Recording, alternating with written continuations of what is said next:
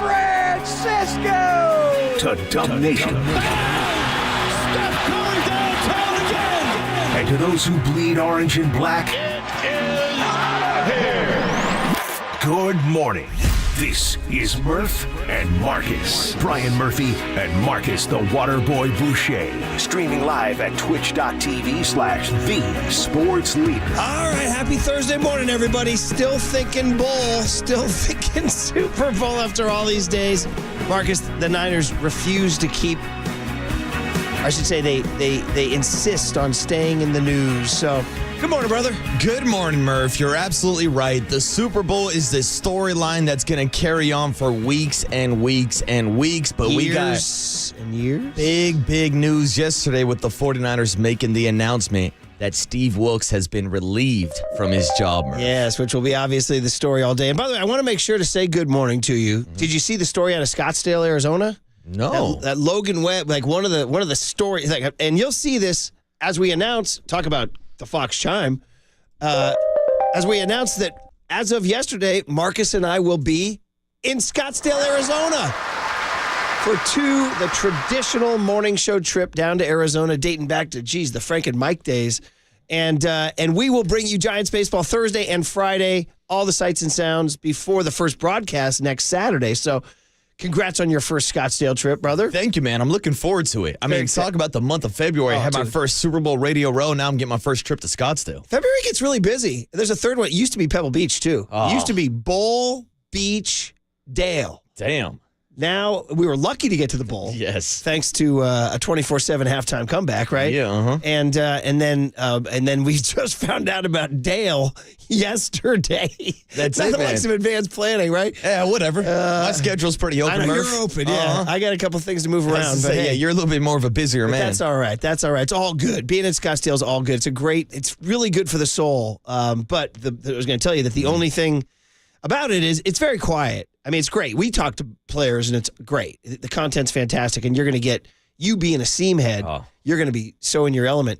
But the story that came out yesterday, because it was the first workout yesterday, I guess, was that Logan Webb said he wants all the young pitchers to go up to somebody and say, good morning.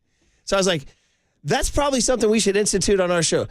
Say good morning to everyone.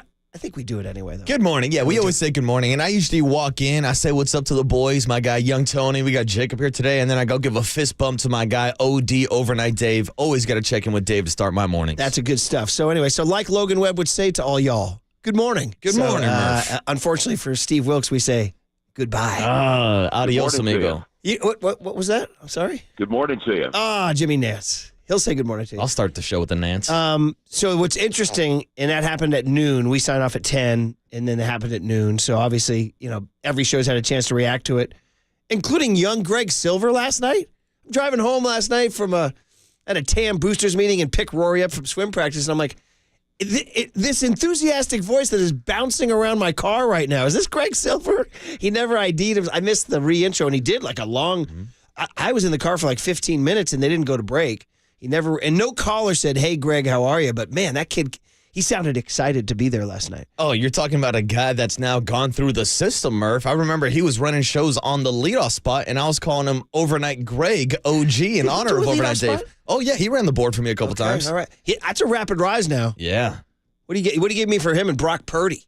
You know what I mean? But anyway, so every show's had a chance to react except us. Yeah. And what I'm interested in, like my first take right away is obviously I was not shocked. Obviously, we talked about this yesterday. Heck, we talked to Matt Barrows. I gave him Bill Belichick's guy's number, right? I mean, we literally were saying, boy, Kyle's words on Wilks were very lukewarm on Monday when he was like, we'll address that. And he never came out and said anything. So that's why we talked to Barrows about it. It was like, is this thing happening here? And then the Bosa quote. Yeah. On the RPO. We should have been more prepared for that. And then Bosa also had comments in his exit interview about how Steve Wilks did a great job with the defensive backfield. Didn't mention too much of his work with the front seven. Yes. So we here in the Bay, and this is my point sort of here in this opening segment, is that we here in the Bay definitely were on alert that this could happen. What's interesting is the national reaction. Yes. Wow. Like they are flipping out that Kyle Shanahan is a low-down, dirty snake who scapegoated Steve Wilks to take the attention off of his failings. That's literally what I was hearing from multiple talking heads nationally. And I was like, I get why you're saying. I get why they're saying that. But if you were here from July 15th to now, you would not be shocked. See, that's the difference between national media and local media, because obviously we've been watching every single moment of the Steve Wilks era here in San Francisco. Most of these guys are just focusing on the Super Bowl performance. And credit to Steve Wilks, during regulation, only allowed Patrick Mahomes to score one touchdown that came off a Darrell Luter fumble, a 16-yard drive. Now we can get into the ins and outs of the overtime drive. We broke that down with Matt Barrows yesterday, and there was definitely some red flags on that. But going back to the big picture, this is something that we've been talking about for weeks. Going back to the 3-game losing streak, going back to Kirk Cousins and Joe Burrow throwing for over 300 yards apiece, picking apart that 49er defense. Going back to the decision to move Steve Wilks from the booth to the sideline. Like, how many weeks did we talk about that? And Steve Wilks, as I was referring to him as a stoop kid who would never leave the stoop, finally came down from the booth and had some success. But these are storylines that have been following Steve Wilks all season long. So, yes, the national media is going to react to the Super Bowl performance when we've seen all season long, it just hasn't been the most organic fit between Kyle Shanahan and Steve Wilks. That's very well said. Everything you said was right on point. And it's not that he was terrible at all. I mean, listen, they got to the freaking bowl, and they were within one blocked Chris Jones of maybe winning the bowl, right? Which is just going to haunt us forever, right? But that turbulence mid-season was such a red flag. The zero blitz call in Minnesota that Kyle put him on, I don't want to say put him on blast, but kind of put him on blast publicly. He did, yeah. Mm-hmm. I mean, usually in that NFL circle, you know, it's interesting for all y'all out there, a little tip, like you got to carefully read what these people say publicly and carefully kind of read between the lines, because there's sort of a code, like what coaches do and don't say. And when Kyle did not defend Wilks, that in that culture, in that high profile, high stress, high culture, high intensity culture, that's a warning sign. Yeah. That's a red flag that things are bad. Now, that said, you know, they moved him down to the sideline. Everybody got briefly happy again. You crushed the Eagles in Philadelphia, you know. You sweep the Seahawks. But those of us here were not absolutely shocked. And I think, actually, if you go all the way back, if you want to get real about it, I think Kyle would probably, if he was sitting right here, would probably say the same. It starts with Kyle hiring him. It does. That's where it starts. Mm-hmm. When he knew, and in fairness to Kyle a little bit, I guess, they were up against it because they'd lost 2 in a row. Saleh and D'Amico, boom, boom. And it's like, God, how many perfect fits can I find in a row? You know what I mean? It's just not that easy. And Wilks, no doubt, is a good NFL coach. I'd like to see him be a head coach somewhere, actually. I like the way he carried himself. Mm-hmm. He was successful in Carolina and Arizona. But him being a D-back guy coming to a defense that is predominantly focused on its front 7, that's the disconnect. The Niners want all the focus and the defense to flow from their pass rush and their linebackers.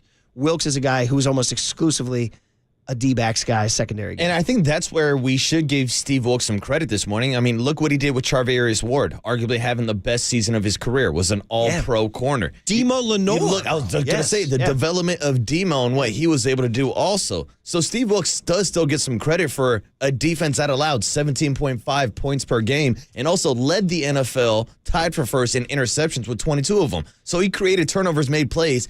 But there was a big, big change, especially with the front 7, more specifically with the run game this year, which was kind of puzzling for anybody who's watched this 49er defense, especially when you throw in the additions of a guy like Javon Hargrave and Chase Young and Randy Greger and all these extra pieces on the defense line to see them struggle so much in the running game. That famous EPA that David Lombardi uses all the time, expected points added. Oh, shout out East Palo Alto. Yeah, there you go, buddy. As they went from number 2 in EPA run defense last year to number 26. Yeah, and let's just be completely honest with you. If the 49ers would have ended up losing either of those playoff games that they needed to come back to win against the Packers, Wilks would have been fired. If they would have lost against the Detroit Lions, he would have been fired. Murph, you could have made the argument Steve Wilks could have got fired at halftime of that Lions game. 148 rushing yards in the first half. 3 touchdowns in the first half. Here's the counter question. Had they squeaked it out, Jake Moody makes a PAT, McCaffrey doesn't fumble, ball doesn't bounce off Luter's foot, is he still the DC? That's the question. Can you imagine if he made this move after the win? Would he have made this move after a win? Can you fire a defensive coordinator after winning a Super Bowl and after beating Patrick Mahomes and Andy Reid? I think the answer is probably no, right? I think he doesn't. I mean, it would be hard to, but you could. If there's this much disconnect between Kyle and Steve Wilks, as it seems like. I mean, 2002 Giants blew out Dusty after he took them within a pitch of winning the World Series. Yeah. But they didn't win the World Series. That's the big difference. And that's the thing with Steve Wilks. He took him within a play of winning the Super Bowl. I'm trying to think of guys who got fired after winning a championship. It's hard. Top of my head, I can't come up with How do you justify firing? I mean, that's a balls-out move. Hey, man, thanks for the trophy. Now get your ass out of here. Get the hell out of town. Wow. Well, so again, nationally, they're killing Kyle. Yeah. And I get it. I do. It looks like a scapegoat. It does, especially when you look at all the flaws and criticism that Kyle's been getting about the overtime decision and the clock management and stuff like that. That's what I was hearing on the way in there, and they were like, oh, take the attention off your coin toss decision. Take the attention off your inability to, score that, get Chris Jones blocked on 3rd and 4. They were crushing Kyle. And I get it. That's what happens, man. And when you lose a Super Bowl in overtime and then you fire your D coordinator the next day, it's a bad look. It's a bad look for sure. So, also a bad look was the Warriors blowing a 12-point lead in the fourth quarter last night. They had that 12-point lead in the fourth quarter. I was like, damn, these boys are ready to play. Look at Pajemski. Anything is possible. And then kaboom. And you saw the incident with Plumlee and Pajemski? Yeah. We can get into it on the other side. Swiping at his face. And you were talking about, you brought that word back to me this week called fiending. Yeah, Murph. Fiending? I think Draymond was fiending last night to get into it, man. I could see him twitching like, I want to snap. He was making some weird hand gestures. We need to get into that, too. Right back at it like an addict, Murph. Yes, all right. At it. We got the guest list on the other side. We got the Niners looking for a new D coordinator. And even though it's kind of fun to think, I don't think it's going to be Bill Belichick, everyone. I mean, it's fun to talk about. I don't think it's going to happen, but we get into it all day for the next. Yeah, thank you very much for the next 3 hours and 50 minutes, and get the guest list on the other side. Thursday style, baby Friday style on KNBR 104.5 and 680 The Sports Leader. I was amazed that Steve Wilks was even still on the staff after halftime. From looking at Twitter, he should have been fired at halftime. Fairfax, shout out to you for supporting KNBR, Fairfax's sports leader.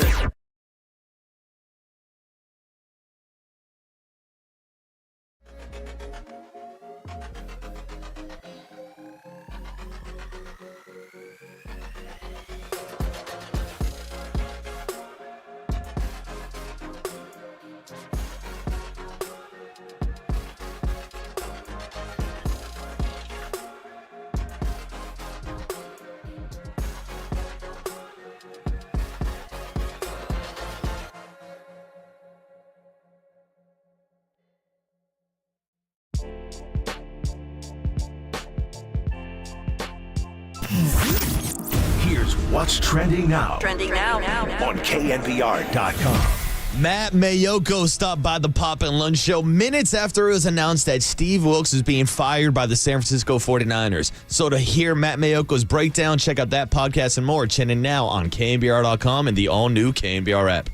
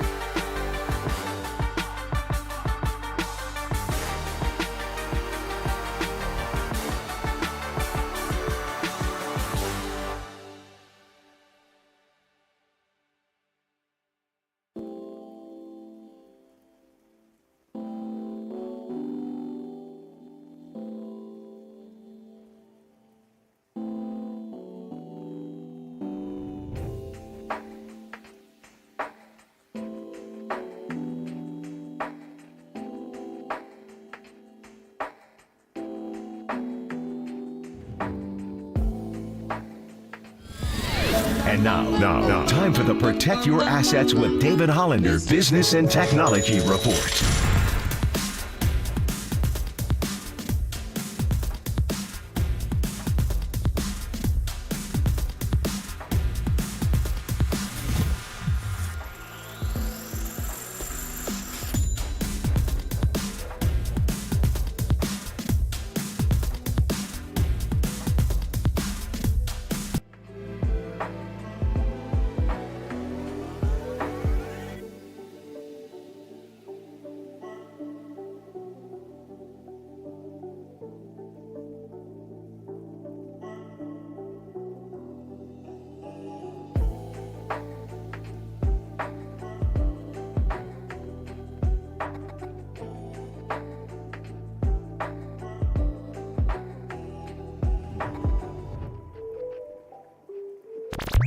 Faithful Murph and Marcus keep your morning moving. Streaming live at twitch.tv/thesportsleader. There's a couple things yesterday that I wasn't ready to talk about yet because I wasn't sure which direction I was going to go. But sleeping on this for a few nights and trying to come up with a few tough decisions. But this morning I relieved Steve Wilks of his duties. Going to end up making a change here, defensive coordinator. Really tough decision because it says nothing about Steve as a man or as a football coach. I mean, he's exactly what we wanted as a man. He is a great football coach. But just where we're going, where we're at with our team, from a scheme standpoint and things like that, looking through it all throughout the year, through these last few days, felt pretty strongly that this was a decision that was best for our organization. And even though it was one I didn't want to make, it was something that once I realized that I think a different direction is what's best for our organization, and then it's something that I have to do. So I let him know this morning, and I know I wasn't able to let you guys know yesterday because I wasn't sure about it yesterday, but I am now, and that's the case, and want to let you guys know firsthand. Well, there's a heck of a rejoin then. Kyle Shanahan firing Steve Wilks publicly with the media. But now just a little tribute to our situation here at work today. Really, honestly, we've known this for decades, that the most important thing in our lives is coffee, right?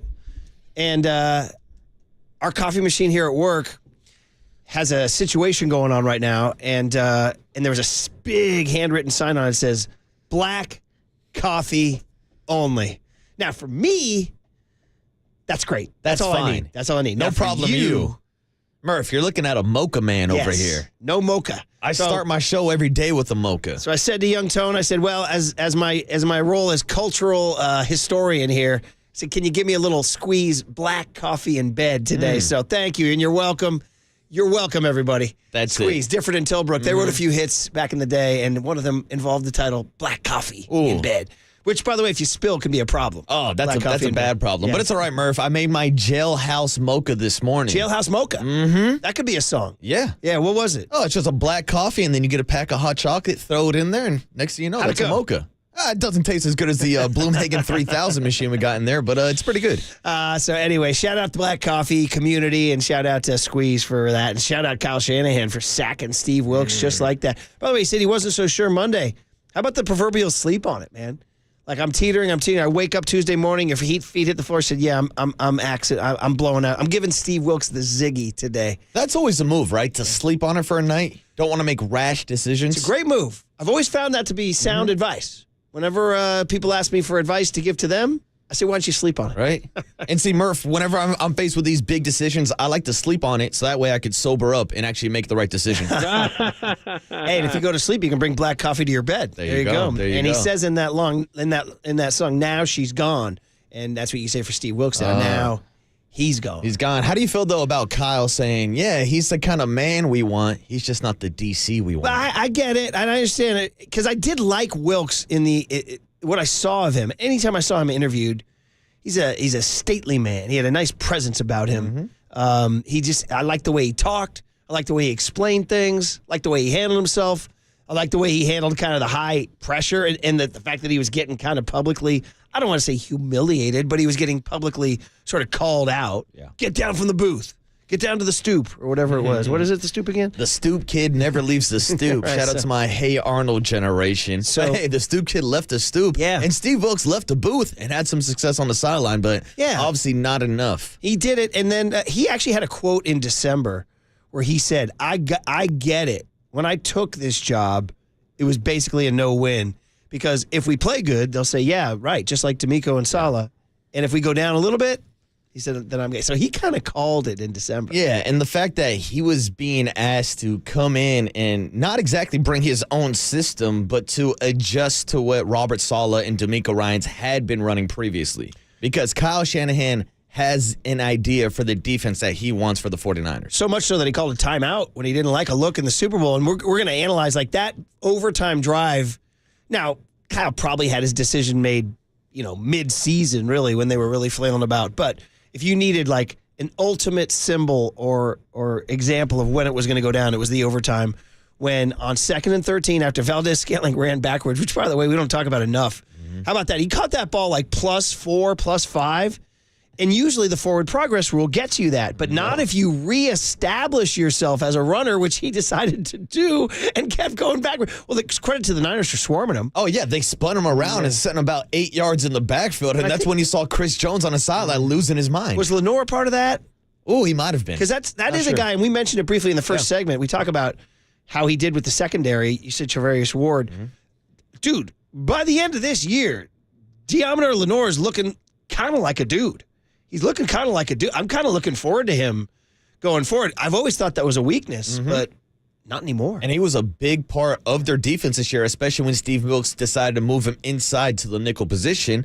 But also at the same time, he didn't miss on a few guys. Isaiah Oliver was a guy we saw a lot in the beginning of the season. Had him on the show. Next thing you know, you have Logan Ryan being called up on a Disney cruise, and now he's in the game. He actually didn't play badly either. Logan Ryan, he didn't play that badly. So yeah, except for that last touchdown with the Tom and Jerry little ketchup and mustard. He got lost in the wash there. That wasn't all him. True. It was a lot of people. And a great play design. Yeah, that too. The corn dog with ketchup and mustard.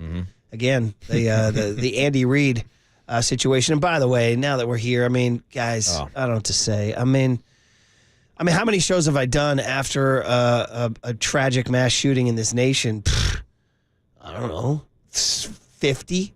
But the fact that it comes at a sporting event is, obviously, what can we say? I mean, there's nothing you can say. It's like, I saw somebody in The Athletic. They're like, I wrote a column about this. I'm like, what?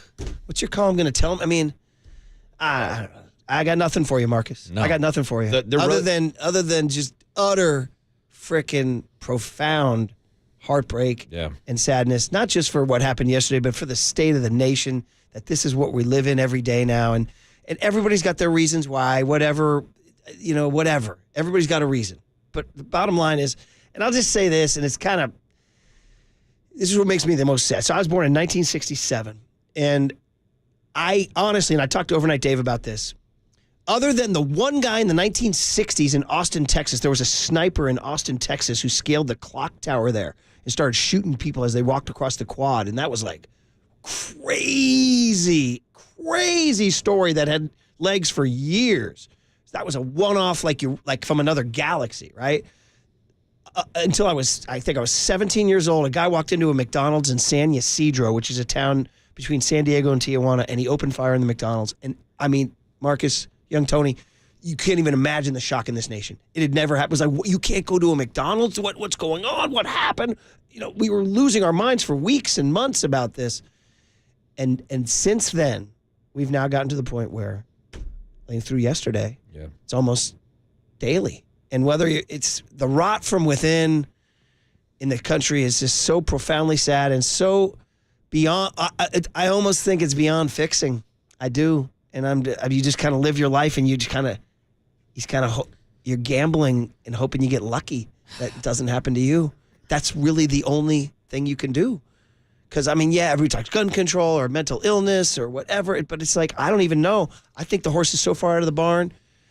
I don't know. Yeah. And Murph, you're right. That's the sad part, that it's happening this often. And of course, now it's right on our plate, since it is involved with a sports story.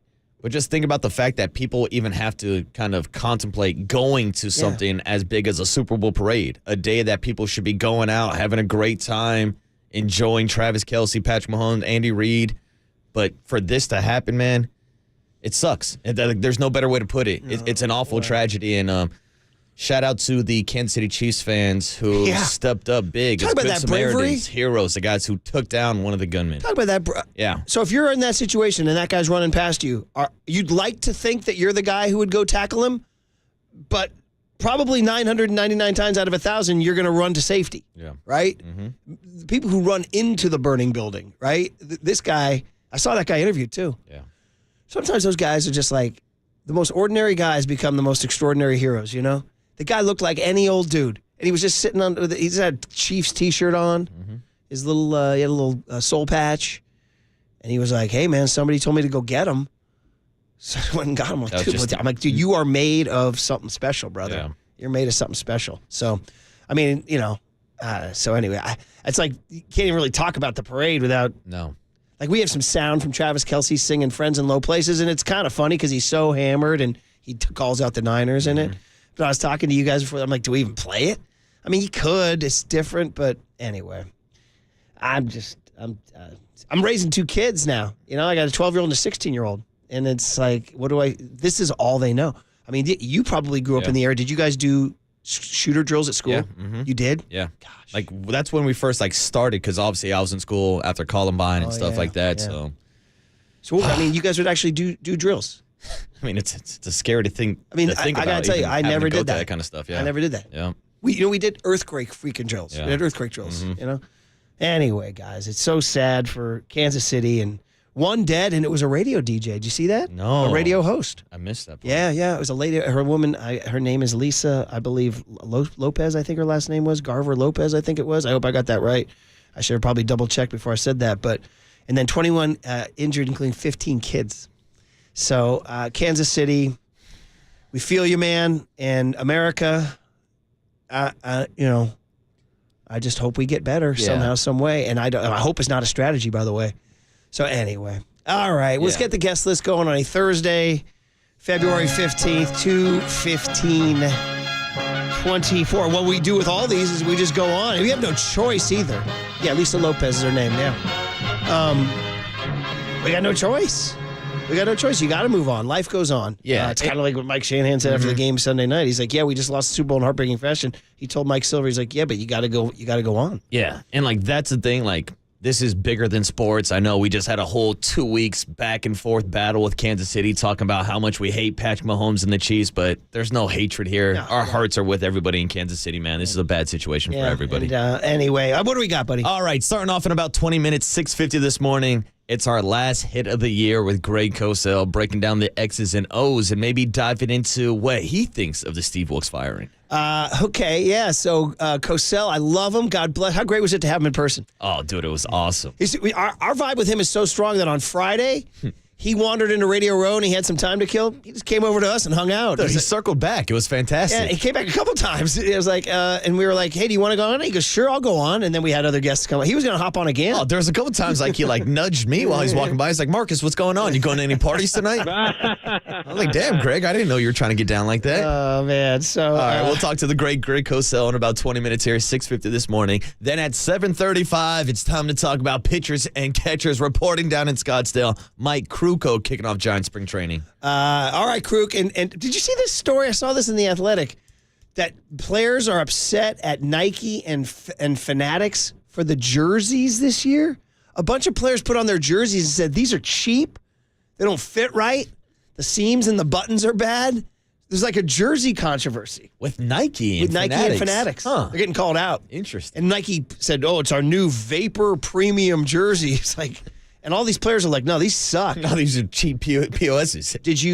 Were you as a college baseball player, did the jersey kind of matter to you? I mean, especially as a pitcher, if you had like a heavier, thick jersey that like wasn't cut right at the shoulder, yeah, I would complain about it all the time. So I can only imagine a Major League Baseball player, they should have the top gear no matter what. Yeah, man. So yeah, that's what we got to go with. All right, we'll talk to Mike Krukow. Maybe that's why Bob Melvin buttoned the wrong button. Maybe it was the jersey, the jersey fit. Blame Nike. They were missing a button. We'll talk to Mike Krukow, 7:35. Get you our big hit, cooler of content, talking more Steve Wilks and the decision for the 49ers to let him go. Then at 8:50 this morning, we're going to check in with one of my holiday co-hosts, Tracy Sandler, who, of course, covers the 49ers for Fangirl Sports Network. Okay, let's do it. Hey, I teased the Draymond fiending last night. Let's get into that next on KNBR 104.5 and 680, the Sports Leader. It's the Fangirl and the Water Boy on the morning show this morning. I love it. It works out perfectly.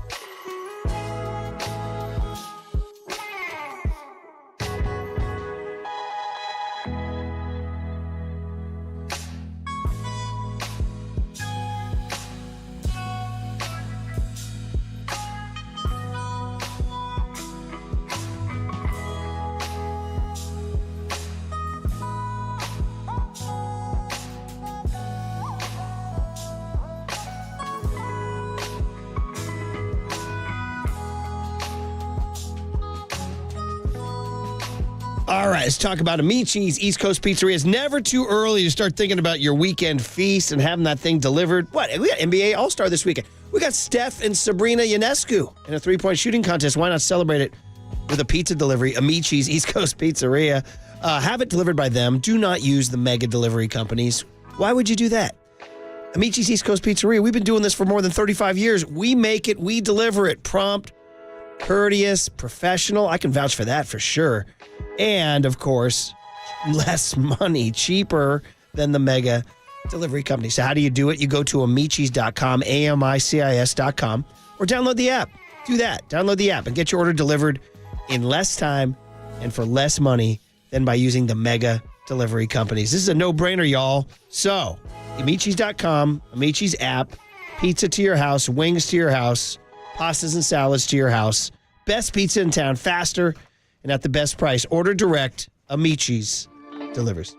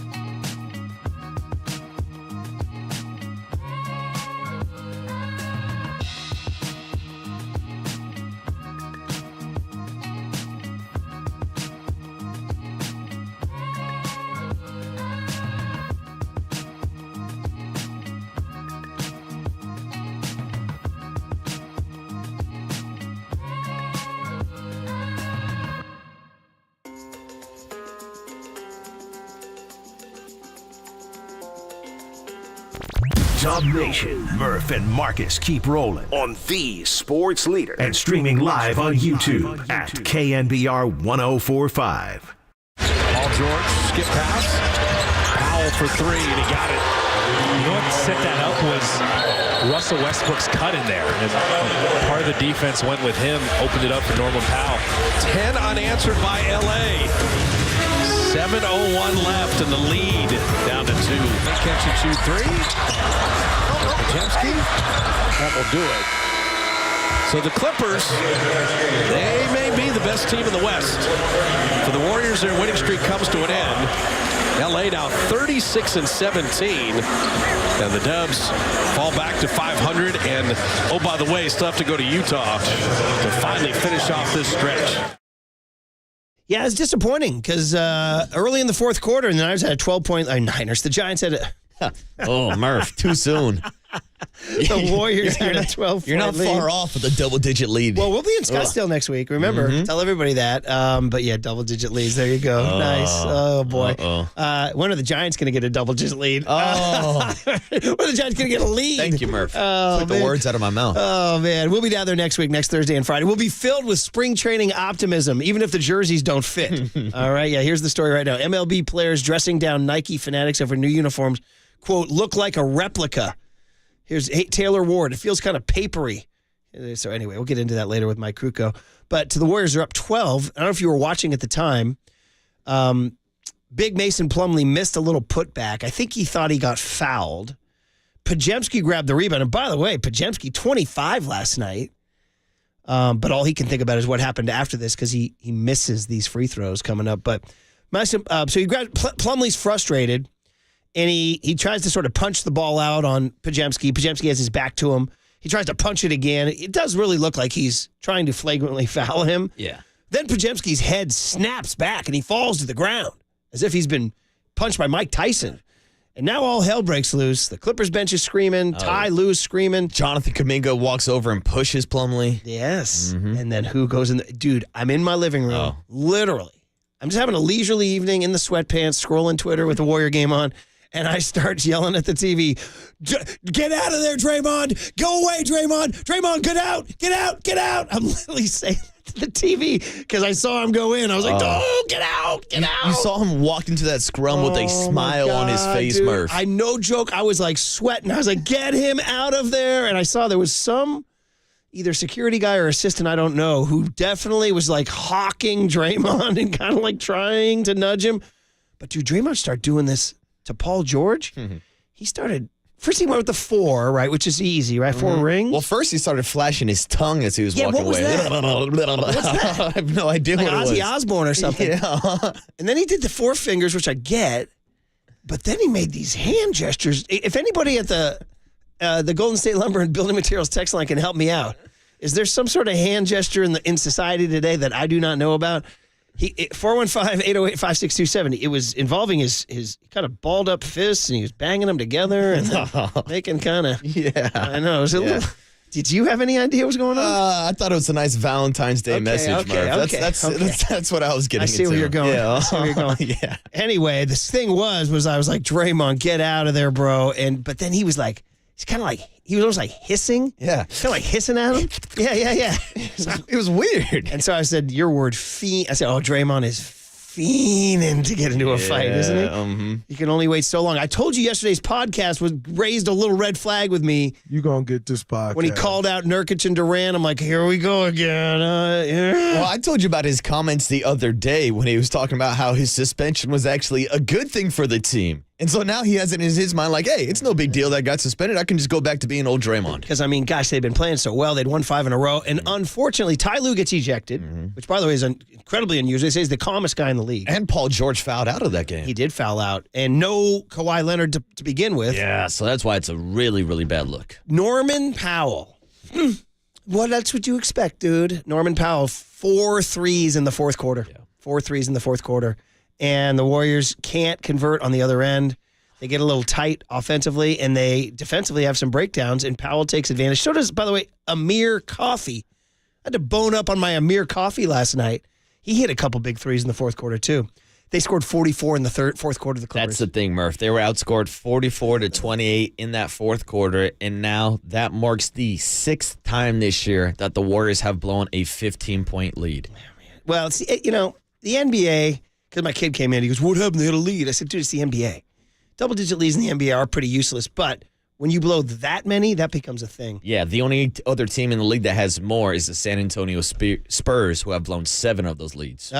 Really? Yeah. Okay. They've blown it 7 times, 15-point leads. I just saw some Wemby landmark he just hit, too. Did you see that? He just became he's setting all kinds of landmarks. Oh, the other night he had like 10 blocks. He had a triple-double with blocks. That's phenomenal. First guy since like David Robinson or something like that. That guy's a freak. On a 7-50 team or whatever. Yeah. But anyway, what happened after the incident with Plumlee was that Podziemski missed the 2 free throws.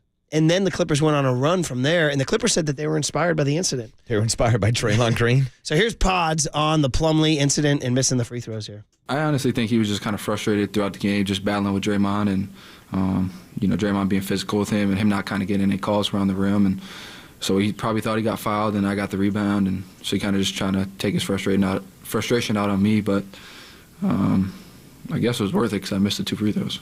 It's true. By the way, the replay showed he did not hit Podziemski in the face. Podziemski, full flop. Yeah. Full flop. Hey, you got to do what you got to do to get the call. By the way, as we just continue, I mean, it's Captain Obvious here, but damn, Mike Dunleavy. Way to nail that pick, bro. I mean, usually when you're picking 19, you're like, you're going to get somebody who's kind of a project or something, or a young guy who needs a couple years. Like, what's his face? The kid from Peyton Watson from UCLA went to Denver. This kid's sensational. Dude, he's stepping in and he's doing everything. Whether it's getting boards, whether it's rebounds and defense, or last night 5 for 5 from 3-point range. Marcus, how about taking a charge? Yeah. This guy will take a charge like it's freaking 1950 out there. I mean, wow, they nailed that. And then the second rounder, Trace Jackson Davis, is outstanding too. Mike Dunleavy's first draft, double thumbs up. Double thumbs up on that. And he was out here trying to trade for LeBron James, Murph. Meanwhile, the other thing we should probably mention is that when the Warriors do cut it to 3 with 38 seconds left, the Clippers inbound the ball. Clay runs up and fouls. Yeah. And did you see the reaction of Steve Kerr behind him? That was rare to see Kerr react like that. I mean, he really is exasperated, like put his hands up in the air, like then down to the ground, slapped the and then court. stormed away from the bench. You don't see Kerr do that much. No, and especially with someone who's got that much experience as Klay Thompson does. Flat-out brain freeze. And like we talk so much about Klay's maybe defense falling off a little bit since the injuries, but mentally he should still have all those defensive instincts. Like he's got to know you can't foul right He there. didn't have a great shooting night. 1 of 9 from 3-point land last night. He just flat-out brain froze, and it gave the Clippers that extra possession, those extra 2 points from the free throw line that might have sealed the game. So here's Kerr on that foul. Yeah, we didn't want to. We're down 3 with 38 seconds. So, it's an obvious defend and just play it out and get a rebound, and then it's a one-possession game. Yeah, you can hear he's still kind of ticked. He's just kind of grinding his words. And then finally, Steph Curry just on the 26 and 26 Warriors. They have 30 games left now. And he said, by the way, Steph was, again, sensational, 9 threes. Set a record, first guy in NBA history to have 7 threes in 4 straight games. Like just when he thought Steph Curry didn't have any more 3-point records to break, it's like, oh nope, here's another one in my age 35 season. 100%. What more? Somebody do a research project on some more 3-point records he can break. What's left? What's out there? At 26 and 26, they still are in the 10 seed and in the play-in, and in pretty good shape. They're 3 losses clear of the 11 seed. So, I mean, the play-in is looking like it's definitely doable. The idea of getting to the 6th seed, though, is a bit of a climb. But here's Steph. If I'm not mistaken, we're probably like 500 at home. Huh? So we're very average. Very average doesn't get it done in this league, so you gotta, we need to make a run. Hopefully get bounced back tomorrow, and then, after the All-Star break, hit a stride that you win every game here and steal some on the road. That's the formula.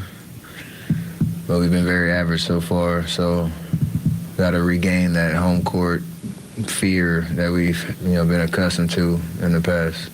14 and 14 at home, 12 and 12 on the road. So it is what it is. At least they're better on the road this year. Yeah, at Utah tonight, it's the makeup game from So we're very average. From when Decky passed away. They had to cancel that game. So this is the makeup game. Then All-Star Weekend. That's it. And then you and I are off Monday for the President's Holiday, and then we'll be in Scottsdale next week. Hey, Gary St. Jean joins Papa and Lund at 10:30. That's always entertaining. Check that out. But speaking of entertaining, we got premium entertainment on the other side. Our guy, our buddy from Vegas, our Radio Row in the flesh pal, Greg Cosell, to break it down one more time on KNBR 104.5 and 680, the Sports Leader. So we're very average.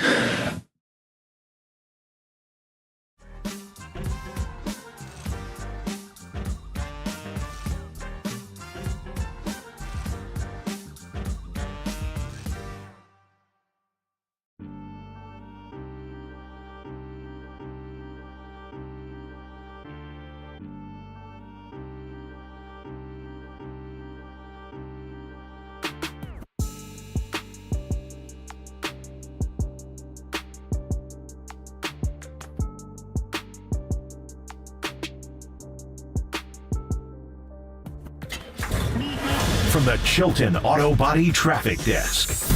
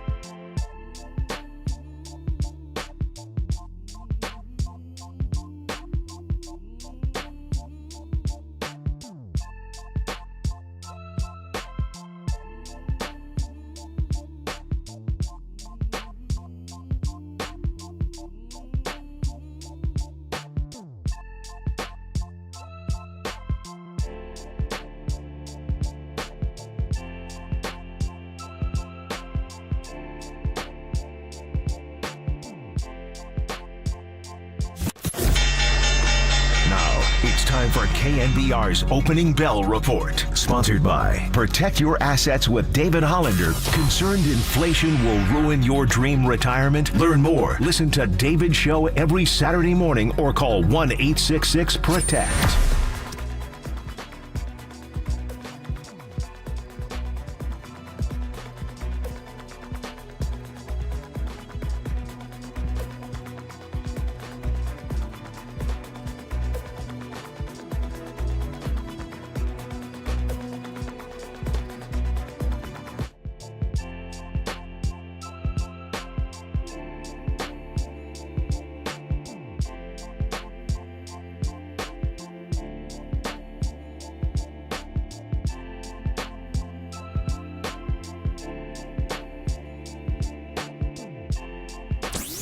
Faithful, time for Murph and Marcus to talk game tape with Greg Cosell of NFL Films and streaming live on KNBR.com and the KNBR app.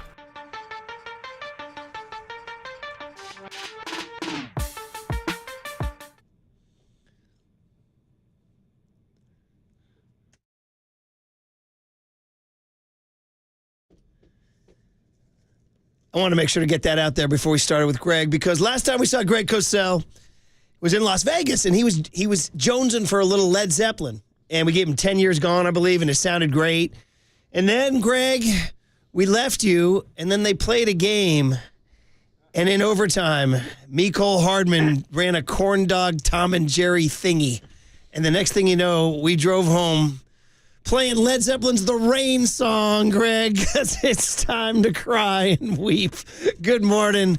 How are you, man? Hey, morning, Greg. Yeah, it was great seeing you guys in Las Vegas, and unfortunately, we're talking about a 49er loss and not a 49er Super Bowl championship. Man, how close it was. So, I mean, we got 10 million ways to go. Well, you know how it goes, Murph. When it's that close, you know, everybody, second guesses every single play. Yep. And, bad this, bad that, this. You know how that goes. I mean, I'm sure you've been doing that all week. Are you kidding me? Greg, we haven't stopped with, we haven't gotten off the coin flip. I mean, we're not even doing game film. We're talking about the coin flip. Yeah, it's funny. I know people have strong opinions. I get it. I'm fine with it.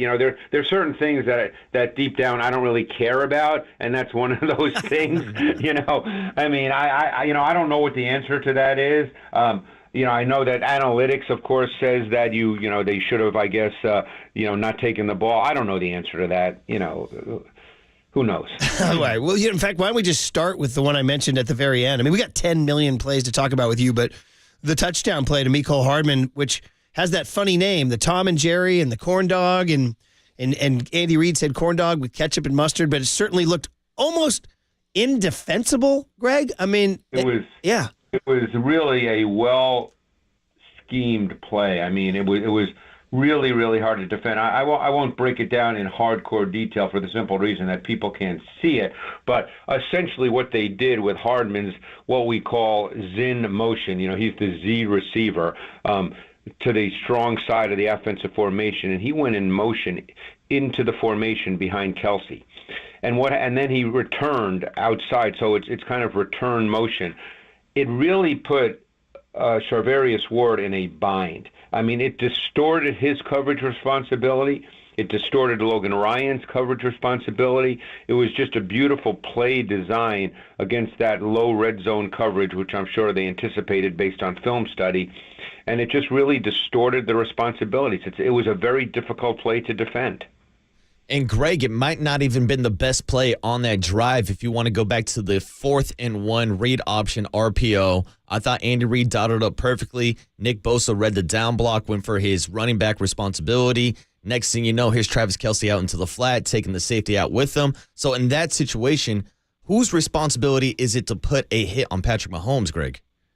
Well, that was actually not an RPO, believe it or not, Marcus. That was just basic play-action boot, where Mahomes either can throw it or run it. So, Bosa crashed hard inside, which he actually did on the earlier 22-yard run as well, which was that one. The earlier one was kind of a zone read RPO combo platter. This one was really play-action boot that just had a zone read look to it. And that's just a hard play to defend. If Bosa's going to crash hard inside, there's really no one out there because Ryan jumped Kelsey in the flat, and Mahomes just saw space in front of him. All he needed was a yard. I mean, he ran for 8, but that would have been a good play if he got 2. So that's a really hard play to defend. And then, Greg, the other one that just gets all the attention is the third down play for the Niners in overtime where Chris Jones came in unblocked and blew up the chance to had 2 choices for a touchdown, Juwan Jennings or Brandon Ayuk. Now, it played out in public on social media that Spencer Burford, Colton McKivitz, and, John Feliciano all played it out for us in public, and in which Feliciano called out Burford for blowing the assignment, and then Burford had to publicly admit it. And so, I mean, for you, was it just as plain as day, huh, on film? Yeah. Burford was the one who was responsible for Jones. And, don't forget, Burford had to play 44 snaps in this game because Feliciano was in and out of the lineup due to injury, and he only played 31 snaps. But, yeah, Burford had not played a lot, obviously, over the last half of the season or so. Feliciano became the starter. And, yes, it was Burford who made the mistake, and it would have been, he either had Jennings wide open, and whether that would have been a touchdown, who knows, but it would have been a first down. Or if he really had time in the pocket on the backside, Ayuk was open because the corner just fell down. So that would have been a touchdown. So, it's hey, like you said, these plays, you can start dissecting individual plays. I'm sure a lot of people are talking about the 3rd and 5 as well at the 2-minute mark where McDuffie got his hand on the ball. And, that play was a big play as well. So you can start dissecting each individual play, and because it doesn't work in your favor, you start to think, well, that's a bad play call, or that's bad, or you know how that goes. Mm-hmm. And whether you're talking about Trent McDuffie on that 3rd and 5 play or the Chris Jones play, I mean, Spags was dialing up the blitz the entire game and was able to create 9 unblocked pressures on Brock Purdy. So my first part of the question, Greg, is how was he able to have so much success drawing up those blitzes? And the second part of that question is whose responsibility is it to change the pass protection? Does that fall on Brock Purdy? Is that the offensive line? Or is that Kyle Shanahan even before he calls the play? Well, Marcus, they had, I believe, 9 what we call zero blitzes. Okay, where there's no safety in the middle of the field. And the whole purpose of a zero blitz is that you rush one more than the offense can protect. So very often there is no one to block someone on a true zero blitz, and then it's incumbent on the quarterback to get rid of the football. So the whole point of designing zero blitzes, and 9 is a ton in one game. There are teams that don't have any in the course of a season, Marcus, much less 9 in one game. So the whole point of that is to bring more than you can protect. So, it's not necessarily one person's fault. The one that 3rd and 5 was at the 2-minute mark in the 4th quarter was a huge play, and actually Purdy threw to the wrong guy. I know how they mapped out the protection. I don't know if Kittle technically made a mistake or not. I don't want to say he did or didn't because I don't know whether he should have crossed the formation or not, because he was actually the one who was offset in the backfield on that play. But Purdy should have thrown the inside slant to Ayuk as opposed to the outside slant to Jennings. And if he had thrown the inside slant to Ayuk, it would have been an easy pitch and catch and a first down, and the McDuffie blitz would not even have been a factor on the play. So that's how you beat the zero blitz. You got to beat the zero blitz by getting rid of the football. Yeah, Greg, just in general, when you look at film, which quarterbacks in the league are the very best at beating a zero blitz? Well, not many teams do it, to be honest with you, Murph. That's the thing. Like I said, that's a hard question to answer because there are teams in the league that don't run a zero blitz all season long. I mean, if I were to pull up the stats, which I have a website that can do that, I would bet zero blitzes for the whole season. There may have been 50 for every team in the league for the whole season. Wow. And I would bet that Spags is number 1 in the league in terms of his deployment of zero blitzes. And is that because they're so easy to beat, or what? Well, there's no safety help. You're gambling to some extent, because you're playing man. A lot of teams will do zero concepts in terms of pressure, but sort of match on the back end. You don't have any help on the back end at all. So, there's a lot of coaches that are just leery. Hey, there's no help on the back end. I mean, I remember having a great conversation with Dan Quinn years ago when he was with Seattle and asking him, who's the most important player on your defense? This was the Legion of Boom years. And he said, Thomas, not Eric Thomas, but Earl Thomas, the safety, he said, because he covers up for every mistake, because he was the deep safety. So if you have no deep safety, there's no one to cover up for anything, and coaches are not real comfortable with that, not with no one to cover up for mistakes, because that can become a 60-yard touchdown. And I think that leads us to our big topic about Steve Wilks. After I tell you, you're listening to KNBR AM and KNBR FM San Francisco, the sports leader at Cumulus Media Station. So while we would love to continue to break down the Super Bowl, and we only have limited time with you, I believe it was a cover zero blitz that in Minnesota at the end of the first half that caused the beginning of the consternation with Steve Wilks that ended in his firing yesterday. And I know you don't get into the politics of firing and hires, but my question though would be, on film, how, over the course of the season, how did the Niner defense look compared to the Saleh and DeMeco Ryans defenses? Well, I don't think the defense was bad. And again, I don't want to, being totally honest, and this is not what I do, because you'd have to be in the building to know all those relationships and how they did everything day to day and whether there were issues throughout, game plans during the week. I don't know any of that. So I'm not, I don't want to sit here and act like, oh, yeah, he should have been fired or he shouldn't have been fired. I mean, I would say this, that just based on film, based on their talent level, there certainly were times during the season where it appeared, based on talent level, that the run defense wasn't as good as probably many thought it should be. I mean, I think they had some issues in the secondary at times. They were trying to figure out. We know they started the year with Oliver in the slot, and that didn't work. Then they moved Lenore in the slot with Ambry Thomas on the outside. They clearly didn't think that worked, because in the Super Bowl, Logan Ryan played the slot, and he's not a slot corner. So, obviously there were personnel issues as well. So, it's a mix of many things. There's no way that Kyle Shanahan woke up on Tuesday morning and said, aha, I'm going to fire him today.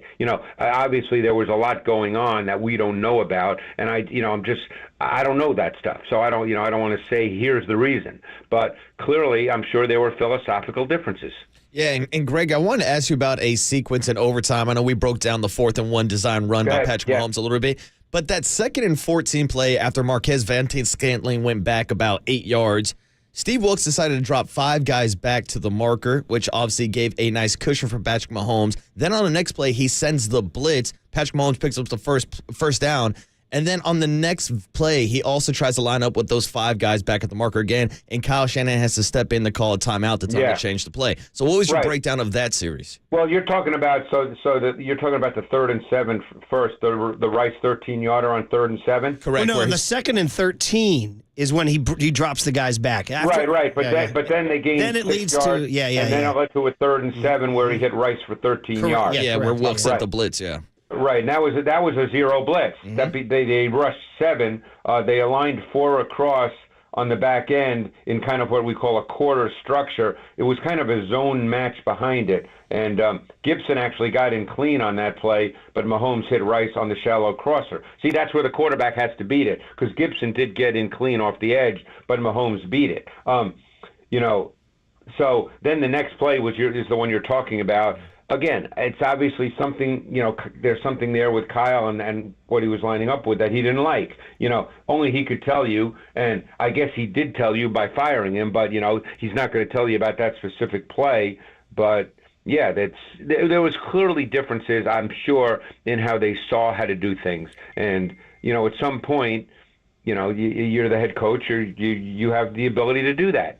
Yeah, setting aside all the politics and relationships, just talking about the film on Wilks. The story was that he's more of a secondary-based D coordinator, whereas the Niners are more of a front 7-based defense, the cover 3, where they want to rely on the pass rush and the linebacker play more. I don't know. Is that something, when you talk to defensive coordinators around the league, it seemed, I guess the question would be, it seemed like a stylistic mismatch from the start, and maybe that's where That's where it was sort of a marriage made to fail, really. My sense of Wilks throughout the years is that he would really like to play more man coverage if he had his druthers, and that he's a back-end guy. And they don't have the personnel to play a lot of man coverage. Whereas when Salah was there, for instance, they played a lot more zone on the back end, and you're right, they worked more off their front. But again, now we're starting to get into the weeds a little, the stuff that we don't know. But my guess is it just was not a philosophical fit. And look, their defense was not bad. They do have some really good personnel in a lot of spots, and that's one reason why they can play pretty good defense. And you'd be hard-pressed to say defense was the reason they lost the game. I mean, basically until the muffed punt and the touchdown on the next play to Valdez-Scantling, which I thought was a little bit of a bust as well, but, I'd have to be told that, but it looked like that on film. They really had stopped the Chiefs. I mean, the Chiefs were not really moving the ball. No, in fact, we talked all week about the only touchdown they had the entire regulation was the 16-yard drive, which is incredible. We can't let you go, Greg. We got to talk about Purdy. And you talked about, those reads on the two plays. But in general, guys in the Super Bowl, he's going against an incredible defense that shut down Lamar Jackson and did everything they did. Shut down Mike McDaniel and Tua and everybody. So, on balance, how did Brock Purdy do with his reads, his footwork, his delivery in the big moment?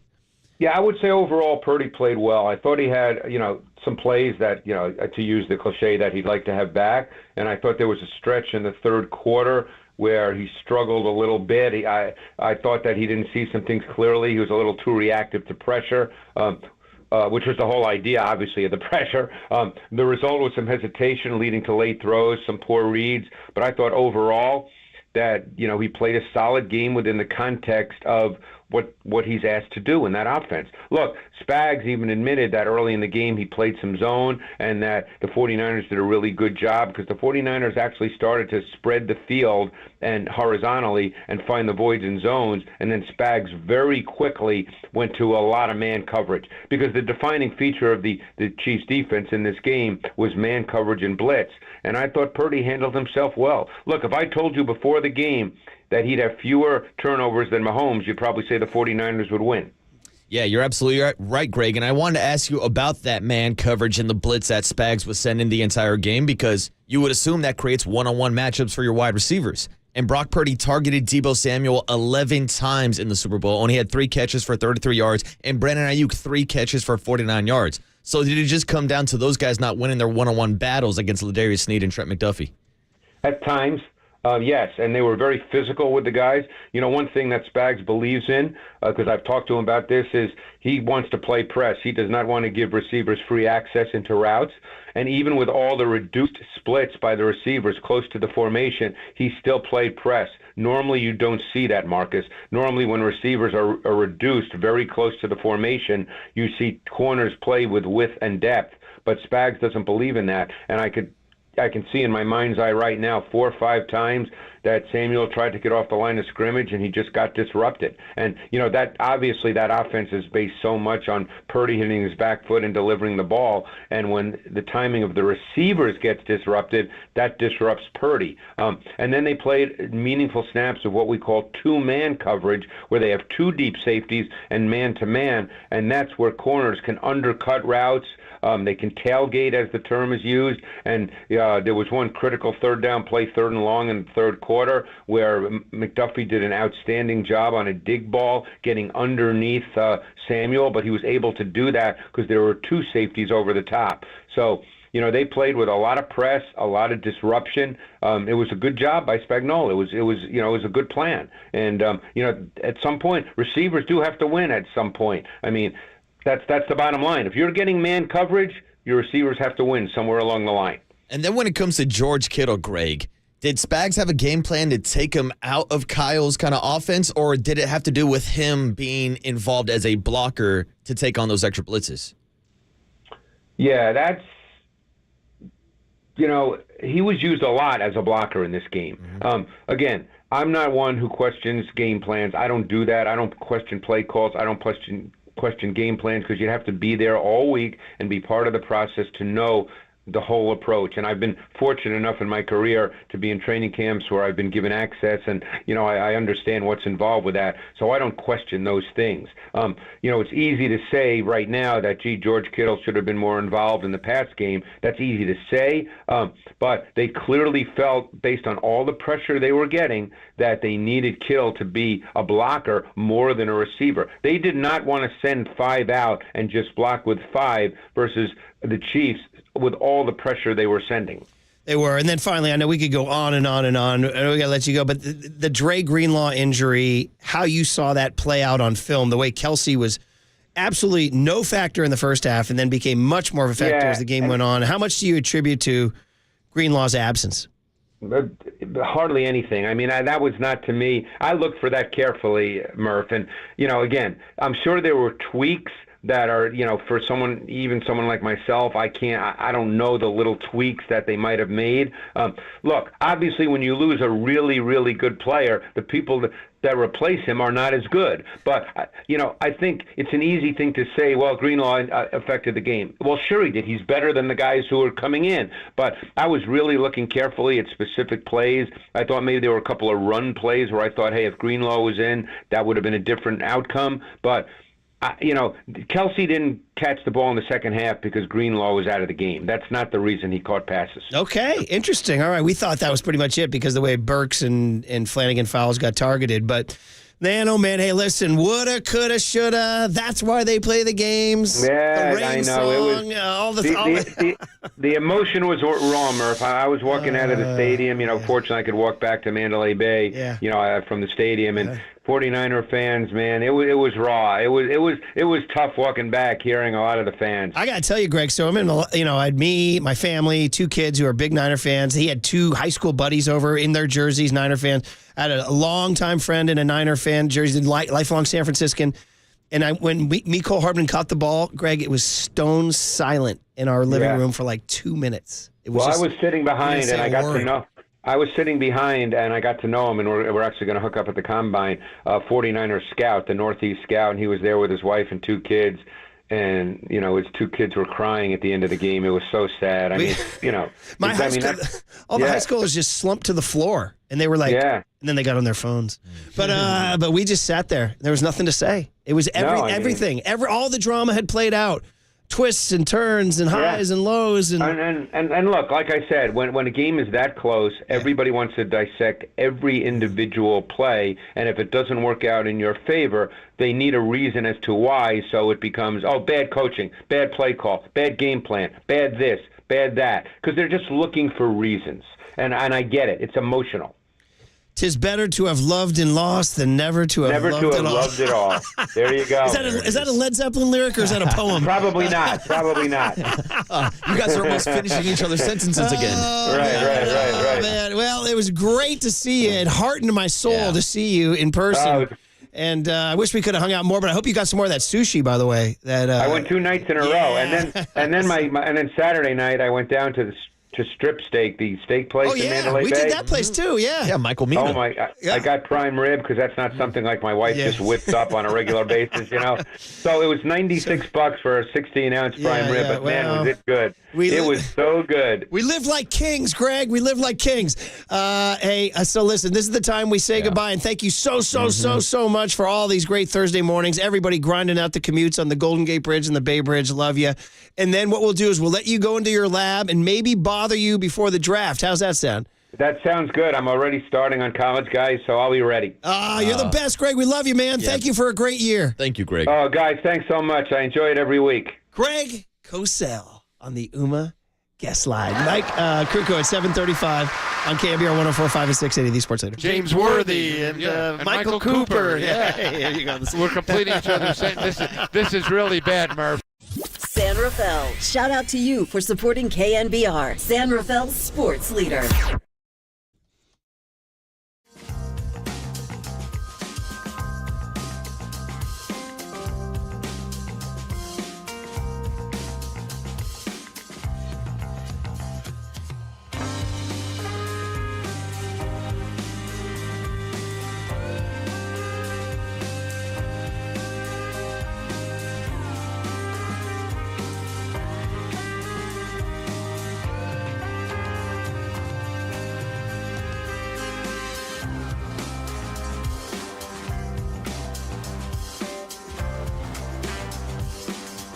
right, we have our good friend Steve Moskowitz, who's very patient to wait and tell us about, Steve, what to do when you can't pay your taxes.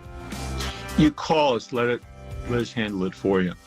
So here's the thing. It is lots and lots of people just can't pay their taxes, all walks of life, and that's okay. And a lot of times things go with that. Like, you didn't file your returns because you have the money. Now the years have piled up. You feel just over your head. You don't know what to do. Unfiled returns every day, afraid of the IRS knock on the door. You don't have to live like that.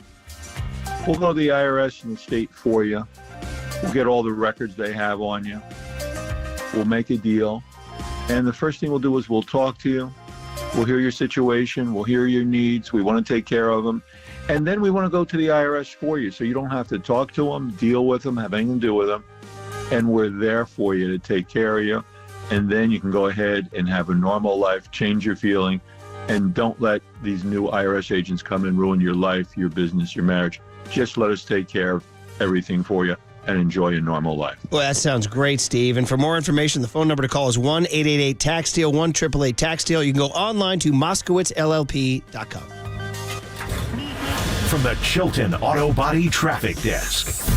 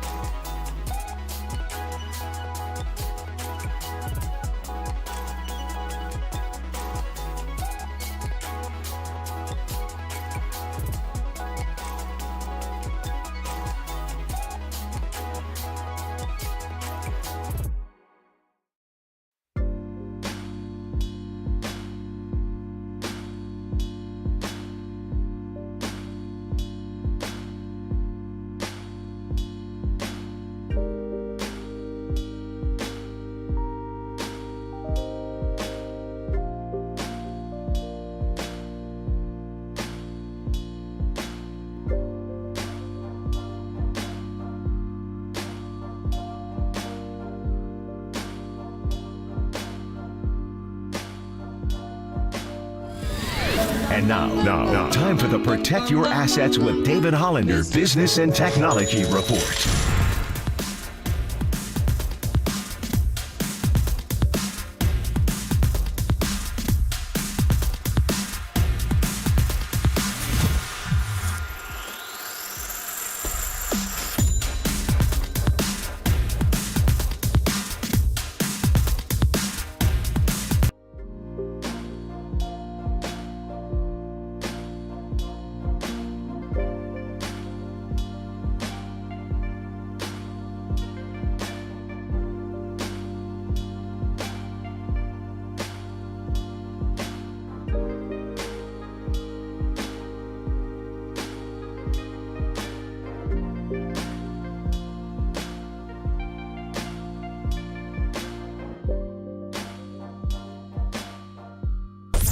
Listen to the sports leader anywhere, anytime. Download the KNBR app. Murph and Marcus continue live from the KNBR Casino Matrix Studio. Casino Matrix Progressive Jackpots are here. Where are you? Just drop in. Please play responsibly. 1-800-GAMBLER. When you haven't done it, just own it. I haven't done it.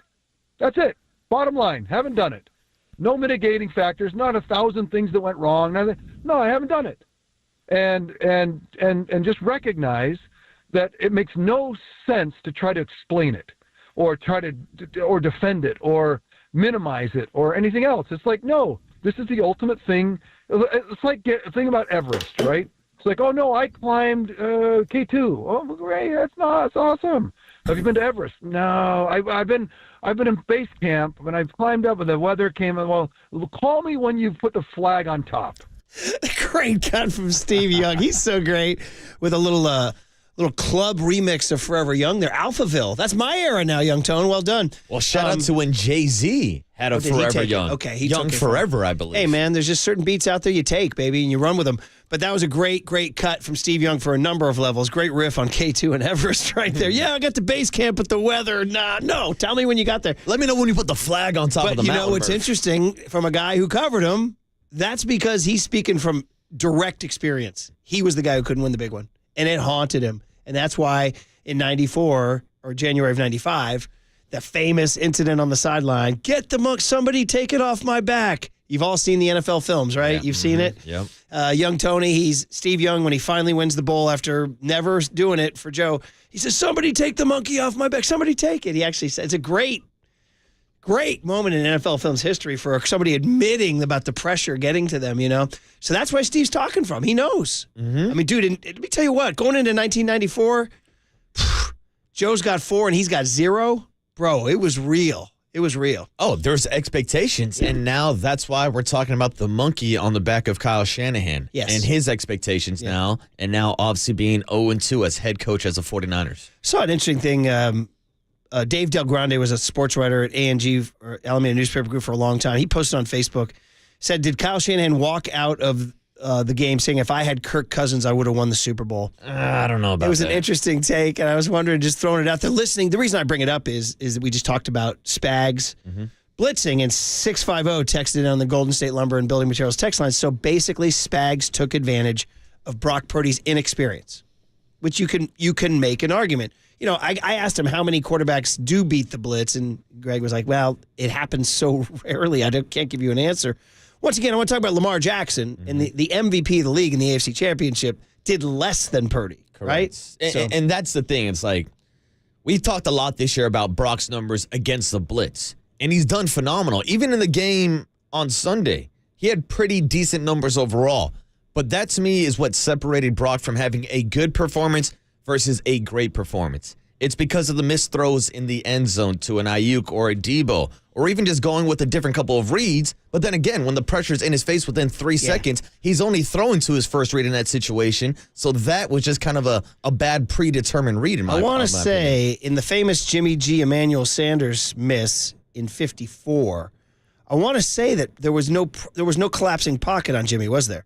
I want to say he had a fairly nothing like in Brock my mind was facing. In my mind, he had a clean-ish pocket. Well, I can tell you there definitely wasn't a free defender running in his face. Which is what it meant. Yeah, when you said he missed Samuel on that one, there was a very mitigating factor. Chris Jones was literally collapsing on him. Now, Montana, when he threw the sprint right option to Dwight Clark, Too Tall Jones and I think Randy White were collapsing, but they were kind of at his feet.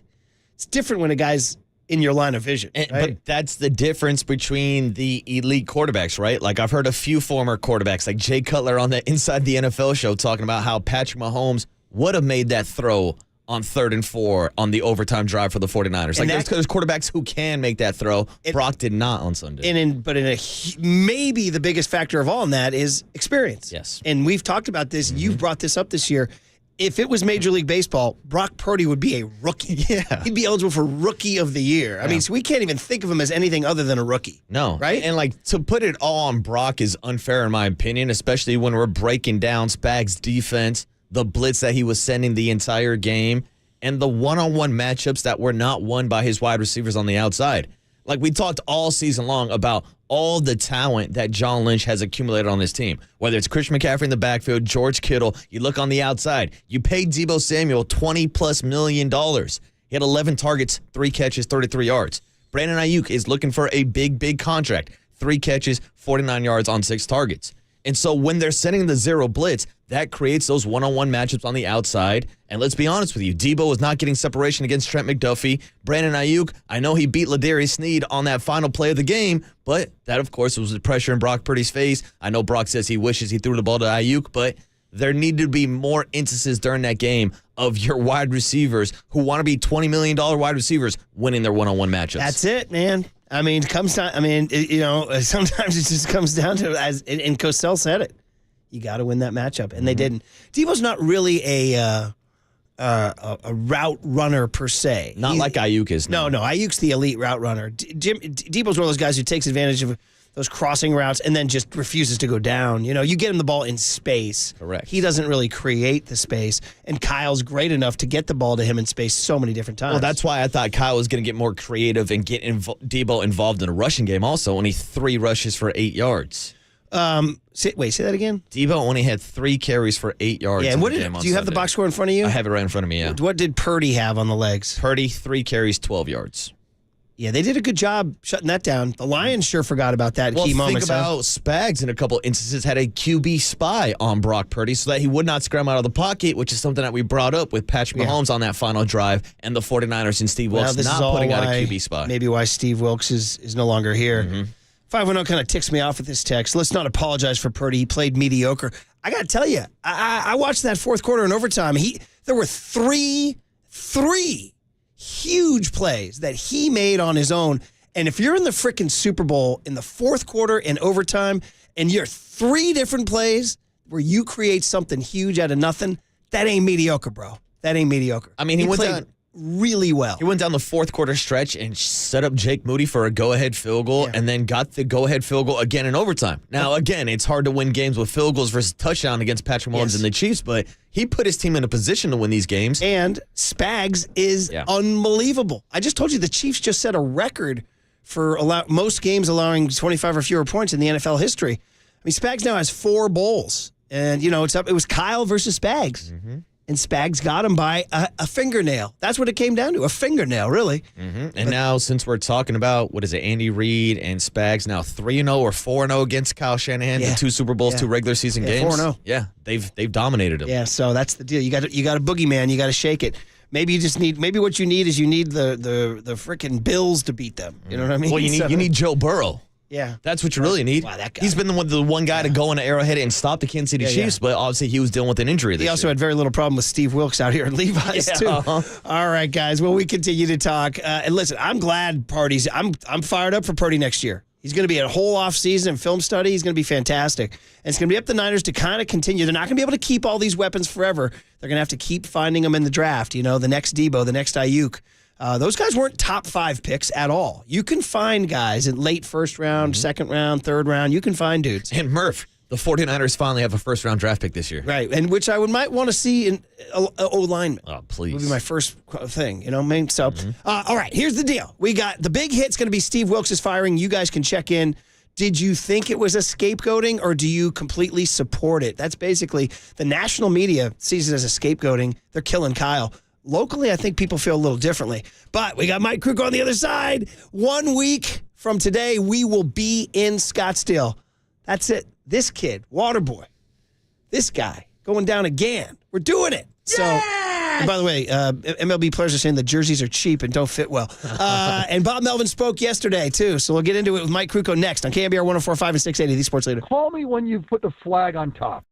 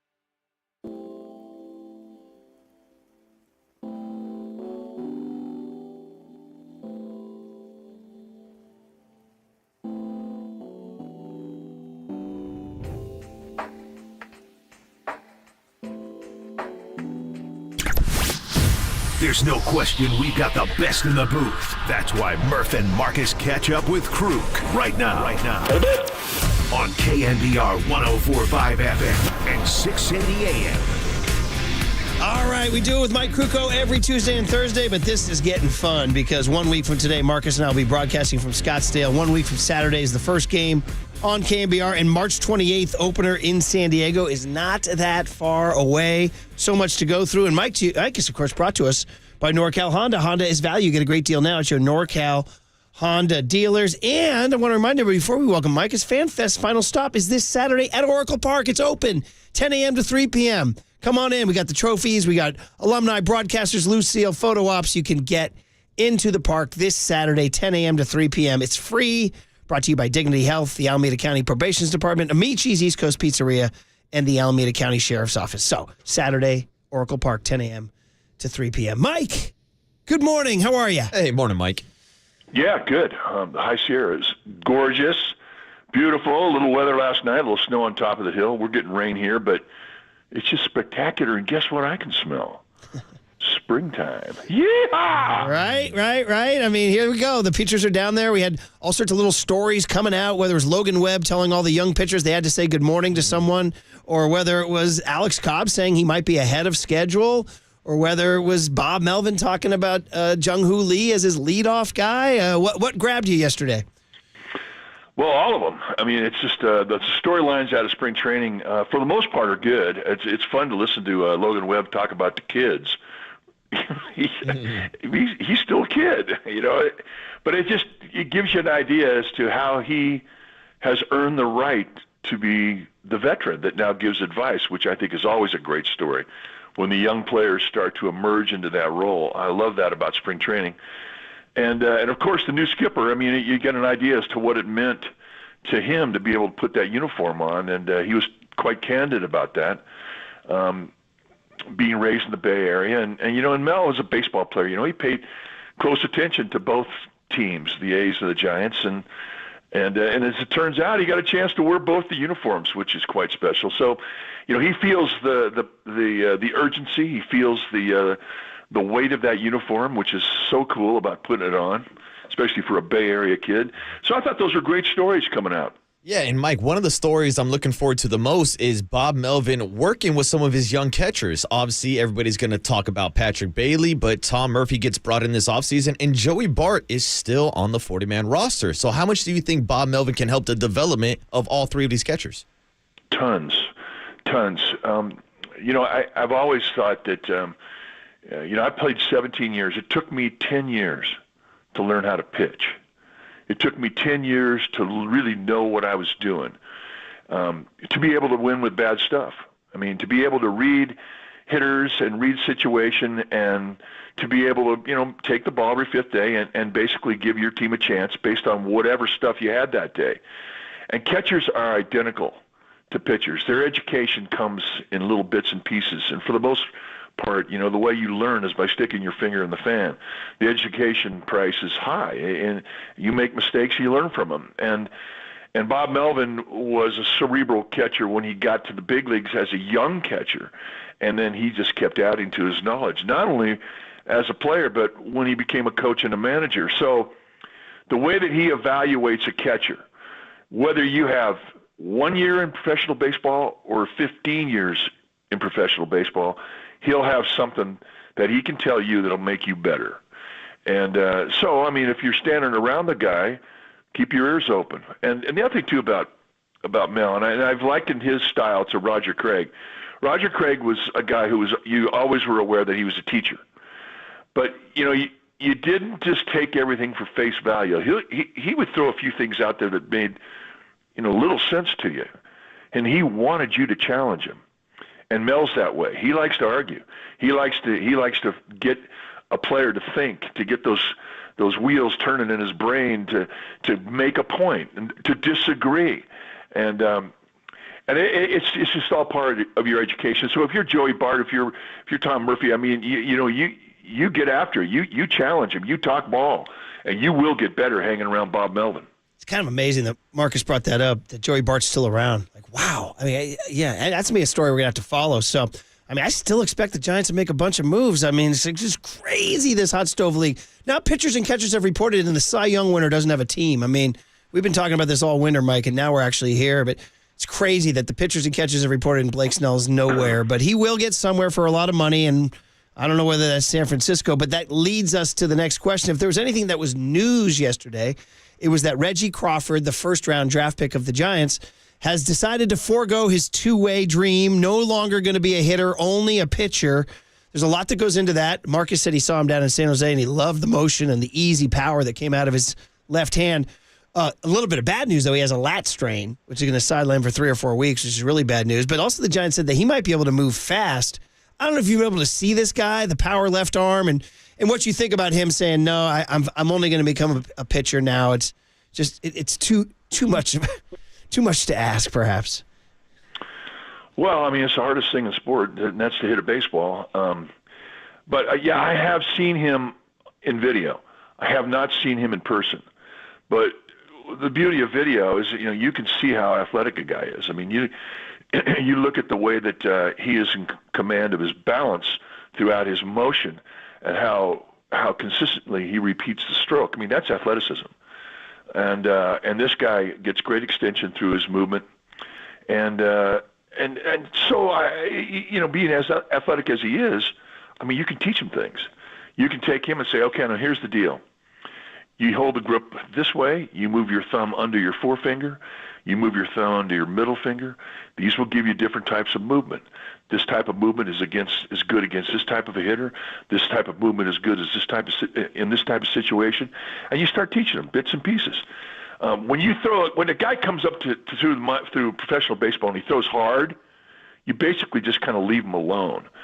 But this guy, I think, is a guy who can come fast because he can learn the nuances of the grip, of the game, of the situation. And it's really kind of a very difficult thing. It's why you don't see many guys do it. That's why Ohtani is such an incredible specimen of athlete, just because he's been able to do both. But look, if something happens to Crawford's arm, he'll go right back with the bat. I mean, he still can always go back. I mean, they want him to concentrate on pitching now, but there's no guarantee he may not go back the other way at some point in his career. But right now, I think his best chance to get to the big leagues, and that's the lure for a young player. You want to get to the big leagues, and I think his best chance to get there quickly is with his arm. Yeah, and we'll see what the Giants plan to do with Bryce Eldridge, another two-way player in their system. But, Mike, it's an exciting time for left-handed pitching prospects with the Giants, whether we're talking Reggie Crawford. Obviously, Kyle Harrison looks to make a big impact this year. And I also want to ask you about Carson Whisenhunt, a guy that was flying through the minor leagues last year before he dealt with an elbow sprain at the end of the season. How much run do you think he's going to be getting this year in spring training, and do you think he's got a chance to crack the big league roster? Oh, yeah. I don't know if he's going to break out of camp, but he's going to be in the big leagues this year. I mean, you just look at the guy's body. He's got a big league body. He's built for abuse. You can throw him out there 3-4 days a week and not even worry about him. He's a beast. And there's another couple guys physically that I saw. If you ever want to have fun, and this is an open invitation to all Giants fans, go just get any name in the minor leagues, and you can go pick up some video on them. They don't have to necessarily be on the major league roster, but go take a look at the prospects and go take a look at how these guys look on video, how they swing the bat, how they throw the ball, what type of arm slot they have, what type of breaking ball they have. It's intriguing. I mean, I've spent hours. I mean, winter time for me is the time to go in there and just start going back into video and see what's down in the minor leagues. Because, I mean, oftentimes that's how they scout guys now. That's how good the video is. And you can see it from behind. You can see it from first base. You can see it from behind the plate. You get a lot of looks with it, and it really is educational. Yeah, it is good. And we're looking forward to it. So now that we're here, Mike, and we've talked to you about this almost every time we've talked to you since the season ended about the Hot Stove League. But now that we're actually here and they're in camp and pitchers and catchers have reported, how bonkers is it that Blake Snell doesn't have a team, Jordan Montgomery doesn't have a team? And I don't know, do you see the Giants as still players in that kind of sweepstakes, or do you feel like, no, feels like their rotation with Robbie Ray, Jordan Hicks, and these young guys is enough? No, I do think they're going to keep looking for pitching. I don't think you can ever have enough pitching, and so I don't think the clock's ticking as loudly for hitters like Bellinger, who's out there, like Chapman, who's out there. But I do think it's ticking for the pitchers, because if you start missing starts in spring training, every start you miss, you get set back. I mean, it takes time to build up your arm. It takes 4 or 5 starts against live opponents that aren't wearing your uniform. That's the only way you get maximum extension, and that's the only way that you break your arm down to be able to rebuild it between starts. And the longer it takes for you to sign, the longer it's going to take for you to make a contribution. The other thing I've never liked about it is guys try to rush. They try to come back too early. Yeah, I am fine after 3 starts. BS. You need all 5, pal. You need to extend out. You need those 30 innings you're going to get in spring training. And so I do think that the clock's ticking for Montgomery and Snell and every other pitcher that's still unsigned and not out there on the field.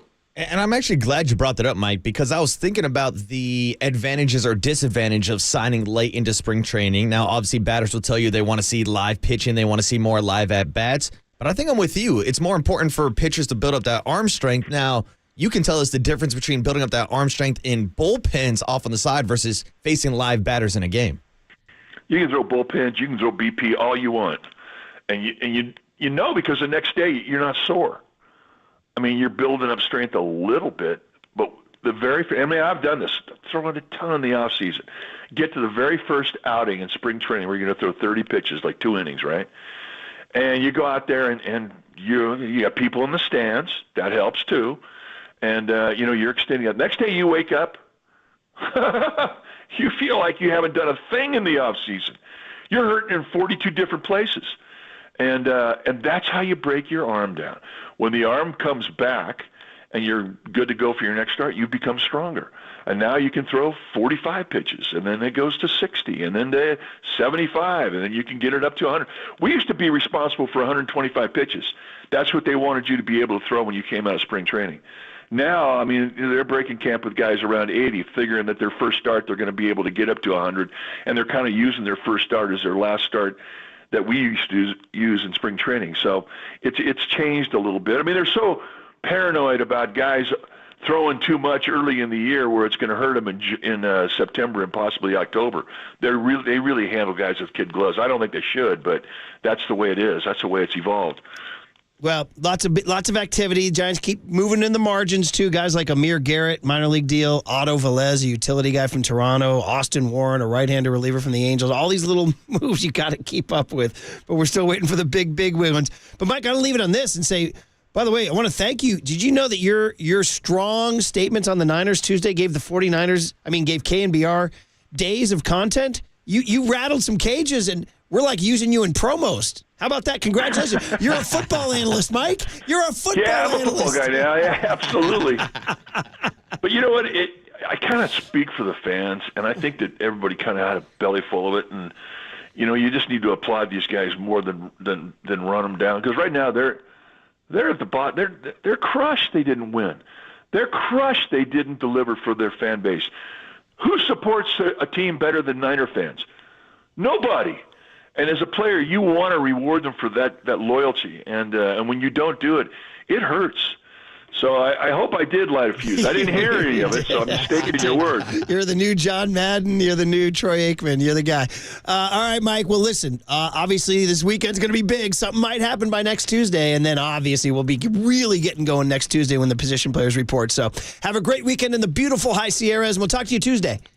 In a bit. Mike Krukow is brought to you by NorCal Honda. Honda is value. Get a great deal now at your NorCal Honda dealers. And the great Dante Whitner joins Papa and Lund at 12:30 today.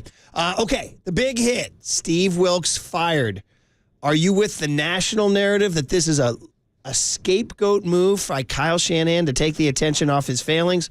Or are you with people who are a little closer to the team saying, it wasn't the right fit, this was the right move? And if so, who do you want? 808 KNBR is the phone number. We'll hit it all next on KNBR 104.5 and 680, the Sports Week. Guess what I can smell? Springtime. Yeah!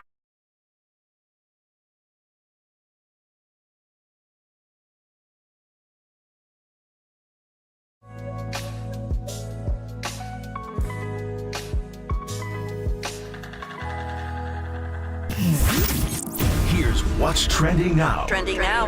On KNBR.com. Ray Ratto stopped by the afternoon show yesterday with Tolbert and Copes. I think it was Tolbert and Kolsky. Either way, he discussed the fallout of Super Bowl 58 and his breakdown of Kyle Shanahan's decision to fire Steve Wilks. To hear that podcast and more, check out what's trending now on KNBR.com and the all-new KNBR app.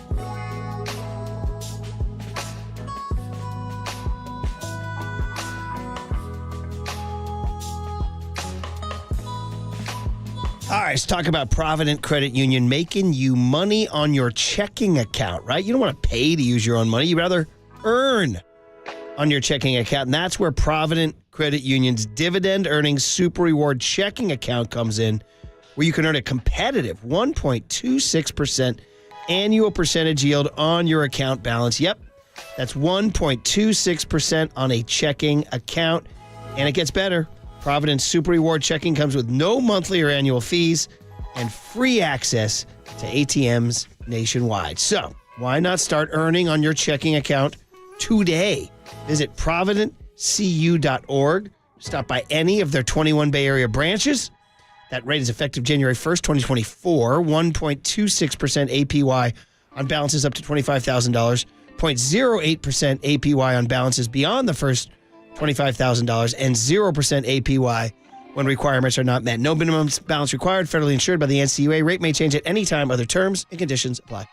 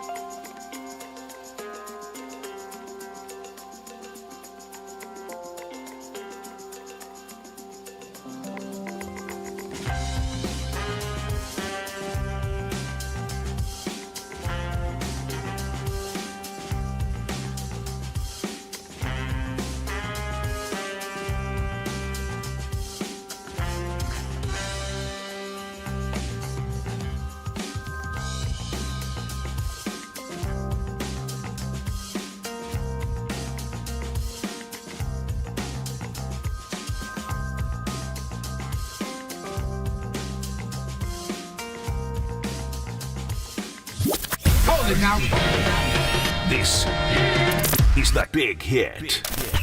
Sponsored by Benjamin Moore Paints. Experience the Benjamin Moore retail difference at their independently owned authorized retailers today or at benjaminmoore.com. On KNBR 104.5 FM and 680 AM, the sports leader. Ward inside rush. There Gonna it is. throw a deep one to Addison, and it's broken. No, it's caught by Addison. Madison, touchdown, Minnesota Vikings. He took it away from Charvarius Ward.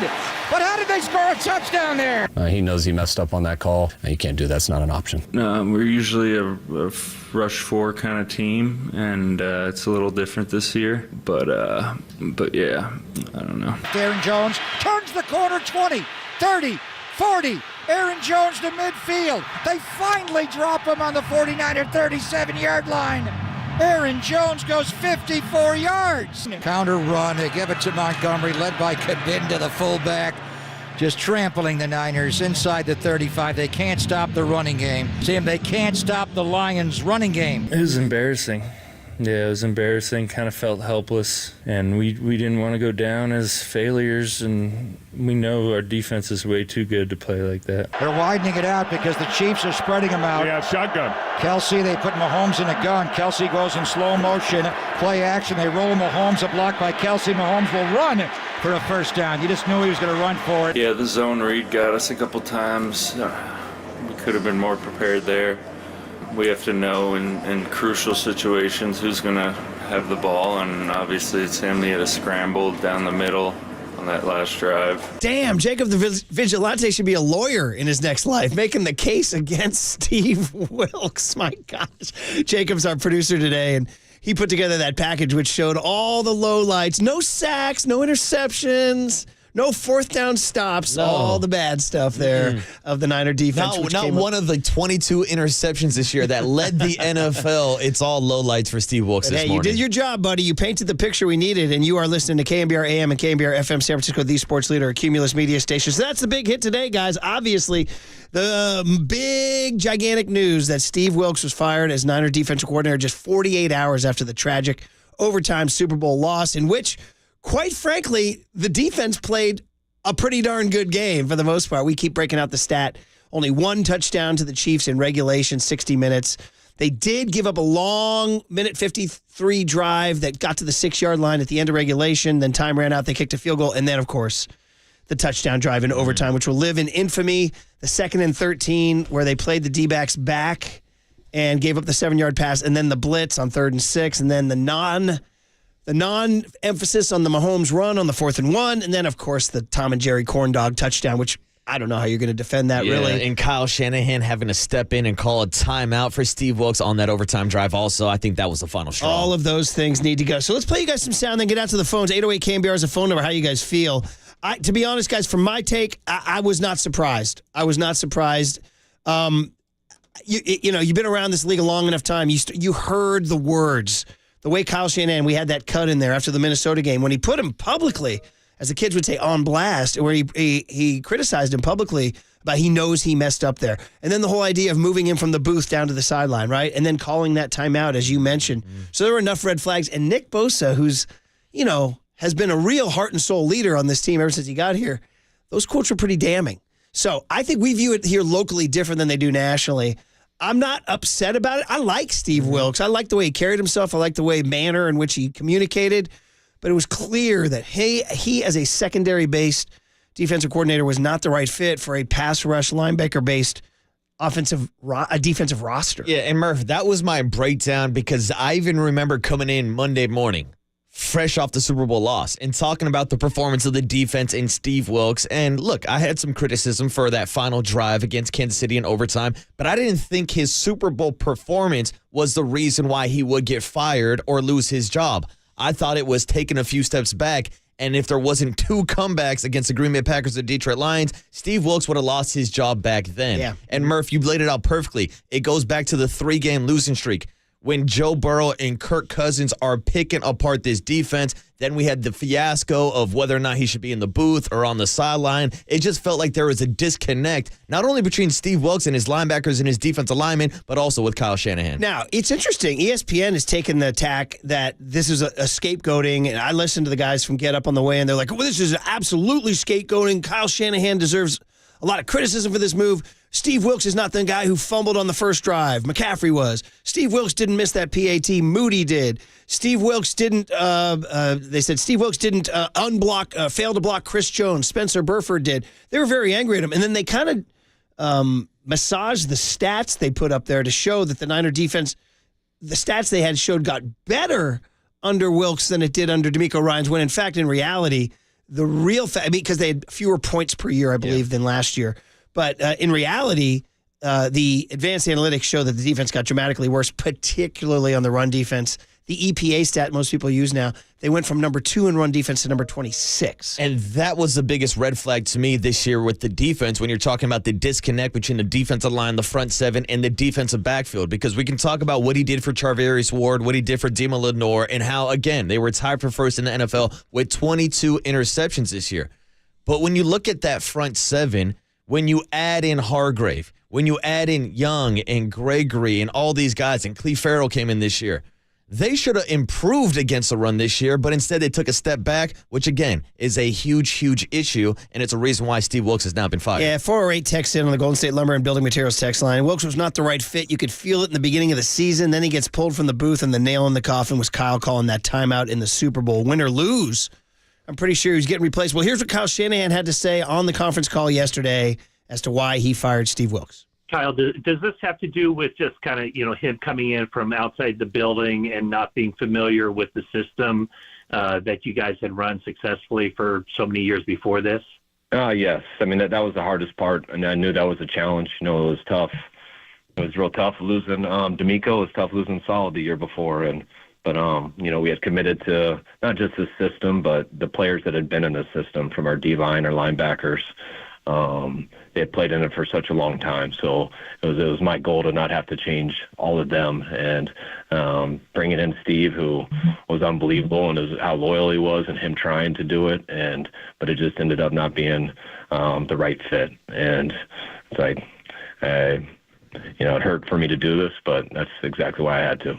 Well, again, now you go back to why he hired him in the first place, right? Yeah. Now, I mean, they think they were up a little bit against it because they lost 2 in a row. They lost Saleh and they lost D'Amico, and you can't always just open your drawer and have the next great defensive coordinator waiting. Now, he is a good defensive coordinator. In many levels, he's proven it, and he's proven it as a head coach. But again, he's a secondary base guy for a team that is more emphasized on running their defense through the front seven. Yeah, and that's, it's tough when you look at the difference between the Robert Saleh, D'Amico Ryans, and Steve Wilks defense. But Kyle makes a great point. Going back to Super Bowl 54, when Dre Greenlaw's in there as a rookie, when Fred Warner's in there as a second-year player, that's the scheme that they want them to play their entire career in. Mm-hmm. So it's a big ask asking Steve Wilks to come in from the outside and to adjust to a scheme that your offensive-minded coach wants you to run. So right there's going to be some disconnect and a little bit of creative tension. Yeah, he himself said in December, there's a quote, it's kind of a smoking gun quote. He's like, I knew when I took this job it's no win, because if we play great, they're going to say, yeah, well, you inherited D'Amico's defense,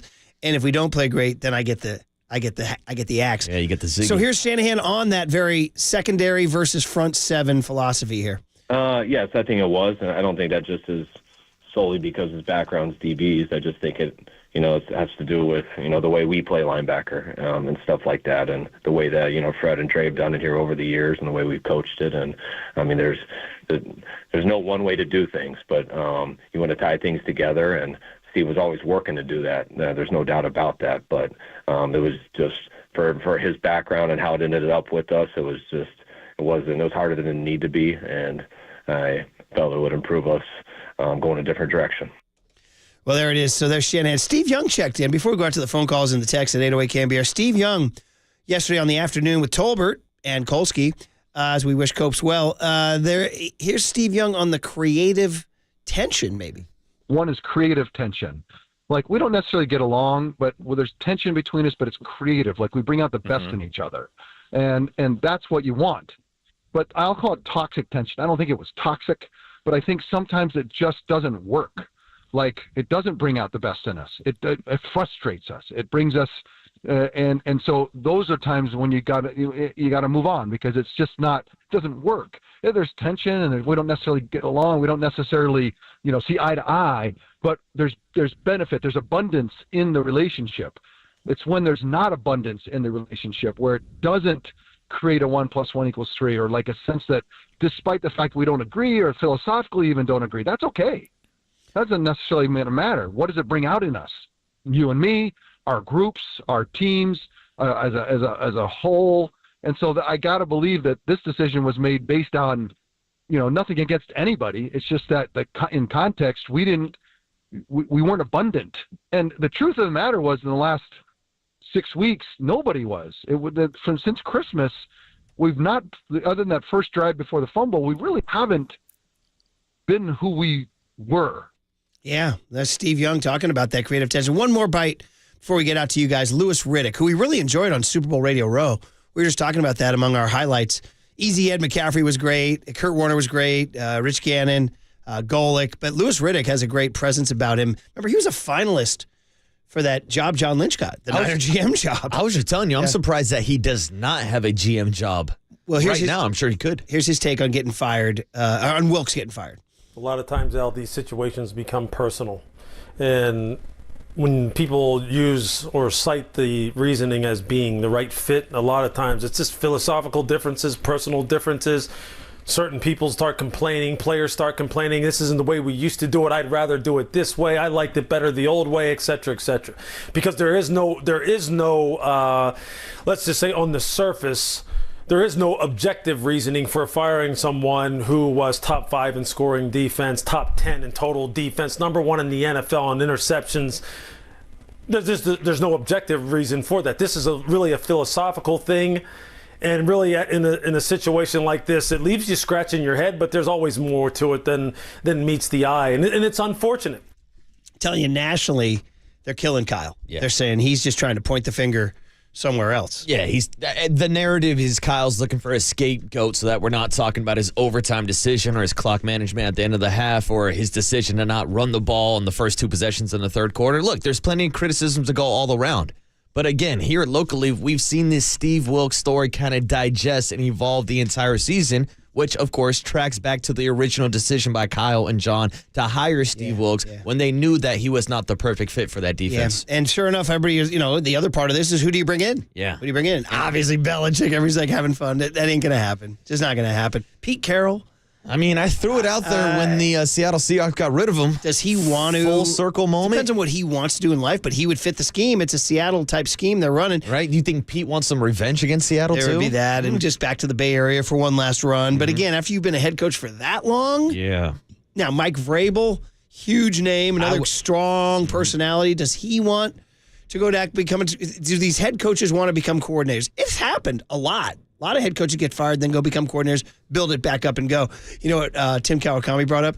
If the Jets have another bad year, can you, next year, 2025, bring back Bobby Saleh? That might be on the table. Honestly, and we're speaking of former Jets defensive minds. I've heard Rex Ryan's name be thrown out there after he confirmed that the Dallas Cowboys are reaching out to him. By the way, Super Bowl Radio Row anecdote. I'm coming back from the fan experience, walking with the masses through the Mandalay Bay.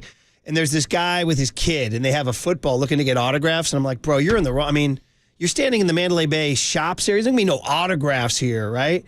Well, here comes, Rob Ryan. Nice. With the long. With the hair. And dude, the dad grabs him. He's like, hey, will you sign my son's ball? Rob's like, yeah, sure. The kid's like, who the hell's hey, kid, you got an autograph. I got a guy from the Leonard Skinner cover band. You know what I mean? It's like, what are we doing here? Is this lead singer for ZZ Top? What are we doing? The kid's got that thing on his mantelpiece. I'm like, who's that? He's like, it's Rob Ryan. Yeah, embrace it. Cherish it, kid. Anyway, Rex Ryan, you mentioned. I've heard Brandon Staley been thrown out there, former head coach. Yeah, Brandon Staley. That's a guy who wasn't a head coach for a very long time who might need to come back and rebuild his image. I wouldn't rule that out. You know, sadly, the guy who's been with Shanahan the longest and has been here since 2017 and is the linebacker coach is Johnny Holland, much beloved. He's battling multiple myeloma. That's a story we hadn't even talked about, which if anybody knows anything about anybody battling cancer, we all know, we all have our stories. He's been dealing with chemotherapy and immunotherapy and still coaching. It's an incredible story that we just haven't given enough run. But it might be a lot to ask as he goes through that battle for him to be the D coordinator. If you're thinking of in-house candidates, he's at the top of the list. Now, we talk a lot about Chris Kacerek, defensive line coach, and I know it's more difficult for a defensive line coach to deal with DBs and coverages and stuff, and it sounds like Chris Kacerek is pretty entrenched in sticking with the defensive line, but those are two names if the 49ers are going to keep it in the house to keep an eye on. Yeah, Kacerek has that feel of Bob McKittrick, who was their longtime O-line coach, who just never wanted to do anything but that. And also, as I've read from Barrows and Kawakami, I guess Kacerek makes a nice penny, makes a good salary. He doesn't really have to, he doesn't need it right now. So That's been the early read on that. Let's go out to the phones. 808 KNBR is the phone number. Tony in Santa Clara is first up on the big hit on the Yuma guest line. Tony, good morning. You're on KNBR. Hey, good morning, guys. Thanks for having me. Yeah, Tony, what's up, man? I wanted to ask this question, and you guys already touched on it. So, yeah, Steve Wilks, everyone in the Bay Area is all upset with Steve Wilks for just going way too soft in the third and fourth quarter of regulation. But we have to put some blame on Kyle because, and you guys touched on this, clock management with 3 minutes left in the game was just atrocious. We had that game, and even Romo on the telecast was saying Steve Wilks is going to have to sell out and give up a touchdown because they can't let them eat the clock. So what do you guys think about that? Yeah, you're right, Tony. I agree. We've talked a lot about the running of the ball and how he just refused to do it and didn't bleed the clock the way he should have. So that goes back to Kyle, quote unquote, finding a scapegoat maybe and all that. But thanks for the call, Tony. Appreciate you. He's not fully to blame for sure. I saw I got a text from an anonymous friend who may or may not be affiliated with KNBR. Hey now. No, he's. I don't want to put him on blast too much. Sources are saying, Murph. No, not somebody obvious, somebody more obscure. Listen. He brought up he said, let's be honest. In the old days, Ed DeBartolo Jr., he might fire Shanahan for not winning the ball. He might fire Shanahan. Wow, now that would be bold. George Seifert won 2 Super Bowls, and then when he lost 2 straight playoff games to the Packers, 95, 96, Ziggy. Boom. That's 2 bowls, dude. Yeah. 2 years removed from winning a bowl. Which Kyle does not have, no, obviously. It was a really interesting text, provocative text. He goes, Eddie would fire Kyle. I said, bro, that's not a bad take. Yeah, but then what? What do you do after? That's what you do. You go hire Mariucci. You know what I mean? I guess go hire Bill Belichick. And then you wind up with Dennis Erickson, right? Uh-huh. Yeah, you go hire Belichick probably. Something like that. That would be the move, right? All right, guys. Out to the Golden State Lumber and Building Materials text line. There's a ton of texts. There's a funny one. And no, I'm just going to say right now, it was not Paulie. It was not Paulie who sent that text. 209, because I knew as soon as I said that, I'm like, people think it was Paulie. It was not Paulie. It was a much deeper pull. So don't think that is Paulie. Although, who knows? That might have been his take. I don't know. But it was from a much deeper pull. And I don't know why he told me to keep him anonymous. It'd be good pub for him to me to mention his name. Anyway, the point is that out on the goal, there's a funny one. 4 and 5 says, how about Navarro Bowman? A couple people said Navarro Bowman. Do you guys understand? Jim Harbaugh just hired him down in L.A. He's the Chargers linebacker coach. Oh, I missed that. Yeah, how about that? Kyle Shanahan's sleeping on Bowman. Bowman and Harbaugh. Wow. Right back together. Who's got it better than them? Yeah, there it is. Patrick Willis is available, says Tony. I don't know if he wants to do it. He's a Hall of Famer. 805 says, how about Mike Zimmer? He's out there, for defensive-minded former head coach. Is that somebody? Oh, Cowboys just hired him? Okay, never mind. See you later. I guess I should have boned up on my Bowman and my Zimmer. Multiple people checking in saying Richard Sherman. I'm going to say no on that. Guy's no experience doing this. And that'd be like a celebrity hire, It's like a celebrity it's going to be hire. hard just to hire somebody off the streets who does not have experience, especially when they have to be thrown into the system that Kyle Shanahan wants them to run. And that's going to be the main focus is, there's a lot of big names out there, but will they fit in to Kyle and John's plan? Yes, correct. Mike Vrabel, do you guys think he would take the big, strong Vrabel, head coach, leader of men? Well, here's the thing. Vrabel, to me, needs to get back into the NFL somehow, some way. Pete Carroll and Bill Belichick, they could ride off into the sunsets if they want. Mike Vrabel is not done in the NFL. The problem is there are not any head coaching jobs right now, which I'm kind of flabbergasted that Mike Vrabel did not get an opportunity because I think he's a really, really good coach.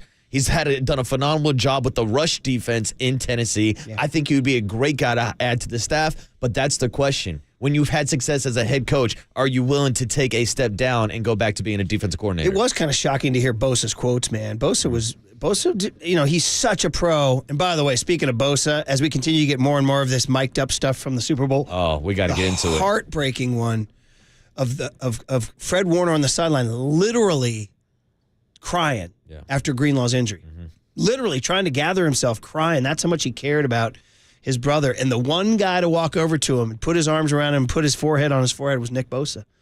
And he said, bro, and he said, I know, bro, I know. And he goes, you got to snap out of it for him. And he's just like, I love you, man. It was whatever. It's just like, man, it was very heartfelt. But that man, Warner was deeply affected by the Greenlaw injury. Oh, we have the sound in the cooler of concept. Oh, we do. The pain in his voice when Dre goes down. Yeah. He lets out a no, which comes from the belly of the soul. 650 on the Golden State Lumber and Building Materials text line says, "Well, I do believe this is a escape mode move. It's not surprising. My biggest worry going into the bowl was the defense, but they came out with their hair on fire and played their A's off." He says, "I put this one on Kyle.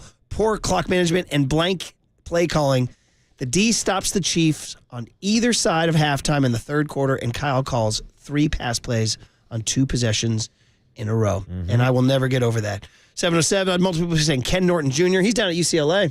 He's doing his thing. 209 says, "Could it be possible Wilks was hired specifically to help the secondary, which is the weak link in the chain?" Secondary played well. We talked about the interceptions and the growth of Dima Lenore. Yeah, Travarius Ward maybe had the best year of his career, first team All-Pro. Yeah, 707 says, "You got to stop." He says, "Wilks was terrible all year." He was not terrible all year. That's an inaccurate he led statement. a defense that allowed 17.5 points per game. Yeah. Now, it's not as good as D'Amico and Robert Saleh with those defenses, but let's not act like the guy was allowing 30-plus points a game and being ran out of town. 707 says, "I'm okay with firing Wilks, but who's in charge of special teams?" Special teams lost that game for the Niners. It's hard. That was such a fluke play with Darrell Luter. I mean, he should have been gone. He didn't hear Peter. A lot of people checking in. 209-415 saying Dante Whitner. Dante. Boy, that would be entertaining. All I see are dominant defenses. All right, well, there you go. There's the big hit, guys, and we'll continue, obviously, to follow that story as the days go on and hear the candidates that are mentioned. I don't think it's going to be Belichick. That's my gut. Yeah, no. It would be fun as hell, though, wouldn't it? It would be fun as hell. Who knows if he's at that point in his career? But, I mean, he's at the point in his career where he's trying to break the record for most wins all time. Correct me if I'm wrong, but you don't get credits for wins as a defense coordinator. He didn't get a gig, though. Did not get any. The musical chairs, man. It's tough to be that last guy standing. There's no chair. How the hell did Dan Quinn get a job? And we're talking about Mike Vrabel, Pete Carroll, and Bill Belichick not. Dude, 808 KNBR, Washington Commanders status in our culture. Thumbs down. Yeah. All right, guys. Cooler of Content has a lot of good stuff, so let's do that next on KNBR 104.5 and 680, the Sports Leader. I like the hot women. Daly City, shout out to you for supporting KNBR, Daly City's sports leader.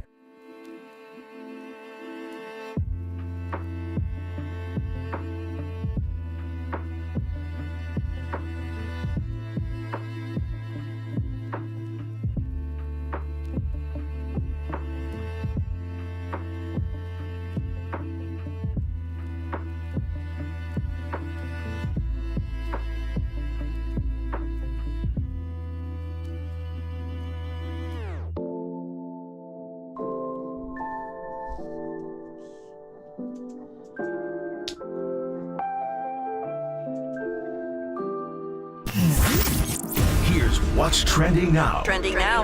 On KNBR.com. Give Steve Young a call when you're planting that flag on top of the mountain, or you can catch his weekly hits with Tolbert and Copes on the afternoon show. So yesterday he stopped by with Tolbert and Kolsky to discuss the 49ers losing Super Bowl 58 and to give his reaction to the 49ers firing Steve Wilks. To hear that podcast and more, check out what's trending now on KNBR.com and the all-new KNBR app.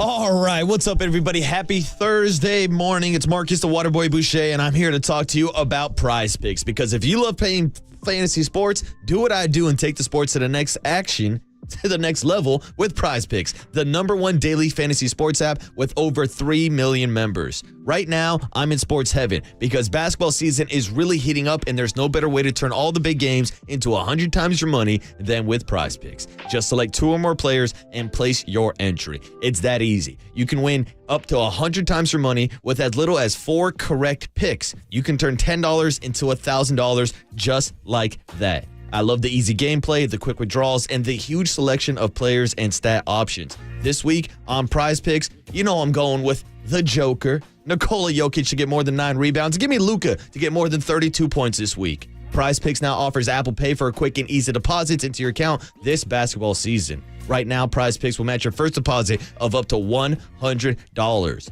Just download the Prize Pick app and use the code word LEADER. That's code LEADER. Prize Picks. Pick more, pick less. It's that easy.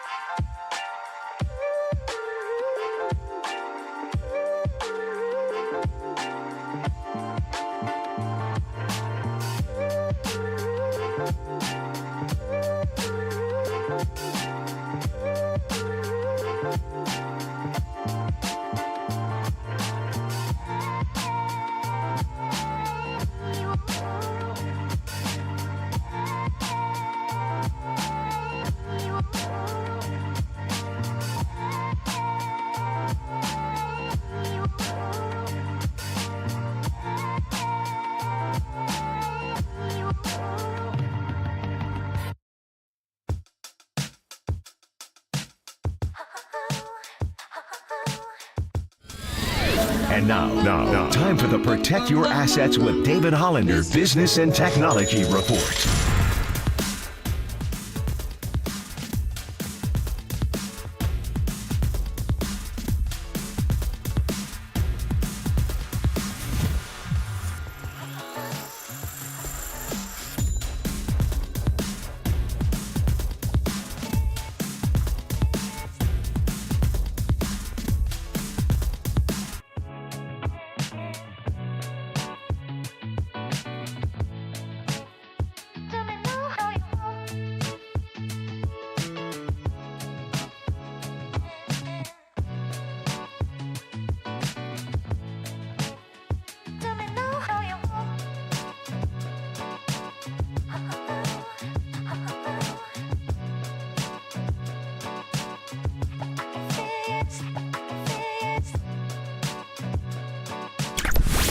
All right, everyone, chill. This is the cooler. You are not sending me to the cooler of content.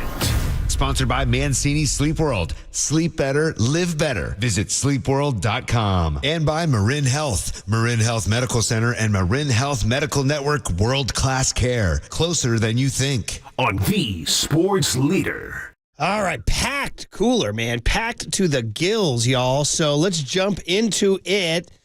It starts with, listen, we addressed this earlier in the show, but the parade story in Kansas City. I mean, there's not enough. We don't have enough time or words or energy to discuss it. It's like, how many different shows have we done after some sort of tragedy in this country that has to deal with mass shootings? It's like too many. 50, 100, I don't know. And obviously the fact that it happened at the parade brings it right into our sports world. So we talked about it. We have no words other than we're just so incredibly sad. And we could talk about American society and what's gone wrong and all that, but this ain't the time or place. It's a discussion for a later date or a different place. But we want to acknowledge that before we play the Travis Kelce sound, because it's silly, fun sound that was later marred by this horrible tragedy. So. Yeah, and earlier we also acknowledged the Chiefs fans who stepped up to help out when they did not need to, but to put yourself on the line to protect other people. Like that's some of the positive in the world with such a negative story that someone was willing to risk their life to take down one of the gunmen. Just absolute heroes. Unbelievable, yeah. So all that said, now we got stupid stuff, which is, I wonder how Taylor Swift thought about this. Now, she's a woman of some decorum. I've seen her dressed very fancy in New York City, coming in and out of limousines and East Side apartment buildings. You know, she's a woman she's an aristocrat, you know. Now she's got this guy in his Zuba, what are those, like Zuba pants or whatever, like weightlifter pants or bad shorts with his bad Oakleys, drinking Bud Lights and grabbing the microphone and doing this at the parade. You know this song, sing along. Blame it all on my roots. I showed up in booze and ruined the Niners affair. The last one to know, and I saw the surprise, that fear in their eyes. They took that glass of champagne, Pat, Pat, take that glass of champagne, I promise. I got friends in low places.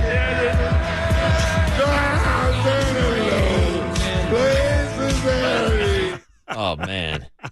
That's like 5 a.m. drunk karaoke right there. Oh, my gosh. That is one hammered man. What does she think of that? Is she like, oh, that's cute. That's my boyfriend. Or is she like, God, I got to break up with this guy? No, apparently she's into it, Murph. She likes the bad boy. She digs the Travis It's funny. Kelce look. Somebody was showing me her previous boyfriend right before him, and he couldn't be more opposite. He was some super emo, lightweight dude. Now she's got Travis Kelce, who's out here kicking the helmet of Justin Tucker before games and bumping into his head coach at halftime. She wants the bad, but she wants the biker dude, huh?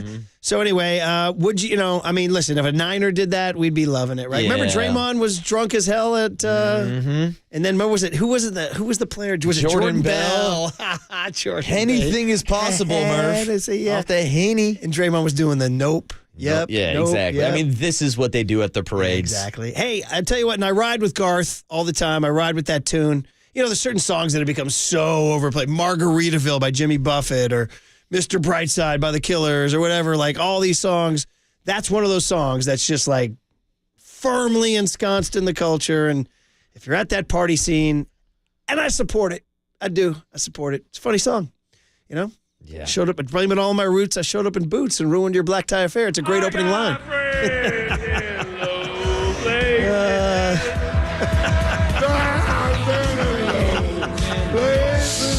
Hey, and I'll take a shot of whiskey and a beer chaser. That's it. You know? Well, here's the thing, Murph. I saw him doing like luges, like down the Lombardi Trophy, like pouring beers down the Lombardi Trophy and chugging them. By the way, that's the underrated thing is it's the early morning buzz. Those parades are always at 10 in the morning. Oh, Murph. So, yeah. You know, I'm a fan of drinking on noon on a Thursday. Shout out Sheryl Crow, that great line in the 90s. I like a good beer buzz early in the morning. All I want to do is have some fun, right? Hey, it's 5 o'clock somewhere, Murph. Okay. 5 o'clock somewhere. Meanwhile, we go back to the bowl, and this whole mic'd up stuff is getting a lot of attention. All these different things are coming out, including the coin toss. And then this is on that CW show you watched, Jay Cutler commenting. Smoking Jay. This is them. This is the actual coin toss. Bill Vinovich, Fred Warner, Patrick Mahomes, and then the commentary from Jay Cutler and the Inside the NFL crew. Go with the toss? Yeah, they're calling coin flip. It's their coin flip, right? Which way do you want to kick it? We want the ball, Fred. San Francisco, you are still the visitors. What is your call? Tails again. He called tails again. It is tails. You want the ball. Which way do you want to kick? We're going to kick that way. San Francisco will receive first and overtime. Good luck, gentlemen. They want it. They want the ball. They wanted it.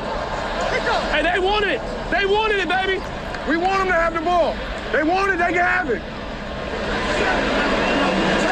Hey, even if we score a touchdown, they still get the ball. I didn't know that. If we won the toss, we were going to kick off, too. We got what we wanted. Oh, boy. Oh, boy. There it is, Murph. There it is. I told you can kind of hear Mahomes, like the realization in his brain, like, wait, they wanted it. They wanted it. They want it. They want the ball. There's They actually a wanted cut right before where Kyle puts his microphone down. He goes, Fred, get the ball. We want the ball. So he said. Yeah, and then you have the ball, Fred. There it is. And then you have There the it clip is. of Kyle Juszczyk walking around saying, hey, did you know if they scored a touchdown, the game's not over? Hey, even if we score a touchdown, they still get the ball. I didn't know that. Yeah. I need to go back to I got friends in low places. Oh, my God. I mean, Murph, I know there's been a ton of discourse all week long, not only on our show, but nationally, about whether or not it was the correct decision to take the ball first or if you should have taken it second. That, to me, is evidence that you played into the hand of the Kansas City Chiefs. That's what Andy Reid wanted. That's what Mahomes wanted. That's what Kelce wanted. So, to me, if you're playing into the hands of your opponent, you probably made the wrong move. I always just say this, and I said this about Gabe. Listen, you press the button, it doesn't work. You pressed the wrong button, brother. You pressed the wrong button. Which, by the way, I want to give a shout out to somebody on the Golden State Lumber and Building Material text line. They compared Kyle Shanahan getting rid of Steve Wilks to Farhan Zaidi getting rid of Gabe Kapler. Ooh, solid. Give that applause. Get some applause there on that text. It was a I like really that, good text. I wish I had the area code. By the way, I used to be friends with Farhan. These days are over. He and I had a little thing going. It's over now. You and Farhan are not friends in love. I mean, we might ask him to come on the show. We asked him to come on the show down in Scottsdale, he might just walk right past us. Hey, man, criticism is part of the gig. You're getting paid a lot of money, and I'm also paying for my season tickets, and they ain't cheap. All right, buddy? All right, guys. Super Bowl. Oh, this one's tough. Yeah, this one hurts probably even more than the last one. Greenlaw going down. in the reaction. This is a 214D Young Tone. Ouch. Here it is. Hey, 57 got hurt. 57 got hurt over there. You're not going to believe what happened. Watch 57, Dre Greenlaw, after the stop on the punt return. It doesn't look pretty. No!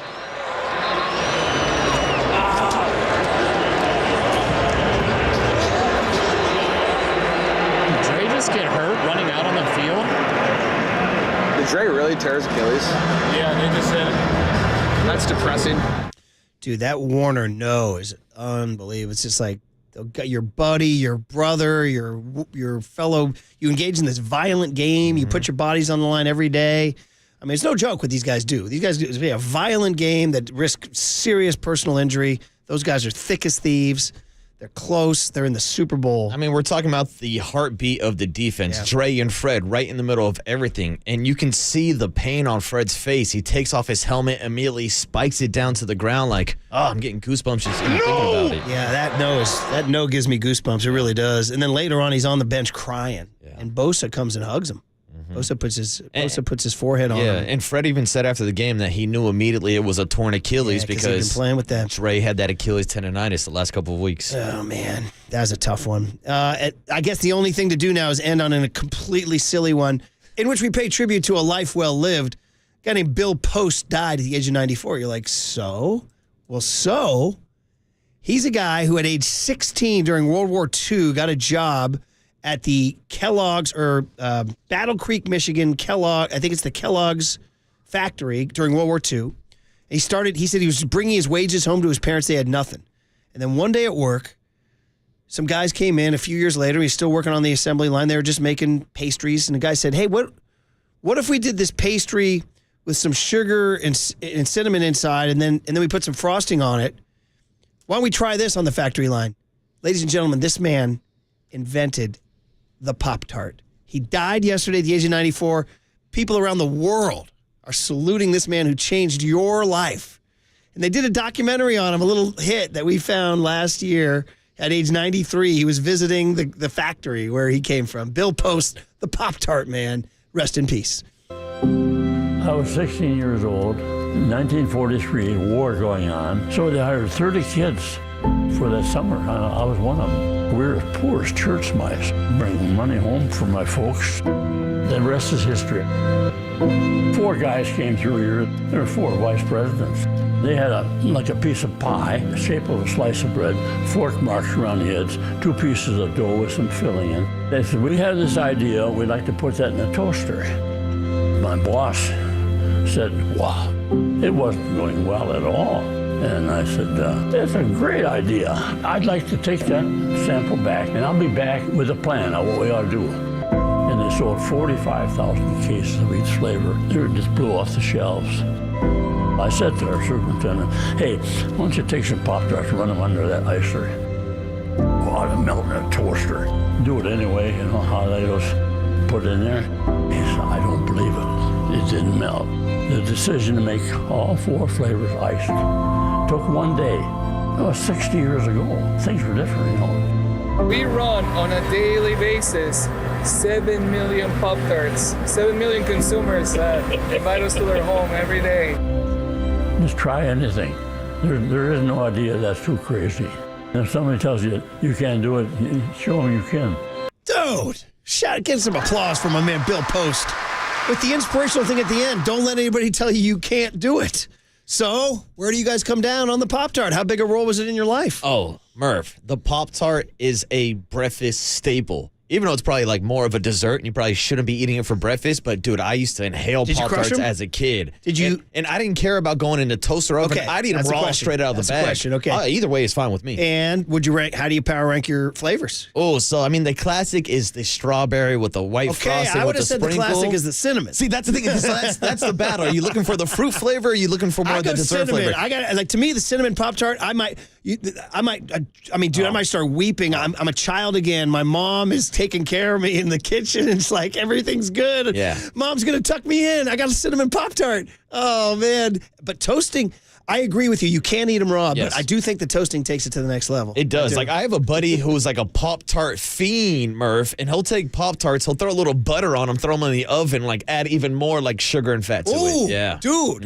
He says that's the way to do it. I may have to get into that. Would you also any day, any time of day, right? Oh, dude, I remember just being hyped as a kid. Like, you'd look in your lunch that your mom would pack you, and if there's a Pop-Tart, and you're like, ooh, what flavor is it? Is it the wild berry one? 2 in a pack. You crushing them both?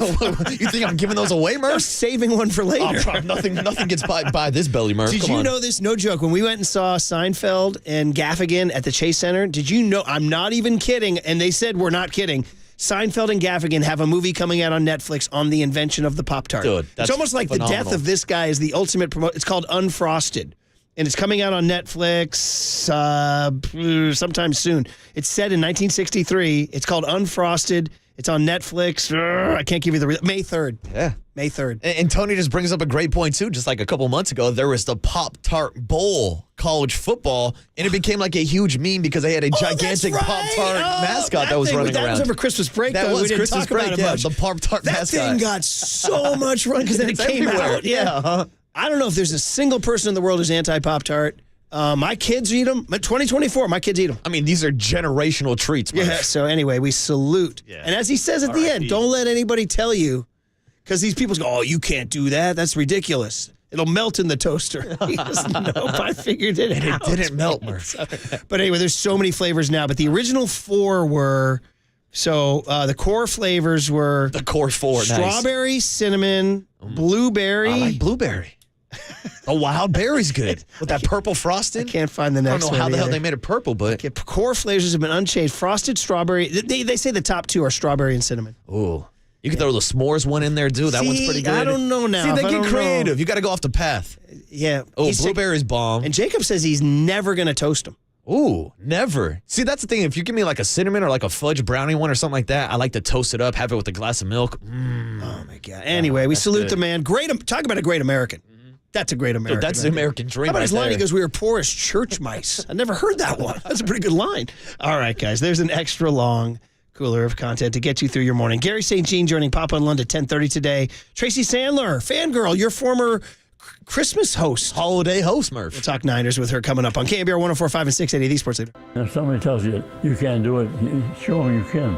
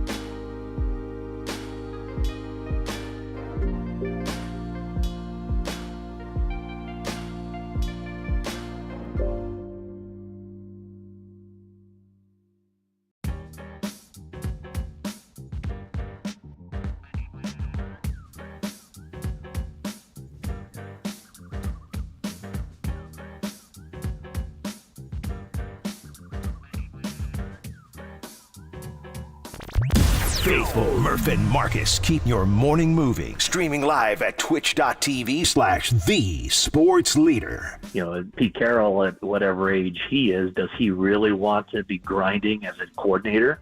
Or, you know, it's been a long, long time since Pete Carroll has run a defense as a coordinator. You know, he's been a CEO for a long time.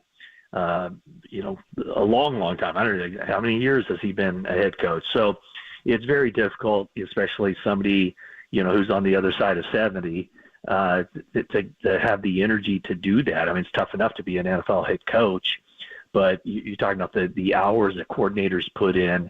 That's not everybody is cut out for that, especially when you've been the head coach. Matt Mayoko talking about the big story of the day that happened right after we signed off yesterday, the firing of Steve Wilks, which has caused national reaction. You know, the 49ers, obviously the Super Bowl, and a very slow sports week, other than, you know, pitchers and catchers reporting, which is awesome. And we'll be there next week. And we should remind everybody, FanFest this Saturday, 10 a.m. to 3 p.m. Why not? You can bring your kids to the park, and you can get Giants alums, broadcasters, Lucille, photo ops with the World Series trophies. By the way, and I'm saying this as a lifer, guys, those World Series trophies, it's now a little bit in the rearview mirror, isn't it? I mean, 10, 12, and 14 we're on the 10-year anniversary of the last one. Mm-hmm. And Murph, I just want to correct you. I'm sorry. My FanFest is Saturday, March 9th, that's a big, not this weekend. Whoa. Why are they? 15-yard penalty. Can I just bring our dirty laundry to the air then? Why was there like a full court press to promote it this week? Because anyway. That's a good question, Murph. Hey, if you show up at the park on Saturday and the doors are locked, my bad. All right, my bad. All right, dude, so you can hit me up. Text me, and I'll send you an apology. Shoot me a text. Yeah, dude, so sorry about that, guys. March 9th. Thank you. It was a little weird that we... Anyway. Okay, we'll be in Scottsdale next week and Thursday, Friday. Other than that, guys, the only story going, I mean, NBA, obviously, and the Warriors lose last night. Interesting game. We talked about that a little bit earlier today. Is the continued fallout from just one of the more interesting Super Bowls we've had in a while, given it's only the second overtime ever, right? And the first one in those rules. Yeah. One of my buddies sent me a text, said, does it make you feel any better that under the old Super Bowl overtime rules, we won?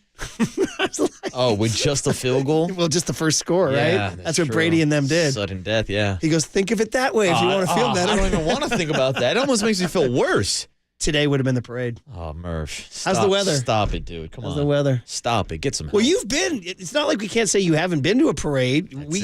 We had the legendary parade. We were on Market Street. In which I stayed so late, I confused you, right? Because you were thought you were talking to Lund or Papa. When my guy Mike Holler on the board is like, yeah, you're about to do a live hit with Papa and Lund. And then I get on air, and all of a sudden, Murph's talking to me. And I'm like, dude, is this Murph? What's going on here? Do you not have that on your board? I don't have it. Tony's got it in the system. I probably should have that on my board. He's going to find that for sure. Anyway, yo, what's up? Is this Murph? It's a great laugh. It was just mayhem out there. Weren't you getting Henny from Jordan Poole's dad or something? Well, dude, I'm out here handing cigars to Jordan Poole's dad. Here's Draymond taking shots at tequila. And here I am on a broken cell phone, not a headset or anything. I can't hear a damn thing. I've got zero connection. And first thing I hear when I pop on is the voice of Brian Murphy. Yo, what's going on, man? Is this Murph? I think Murph's reaction was like, yeah, kid, you're on live radio. This is your big break. Somehow that's right. You were back then. Well, you were still on the air with us. So yeah, exactly. But that's when I first started doing the leadoff spot, only a couple months in. That was really fun, man. Brett in Walnut Creek, before we get to Tracy, Brett in Walnut Creek is checking in on the big story of Steve Wilks. Brett, good morning. You're on KNBR.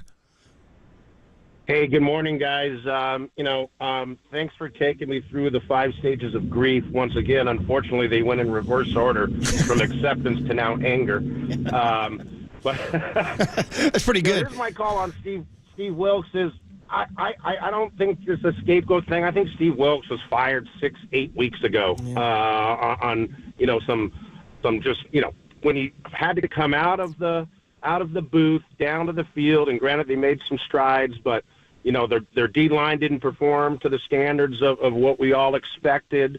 They were letting people run all over them. Obviously, in the 2 playoff games, they were just giving up yardage after yardage.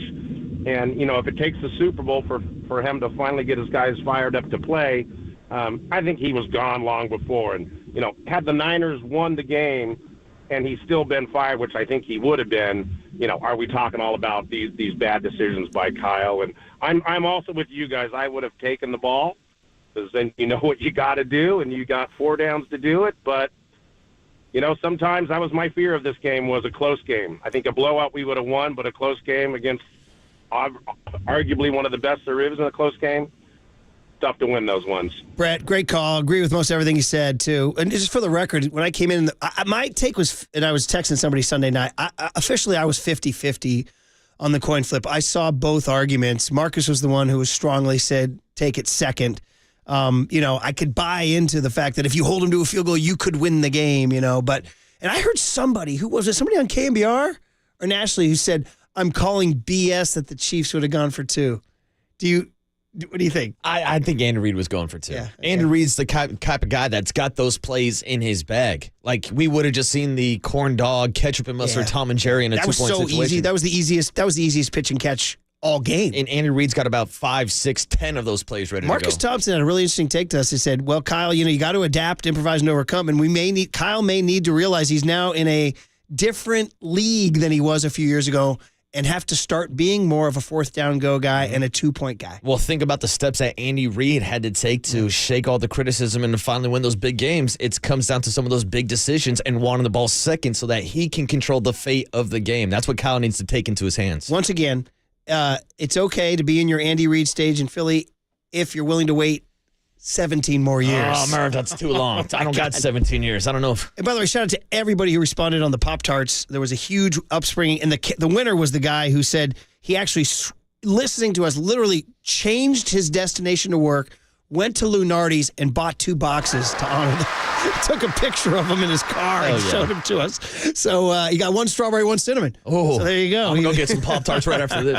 Right. Tracy Sandler, who was our Christmas fill-in host and, of course, was in the locker room and at the bowl talking 49ers next on the Sports Leader.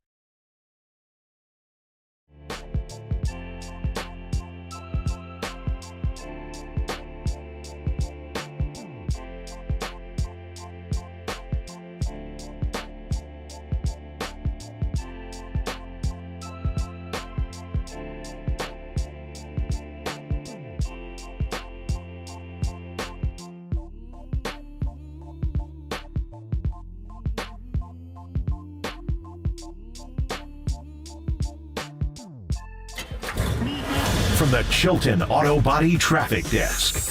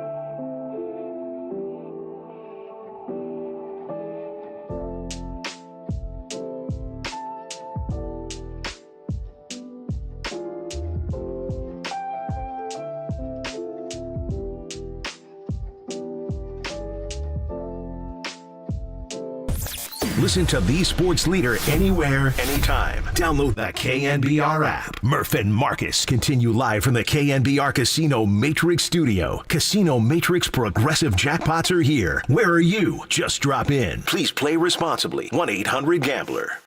Sleeping on this for a few nights and trying to come up with a few tough decisions. But this morning I relieved Steve Wilks of his duties. Going to end up making a change here, defensive coordinator. Really tough decision because it says nothing about Steve as a man or as a football coach. I mean, he's exactly what we wanted as a man. He is a great football coach. But just where we're going, where we're at with our team, from a scheme standpoint and things like that, looking through it all throughout the year, through these last few days, felt pretty strongly that this was a decision that was best for our organization. There it is, man. Kyle Shanahan, I would say dropping a bomb, but not a bomb if you were close to the Niners and were around the team.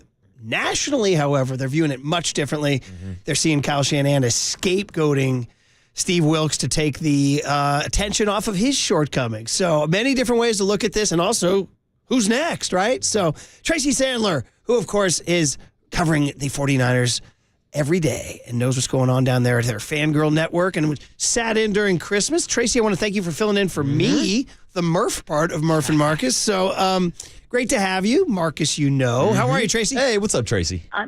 Good morning, you guys. I'm good. Thanks. How are you? Well, we're still, believe it or not, it's Thursday, and we're still licking the wounds. It's really, really been tough. So let's start with the news from yesterday. And, give us your breakdown in terms of shocked, not shocked, what Kyle had to say about it, and how surprised were you? I wasn't overly surprised, and not because they lost the Super Bowl, because I feel like this has been building for quite some time. Really from the get-go, it felt like something was off. And if we go back to midseason, when the 49ers lose to Minnesota, and there was, of course, the controversial play call to end the first half, and Kyle Shanahan publicly criticized Steve Wilks, something we've never seen him do with one of his assistants, at least in his tenure with San Francisco. So you had that issue. Then there was, of course, moving him from the booth to the field, and even though I think a lot got made of that, and they didn't like that a lot got made of it, it still was, again, something we really haven't seen him do, where he basically told one of his assistants to change something in a pretty public way. And then on Sunday, and really throughout the season before we even get to Sunday, the defense just was never quite right. And something that I had maintained a lot over the last couple weeks, a reason that I really wasn't sure the 49ers would win on Sunday, and it turned out they did not, was, and this wasn't the reason they lost necessarily, but the defense has had issues all season long. And I felt like they were the same issues from week 1 all the way to week 18 through the playoffs, but they were masked by key turnovers and a high-powered offense. And we saw on Sunday the defense play well most of the time, but you had Nick Bosa after the game talk about that there were certain plays he wished they were more prepared for. You had Kyle Shanahan have to burn a timeout because he didn't like something he saw on defense. And so everything I really felt was building to this point. So I didn't find it particularly shocking. Yeah, good stuff, Tracy. You are listening to KNBR AM and KNBR FM San Francisco, the sports leader, a Cumulus media station. Tracy Sandler, the voice you hear on the UMA guest line. And Tracy, we had Steve Young on our airwaves yesterday, and he talked about how there could have possibly been some creative tension between Steve Wilks and Kyle Shanahan, which is not necessarily a bad thing, but I'm wondering, since you're in the building every day, was there any actual tension being felt, maybe between Kyle and Steve, or even Steve Wilks and the players? I mean, it's hard to tell with Kyle and Steve because we rarely see them together, except, on the practice field, we might see them talking from far away. So it's kind of hard to tell. I would say you could say there was tension, kind of going back to what I said before. Kyle publicly criticized him after that Minneapolis game or that Minnesota game, and we just normally have not seen that. And I think with the players, it's funny. We asked Nick Bosa about him the other day. We asked Fred Warner.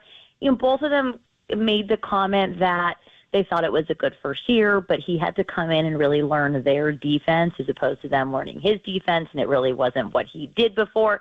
So I don't know if there was tension, but even when they would talk about him coming down to the field, the players said it was being able for him to look them in the eye and they could come up with things in real time on the field. It was never a fit. I think that's the best way to put it. It just never fully a fit. It was good for the DBs to a point, but it was never fully a fit. And I think what we really saw was a disconnect between the front part of the defense and the back end of the defense, between the secondary and your front seven. And that ultimately was not to be dramatic, but was the demise. Yeah, like we said, most people here in the Bay Area were not stunned. Most people nationally said, oh, my God. And there's certain stats you can look at that show he had a good year. Other stats as not as much, particularly the run defense. And, Tracy, we were talking about this earlier. Would you have said that were it not for a great, fortunate comeback against the Detroit Lions, this would have been a more obvious move nationally if they had lost the NFC Championship to that Lions team that just steamrolled them? Absolutely, and that would be coming off almost losing to a Packers team that played really well against them and exposed them in a lot of ways. So it just doesn't feel all that shocking. Again, I could see what you're saying. Like nationally, of course, it feels like a big deal. But if you've been following along in the Bay Area, I have a bit of maybe a hot or lukewarm take. If they win the Super Bowl, I don't know that he's the defensive coordinator next year. Wow, that's a lot to break down, Tracy. Great stuff as always on the Uma guest line. And Tracy, I just wanted to ask, I guess moving forward, what's the plan? Are the Niners going to try to bring in one of these big names that's out there, whether it's your Bill Belichick, Pete Carroll, or do you think they start in-house with a guy like Chris Kasarik or maybe Johnny Holland? I think Kyle said they were going to look internally and externally. I think they have some good candidates in-house. You potentially even have like a Nick Sorensen. Kyle was asked specifically about Chris Kasarik and Johnny Holland yesterday, and so he said he hasn't really talked to anybody yet, but I do think they have some potentially really good in-house candidates. The benefit to that, of course, is that Kyle Shanahan said he'd like to stick with what they've been doing. He's not married to it, but he'd like to stick with what they've been doing, and perhaps it's a little bit easier to bring someone up in-house who knows the system, who knows Kyle, who understands Kyle, who's been there a while, who the players know, who the players are comfortable with. But like you said, there are a lot of big-name candidates out there. Pete Carroll, Mike Vrabel, Brandon Staley, a disastrous head coach, one heck of a defensive coordinator. So that's someone to keep an eye on. So I think they'll look at any and all possibilities. They're going to have to make a decision soon because I know it's February and it feels like football season is a very long time away, but OTAs are just a few short months away, and they have to look at free agents in the draft and all of the things. So I think we'll see a decision sometime in the near future. They do have a lot of options. You know, it's unfortunate for Steve Wilks because there really aren't any defensive coordinator positions left. But for the 49ers, they have a lot of options and a lot of names out there. I don't really think Bill Belichick is coming to San Francisco as a defensive coordinator, as an amazing as a story as that would be. And I think the other thing you have to keep in mind is if you bring someone in, you look at someone like a Pete Carroll or a Mike Vrabel, how easy is it to go back to being a coordinator under a coach like Kyle Shanahan? I mean, those are things you kind of have to look at and think about in terms of chemistry, and you talk about tension. There's a lot that kind of goes into it. So I wouldn't be surprised if it was someone internally, and externally, I would say Brandon Staley or Mike Vrabel probably makes the most sense if you're going to go big name outside the building. Tracy Sandler, Fangirl Network, as the Niners sort of deal with this brutal loss by making even more news and firing Steve Wilks. A few more minutes left, Tracy, about the game and just how you've digested it. Where did you come down on the whole coin flip controversy? You were in the building at the time, and things move fast now. You know, I mean, like in my living room, we had somebody say, well, this is good because you get the third possession. And then we come in, and Marcus says, no, the Chiefs says they were going to go for two. There would have been no third possession, win or lose. Do you think, to you, is it obvious they should have taken the ball second, or what? I think, you know, Kyle talked about the analytics. You said it best. Things move really fast in the moment. It's really easy for us to be like, well, they should have done this and they should have done that. Obviously, they had a plan. He had a reason he wanted to do it. It would seem that taking the ball second would be the way to go, but I can see the argument from all sides. And my bigger thing is at the end of the day, you're playing Patrick Mahomes. And in my opinion, if Patrick Mahomes is getting the ball in overtime, Patrick Mahomes is going to win the Super Bowl. And I think they lost the game long before that. I feel like the game was over at the fumbled punt, and even though a lot happened after it, in my opinion, that was really where it changed. And in my head, and actually to a colleague next to me, I said, I'm pretty sure that's the ball game. And so I think that's really where they lost the game. But in terms of the overtime, they had a plan. It was the plans they thought was best. It didn't work, but part of the reason it didn't work is because you got Patrick Mahomes on the other side, and those are situations he's always going to come out on top. And Tracy, you know that there are 100 reasons of why the 49ers did not win that game against the Kansas City Chiefs. But of course, again, nationally this morning to tie everything back together to Steve Wilks, a lot of people are pointing to Steve Wilks as the scapegoat so that people stop talking about those Kyle Shanahan decisions. Is that the way that you view it, the national narrative that Kyle fired Steve Wilks as a scapegoat? Not at all. I really don't think that that's the case. Like I said, this has been probably a long time coming, and I still believe that if they won the Super Bowl, I'm still not sure Steve Wilks is there next year. I don't think he's scapegoating. If as you said before, locally we're paying attention, we see this is building for quite some time. It's not a scapegoat thing. There are a lot of reasons they lost the Super Bowl, and none of those reasons are going away because Steve Wilks got fired, and people aren't going to stop talking about those reasons because Steve Wilks got fired, and the whole coin toss and overtime rules and who knew what had nothing to do, with Steve Wilks. There were a lot of reasons. We saw a lot of breakdowns, and you could point to the Christian McCaffrey fumble, as I talked about the pump fumble. There were a lot of things that went wrong. There was the missed block on Chris Jones. A lot of things went wrong in that game, as they do in any football game, and probably more things went wrong than we know went wrong. Mm-hmm. And that's why they lost the Super Bowl. Steve Wilks and the defense perhaps didn't help, but again, it's been building for so long, and it just never felt like the right fit. It just didn't feel like this was a long-term plan for San Francisco. Yeah, and to wrap it up, Tracy, I have to ask you about your guy, Jake Moody, because, of course, there was a block extra point, but the guy set an NFL record for the longest field goal in Super Bowl history before, of course, Harrison Butker took it later on in that game. But what was your breakdown of Jake Moody's performance in the Super Bowl? I think the field goals were incredible. There was the clutch field goal, to put them up. 19-16, the blocked extra point was certainly very unfortunate. But again, I don't think it's the reason they lost. It goes back to kind of all the things I said. It's just like, you look at Christian McCaffrey and everything he's done for this team. This team's not in the Super Bowl without Christian McCaffrey. He scores the touchdown, the Juwan Jennings thrown touchdown pass. He scores that. He fumbled and that killed a drive, but it wasn't Christian's fault they lost the Super Bowl. All of this stuff adds up, but when you look at the whole, I think Jake Moody had a heck of a game, had a heck of a season. The missed extra point, that can't happen. That's stuff he has to clean up, but Jake Moody's also a rookie kicker. He didn't choose to be drafted in the third round, and I think he really, all in all, had a heck of a season, and he'll just learn and get better from it. All right, Tracy, good stuff, and we'll continue to follow you, Fangirl Sports Network, and look forward to this very interesting offseason, which I think basically you're going to be covering more of a psychology than a football. I think this is going to be a psychological journey for them to get back. You know what I mean? It's going to be absolutely so hard for Super Bowl losers, particularly 2 and 4 years.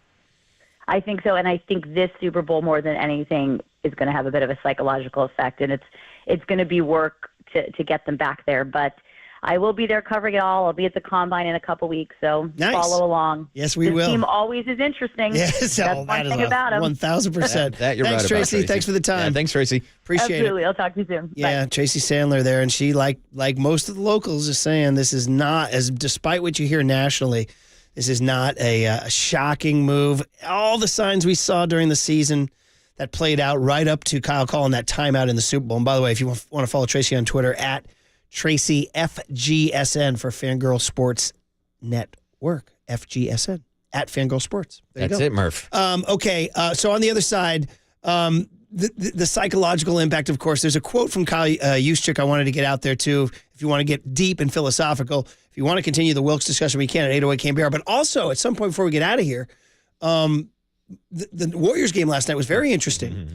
Draymond was kind of tripping out, and the Clippers were a little spicy. So we'll get into all that next on KNBR 104.5 and 680, the Sports Leader. Shout out to you for supporting KNBR, Campbell's Sports Leader.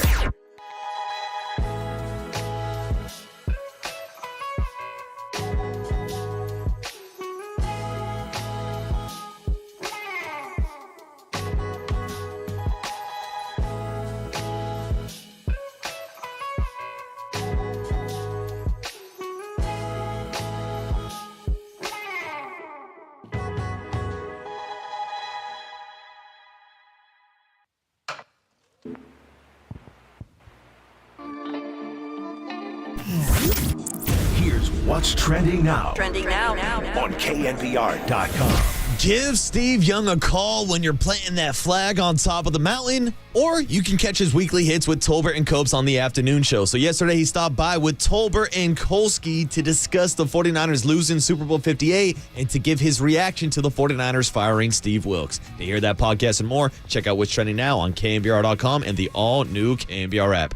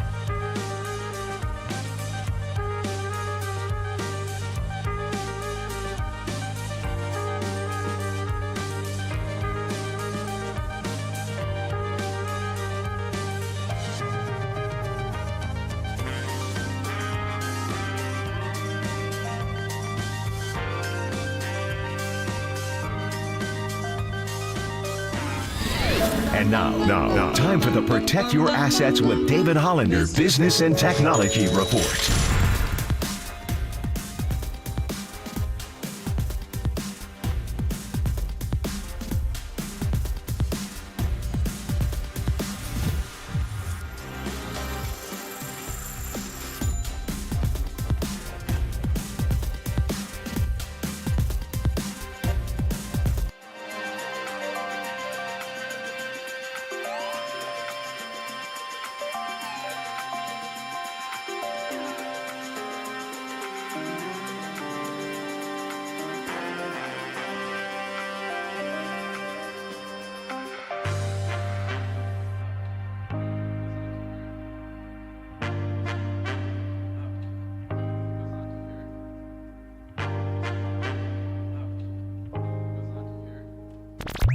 Faithful Murph and Marcus keep your morning moving. Streaming live at twitch.tv/thesportsleader.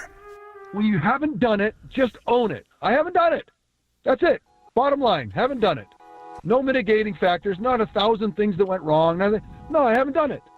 And just recognize that it makes no sense to try to explain it or try to or defend it or minimize it or anything else. It's like, no. This is the ultimate thing. It's like a thing about Everest, right? It's like, oh no, I climbed K2. Oh, great, that's awesome. Have you been to Everest? No, I've been in base camp when I've climbed up and the weather came. Well, call me when you put the flag on top. There he is, Steve Young. That was great. He's so great, right? There he was in the afternoon show yesterday. It was Tolbert and I believe Kolsky, but fantastic. And he's coming from experience, bro, to take you all the way back to when you were in diapers. This was on Steve Young. He was Kyle Shanahan. He could not do what Joe had done. And let me tell you what, the Bay Area let him know. I mean, the heat was on. Now, can you fire your quarterback? I mean, you could trade him. No one's trading. He was the MVP of the league, dude. He was Lamar Jackson. I mean, you're not getting rid of the MVP of the league. And if we're tying this Kyle Shanahan, you're not getting rid of the best offensive minds in football. Although we got that text saying, let's be real now. In another era, Eddie D would fire Kyle Shanahan. It's an incredible take, right? And he probably would, honestly. Yeah, but then does that make you the Philadelphia Eagles firing Andy Reid, and then you're going on and watching him have success with another team? I mean, different era, different times, different situations, but there was a standard here, and Steve had to hit it, and that's what Steve's talking about. He knows. He didn't care about climbing K2. I won the MVP, and I got you guys to the championship game. I don't care. Doesn't matter. Give me the bowl. And he did finally in 94, which is then what got him the famous monkey off my back, monkey off my back. Now, would you compare that era and those Super Bowl or bust expectations to Steve Young as the same Super Bowl or bust expectation to Kyle Shanahan and these Niners? Yes, except for the fact, I mean, it's so, I mean, it's the Gulf of Gulfs. It's the Gulf of Mexico. It's the Red Sea. The difference is they won them. Yeah. They went 5-0. These guys are 0-3. In the last 10 years. I mean, it's crazy. They're more like the Giants, guys. Yeah. Again, Giants from 87 to 2010. Well, Murph, that's the thing. You said last 10 years. We're going last 30 years. Right, but I'm saying 3 bowls. Exactly. Yeah, 48, 54, and 58, right? Yeah, that's it. It's the Jed York. By the way, I'm done with the Roman numerals. I'm done with the Roman numerals. I don't need them. I've officially tapped out. I don't need them. Once we hit 50, I've said I don't care what the NFL says. And when I jock blog and stuff, I go with the Roman numeral. I mean, the Arabic numerals, I believe. Isn't that what they're called? Oh, I don't know. I like using the Cam Newton hieroglyphics myself. Well, that's a little nutty. What's he said, by the way, since the Super Bowl? Has he said anything? I haven't heard him say nothing. About Brock Purdy? And we saw him on Super Bowl Radio Row. I was trying to get him on the show, but I haven't heard any hot takes from Cam lately. He caused quite a scene. He walked in. He's gigantic. But there was a whole gaggle of humanity around him. Oh, dude, he's got that top hat on. And they were all filming him and everything. Tall. Brock Purdy. Brock Purdy. Okay, so I don't know how you guys feel about philosophy and big picture and meaning of life. Ooh, philosophy, Murph. I got a D in that class. Well, you also just didn't know that, what was the one I just threw at you didn't know was the... I don't know. You hit me with a lot of big words. I just said something a second ago that you didn't know. What was it? I don't know. I don't remember. I don't know. Freaking brain goes away. What happened to our brains? Well, it's because we got if you looked at all the data that's attacking me right now, whether it's the text line, my notes, the paper, tell them that FanFest is March 9th, you know what I mean? Listen, I love it. But it also means I'm going to forget. That's it. We're out trying to remember our favorite flavors of Pop-Tarts, too, Murph. Well, that one's easy. That's cinnamon. And we were so inspired, by the way, the passing of Bill Post, the man who invented the Pop-Tart. Jacob the Vigilante said, "Blanket, I'm going for some." He went into the break room. We're sold out. Empty boxes. Sold out. That's they're selling off the shelf, Smurf. And we also got a couple of listeners we inspired to go by. Good. One guy said, "You're an enabler." I look at the text. He goes, "You're an enabler." I said, "Oh man, that's a harsh text. What does he mean?" I clicked on it. It was a picture of him buying a Pop-Tart. You're the problem, Murph. It all starts with you. All right, so here's the big picture. Philosophy. Meaning of life. Ooh. Do you do meaning of life?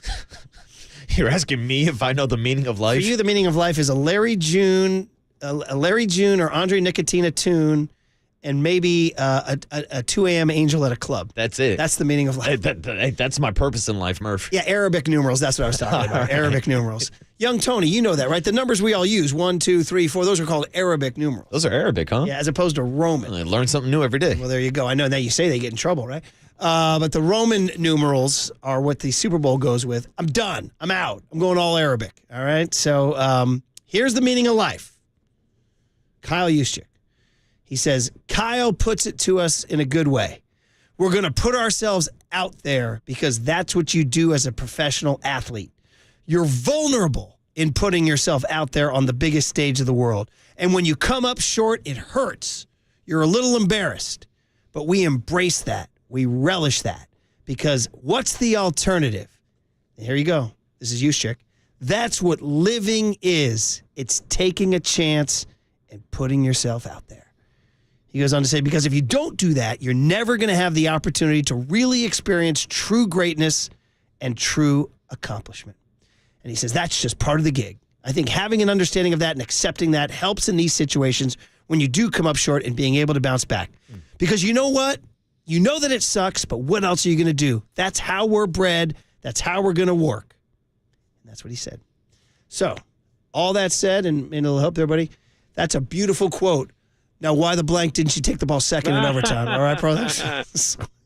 But anyway, we're at that stage now, guys, where we're going big picture on meaning of life. You put yourself out there, and that's the noble thing. And I like that breakdown from Juice because it's basically him summing up the phrase to not be afraid of failure. Yes. Because a lot of people are scared to even take risk. I mean, it's the old Michael Jordan line, right? You miss 99 of the shots you don't take, or however that phrase goes. You miss 100% of the shots you don't take. Exactly. So you have to be able to put yourself out there. And again, big picture-wise, it's good that the 49ers are on the kind of verge of success. Now, listen, everybody wants Super Bowls. Everybody wants Lombardi trophies. We all wanted to be on Market Street today celebrating the 49ers taking on their 6th Super Bowl trophy. But Kyle's right. Shanahan and Juszczyk. You got to get to the big game. You got to play for those moments, and you can't be afraid to fail. All right, I'm going to go one more big one for you now. Do you remember that Tom Brady documentary? It was called The Man in the Arena. Do you know this one, Young Tone? Do you know this one? Teddy Roosevelt? Yeah. Here we go. I'm going to read it. I'm going to do dramatic reading right now here. You might want to play the national. Do you have the Star Spangled Banner here, buddy, for me? Can I get that? We need that for the Animal House Star Spangled Banner. This is the one you fall back on. This is the 5 stages of grief, right? You know about the 5 stages of grief? Acceptance is the final one. There's denial. That was the 2 minutes of silence in my house. Anger. That's the calls on Monday. Bargaining. Depression, which all of Tony's rejoins. And then acceptance is the 5th stage. That's the 5th stage. And acceptance comes when you finally get to the Kyle Juszczyk quote I just read and the Teddy Roosevelt quote. It is not the critic who counts.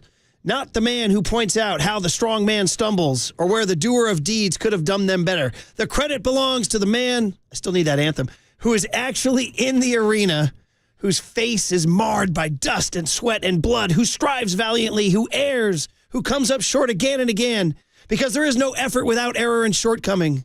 But who does actually, I'm never going to get the anthem, but who does actually strive to do the deeds. No, I'm instrumental, brother. I need the instrumental. He gives me the vocal. Anyways, did you not see Animal House when they're humming it as they walk out? No, Come on, man. He has not seen Animal House. I got you, Murph. Actually, they're doing, did they do the anthem? Yeah, they do the anthem. That's a pomp and circumstance. Anyway, it ends by this. He says, if he fails, at least fails while daring greatly, so that his place shall never be with those cold and timid souls who neither know victory nor defeat. Teddy Roosevelt. So that's where we're at. Acceptance. Acceptance. So is that you saying that you're finally accepting that the Chiefs were just a better team on Sunday. Sure. Yeah. It's a day. Mm-hmm. We can talk about the overtime decisions. We can talk about Kyle Shannon's play call, and we can talk about Steve Wilks on that overtime drive. The Chiefs came out. They played a better game, and they were the more prepared team for overtime, and that's why yesterday they had their parade. Yep. That's it. Yep. Accept it. Mm-hmm. Accept it, brother. And by the way, at the end of that Teddy Roosevelt quote where he says, the cold and timid souls who neither know victory nor defeat, the credit belongs to the man who was actually in the arena. He says, and why didn't you block Chris Jones? Chris Jones is the man unblocked in the arena.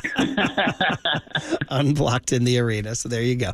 All right, guys. That was the philosophical section of the show today. Now we get into the spice from last night at Chase Center. Hey, now. There was some stuff.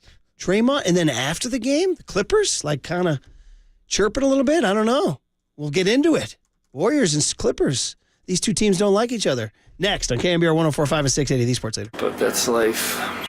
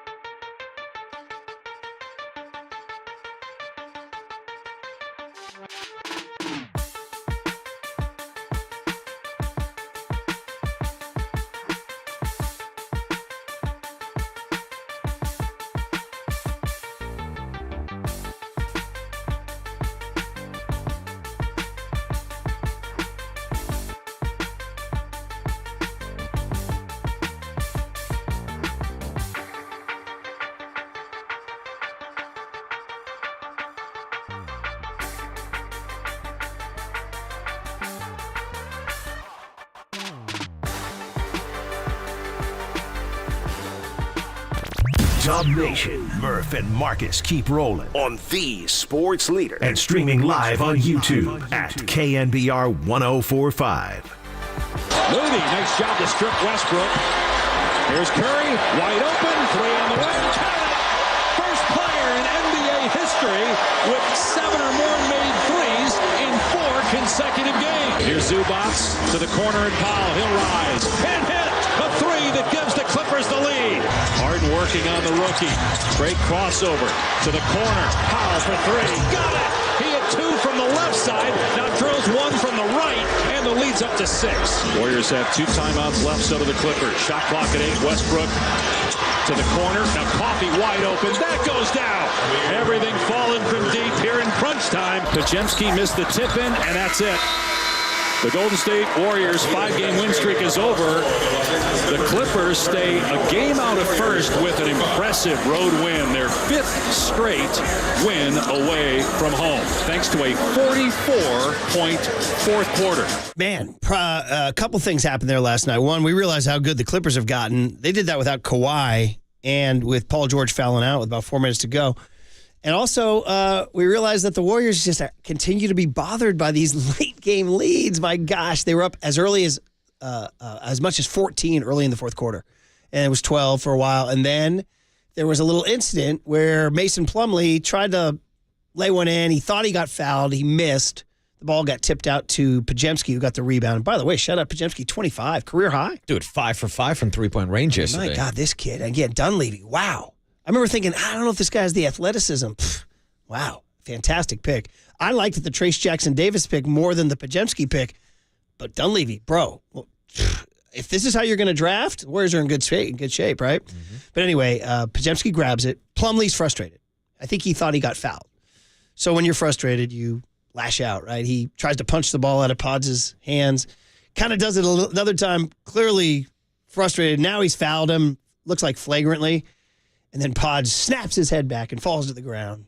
Now we got a scene, right? Kuminga moves towards the Clipper bench. The Clippers bench empties. Mm-hmm. Kind of pushes Plumlee a little bit. He did? Mm-hmm. Yeah. He didn't get fined for that or anything, or no tea or anything. It was a light shove. And then here comes Draymond. Oh, bro.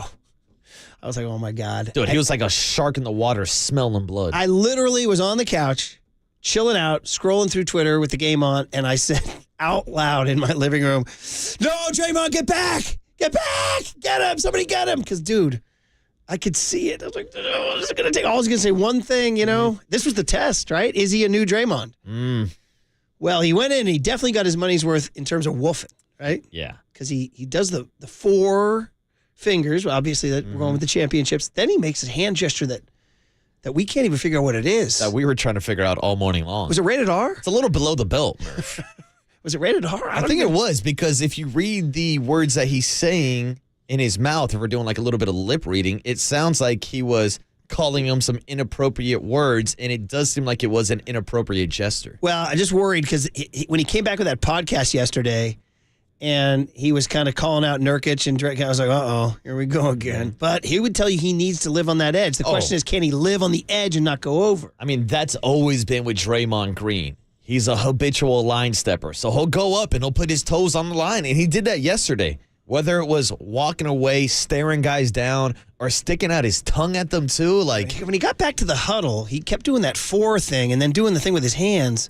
By the way, we had a couple hilarious texts early in the show saying, no, he was doing the thing that Ross and Monica did in Friends, which if you're watching on YouTube or Twitch, was that thing they would do. Remember that? But that was like, no, he wasn't doing that. That was funny. That was what they would do to each other when they were young and their mom and dad, they wanted to say blank you to each other, but they couldn't swear in front of their mom and dad. Which led to a couple funny scenes when they did it as adults, you know, and they do the thing there. I don't think that's what he was doing. No. I mean, shout out to Draymond Green. I know it was Valentine's Day last night, but he was making some pretty inappropriate gestures, maybe just sending some love signals, Murph. Unfortunately, he didn't talk after the game last night, so we didn't find out. They did blow the game. Norman Powell, what did you expect, dude? Hit a couple of huge threes. In fact, he had 4 threes down the stretch, and then Amir Coffey came out of nowhere and hit a couple threes. Undrafted guy. He just kind of worked his way through the G League and is now part of the Clippers. I mean, that's the most disappointing thing about the Warriors blowing this 15-point lead. The fact that it's the 6th time they've done it this season, but also the fact that Kawhi Leonard was chilling on the bench. Paul George fouled out of the game. I mean, even Ty Lue got ejected from this game, too. By the way, Kuminga did get a tee for the shove. Okay. He did, yeah. But Ty Lue got his second tee, got ejected. Mm-hmm. And they were like, well, this is shocking because he's the most calm coach in the league, arguably. Well, after the game, I guess this is from the tunnel. I don't know who captured this video, but this is the Clippers and Ty Lue in the tunnel all fired up, yelling. Put it back there now. Cheat. That's all they be doing. Got you one minute.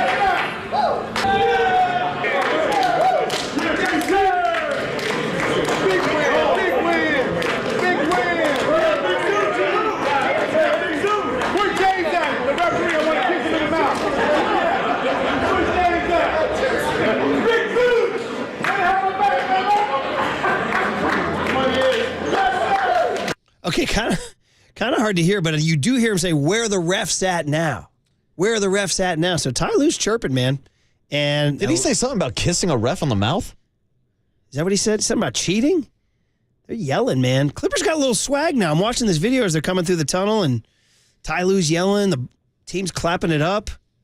Put it back there now. Cheat. That's all they be doing. I wonder if he gets fined for that. Does he? If he's accusing them of cheating. Kind of a pirate video, though. I would assume so. Yeah, it's hard to hear. Hard to break down. Yeah, anyway, so that was spicy. Here's Pajemski on what happened with him and Plumlee. Now, the key was that he missed the 2 free throws that came from the technical fouls. Here he is.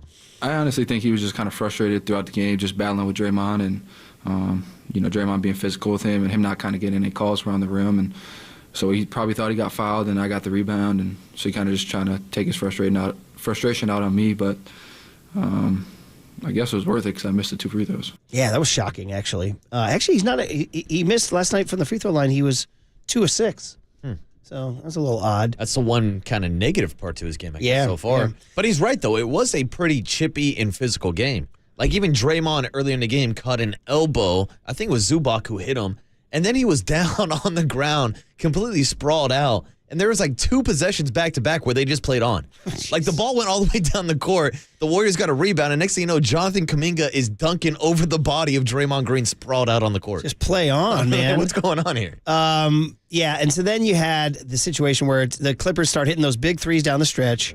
And then you have the Warriors make a bucket. It's 128, 125, 38 seconds to go. They inbound the ball.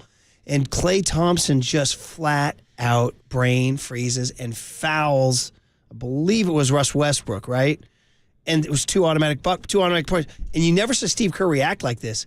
Steve Kerr puts his hands in the air on top of his head, kind of goes down to his knees, turns the assistant. Really unusual reaction from Kerr. I mean, especially to see that kind of reaction to a Klay Thompson screw-up. And look, we've talked about the fact that Klay Thompson is coming off the Achilles injury, coming off the ACL injury, and he has definitely taken a few steps back in his defensive game physically. But mentally, there should never be a breakdown like this when Klay Thompson used to be one of the best two-way guards in the league, one of the best defenders. Like, he's got to know from all of his experience that this is completely unacceptable. So here's Kerr after the game. You can tell he's still miffed here. Yeah, we didn't want to. We're down 3 with 38 seconds. So, it's an obvious defend and, just play it out and get a rebound, and then it's a one-possession game. Yeah. We didn't get Klay after the game either. So we didn't get Klay, we didn't get Dre. But he's obviously very frustrated. By the way, when that whole thing with Plumlee went down, the Warriors were up 9. And then they wound up losing by 5. So they got outscored by 14. I mean, they were dominating all 3 quarters of this game, and then they just went cold in the fourth quarter and couldn't stop anybody. It gave up 44 in the fourth quarter, as you pointed out, which leads to Steph Curry saying, well, they're 26-26. They're 12-12 on the road, or 12-12 at home, and 14-14 on the road. What is that, Steph? If I'm not mistaken, we're probably like 500 at home. 14-14. Huh? 14-14. So we're very average.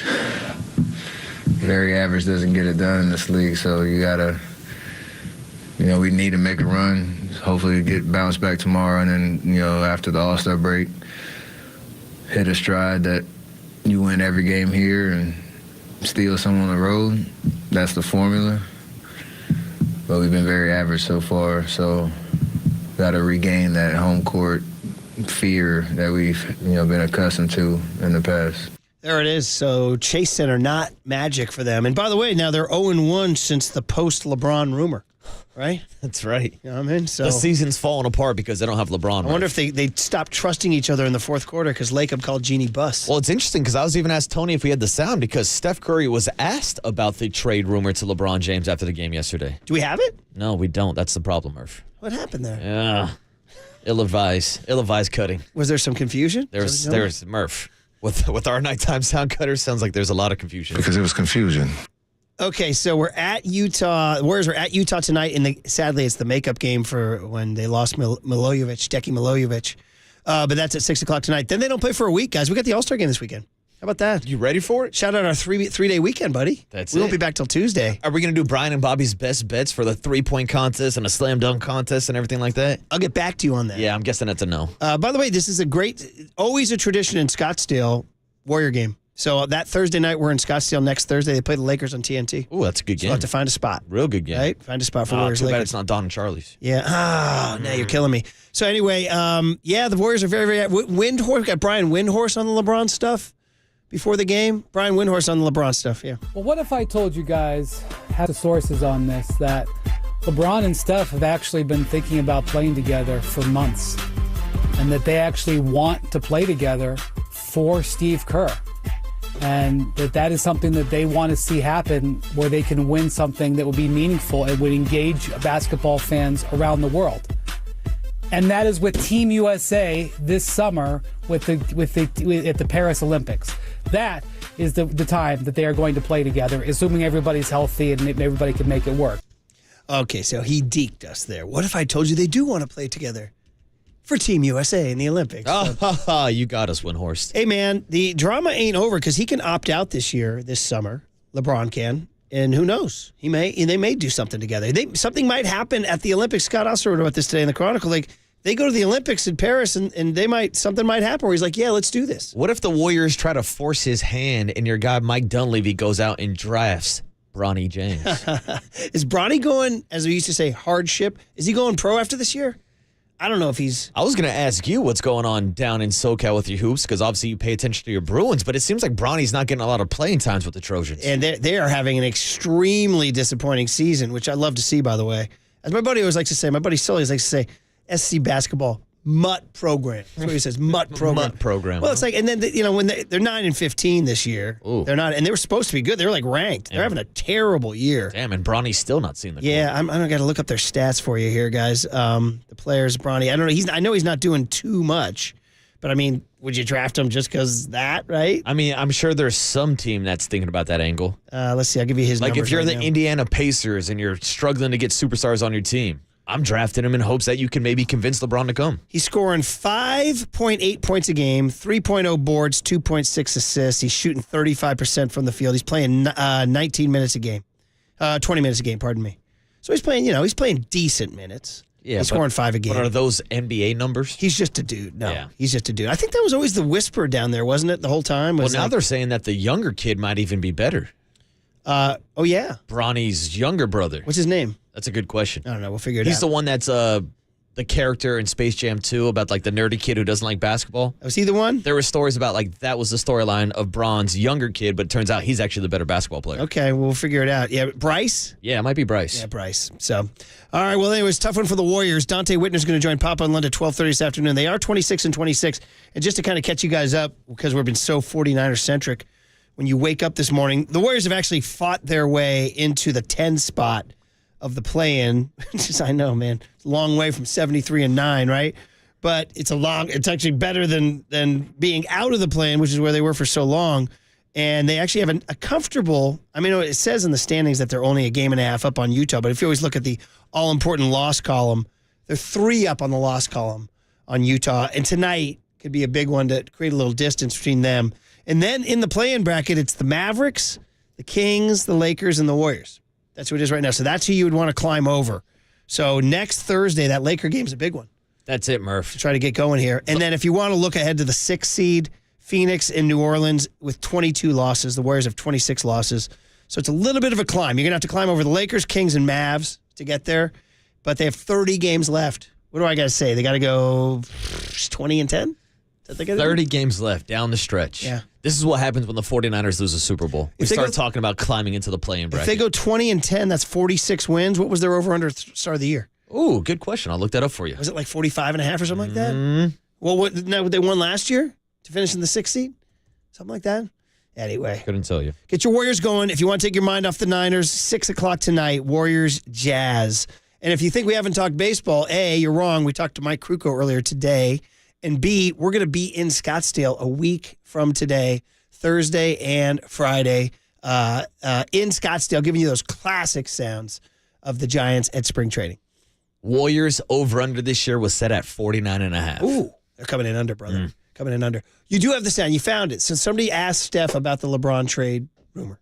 No, I'm never surprised. It's always a surprise that stuff like that gets out, because I'm assuming that every team is making calls that the media group would know about it. It would maybe normalize the conversation that happened, in the front office, especially around the trade deadline, when you're exploring around the league who's available, who's not, and gauging interest on that. So obviously a guy like Bron, you would probably call just to see. I don't know what the depths of those conversations were, but that was a nice little surprise this morning. That's funny. That's kind of like what what's his face Travis Kelce said about Taylor Swift. Shoot your shot, right? Shoot or shoot, Murph. Yeah, shoot your shot. LeBron's out there. Why not give him a call? And so, and again, he's right. If you knew all the stuff that was going on all the calls, we talked about John Lynch calling Belichick about Brady, and so I wonder how many people call the Warriors about Curry, right? Right. I wonder how many people are calling John Lynch and the 49ers about Kyle Shanahan right now. You mean the head coach? Yeah. Oh, probably not too much. That was a joke. That was a bad joke. Right there? That was a bad joke. All right, buddy. All right. Here's the deal. We'll hand it over to Papa and Lund on the other side on a Thursday as we finally have reached acceptance. Is that right? I think that's the stage we're at. When I read the Teddy Roosevelt quote. Stage 5, right? Acceptance, Murph. You're going to have to jock blog about that. On KNBR 104.5 and 680, the Sports Leader. Was it electric? It was unbelievable.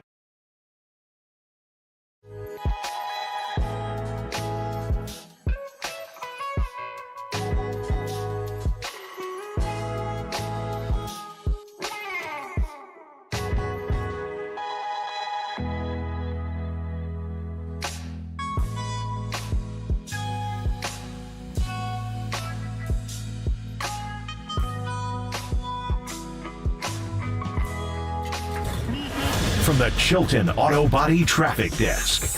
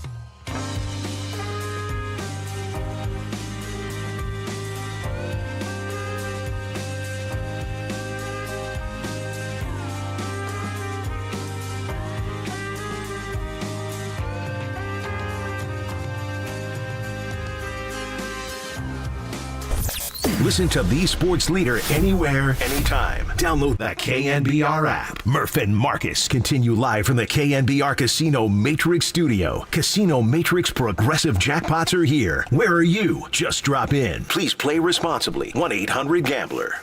All right, so today is the day we covered the Steve Wilks firing dramatically. We'll see who crops up as a candidate real soon. Obviously, Giants baseball getting more and more in our lives. And we did kind of brushed up against that story that MLB players are upset with the jerseys this year in spring training, saying they're cheap. Just another black eye for the great game of baseball. And, of course, the Warriors' tough loss last night to the Clippers. But, things from the real world always bleed in, right? And so I'm going through my little morning headlines, and I see a guy named Bill Post died at the age of 94. So first of all, 94, nice run, brother. Second of all, who's Bill Post? Oh, wait. Bill Post is the guy who, as a young employee at Kellogg's, talked to some dudes about a pastry with a little filling that they might be able to make and put in a toaster. That's right, my man. Bill Post invented the Pop-Tart, and he's a legend, and we got to salute this guy. And yes, we know Jerry Seinfeld and Jim Gaffigan, no joke, have made a movie on Netflix coming out May 3rd about the invention of the Pop-Tart. It's supposed to be a comedy. But anyway, this actually linked to this little visit. He went back at age 93 to the Kellogg's plant and told his story. We need this little inspiration, and we need to have you all jonesing for a cinnamon Pop-Tart today. I was 16 years old, 1943, war going on. So they hired 30 kids for that summer. I was one of them. We were as poor as church mice, bringing money home for my folks. The rest is history. 4 guys came through here. There were 4 vice presidents. They had like a piece of pie, the shape of a slice of bread, fork marks around the edge, 2 pieces of dough with some filling in. They said, we have this idea, we'd like to put that in a toaster. My boss said, wow, it wasn't going well at all. And I said, that's a great idea. I'd like to take that sample back, and I'll be back with a plan of what we ought to do. And they sold 45,000 cases of each flavor. They just blew off the shelves. I said to our superintendent, hey, why don't you take some Pop-Tarts and run them under that icer? Go out and melt in a toaster. Do it anyway, how they just put it in there. He said, I don't believe it. It didn't melt. The decision to make all 4 flavors iced took one day. That was 60 years ago. Things were different, We run on a daily basis 7 million Pop-Tarts, 7 million consumers that invite us to their home every day. Just try anything. There is no idea that's too crazy. And if somebody tells you you can't do it, show them you can. Give me the applause. Give me that. What an American right there, baby. How about that closing message there, too? How about when he goes, we put it in, it didn't melt. How about that? It's just so incredible. Dude, can you imagine making your fortune inventing the Pop-Tart? I mean, Murph, we're talking about this guy that's an absolute legend. And I know there's been a ton of discourse this week about Kyle Shanahan's overtime discussions, whether or not it's the right move to fire Steve Wilks. I think we probably got the most response on the Golden State Lumber and Building Material text line today, discussing what's the best flavor of Pop-Tarts. So here are the original 4. Strawberry, blueberry, brown sugar, cinnamon, and apple currant, which was renamed Appleberry. You came out strongly in favor of? Well, the original strawberry is at the top of the charts. I go with the blueberry. I'm also a big fan of the wild berry, which is not part of the core 4. Yeah, the core 4. But they had the purple frosting with like the little blue swiggles on it. That one's delicious too. I got to say, man, the brown sugar cinnamon, it might make me weep back to my childhood. When I'm in the final days of my life, I might be thinking about my mom pulling a brown sugar cinnamon Pop-Tart out of the toaster, and that might be when it's time to go. I'll be like, all right, it's time to go. I experienced that. That's always like a fun topic to get into with people. Like, what would your final meal be? Maybe you got to throw some Pop-Tarts in there. A toasted cinnamon Pop-Tart and a cup of coffee. Me and young Tony were on that. Cup of coffee and a toasted. When I was a kid, there was no coffee. But anyway, Bill Post, we salute you, buddy. And as he said, never let anybody tell you can't. Because if you want to put the damn toaster or put the damn pastry in the toaster with the icing, do it. All right? So there you go. Good way to end it. Thank you, Vigilante and Young Tone. Hey, tomorrow's Friday, brother. Dude, I'm going to go get some Pop-Tarts, and I'll see you tomorrow, Murph. We're jonesing. And when it's time for a change, think Speedy Oil Change and Auto Service, your trusted oil change tune-up and brake experts. You are listening to KNBR AM and KNBR FM San Francisco, the sports leader, a Cumulus media station. If somebody tells you you can't do it, show them you can. Guess what I can smell? Springtime. Yeehaw! That's the end of the game.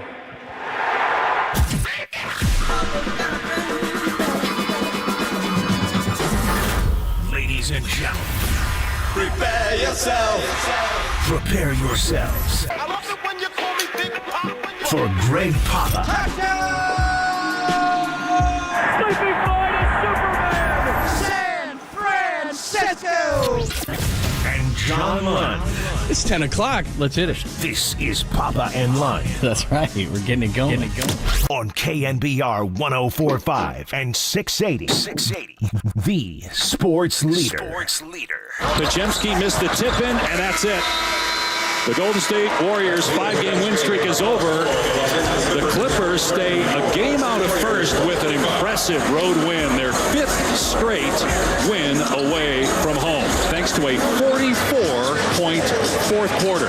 I think this is a one-off. I think we played a really solid game, 34 assists and 9 turnovers, but the game got away from us defensively there in the fourth. And I'd like to watch the tape and see how we can adjust better, and because they picked us apart in that high screen. James Harden was fantastic tonight, and we just couldn't corral him in that fourth quarter. And as I said, they took advantage in every way. Offensive boards, getting to the rim. We fouled them. We fouled James on that 3-point shot, which was a big play. And so, like I said, we lost control of the game defensively, and I don't think we adjusted well enough either as a coaching staff. Yes. I mean, that was the hardest part, and I knew that was a challenge. It was tough. It was real tough losing D'Amico. It was tough losing Saul the year before. But we had committed to not just the system, but the players that had been in the system, from our D-line, our linebackers. They had played in it for such a long time. So it was my goal to not have to change all of them, and bringing in Steve, who was unbelievable, and how loyal he was, and him trying to do it. But it just ended up not being the right fit. And it's like, it hurt for me to do this, but that's exactly why I had to. Yes, thanks for joining us, Kyle Shanahan. You heard Steve Kerr. You heard Dave Pasch, who we had on yesterday, the end of the Warriors. Another come-from-behind loss for the Warriors, 131-25. Gary St. Jean's going to join us at 10:25. You may notice the absence. Papa is going to be gone today, tomorrow, and next week. So we got a ton to discuss today. I will open up the Golden State Lumber and Building Materials text line, which is the same number as the phone line, and we'll get into a number of different things. Running into people last night during Valentine's Day, the lovely VD. People are still not over this Niners thing, so I want to take your pulse as we are, what are we at, Thursday? They all run together because I'm still recovering from Vegas. We are, 4 days away from the loss in the Super Bowl, but people are still going to go over this, and I have a reason why, because somebody told me this last night. We'll get into the Warriors' loss and where that is with the St. Louis one at 10:30. Dante Whitner is going to join us and talk about the defense and talk about the quick turnaround, because that was one of the reasons that Kyle Shanahan said they didn't take the ball. More from that, and we'll start in a couple of different places. Number one, we'll start in Kansas City with what is life and death, and although lots of times we act like sports are life and death, they are not. And Kansas City, where a local DJ was killed in Kansas City, 10 others injured. Apparently it started because of a fight, and a lot of people were texting in yesterday because this happened during the final hour of the show yesterday. And what I've learned, I've been doing this 25 years, so I learned this a long time ago, but certainly during the pandemic, it was drilled home even more that we are kind of the toy box, and if people want to hear news, they're going to go to their favorite news channel. I'm not judging whatever news channel you find to be compelling, or radio, or your phone, or there's just so many different ways to gather information. So I want to acknowledge that it happened, but certainly if you want to go deep into why, and you want to get into gun policies and everything like that, this is not the place for you. I just think, as most, it's tragic, it's too bad. We should be able to, because I was at these parades just like you probably were in 10, 12, and 14, and hope to have another one with the 49ers, which is why this maybe hits home. Or maybe you're at the Warriors parade, and the last thing on your mind is having something like this happen. It's a happy time. It's a time that the community comes together. It's one of the reasons why, even though people will say that sports aren't important, they are, because they bring people from all different backgrounds and races and genders and beliefs and all these kind of things, and we all come together and hug, and I don't even know who the hell you are, and you don't even know who the hell I am, and we hug each other, and we have a great time, and the one bond we have, and I saw it all week in Vegas last week, and it was great. People from all over the country, and talked to tons of 49ers fans and different backgrounds and everything, and I had an absolute blast, and it was one of the top things that I remember from Vegas.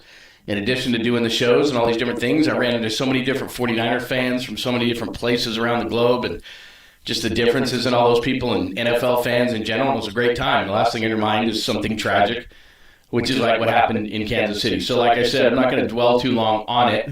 I think we all feel the same way about what's going on in our country and why this has to happen and everything. I felt just because we had a stage, we should probably start with that. So acknowledging that happened yesterday, and it's just too bad, because that should be the last thing on anybody's mind. Now, in terms of yesterday, so what we were doing yesterday on the show in regards to the 49ers is we were going to go over what Kyle and John said. So I think we've been running promos to say there are different stages of grief. And the further you get away, and I don't care what it is in your life, and again, I'm not downplaying this. Some people get over things quickly, and I'm certainly not comparing sports to death or tragic things that happen in your life or divorce or anything like that. But there's, I think, different kinds of grief, and fans will get over it. But like I said, I was 2 days ago, I told the story, the start of the show yesterday. I was at Target, which is a place I don't love to go, but I was at Target, and I had been in Vegas for a week, so I had to get a few things, and a guy stopped me, and I think part of it is because we're on YouTube and Twitch, and you can see what I look like, which is not impressive. And he stops me, and we had about a 10-minute conversation, and then I enjoyed it because it was therapeutic for both of us.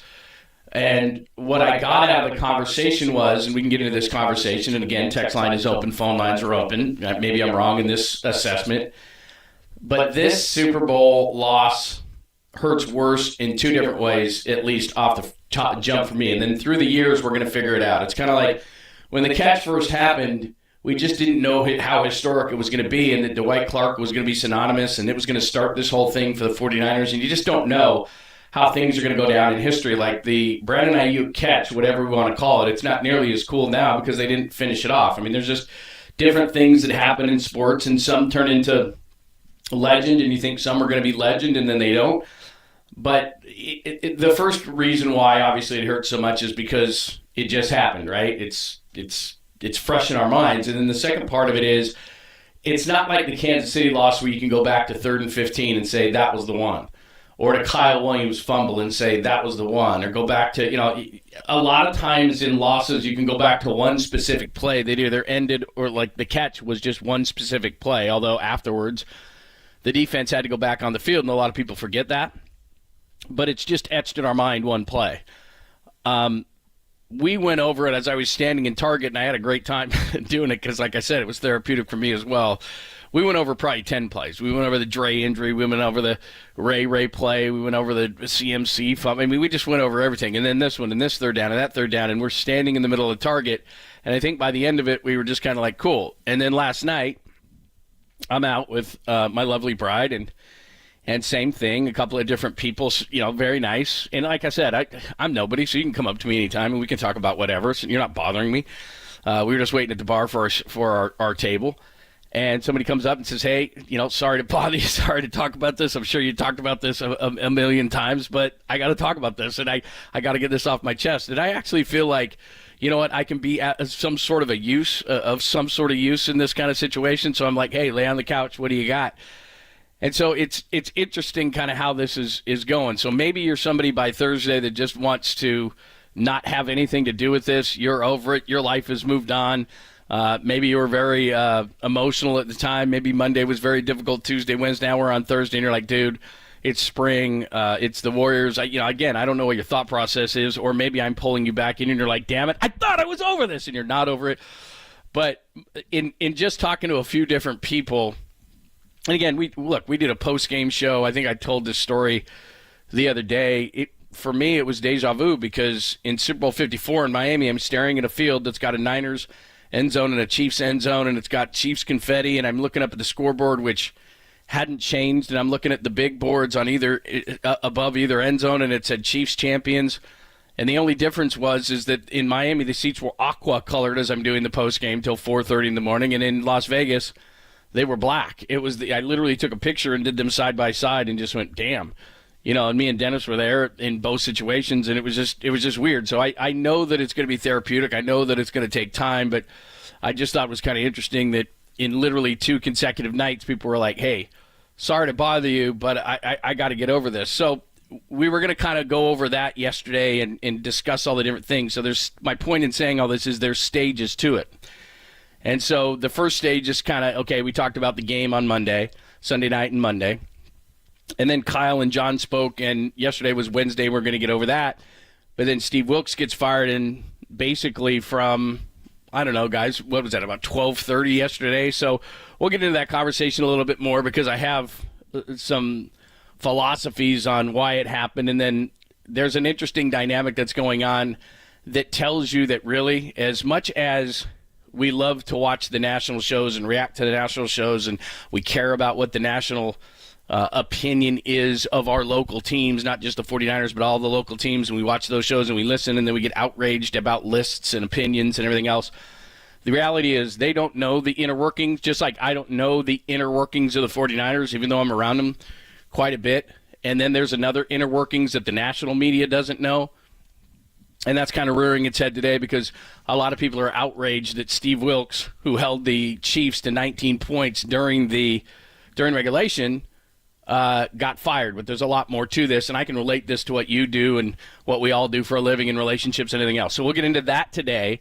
I'll open everything up without Pop here. We'll have more opportunities to talk to you, both via the text, both the phone line, and we'll do it on YouTube and Twitch as well. So we'll get into that conversation. We will not forget about the Warriors. And as I said, in about 18 minutes, we'll talk to Gary St. Jean about what's going on with the Warriors, both last night's game and more of a macro view as they sit deep in the standings of the Western Conference. So how deep can this team go? And the reason why I want to talk to Saint about it is because, as I saw yesterday, I think it was Bill Simmons who said it, and he kind of made a correlation between the Chiefs and the Warriors. So in other words, the Chiefs didn't look great all year long, and they kind of have their issues, and all of a sudden they're there at the end. And I think that's what we're all banking on, and Steph Curry playing the role of Patrick Mahomes. I'm not sure I see it that way. That's just too convenient of a narrative right now. So we'll get into all that as far as the conversation, and we'll not forget that the Giants pitchers and catchers are reporting. I don't know how excited you are for Jorge Soler. I was looking at the roster, potential batting order. And again, I'm trying to keep the Dodgers out of this whole thing because they're in a completely different stratosphere. So in other words, if I'm comping the Giants to the Dodgers, we're all going, ugh. But if I'm comping the Giants to potentially the rest of the teams that are in the National League fighting for a wild card, because unless the Dodgers have injuries or something like that, they're going to win the NL West. So now you have to shift your eyes towards, okay, we're going to be up because I think Atlanta wins the East, right? So now it's like, okay, what about the Phillies, or what about the Cubs, or what about the Reds, or what about the, whatever, the Mets? What about teams what about the Diamondbacks? Those are the teams that you're going to be battling with. So how do the Giants stack up against those teams? And will they at least get one or maybe two Boris clients as they still sit? I think that's so ridiculous, so we can get into that conversation as well. So anyway, a ton on the agenda today. Golden State Lumber and Building Materials text line is the same as the call-in number, 415-808-KNBR, 415-808-5627. So if you still got thoughts on the Super Bowl, we can do that. I'll get into a little bit of Steve Wilks and the philosophy behind that, and will that be maybe something that can get the 49ers over the top? And then, of course, we'll get into it with Gary St. Jean and more on the Warriors. We'll start that conversation at 10:30. Thursday edition, Pop and Lund, only here on the Sports Leader.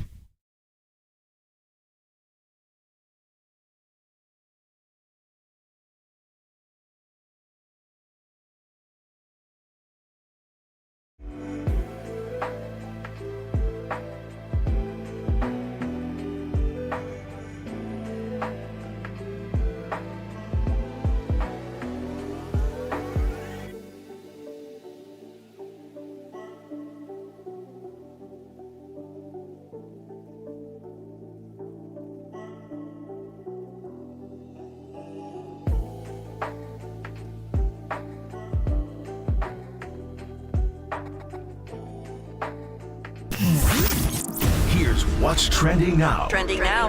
On KNBR.com. The great Greg Cosell, who we hung out with in Las Vegas from NFL Films. He joined Murph and Marcus this morning to break down the Niners' loss to the Chiefs and the firing of defensive coordinator Steve Wilks. Check out that podcast and more. Trending right now on KNBR.com and the KNBR app.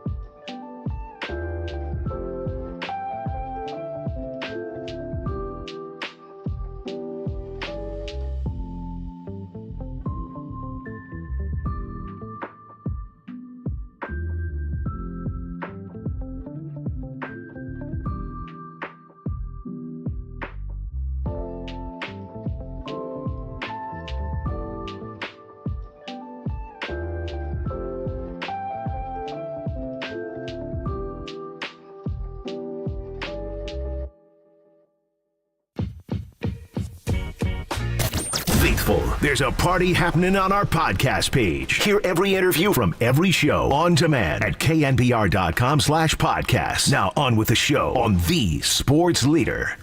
Hey, 57 got hurt. 57 got hurt over there.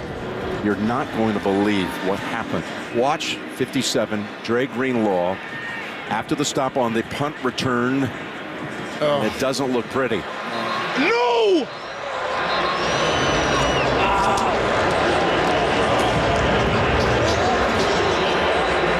Did Dre just get hurt running out on the field? Did Dre really tear his Achilles? Yeah, they just said. That's depressing. Thanks for joining us. I'm sorry to make you relive this all again. Maybe this is part of the recovery process. Well, I'm going to get into Steve Wilks in just a second. But the reason I wanted to play that, and thanks for joining me. Pop is out today. He'll be out the rest of next week as well, so you were stuck with me.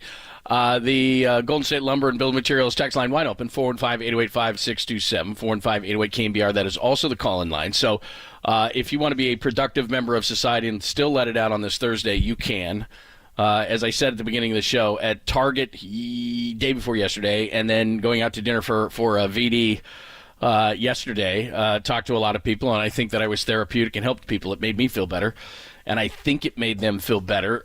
So before I get into Steve Wilks, one thing I wanted to mention, and then Gary St. Jean, by the way, going to join us in 9 minutes to talk about the Warriors blowing the game last night against the Clippers and wide lens, what the heck's going on, and what will they be doing the rest of the season with 20-plus games left. So we'll get into that about the Warriors at the bottom. But as I kind of siphon through everything here, and as I was telling you in the first segment, where I think this is going to go long-term and how we're going to remember this Super Bowl, who knows? Because, again, for good plays, bad plays, we don't know until years pass, and then we'll decipher and decide kind of what we're going to remember from this. But I think it is going to be a collection of plays, and that's what's driving everybody crazy.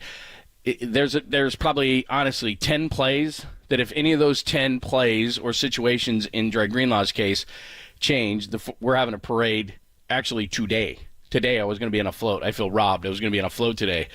I'm very angry about that. But I really think that if we voted on this, and we can, I think the Dre Greenlaw thing is probably number one.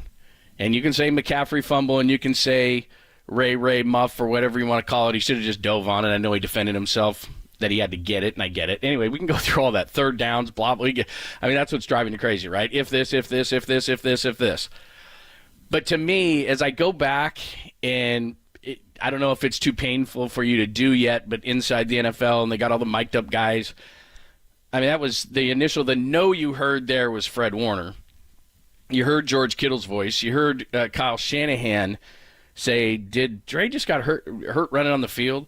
You heard Patrick Mahomes' reaction there. We were up in the booth, and I saw it happen, and I just thought Dre stumbled running onto the field. But as good as he was playing, as fired up as the defense was, as energetic, and then also in the results of Oren Burks being targeted 9 times, and the Kansas City Chiefs completed all 9 of those passes, I think that was maybe number one on the list. I mean, they all combined, and they're all painful. But if you see the reaction, look, I've said this many times on the show, I am not an athlete. I am not athletic. But I know emotions of people, and I'm sure you do too. And as you're going into a game and you have your full squad of guys and you have this game plan, and the guy really, as great as Fred is, as great as Nick is, as great as Ward is, as great as the guy who is the heat-seeking missile, and the guy who kind of is an energy leader of this team is 57. And all of a sudden you see that guy go down, and it affected Fred for a while. If we continued that clip, Fred later was on the sidelines with his head in his hands and just going, you got to be kidding me. And then you had Bosa come up to him, and I don't know if we have this audio, but Bosa came up to him and said, hey, man, you got to snap out of it.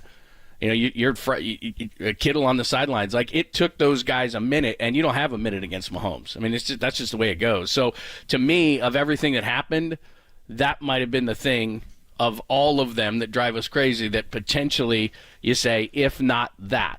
And that's just the freakiest thing. And then that led to Tim Ryan coming on with Murph and Marcus on Monday and just said the football gods just weren't with us. I mean, it was like, okay, you're still not going to go down. What if we do this? Okay, you're still not going to go down. What if we do this? I mean, McCaffrey doesn't fumble, right? I mean, I don't want to relive all these things with you, but the reason I am is because in going back now to the audio, to the mic'd up stuff, and seeing how devastating that was to not only Fred Warner, but the entire defense, permeating to the coach and George Kittle and different things, and even to the Kansas City sideline, they knew right away. Look, sorry, I know the guy went down. I'm speaking from a Kansas City perspective, but we got to target that guy all day long, and that's what they did.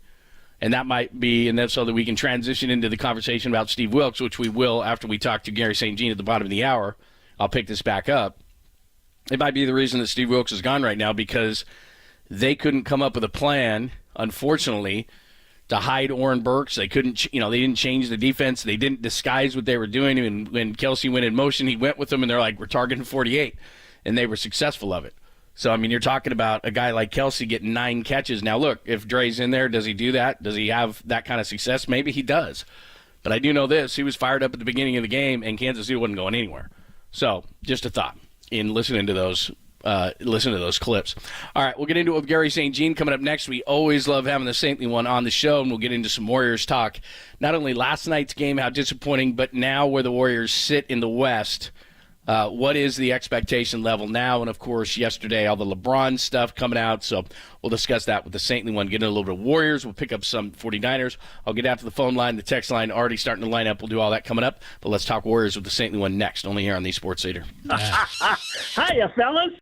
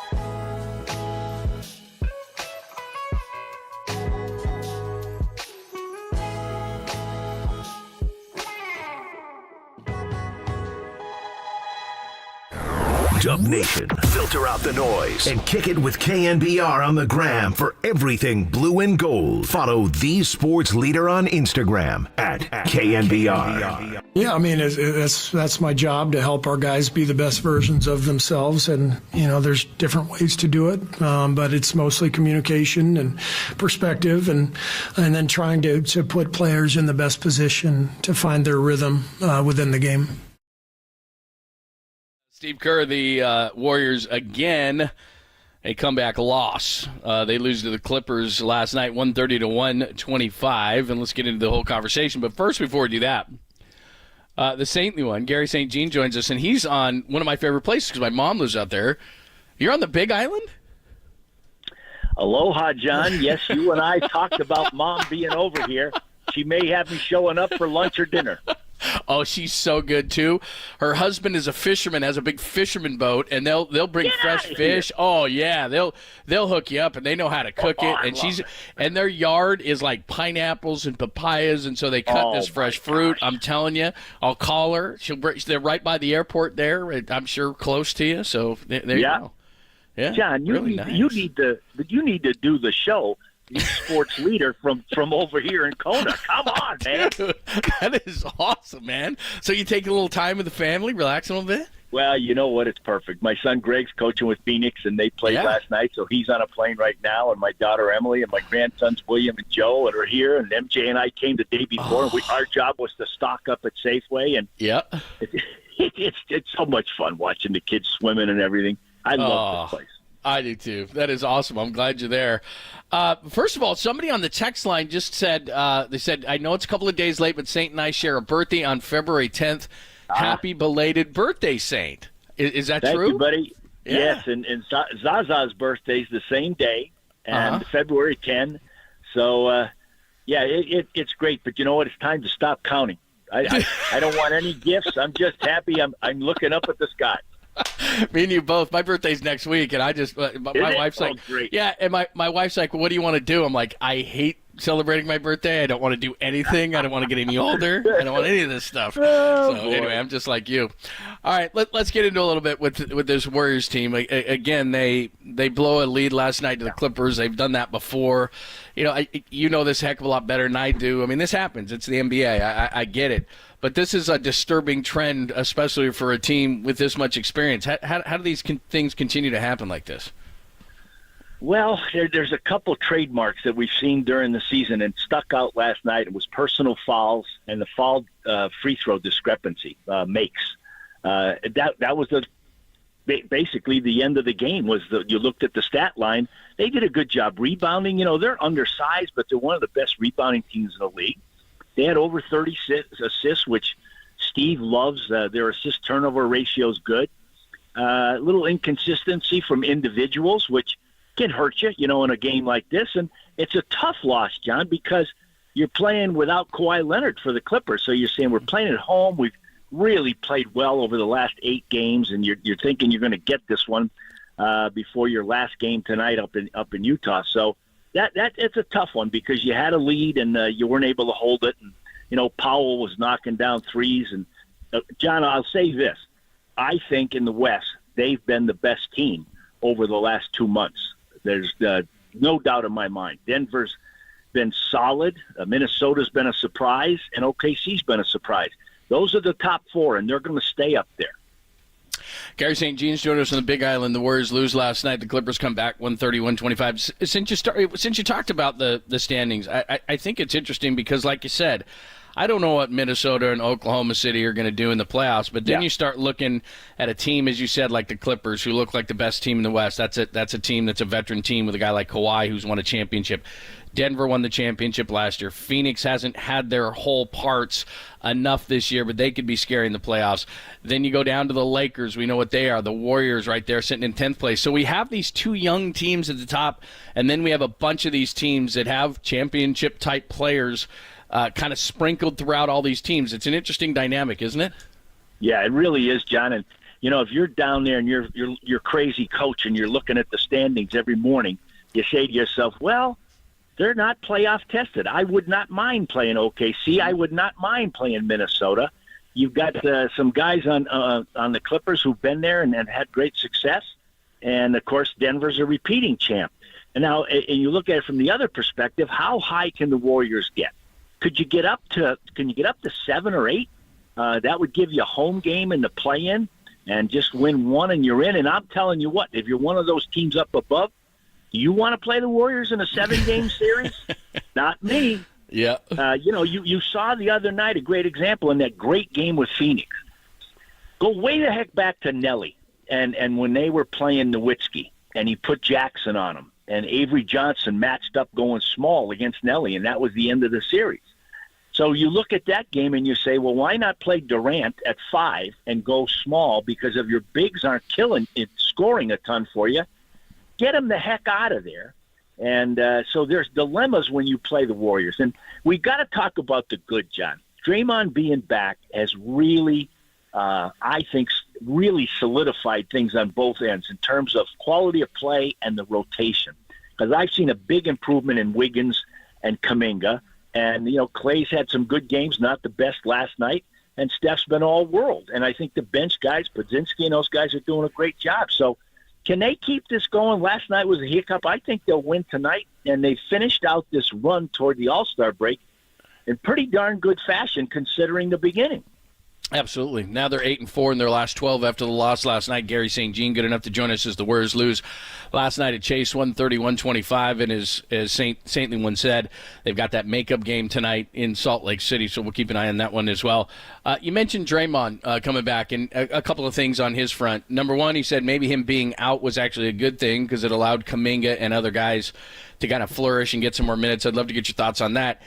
And then can he hold up as a 5, playing the 5? We got 30 games left in the season in playoffs. Can he hold up that way? Well, John, that's a great point because the physicality wears you down and being undersized at the 5. But, geez, I love the way Davis has come in and played well when Draymond was in foul trouble, and Sarik's been a nice backup. So they can do it as a trio, but they're going to have to watch for fatigue with him. That's real. And but he's done a tremendous job. And you put a mic in front of him, John, he can take your job, my job, Pop's job, everybody's job. Whose job he's going to take is Charles Barkley. And you know what? When he gets that mic, he gets rolling. I mean, he was able to give a dissertation on why it was good for him to get suspended for the team. I listened to that and I said, holy moly, on Pop's best day. On Pop's best day, he couldn't have done any better than that. No. Well, and they're doing that alternative broadcast, which is becoming a huge thing in media. And so I guess him and Charles and some others for All-Stars, they're going to do an alternative broadcast. So that should be pretty cool. Oh my gosh. Yeah. Well, hey, he's at the Super Bowl with LeBron. He's going to Indianapolis, probably going to St. Elmo's for a big steak with Barkley. Don't you love that place? Hey, oh my God. That's the hottest horseradish sauce in the whole country. Doubt. Yeah. Unbelievable. John, I love it. That is great. The same one is joining us. The rest of the roster, Kuminga, because I think that, and another thing Draymond said is, look, this guy's our number 2 option. Sometime, there was all this trade talk about him, but while Draymond was out, he started to flourish. Last night he was okay. 6 of 13, had 13 points, 8 boards. What do you see, though, not only now, but in the future for this guy? Well, I see a great athlete. I see a guy who's found happiness, and he looks like he understands that he's got a prominent role with this team. John, his on-ball defense is very good. He can improve off the ball. You mentioned 8 rebounds. That's an area that he's got to keep up there with that athleticism. Don't be leaking out down on the break. And then offensively, you know what I'm catching the last few games? Instead of catching it stationary and looking and breaking a guy down and taking him, he's getting in more off the move. And if he's on the move, he's as good a young athlete as we have in the entire league. Because of that, if he does that, that can be very beneficial to him. But I'm happy for the guy because I was a little, I had a little criticism over the last couple months because I can see it. But we got to remember, he's very, very young. And who did Mike Dunleavy get the most phone calls about? No doubt about it. Yeah. They were all calling about him. And no, he's not going anywhere. Yeah, there's no question. It is amazing, too, that when you see it took Kuminga a minute and it still Moody's kind of find his way. They let Wiseman go. But then you get a guy like Podziemski who comes in, and Steve talks about this all the time, which is he just plays the right way. So the 25 points were impressive last night, but he always fills up the box score. He gets 7 boards last night. He gets 8 assists. He takes the most charges in the league. I mean, I don't know how this guy went from not playing at Illinois to being pretty good at Santa Clara to being this guy that now has become pretty indispensable when it comes to the Warriors, and filling up the box score. John, I got to tell you something. Look at him. I'm jealous because he's got a nice curly hair. I got nothing. But I'm telling you what, I look at this kid and I'm like, wow. Now, I coached in Milwaukee for 7 years with Nelly, so I love Wisconsin, and he's from there. And this kid, you can't teach this, John. He's just got feel for the game. And he's got that toughness about him. He's a good decision maker. Nothing's more indicative than allowing a rookie to enter the ball late game against Phoenix, and he goes a bounce pass 3/4 of the way across the court to Curry for a game winner. You noted the charges. Now he's making threes last night. And you know what? You know who played like this? Steve Kerr. Steve Kerr was a very, very smart player. And Steve was a much better shooter. But in terms of toughness and intelligence, I see Steve smiling when he watches this kid. It's a beautiful thing. And I don't know if it was Joe Lacob sneaking over to watch Santa Clara play, or if they talked to Herb Sendek. The Williams guy in OKC is playing out of his mind. So Santa Clara is producing some darn players. My good buddy Greg Bundy, a former Yale player, told me, don't go to sleep on these guys at Santa Clara. They got another big guy there who's a quality player.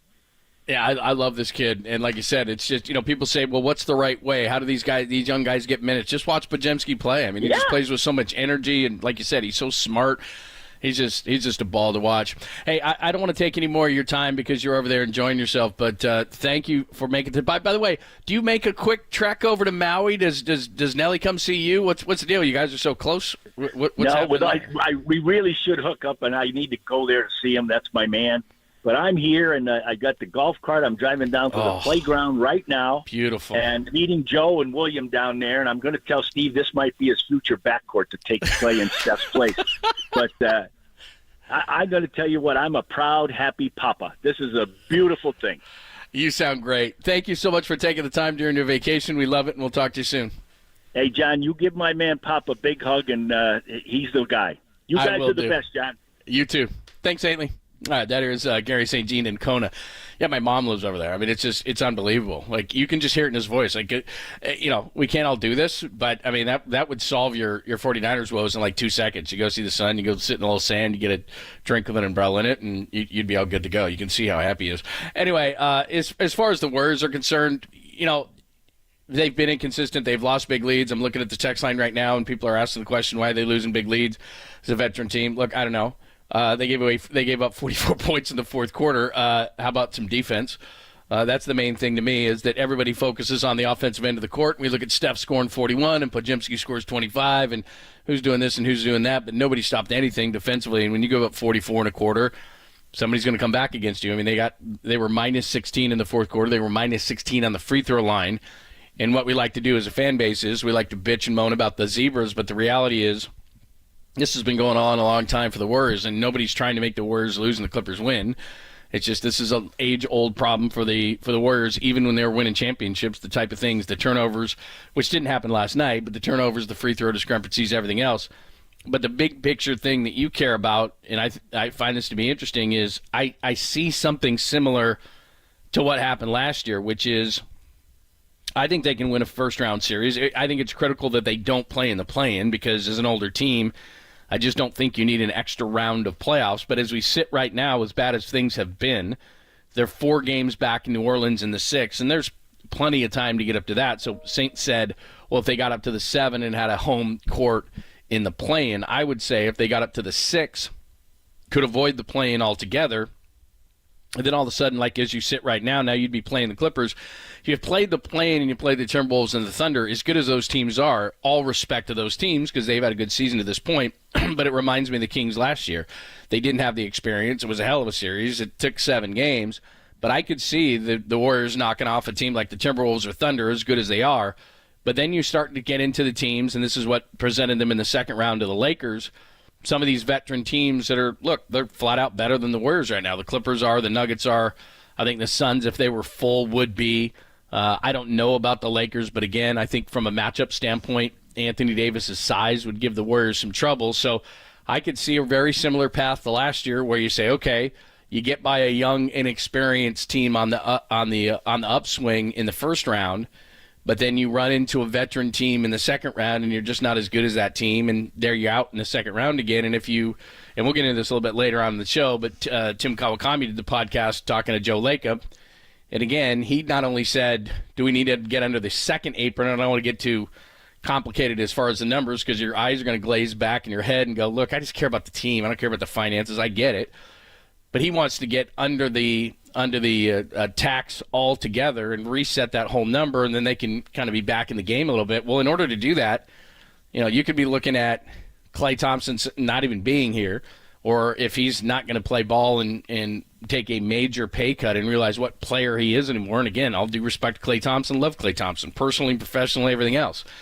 But he's not a player that is the type of money that he's reportedly asking for. The Warriors just can't do that. It would be stupid, too. Hey, we've paid you. We thank you. There's going to be a statue, but you can't do thank you contracts anymore. It just doesn't work that way. The tax is too high. And it wouldn't shock me altogether with this whole conversation that was had yesterday with Woj had the piece with Ramona Shelburne on ESPN saying that the Warriors owner-to-owner called the Lakers and said, is LeBron available? And Jeannie Buss said, look, talk to Rich Paul, talk to Clutch Sports, talk to his agents. If he doesn't want to be here, we don't want him to be here, which is kind of a novel approach. But right away they said no. He wants to be here. He wants to be in L.A. I talked about this yesterday. There's a lot of reasons why LeBron James wants to be in L.A. Outside of basketball. It's the whole reason he went there in the first place. So I don't think he's going anywhere. But the reason I'm bringing this up is it wouldn't totally shock me is you start looking at the finances of everything. Who knows how the end of the season is going to be for Draymond Green? And I'm not downplaying the fact that he's very important to the Warriors, but he's very good friends with LeBron James. And where everybody's talking about, revisiting a LeBron James to the Warriors, I wouldn't be surprised if the Warriors revisited a Draymond Green to the Lakers. Because if Joe Lacob is talking about trying to set things financially up, well, let's take a quick look at this thing. It's not going to be Steph Curry who makes a bunch of money. It could be Andrew Wiggins with his number. But it's mainly going to be, you're going to be looking at guys who make a ton of money like Draymond Green and Klay Thompson. It's hard to move Wiggins, especially the Wiggins that is playing right now, because he's got 3 more years left on his contract. And so basically with Wiggins, you've got to take something bad back. That's not going to help the Warriors. It's going to be Draymond Green or Klay Thompson. This is going to be the major money. If that's what Joe Lacob is talking about, trying to reset the finances of this team, there's 2 players that stand out, and that's Klay at the end of the year not re-signing at all or signing at a massive discount or moving Draymond Green somewhere in his $25 million. So anyway, we can get into that as the whole conversation progresses. If you want to get into the Warriors' plight, we can do that. But I promised you a discussion about Steve Wilks. The national guys have it wrong. I'll explain. It's Pop and Lund. Pop will be back not next week, actually the week after that. Only here on the Sports Leader. Aloha, John.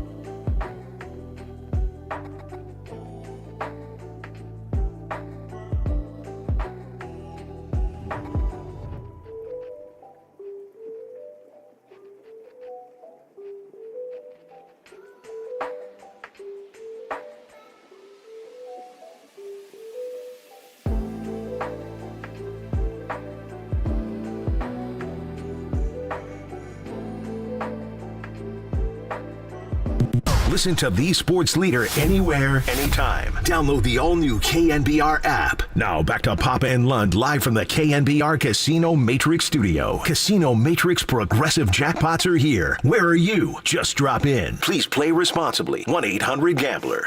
Just based on film, based on their talent level, there certainly were times during the season where it appeared, based on talent level, that the run defense wasn't as good as probably many thought it should be. I mean, I think they had some issues in the secondary at times. They were trying to figure out. We know they started the year with Oliver in the slot, and that didn't work. Then they moved Lenore in the slot with Ambry Thomas on the outside. They clearly didn't think that worked because in the Super Bowl, Logan Ryan played the slot, and he's not a slot corner. So, obviously there were personnel issues as well.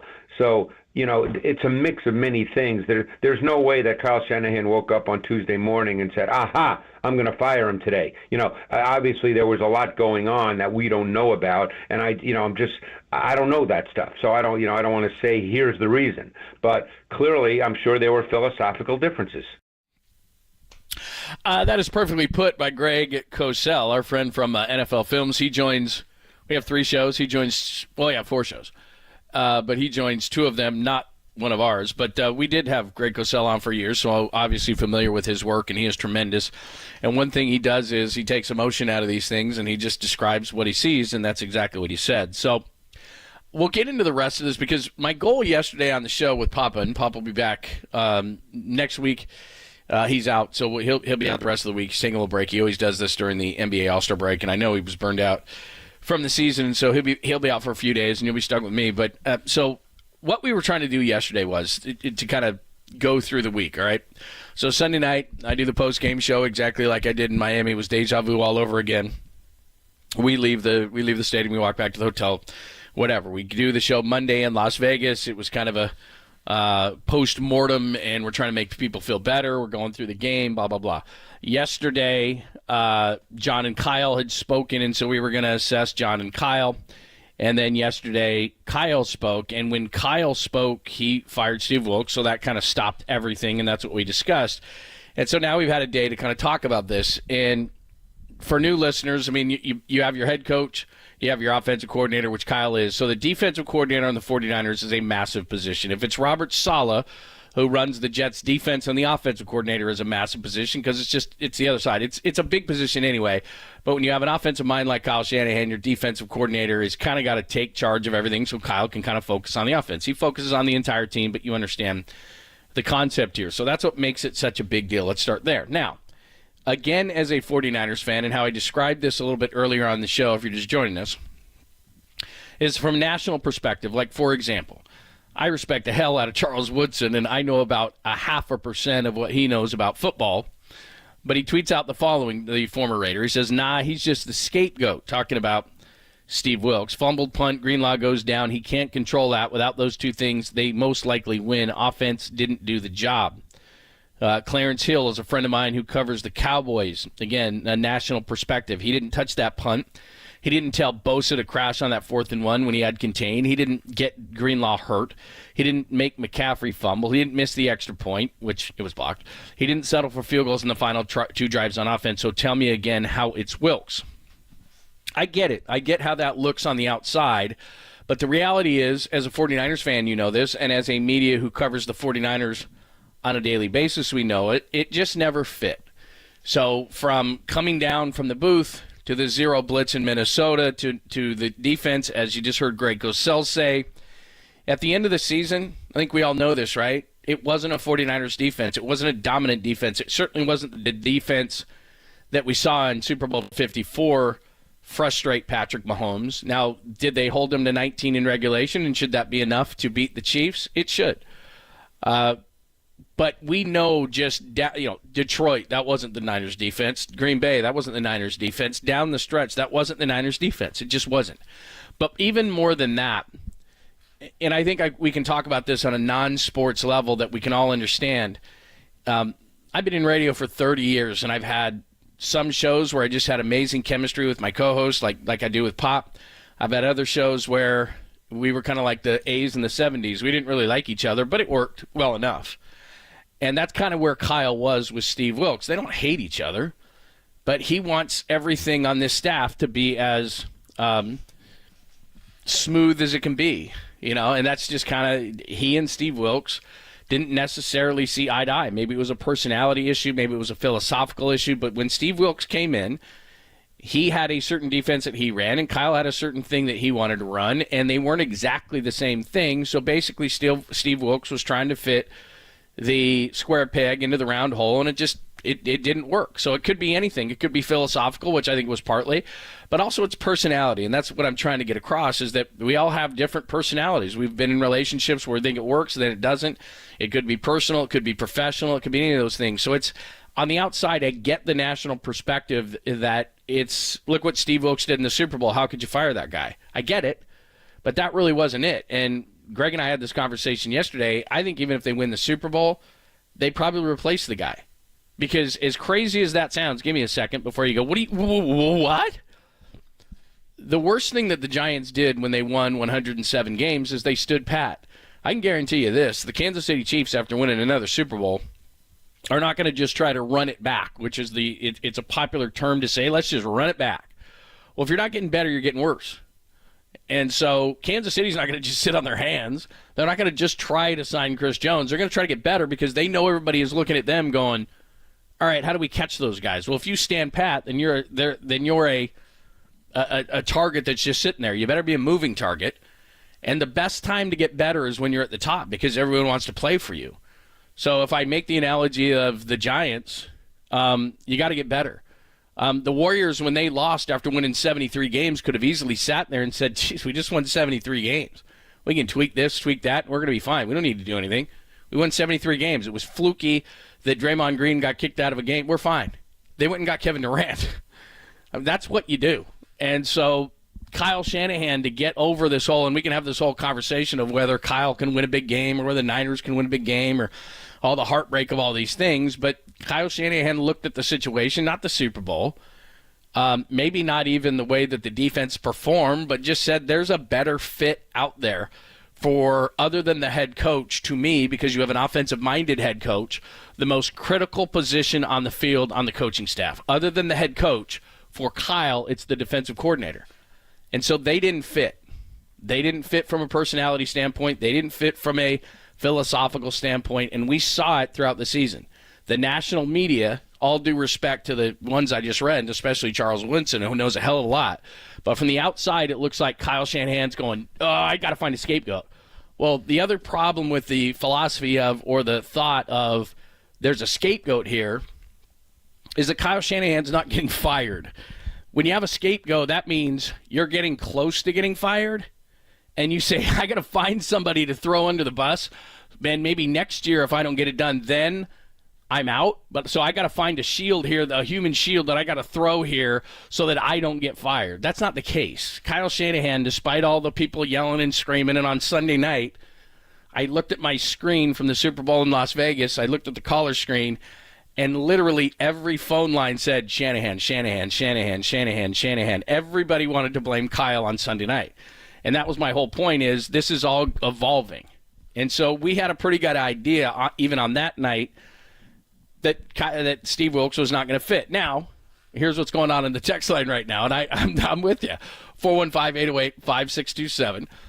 The Golden State Lumber and Building Materials text line is wide open. Jump on a phone line as well. 415-808-5627, 415-808-KNBR. I know what you're thinking, because I'm thinking the same thing, right? Will Bill Belichick come and be the 49ers defensive coordinator? Highly doubtful. No. Yeah, thank you. Highly doubtful. Now, if I'm Kyle Shanahan, is that my first call? 100%. Because the 49ers, and I did this yesterday, I'm holding my fingers very closely together if you're on YouTube and Twitch. They're really close to winning a Super Bowl. So what you try to do, and that's a great text from the 415, Farhan found a scapegoat. That's kind of what it is. I mean, that's what Farhan did. You're 100% right, 415, is that when the pressure is starting to get to you, when the walls are starting to close in those situations, you're like, oh my God, here's Gabe Kapler. Don't sacrifice me. We're going to sacrifice Gabe. That's what happens when your team is struggling. That's not Kyle Shanahan. He's not getting fired. He's not getting close to getting fired. He shouldn't be getting close to getting fired. No way. So he's not scapegoating, because to scapegoat, you have to be trying to save yourself. All right, so that's not happening right now. Good point that he is. He is. So let me get back to my Belichick talk. Is Bill Belichick coming to the 49ers? I wouldn't bet my life that he isn't, but I would say that it's probably unlikely. Would that be my first call as Kyle Shanahan? 100%.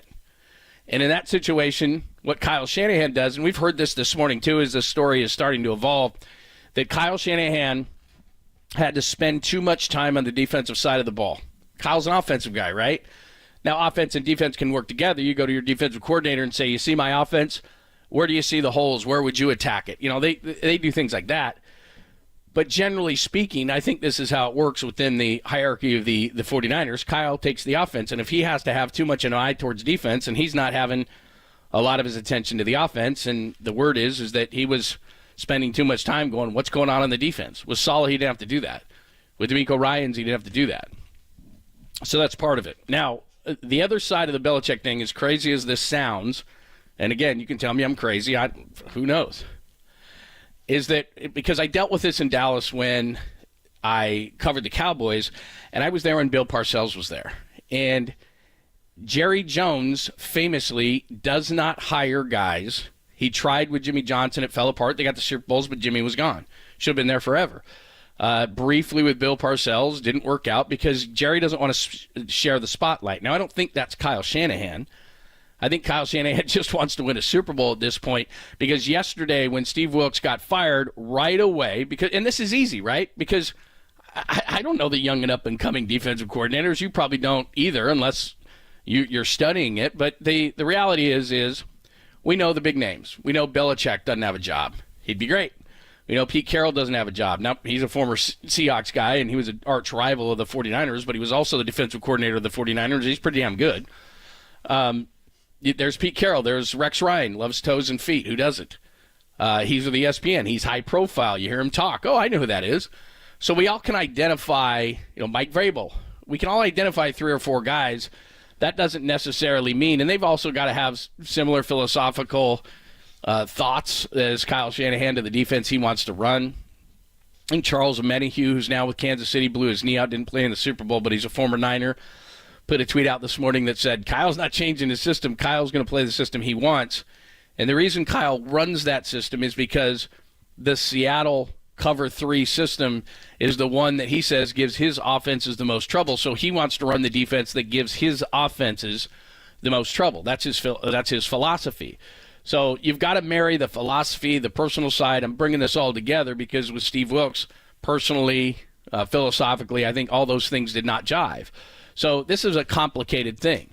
So we all can identify the guy that, the obvious guys. Now, would the reason I mention the ego side is everybody's got to have an ego at this level. And so would Kyle's ego be on the Belichick side? Now, obviously, it would be up to Belichick. How much are you going to pay Belichick? Is Belichick really going to be a defensive coordinator after being probably the greatest head coach of all time? All due respect to Bill Walsh. Would Bill Walsh go back and be an offensive coordinator?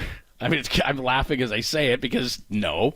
So I don't think Belichick's going to do that. He's going to have TV opportunities. If you've seen him on TV, he's completely the opposite as he is as a coach. He would be absolutely phenomenal at it, I think.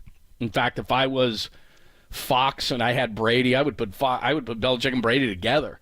I mean, they've got chemistry. I don't know if they hate each other. I don't know what the case is, but Belichick's a defensive guy. Brady's an offensive guy. I think they'd be great in the booth. They probably are not going to do that, but my point is he has other opportunities. So I don't think it's going to be one of those big name guys.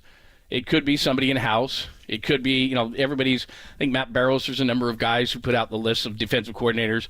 All I know is that I have no issue with it. It didn't seem like the defense played up to its capabilities most of the year. They did play well in the Super Bowl, but this is because they didn't get along at the level that you have to get along when it's your most important hire.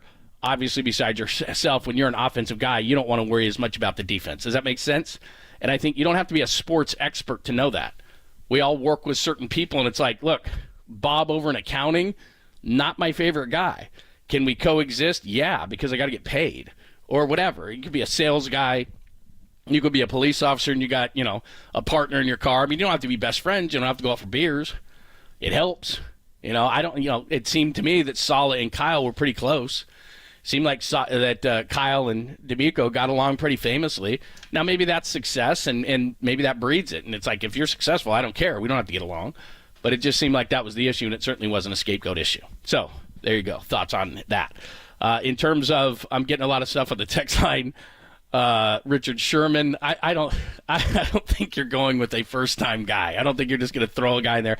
I know Richard Sherman knows a lot about football and about defense, and I remember when we would have him on in training camp, there was one famously where he came up off the field, and Papa and I were sitting in the studios up there in Santa Clara, and Richard Sherman was talking about a receiver. I think his name was Sean Poindexter, and Poindexter didn't run the route because Sherman ran it for him. I mean, there's a huge difference between on the field and then, you know what this is like. I mean, if you're in any kind of management and business, I mean, you got to become a people person. You got to adjustments, dealing with all this kind of stuff. The hours. That's the other thing too that we talked about a little bit yesterday is you're grinding. You know what I mean? If you're a defensive coordinator, you're grinding. I think Belichick's going to do that. I think Richard Sherman, who's making millions of dollars in media, is going to do that. I doubt it. Anyway, give me your thoughts. Text line is wide open at 415-808-5627. 415-808-KNBR for the Golden State Building Materials text line, and that's also the call-in line as well. So anything that you want to do, if you want to get into that conversation, we can. My point in bringing up Wilks, too, is because we didn't get to the other things that John and Kyle spoke about. And one of the things that I want to get into next is let's move this thing forward. Now, again, if you want to go back, if you want to go back to certain things, if you want to go back to the hurt of the game, if you want to just talk, because like I said, last night during Valentine's Day, going out for dinner, I think I helped people who needed to talk it out. The day before, as I said, I ran into a guy at Target. We had a great conversation about the game. I think I might have helped. So if I can help, I will help via the text or the call-in line. But also the issues that John and Kyle brought up, because Steve Wilks got fired during the show yesterday, we didn't really get a chance to discuss. And I think at the top of the discussion board of things that they said was Brandon Ayuk. And look, this is a typical thing that happens after a season. An agent talks to a guy and says, this is the way you got to handle it. So we'll discuss that because to me, there's nothing to see here. So that's what we will discuss. Dante Whitner is going to join us in just over an hour, and so we'll get into some of the defensive conversations as well. So you can jump on the line between now and then. Again, 415-808-5627, 415-808-KNBR, and whether you want to do it via the text or the phone call-in, absolutely do it. And, of course, we're on YouTube and Twitch as well. We'll get to all of it next, only here on the Sports Leader.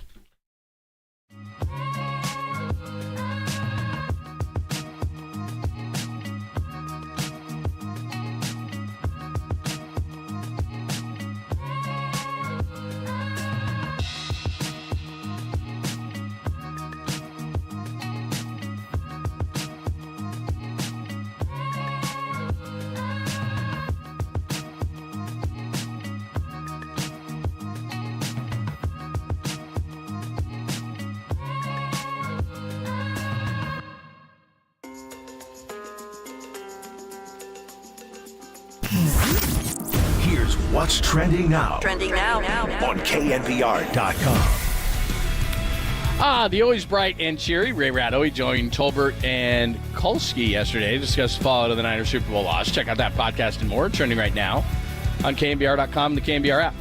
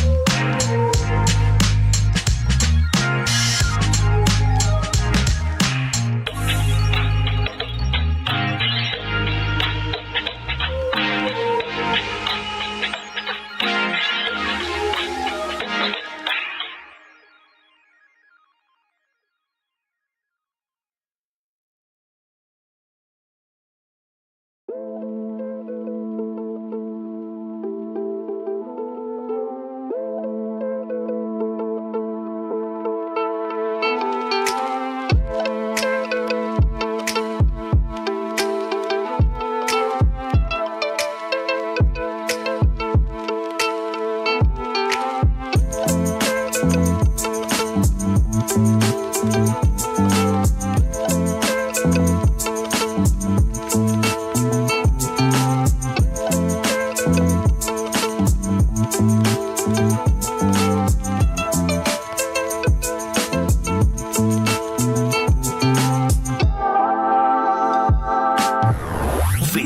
filter out the noise and kick it with KNBR on the gram for everything 49ers. Follow the sports leader on Instagram at KNBR. Brandon, there's been some stuff on social media. Is there a certain message that you want to get out there as you kind of enter this offseason and there might be contract talks? A certain message? No. Is your hope to remain with the 49ers moving forward? If that's the right move, yeah. What would that right move look like for you? Being a champion. What's happening? Thanks for joining us. Tim Ryan will join us at the bottom of the hour, get his reaction to Steve Wilks being removed as defensive coordinator of the 49ers. That's Brandon Ayuk. Maybe you know this as a fan because I'm basing this opinion conversation off of social media reaction, but this happens every single offseason. Remember when Debo wasn't going to come back? The 49ers signed Kittle. They signed Warner. In fact, you can tell me on the text line, the Golden State Lumber and Building Materials text line, or call in at 415-885-6277. We're open on anything 49ers as we continue to mourn the loss in the Super Bowl. 415-808-KNBR. What player did the 49ers draft and develop and want and not re-sign? In the John and Kyle era, I think pretty much all of them. They draft, developed, and signed and re-signed Bosa, Warner, Kittle, Debo, even when they didn't look like it. They've had free agents come and go, maybe that they couldn't afford. But in terms of the core players, and I would put Brandon Ayuk in those core players, they've re-signed all of them. Maybe it's taken a little bit longer sometimes. Maybe there's been frustration. Debo is probably the number one case where it never really has become 100% clear why he was upset the way that he was. Some people said it was because in that injury-riddled year at running back, and they had to use him at running back, which ended with Jaquiski Tartt dropping that sure interception, which maybe cost the 49ers that game, the NFC Championship at SoFi. But that came to be not true, that Debo Samuel didn't put anything in a contract or complain that he was being used too much in the backfield. So, even that situation, I mean, this is how these things work. And this isn't a 49ers issue. This is just in sports. And so what happens with agents, if you don't know, but you probably do, is that after a season, or even before the end of the season, his agent, I'm sure, was down at the Super Bowl and advised him, look, you love the Niners, you love the Niners, you love the Niners, but after the game, when you do locker room clean out, whether you win, whether you lose, we've got to have a certain way that we do this. And it's done in the public eye. And you're not going to come out after the Super Bowl win or lose and say, God, I love the 49ers. I'll just sign for whatever they offer me. Whatever it is, I just want to stay, because whether that's true or not, and it's not, you're losing your leverage. So your agents tell you to be very cryptic in what you say. So there was a big thing that happened that, oh my God, did you hear what Brandon Ayuk said? He's not coming back, and he could leave, and could Ayuk leave? And national shows were talking about it and everything else. I'd be shocked. In fact, and we're going to get into this, we got a whole offseason to do these kind of things, so I'm not going to do this all right now. But suffice to say, and we said this during the season, and I know what a lot of people are going to say, because this was something, and what I'm doing is basically reviewing what Kyle and John said, because yesterday we didn't get to all of it because Steve Wilks got fired and then that took over the show. But the biggest thing I took away was, a lot of people were talking about Brandon Ayuk. Now, numbers in cap hits, and remember, before we panic on all this stuff, that you can keep kicking the can down the road. It's kind of like a credit card. A lot of people do this, and we're in credit card debt as a country, but essentially, if you can't afford something and you really need it, you put it on a credit card, you push it down the road. Well, Trent Williams' cap number jumps to 31.5, and Debo's at 29, and that's going to be a discussion point. And Armstead's at 28, and Warner's at 24, and Kittle's at 22, and Ward's at 18, and Hargrave's at 15, and Bosa's at 15, and CMC's at 14. And Ayuk, who they have a fifth-year option on, so he can't really go anywhere, is at 14. Those are your top 10 players for the 49ers, and they make a staggering $215 million. And the last time I checked, there is more than 10 players on a roster. So before you panic, the cap is flexible. So, yeah, you can keep on kicking the can or keep on doing the credit card thing, and they can keep this thing together, because one of the discussion points constantly with the 49ers is how big is their window? And everybody assumes that when Brock gets paid after next season he is eligible, then the 49ers are really screwed. And really what happens is, and it's not really this off season. At one side of my mouth, I'm saying don't panic. And then on the other side of my mouth, I'm saying there's not a huge bunch of free agents that the 49ers need to go through this off season. But next off season, it's Armstead, Ward, Greenlaw, Ayuk, Banks, Lenore, Hufanga, and Elijah Mitchell. So, there's quite a few names there, and Brock being the biggest one. So, yeah, they've got to get themselves set up for the next couple of years because the credit card bill is going to come due. But I'm not panicking on Brandon Ayuk. It'll be interesting as the offseason progresses, the discussion point that is had about Deebo Samuel, because it's automatically going to be kind of like the Buckner situation, and I'm looking right now on the text line from the 707, and right away I'm not looking at the rest of the text, but the first word in the text is Buckner. And we all know what happened there is the thought process was good. The execution didn't work because Javon Kinlaw hasn't been that player that DeForest Buckner is. Now, he's a free agent because they didn't pick up his fifth-year option. Would I like him as an affordable backup? I would. But that's not why you spend, I think it was the 14th pick because they traded with Tampa Bay down one spot. It was originally a 13th pick from the Colts. Ended up being the 14th pick because they traded with Tampa Bay, who took Tristan Wirfs, and they moved back a spot, did the 49ers, and they took Javon Kinlaw. So it didn't get executed correctly. The thought process was right because they didn't feel like they could afford Armstead and Buckner. They chose Armstead, who was cheaper, and they traded DeForest Buckner, and it didn't work out. And so a lot of people are speculating that it may have to be a decision between Brandon Ayuk and Deebo Samuel because Deebo Samuel's cap number is around $30 million, and Brandon Ayuk, is 14 on his fifth year. Now, if he signs a contract extension, it's going to be lower. So, again, your eyes are glazing back in your head because finances are not fun to talk about on the radio. They're not exciting. But my point in bringing all of it up is Brandon Ayuk's not going anywhere, and any kind of discussions you hear, and I don't know that this is going to happen, but everybody makes a big deal of this. Oh, my God, did you see that Brandon Ayuk took all of the 49ers stuff off of his Instagram? No, I'm not saying that he has. I'm just saying that's what people talk about. I think Deebo might have done that. Players do that all the time. I think Kyler Murray did it a couple of years ago with the Cardinals, and everybody freaks out and has a screenshot and sends it out and says, well, clearly he's gone. No, those are just tactics. They want their money, and their agent says do this, and everyone will freak out, and then the team will panic, and they'll give us what we want. These are all leverage ploys. First of all, he has a fifth-year option with the team, so he's staying put. Could they trade him? Yes, they could. Did you watch the Super Bowl? Because the only receiver who could consistently get off the line was Juwan Jennings, and Brandon Ayuk can do that, and Deebo Samuel didn't. Now, I'm not saying they're going to trade Deebo Samuel because of it, but what I'm saying is it's a little bit like a Kuminga situation where a guy starts to come into his own.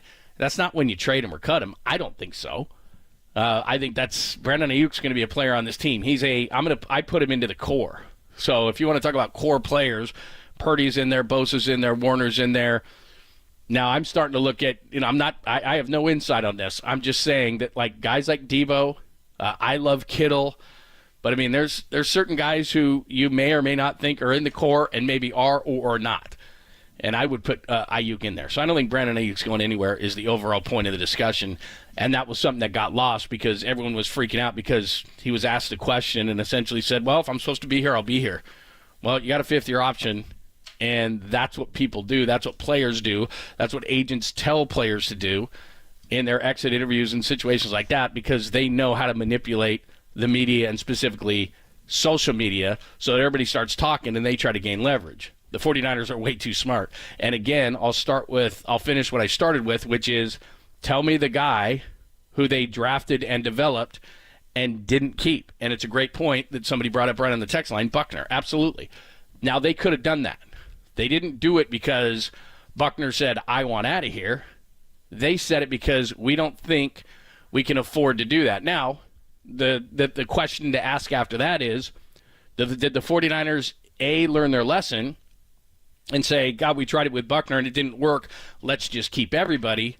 Or is 25, not this offseason, like this offseason as far as the free agents are concerned, I'm doing this in alphabetical order, Brandon Allen, Oren Burke, Sam Darnold, Ross Dwelly, Feliciano, Farrell, Gibson, Kinlaw, Ray, Matt Pryor, Charlie Warner, Chase Young.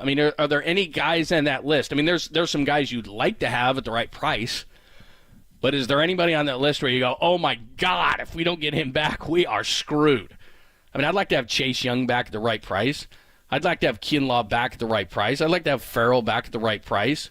I mean, other than that, but then you look at 2025, and again, I'm not trying to make you panic over 2025, but you have to set yourself up. 2025 is Armstead, Ward, Greenlaw, Ayuk, Banks, Lenore, Hufanga. It's like, whoa, what? Somebody saying Trey Lance.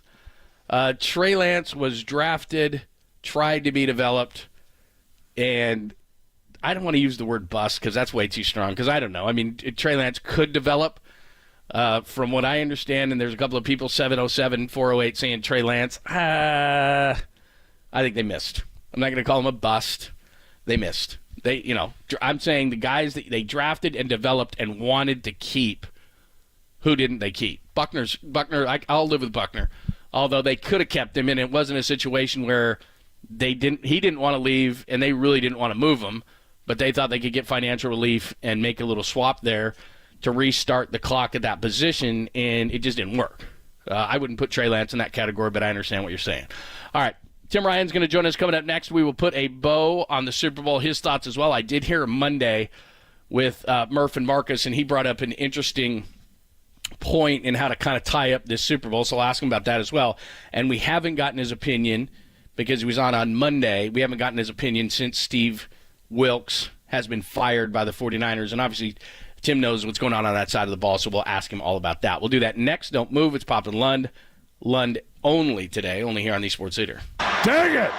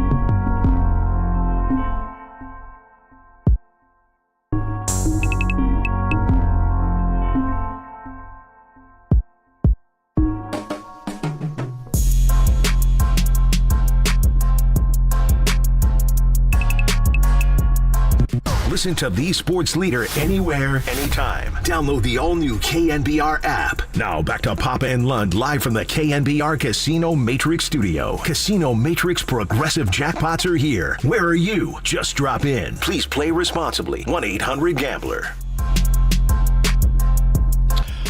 What's happening? Thanks for joining us. Love talking to Tim Ryan, and we will put a wrap on everything. I did hear him with Murph and Marcus. I was driving in on Monday, and he said the football gods just weren't with him, and I took that as a philosophy of this thing. But more than even that, we're going to talk about Steve Wilks and what's ahead for the 49ers as we evolve the conversation after the game on Sunday. And first of all, bro, I got to tell you that there is no more fun if you have to work, and I don't know that I call it work, than hanging out with you guys in the booth, man. So regardless of the outcome of that thing, you are a hell of a lot of fun to hang out with, I'll tell you that. Johnny Lund, appreciate you, man. That was fun. That was fun. Johnny, you've known me a long time. Yeah. And I think the listeners know me by now. I got one rule in life. If it's not fun, I'm not doing it. Yeah. Yeah, that's for sure. It is. It's pretty simple. Pretty simple for me.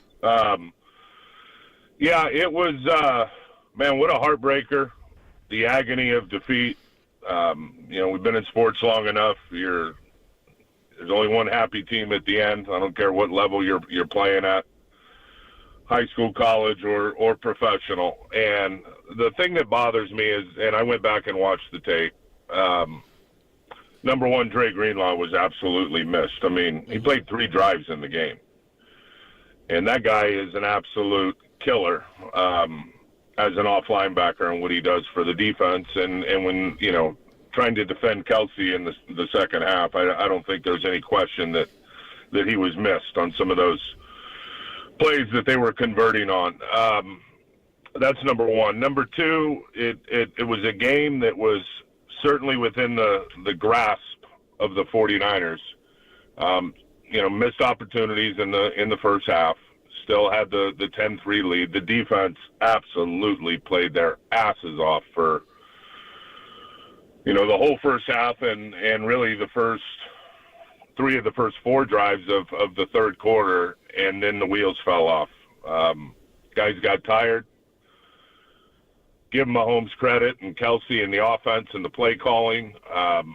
They were able to gash the 49ers with some perfect play calls against some different looks on defense that we hadn't seen all year, which was a little puzzling to me, and unable to get off the field. And when you can't get off the field and you let that dragon, stay alive and keep breathing fire and Pat Mahomes, you're playing with fire. And the thing that bothered me is not just, in that game. And I've always, as a defensive player, you pride yourself on getting off the field on third down. You got to get off the field on third down, and you got to win, ideally, if you can, 70% of those downs and keep the team under 30% conversion rate on third down. Clearly, that didn't happen in the game. I think they were up near 50% conversion on third down, but that had been a trend that had not been going the 49ers' way throughout the end of the season and into the playoffs. There's 32 teams in pro football. They were 29th in third down, getting off the field on defense for the last 4 games of the year, and then you include what happened in the playoffs. So I was worried about the defense going in, especially against that team who, albeit inconsistent a good portion of the year, didn't score a whole lot of points, game by game, but since that Raider game, then they lost on Christmas Day. They were a different offense. They rallied in the postseason. Mahomes is an absolute baller, period. Talked to him pregame, talked to Andy Reid postgame, had a few conversations with a few people in their building over the last couple of days, and that guy took that team on his back after that Raider game and said, this is unacceptable, and we're going to start doing this, that, and the other. Working hard's not good enough, and that showed up in the biggest moments of the game. And then still opportunities, because it was the 2 best teams in pro football. Despite the statistics and the third down and all that stuff, there was still opportunities for the 49ers to win the game. And, to me, a huge play at the end in the fourth quarter was the inability on, I forget what the down and distance was, but maybe it was the 3rd and 5 to get a first down, and that was the play where 49ers ended up settling for a field goal. It was 19-16 after that. At that time of the play, 16-16, tied up, and they busted a protection. And McDuffie came off the slot. Nobody blocked him. Kittle was working the other side. I think he was helping out Burford. It was a 5-man rush versus 6 blockers, and they had a free runner in McDuffie. And that's an error. And if they can, and assuming they're going to make the play, I mean, those guys are playing tight coverage. Who knows what happens, even if they pick it up. But assuming the 49ers could have made that play, they could have salted that clock away and had the game-winning opportunity and left no time on the clock in the fourth quarter for the Kansas City Chiefs, albeit they kicked the field goal. Now there's 1:53 left to go.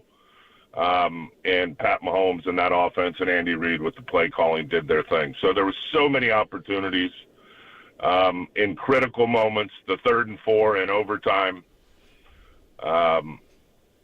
Chris Jones is the guy all game. And he made some good plays, and he's a freelancer. It's hard to block a guy like when they're playing Aaron Donald that doesn't do what the defense integrity says the defensive tackle should do. And there was a few plays where Chris Jones was just being a football player and made plays. But the ambition on him on passing downs is to get as many hands as you can on him.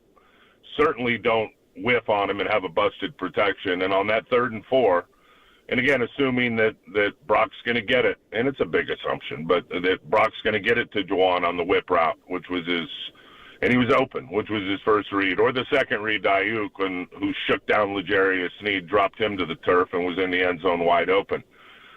They're in a slide right protection. Center's blocking back to the left, pulling out of the formation. I used to call it Molly protection when a center or a guard pulls the opposite way of the slide to go pick up the edge and the unblocked player. Everybody slid right. Burford stepped left. Chris Jones in the face of Brock Purdy. He's basically got to throw it up in the air. He's certainly not going to try to, put a high-risk throw up at that point with a 320-pound guy right in his face bringing him down. So he basically had to throw it away just to make sure that they had the field goal opportunity. So just too many critical errors and some of those mental errors in the biggest moments of the game. Tim Ryan getting up to join us reviewing the 49ers, but also since yesterday we find out Kyle Shanahan has removed Steve Wilks as a defensive coordinator. Love your opinion on what went wrong. Was it schematic? Was it personal? Why wasn't the fit right with Steve Wilks? Well, I don't think it was personal. That's number one. That's out the window. We remember early in the year when Wilks got moved down to the sideline. I mean, I don't think he fought it, but I'm certain that he was, and I shouldn't say certain because nobody told me this, but I know that he was apprehensive about it because it was his call to be up in the booth. It's how he's always done it. A lot of coordinators have success up in the booth, but there was something missing in the translation from the players to the coordinator. First game down on the sideline, Jacksonville, it was a different defense. It was a dominant defense. I don't know if Wilks fought that for the first half of the season. I think Kyle, and again, assuming, I think it was his preference that the coordinator be down on the field and be having that, hand-to-hand combat, eye-to-eye communication with the players, and that, something tangible that nothing's going to get lost in translation. And this defense, especially with him coming in and learning a new scheme, and I give him a lot of credit to learn all the terminology, learn all the concepts, learn what the scheme really wants to do big picture. There's players that have been running this scheme their whole career, whether it be for Robert Saleh or DeMeco Ryans, in particular Fred Warner on defense, Armstead on defense, Bosa on defense, Dre Greenlaw on defense, that I think with the first half of the season would have been an asset for Wilks to be down there. They chose not to do it. He chose not to do it. Did it in the second half. But, I guess at the end of the day, and it was going to be a handful to be able to really make it seamless in terms of what this defense had been before he got here. But I don't think there's any doubt when you look at the players on the defense, the players they went and acquired, in particular Chase Young. By the way, Randy Gregory and Chase both I thought played very well in the Super Bowl. But I mean, you could argue man for man from a personnel standpoint. You know, losing Huff was big, but man for man, this was on paper a better defense. You know, I know, the fans listening know this wasn't the same defense. This wasn't the same defense that was able to make, you know, game-stopping, game-driving, game-winning plays, get-off-the-field type plays. At the end of the year, it became a bend-but-don't-break defense. They were opportunistic, and I give Steve a lot of credit for that. Got their hands on a lot of footballs. Dropped too many of them in terms of the interceptions, but still, I think, tied for the league or second in the league in interceptions at the end of the season. But they just and they were good in the red zone. They were good in the red zone, you know, for the most part, certainly in the Super Bowl. But it just wasn't a shutdown defense. And I strained to say that on the back 4 or 5 games of the year, especially after the you know, the Seattle game, the Philly game, and then after that, and losing Armstead was big. Remember, he was lost in the Philadelphia game. But then it became a bend but don't break defense. And I remember Tommy asking me about it, and Tim was in there, and I'm like, man, I just hard to put your finger on, but I was troubled saying it was a bend but don't break defense. But in reality, that's exactly what it was down the home stretch. Talking to Tim Ryan. So many people want to know, obviously, what's next. And the thing I think you have to identify first is, I would imagine that Kyle wants the same kind of system, because he said this before, that the Seattle type of defense that he likes to run is the one that gives his offense the most trouble. So it would seem like he'd want to stay with this. And then obviously people are sitting there saying it's the people that they know, right? Well, who's out there as a DC? Well, first of all, they go to Belichick or Carroll or Vrabel. Yeah, no. It doesn't seem like that would be the guy, right? Those would be the guys. Right? Yeah, I don't. I mean, I don't think Belichick would come in. I don't know, but I don't see that. You wouldn't think, as, right? Yeah. I wouldn't think. Pete Carroll, Pete's from here. You know, is Pete really going to want to go be a defensive coordinator again at his age?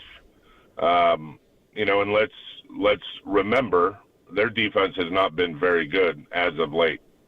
And it's, you know, this system is what Pete Carroll ran for a good portion of his coaching career that the 49ers are in.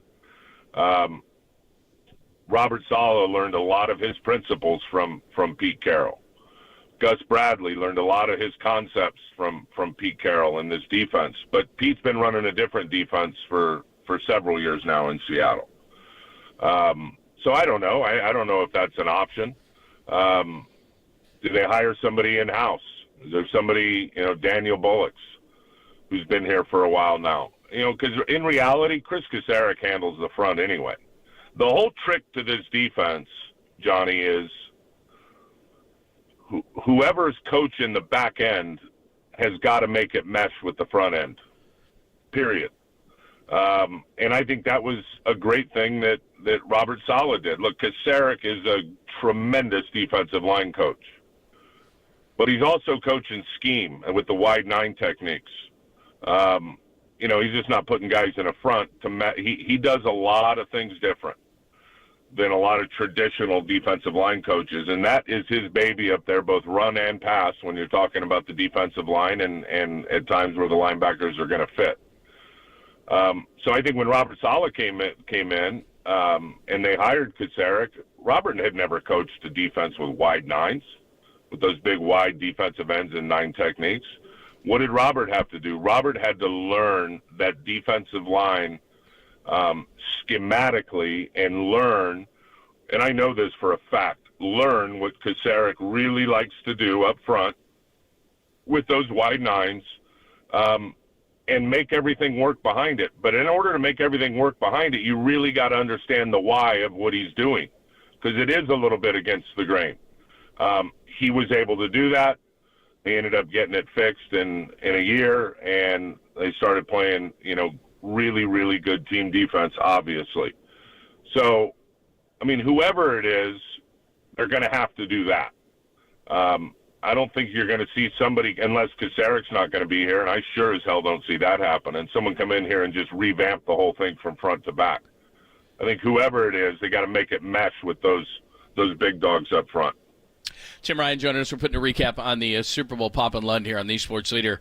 Let me go back to Dre for just a second, Tim, because in looking now at the mic'd up situation, and like you hit it right on the head, and I was listening to you coming in with Murph and Marcus, and you said, look, the football gods just weren't with us because so many things just kept going wrong. Oh, you're still going to try to win the Super Bowl? We're going to do this to you and this to you and this to you. So, but going back to those clips and how devastating it was, and we were in the booth watching it where he went down, and we were all in the booth going, what the hell just happened? And so he goes down, and it devastates Fred Warner, and Bosa's going up to Warner saying, hey, you got to snap out of it, and George Kittle's going, what the hell just happened? And they even went to Kansas City's sideline, and Mahomes is like, did 57 just fall down? I mean, it seemed to me that just for even a moment or more, it just took the wind out of their sails. And when you're going up against 15, you just can't afford it. I'm not blaming anybody. I'm just saying that I'm trying to get back into like the player perspective with you is when something like that happens, especially in the Super Bowl, as well as he was playing at the beginning, flying all over the field. No offense to Oren Burks, but it's like, damn. I mean, that's just got to be a kick to the groin when that happens. Well, it's an emotional kick as much as it is anything else. And you got to understand, Fred Warner and Dre Greenlaw really play off each other. And again, it's not just like greaseboard football. This is your gap, this is your gap, get to your gap. Those guys do a great job of feeling how each other are playing the run and the pass. When they can take a risk, when the other guy will pick up the slack if in fact the risk is not rewarded. So as a player, one of your teammates, one of your brothers just went down. You've got to be able to shake that off emotionally. And I think Fred did throughout the game. I mean, I'm sure it was in the back of his mind, but he knows now this is football. These things happen in football, and it's certainly not the first time Greenlaw went down. But remember, I think it was the NFC Championship a couple years ago. Greenlaw went down against the Rams. Could not hold on to a lead. Mm-hmm. Could not hold on to the lead. So from an X's and O's standpoint, he's a starter and a primetime player for a reason. So, there's no doubt that he was missed, both emotionally, but on the, from an X's and O's standpoint and from an execution standpoint. So, yeah, that was a factor in the game. But at the end of the day, Johnny, that's part of ball. At the end of the day, to me at least, and why I say the football gods, it's the only thing that gave me solace after the game at the post-game party. Mm-hmm. Otherwise, I got to admit that Mahomes and Kelsey took him to the woodshed. Otherwise, I got to admit that Andy Reid and the play calling and Mahomes running and executing their plays, that they had perfect plays dialed up against some of the 49er looks. I'd have to admit that they drug them to the playground, as I say, out of the tan bark box and on the blacktop. That's where Mahomes wants you. You want to keep him in the tan bark on the jungle gym, right? Yeah. He took you out on the blacktop and he did his thing. That's what he does. The defense, in my mind, never really recovered. And again, this is, back to what gave me solace. How the hell does that ball fall and hit Darrell Luter in the ankle? That was unbelievable. The way that kick was, and Luter's trying to defend the gunner, right? And that gunner's taking him right to the middle of the field. He's got to try to block that guy as long as he can. It strangely got very loud in Allegiant Stadium on that punt, which was wild to me. I don't think there's any doubt that, and I don't know how Ray is not the most vocal guy, and he's certainly not loud. If I started yelling fire or Peter call, you'd probably hear me.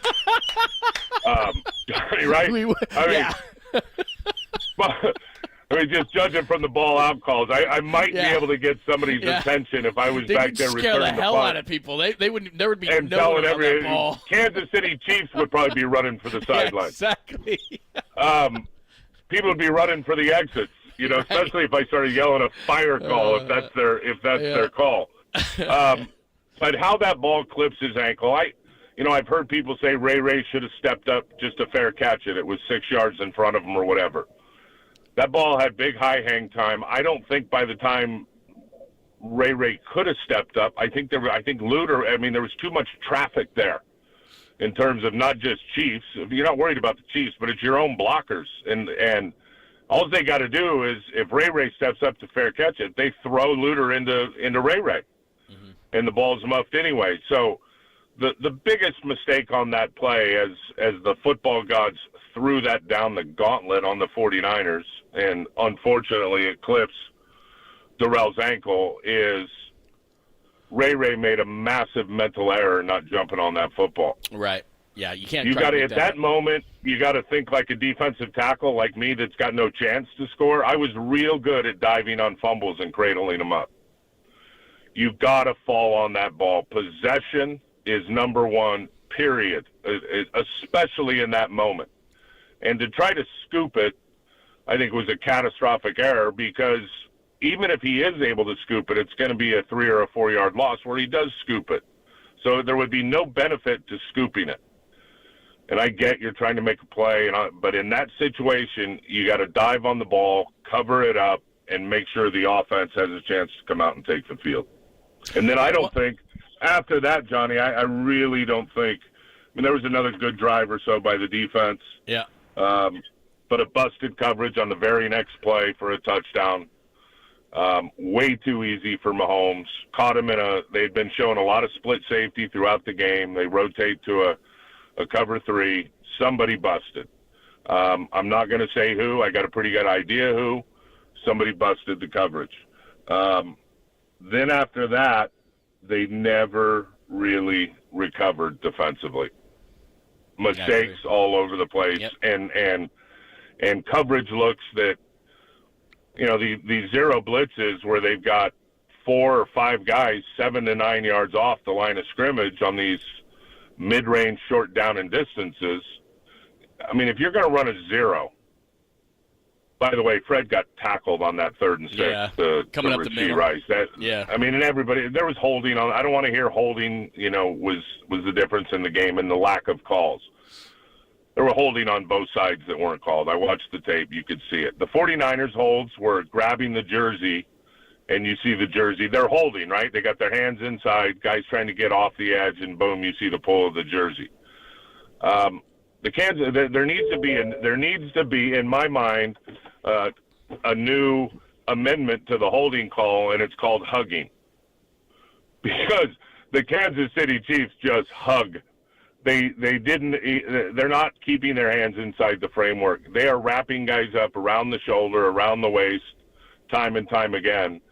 And for some reason, that never gets called. But again, those zero blitzes, if you're going to send zero blitzes, which means if they're sending out 4, you only got 4 to cover them. If they're sending out 5, you only got 5 to cover them, which means you're sending 6, which means they've only got 5 in protection, and you're going to have a free runner. You're going to have a guy unblocked to the quarterback. You got to play tight press coverage. Which Kansas City. You've got to be able to get on those guys quick. The ball's coming out quick. You can't be, in my mind, again, and I'm just a defensive lineman, but I've watched a lot of football. That's where the rush and the coverage have absolutely got to work together. And with those things they were running a few times schematically in those biggest moments, the rush and the coverage, we're not meshing up and connecting dots. All right, bro, one last thing, because we got to let you run. The offseason is going to be interesting because now Dre is hurt. I don't know how much that bleeds into next year, but free agent-wise, they're not the biggest names, but there's a lot of guys here. Warren Burks, Demetrius Flanagan-Fowles, Kevin Givens, Sean Gibson, Javon Kinlaw, Chase Young. There's a lot of guys here that are the guts. A lot of D linemen too, right? Yeah, right. Cleve Farrell is on this list. There's a lot of guys on this list. How do they handle this, and how do they handle this specifically too, looking at Dre Greenlaw and how much time he could potentially miss? Yeah, well, he's hurt in February, so I would think it's probably going to start the season on injured reserve. I would think. I mean, I don't know. We'll see what kind of healer he is. He was in good spirits day before yesterday when I talked to him about being able to come back from this. You know, D. Winters is a guy that there's going to be pressure on him now to be the player they drafted him to be. And I think he has gotten a lot better. That's why he got a uniform the back half of the season. And Jalen Graham, and we'll see what he can do. But they're going to have to replenish, and we'll see what happens with OB, Oren Burks. He's such a good player on special teams, and certainly I think the more real reps he gets in games, you know, he'll be more reactive and responsive in terms of not thinking so much and just, you know, understanding really, like, you got to go. You can't sit and wait and be indecisive and be able to pull the trigger a little bit quicker. The ones that interest me are Chase Young. Man, if he could have a whole year with Chris Kasarik and understanding this scheme and really getting coached and coached hard, I still believe he can be an absolutely dominant player. So my hope for him, and again, my advice to him would be, and again, how much do they want? The ultimate question is what's the compensation ask, right? What are you looking for? What are they going to take? Especially with a guy like Chase Young. Coming off the ACL from a couple of years ago, you know, Washington clearly gave up on him. 49ers get him. Did he do enough that another team is going to give him a big, fat deal, one that he's looking for? And these guys are looking for fat deals. Or the player of that type of caliber, or is the team going to look at him and say it's a one-year prove-it deal that you can earn that type of contract that you want? I don't think the 49ers, either A, will have the cap space to give him a big-time long-term deal. Then I think the ball's in his court about what do you want to take on a one-year prove-it deal, and do you want an opportunity to go have a party with Lombardi and a real opportunity to go get a Super Bowl ring, and an opportunity to stay connected with Nick Bosa as two bookends. And you may have to take a little bit less on a one-year deal. But my advice to him would be, if you do that and you spend a year with Chris Kasarik and then all the other things that I just talked about, you'll have the kind of year that allows you to go get the big fat contract that you're looking for. So that is my hope with him. I don't know what's happened with T. Gipp in terms of whether he retires or coming back. And I love him. He is an absolute football dude, man. And I've had so many good conversations with him. But I think at the end of the day, they'll be looking for Huff and Jair Brown to be the two starting safeties next year. Good stuff. So they got decisions to make, but some of it's going to be on the players. I think they'll make the right decisions, and this team will be ready to come back and do their thing again. Yeah. Well, look, man, you guys sounded great all season long. It was my pleasure and a lot of fun to hang out with you guys, not only on Thursdays, but on the occasions I got to hang in the booth with you guys. And you always make it fun, man. People don't realize that your energy and fun and seeing you on Super Bowl Sunday and all that stuff, man, all year long. It was fun, man. You deserve some time off, but thanks. Thanks for another great Tony, year. You inspire me, and I will tell you this. My very first thought after the game was, damn it, no haircut. That was mine too, actually.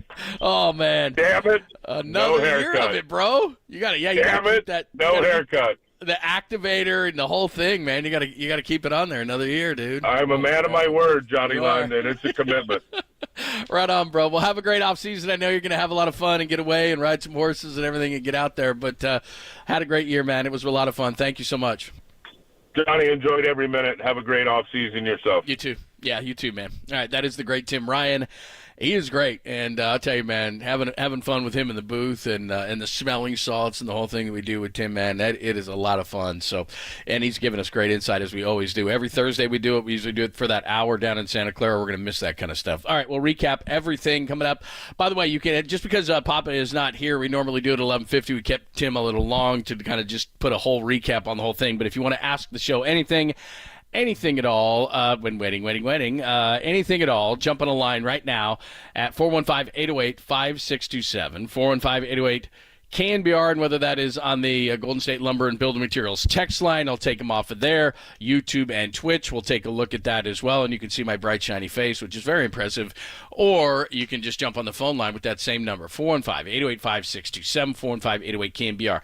49ers, anything, if you want to feel better, if you want to lay on the couch, whatever the case may be, any questions about the game moving ahead, you want a defensive coordinator name that you got out there, anything you want to discuss, we can. Warriors are on the tables. They lose to the Clippers last night, but the big picture items, LeBron James, which we got into a little bit yesterday, I think there's a different narrative for the offseason which we can discuss. Or if you're a Giants fan and you want to get into the Giants, maybe they'll sign some Boris clients after getting Jorge Soler. So whatever direction you want to go, they are open. We'll do it coming up next. Dante Whitner at 12:30, only here on the Sports Eater.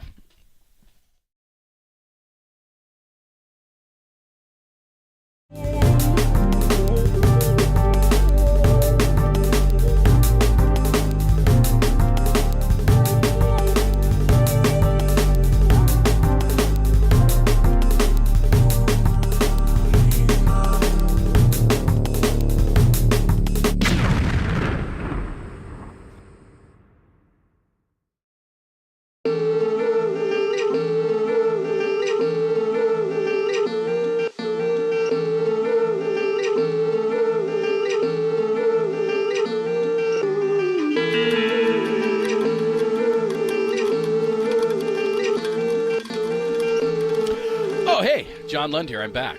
Did you know that many of the attorney ads that you've seen or heard, they're not even based here in the Bay Area? And some, they're not even based in the entire state, but that is not Chris Dolan and the Dolan Law Firm. You know that they're based right here in the Bay Area, and they've been that way for more than 25 years. They're award-winning personal injury and employment attorneys, and they're fighting for you where you live. So if you've been discriminated against at work, wrongfully terminated, or sexually harassed, your rights matter. Go to DolanLawFirm.com and learn more about your rights. And unfortunately, over the past year, Chris and his team, they saw a sharp increase in no-fault injury accidents. Now remember, motorcyclists, pedestrians, cyclists, children playing, they're all around us, and we got rainy weather back again, so you got to be extra careful here. So let's work together to make sure the Bay Area is a safer place. And feel confident that you're in good hands with the award-winning California Lawyer of the Year, the Dolan Law Firm. And they've secured more than $1 billion, I hope I enunciate that correctly because that's a B, $1 billion in verdicts and settlements on behalf of their clients, but you pay nothing up front. Nothing up front, no early rates, no upfront fees. They don't get paid until you get paid. They live here. They work here. They win here. DolanLawFirm.com.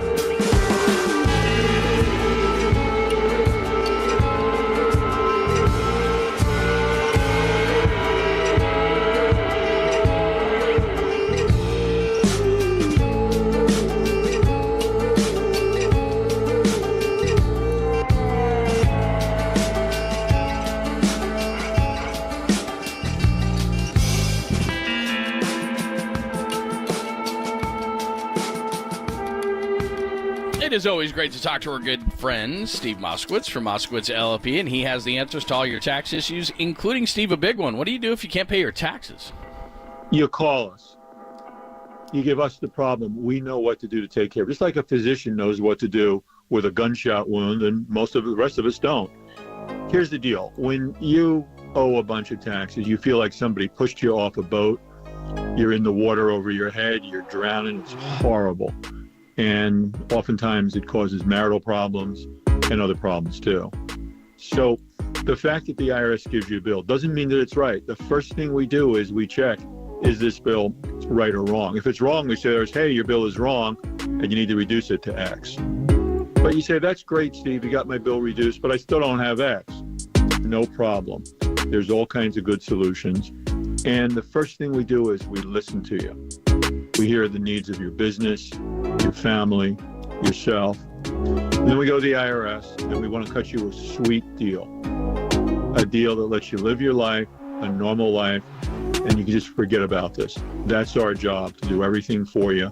We don't want you to have to talk to the IRS, deal with them, have anything to do with them. We do the whole job, and then we hand you your life back. Call us. That number is 888-TAX-DEAL. You heard Steve. Call us at 1-888-TAX-DEAL or simply go to MoskowitzLLP.com.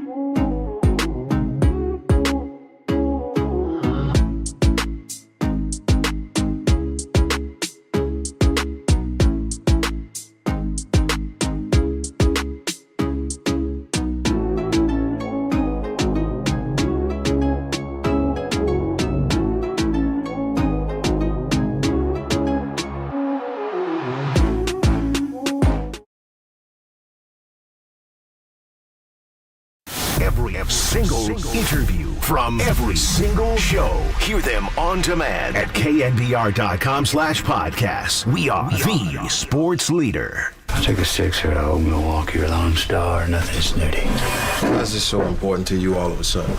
Because it's Thursday and it's past noon. Thursday is one of my days off.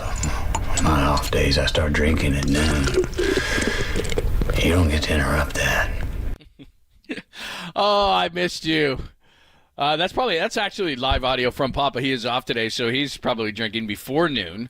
So here's what we'll do. I told you to call. I said we would do Ask the Show anything at all. I took Tim too long, so here's what we'll do. We'll go right out to the lines. Coming up next, a bunch of people want to talk Warriors, Niners, Shanahan, 49ers future, all this stuff. Text line on the Golden State Lumber and Building Materials text line. A lot of great points on there. So I'll go straight out the line, straight out to the text messages.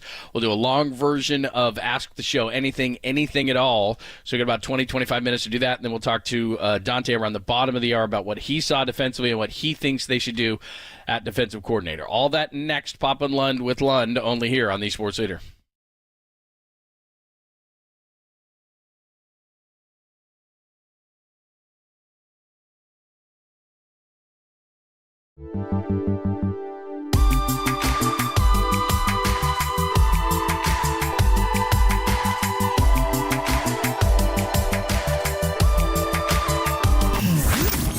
Here's what's trending now. Trending now.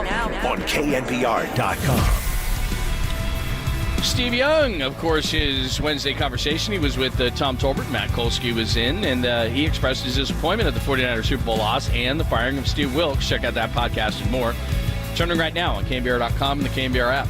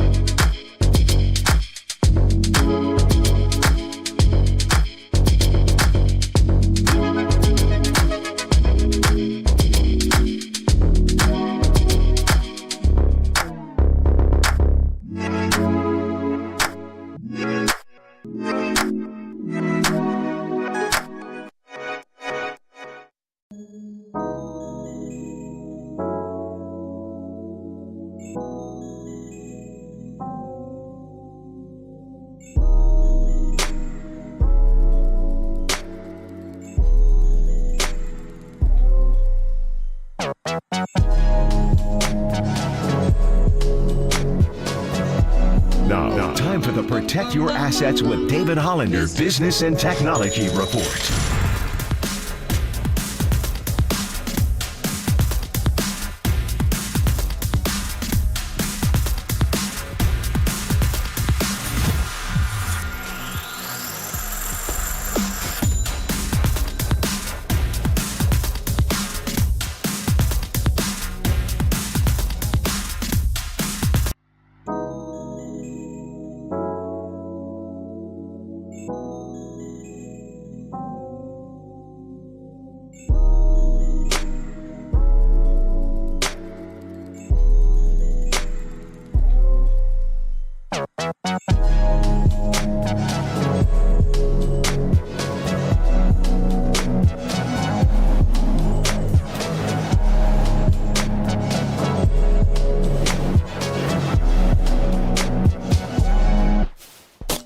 Listen to the sports leader anywhere, anytime. Download the all-new KNBR app. Now back to Papa and Lund live from the KNBR Casino Matrix studio. Casino Matrix progressive jackpots are here. Where are you? Just drop in. Please play responsibly. 1-800-GAMBLER. You got to roll with the skid mark. Sometimes.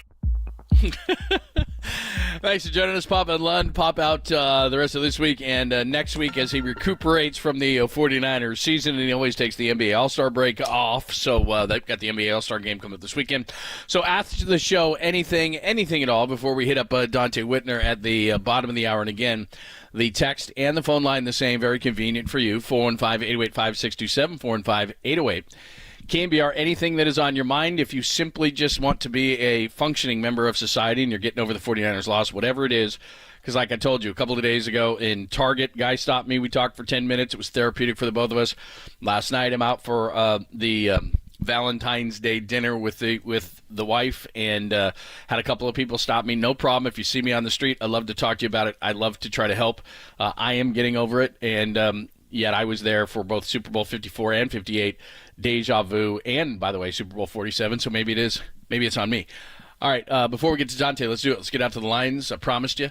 Let's start with Mr. Rain. Hi, Mr. Rain. Welcome. Mr. Rain. Hello. No, Mr. Rain? How about Pugsley? Guys, we have Pugsley. Hi, Pugsley. You got me? Yeah, I got you. Hey, first of all, I just want to say I was a Raider fan until Al Davis traded Marcus Allen, and about that same time, I saw Elway play at the East West Shrine game. So I'm been a Broncos fan forever, but I live and die the Giants. So okay. I listen to KNBR a lot, and the ties between the Broncos and the 49ers. I mean, 49ers are basically my second team. But What I called about was, when are these coaches are going to smarten up and just on a punt return or whatever, play fake return, play so it's not a fake punt, and then just let the ball bounce until it stops and you get the ball 100% of the time. Fair catching at the 6-yard line, fair catching at why? Just let the ball bounce. Yeah. And you get the ball 100% of the time. That, the other day, that punt off the guy's foot, that's brutal. Yeah. Yeah, you bring up a good point, and that situation is a little bit different, but I think your point is that it used to be that you would put your feet, your heels, at the 10-yard line, and if the ball went behind you, then you didn't fair catch it, and special teams and head coaches used to lose their freaking mind if guys did that. Nowadays, guys are catching the ball at the 4-yard line, and I'm with you. I would just rather say, you know what, if you make a play, I'm going to force you to make a play. So if you make a play inside the 10, good for you, you made a play. 9 times out of 10, you see guys flub it and it goes into the end zone. Now, Chris Conley made a great play at the 1-yard line for the 49ers, but I don't know when it changed from your heels are at the 9-yard line and anything behind that, I'm not catching it, to now. But that wasn't the situation with Ray. Go back to it. Look, he defended himself in social media. You have to fall on that ball. I mean, again, Tim called it the football gods, and they weren't with them. That's fine. It hit the leg of Darrell Luter Jr., but then you've got to jump on the ball. You can't pick it up, and you're not going anywhere with the ball anyway. So anyway, we can discuss. Johnny is in Morgan Hill. Hi, Johnny. Welcome. Hey, how's it going? Hey, it's going great. Thanks. Hey, so my question is, man, I mean, you got Kyle Shanahan gets paid all this money, right? And here we are, just regular bystanders, regular people. How do you take the ball in overtime knowing Patrick Mahomes has the chance to win the game? I get it, your defense is tired, but call the timeout, dude. Yeah. And then let them do what they got to do. Go out and score. And how about go for two if you want to be gutsy? Go for two and win the game. And if you lose, live with that. But I just don't understand it. Yeah. Thank you, Johnny. I appreciate it. I'll tell you a story, and I don't remember how much stuff I've told on the air and off the air, but because I've talked so much about this, both in the post-game show and this week and off the air and talking to people at the game and all this kind of stuff. So if I already told this story and you already heard it, sorry. Between the end of the game and the overtime, so we're in a booth in Las Vegas, and it's the radio. It goes radio booth or visitor. Then it's Westwood One, which is the national call. So the national call is our good friend Kevin Harlan with Kurt Warner. So we happen to be walking out at the same time between regulation and overtime. And I said to Kurt Warner, do you take the ball or give it away? And my thought is, it's real simple. It's you want last at bats, right? You make the baseball analogy. I want last at bats. So I asked him, I said, what would you do? His analogy was, first of all, he said, no, you want the ball last. But his analogy was, you let your friend go to the new restaurant, and then you ask your friend, how was that restaurant? Oh, it was terrible. Then you don't go. Like, whatever analogy you want to make, you want to go second. I was using the baseball one, bottom of the ninth, rather than top of the ninth. You're a home team. That's an advantage to you. He said the restaurant. Kyle Shanahan said that their analytics guys said this is what you do. Well, there's no analytics to it because this is the first time it's ever happened. In order to have analytics, do you understand? In order to have analytics, you have to have data. There's no data. And even if there was data, what you do is, and this is what drives me the most bananas and crazy about analytics, is that sometimes you got to trust your gut. Bruce Bochy won the World Series last year. What does he do? He trusts his gut sometimes. You don't just go beep, boop, beep, boop, beep, boop, beep, boop. Here's the number. It spits it out. You do that 100% of the time. You don't. You look across the field and you see 15 and you say, under no circumstances do I want 15 with the ball last. That's what Montana does. That's what Curry does. That's what the all-time greats do. They beat you late, right? So that's your thought process. Now, I don't know if the Chiefs were going to – we've gone over this ground 1,000 times, but since it's up, let's just finish it off.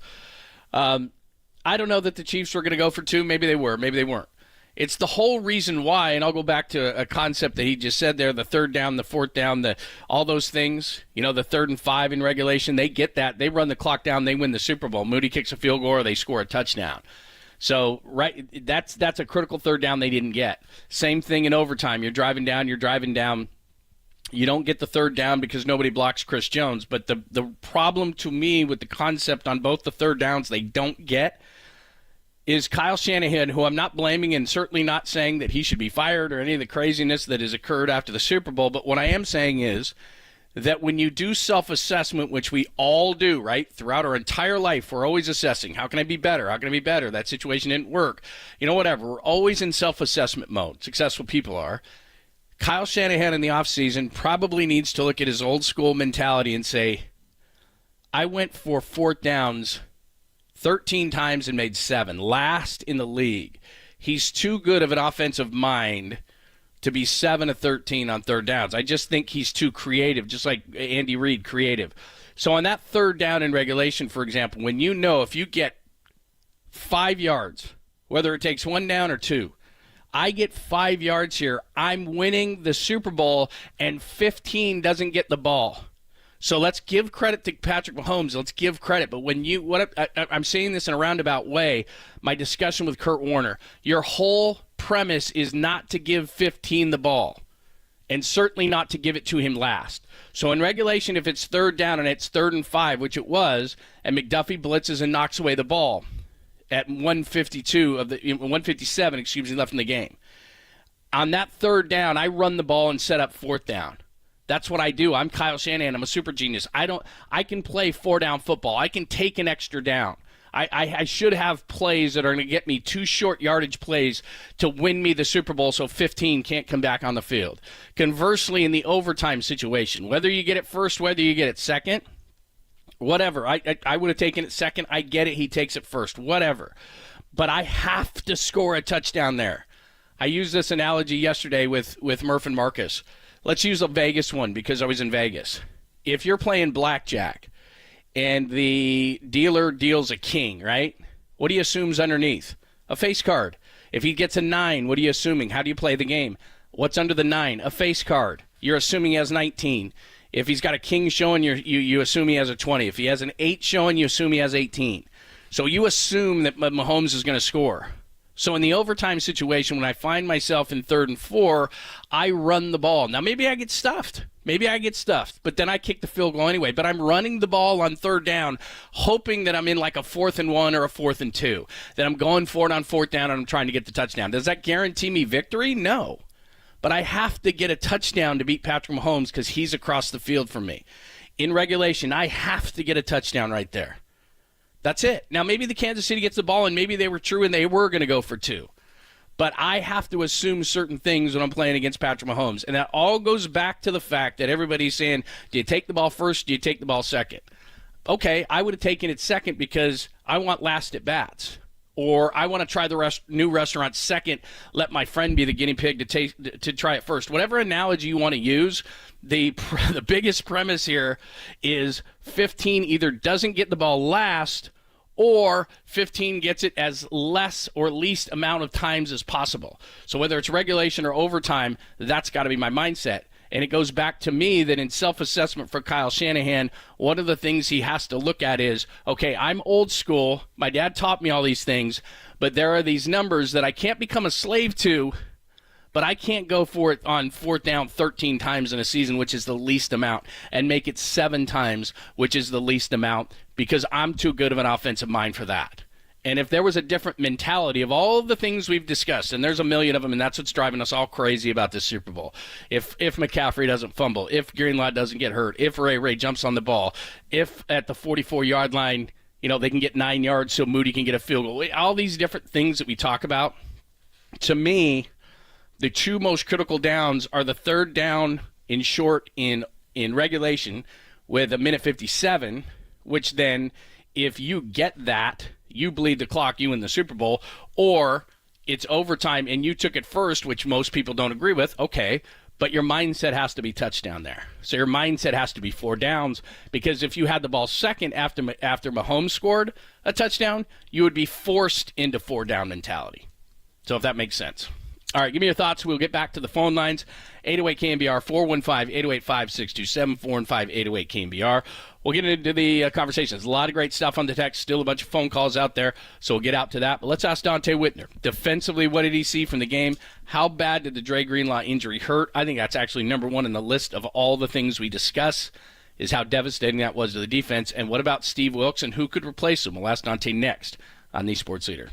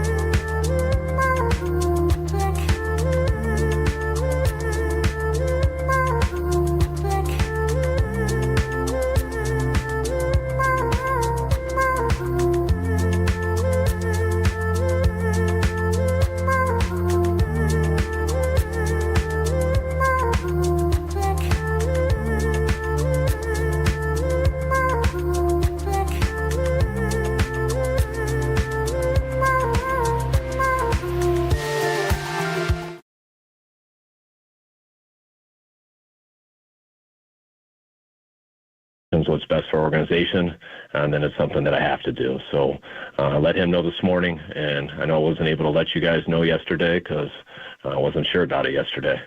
But I am now, and that's the case, and want to let you guys know firsthand.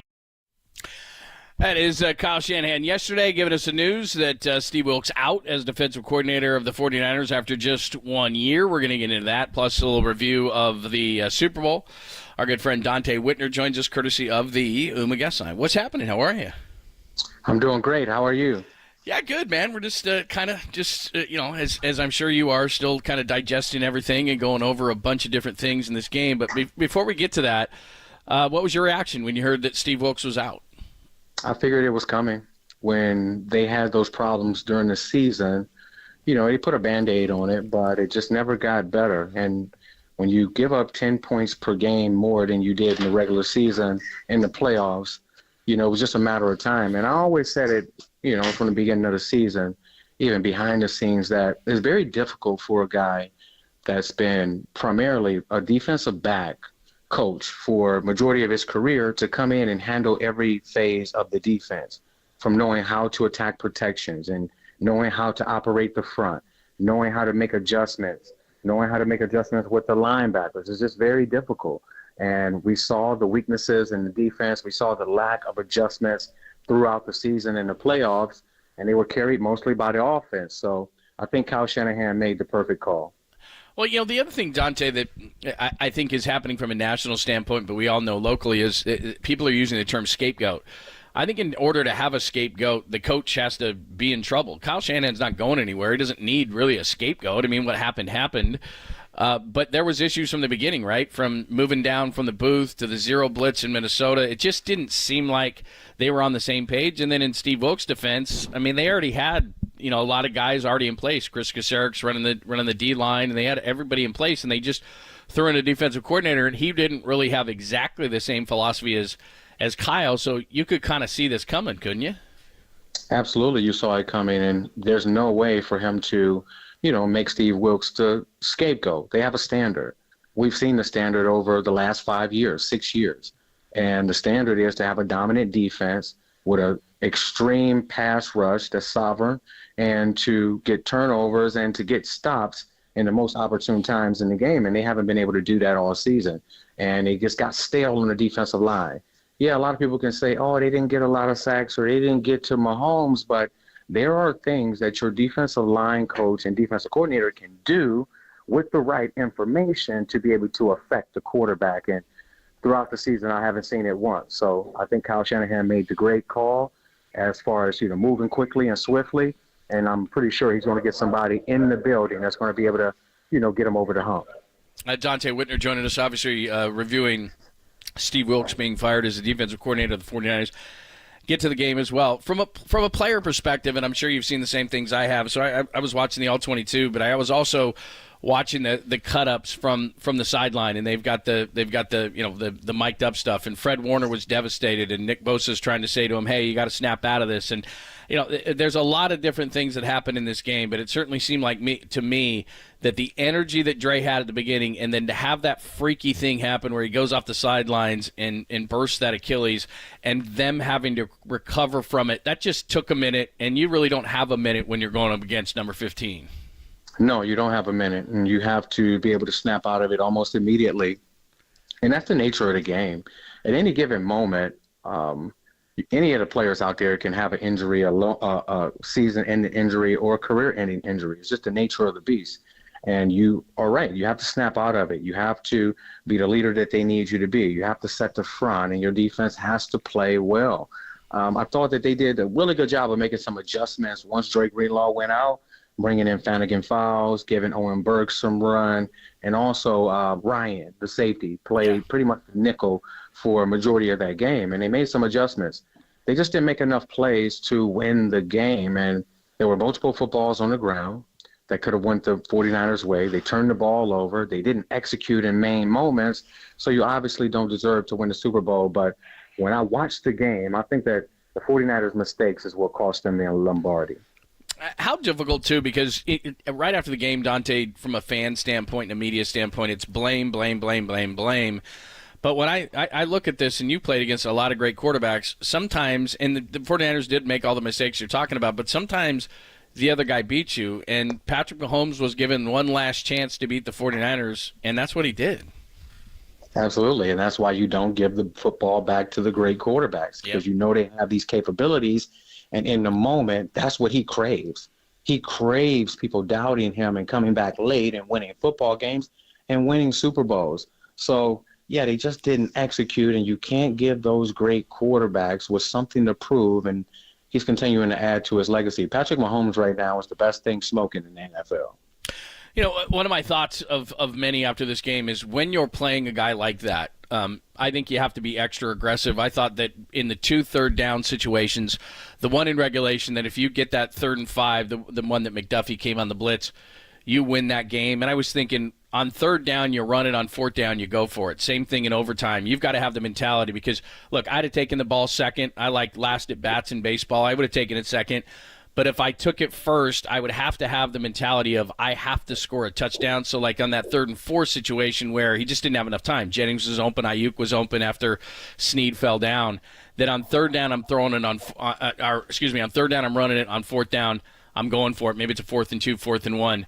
What did you think of those 2 third downs? Would you have just done what Kyle did? Because Kyle obviously doesn't like to go for it on 4th down. He was only 7 of 13 on the season. But I think you have to have a balls-out mentality, a more aggressive mentality to beat a guy like Patrick Mahomes.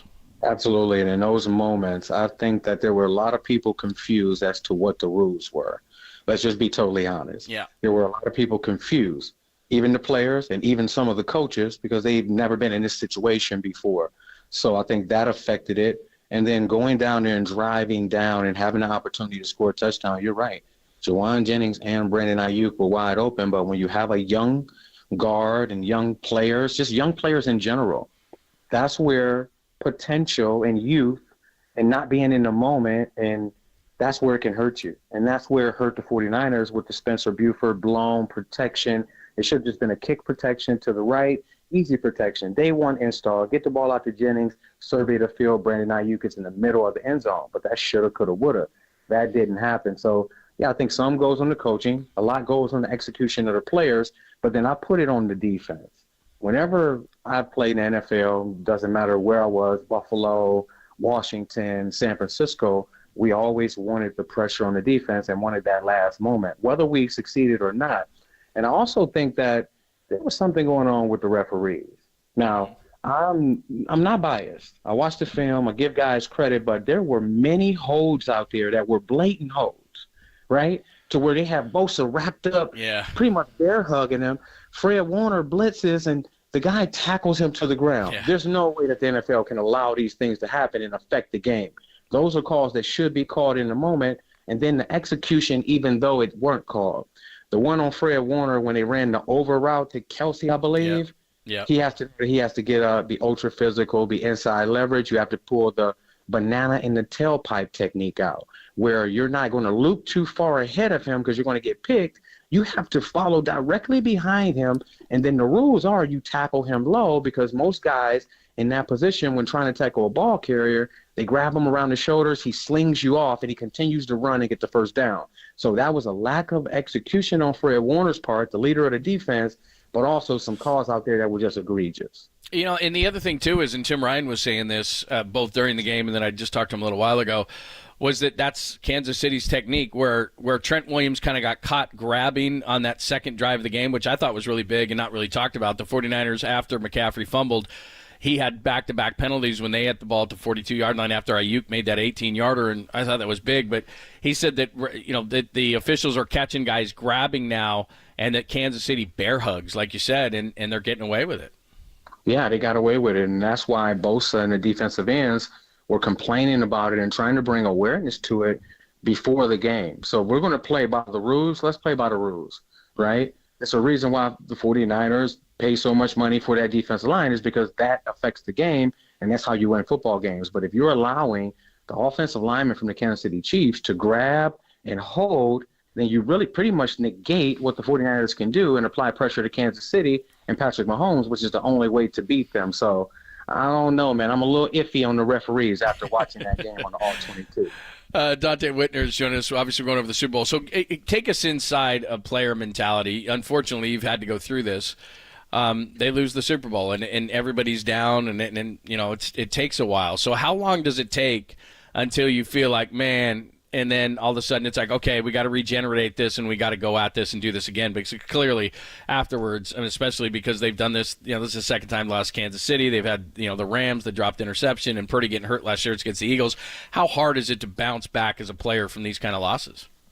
It's very difficult. I don't know if I bounced back for about a good 2 months after we lost the Super Bowl, getting down to the 5-yard line and then having a heartbreaking loss and, you know, 4 straight plays where we didn't get in.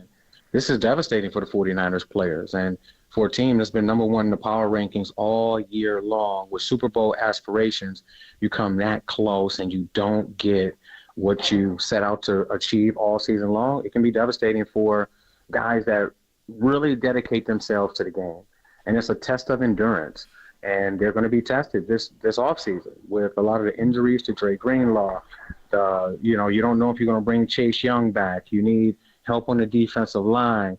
Hufunga's going to come back. Who's going to be the nickel back and replacing some guys on the offensive line. It's going to be a test of endurance. And if anybody can do it, it's John Lynch, Kyle Shanahan, and the 49ers players that they've built and the type of chemistry and character that they built in that locker room. So it's going to hurt for a while. It should. And then you get back on the horse and you go back at it again. Yeah.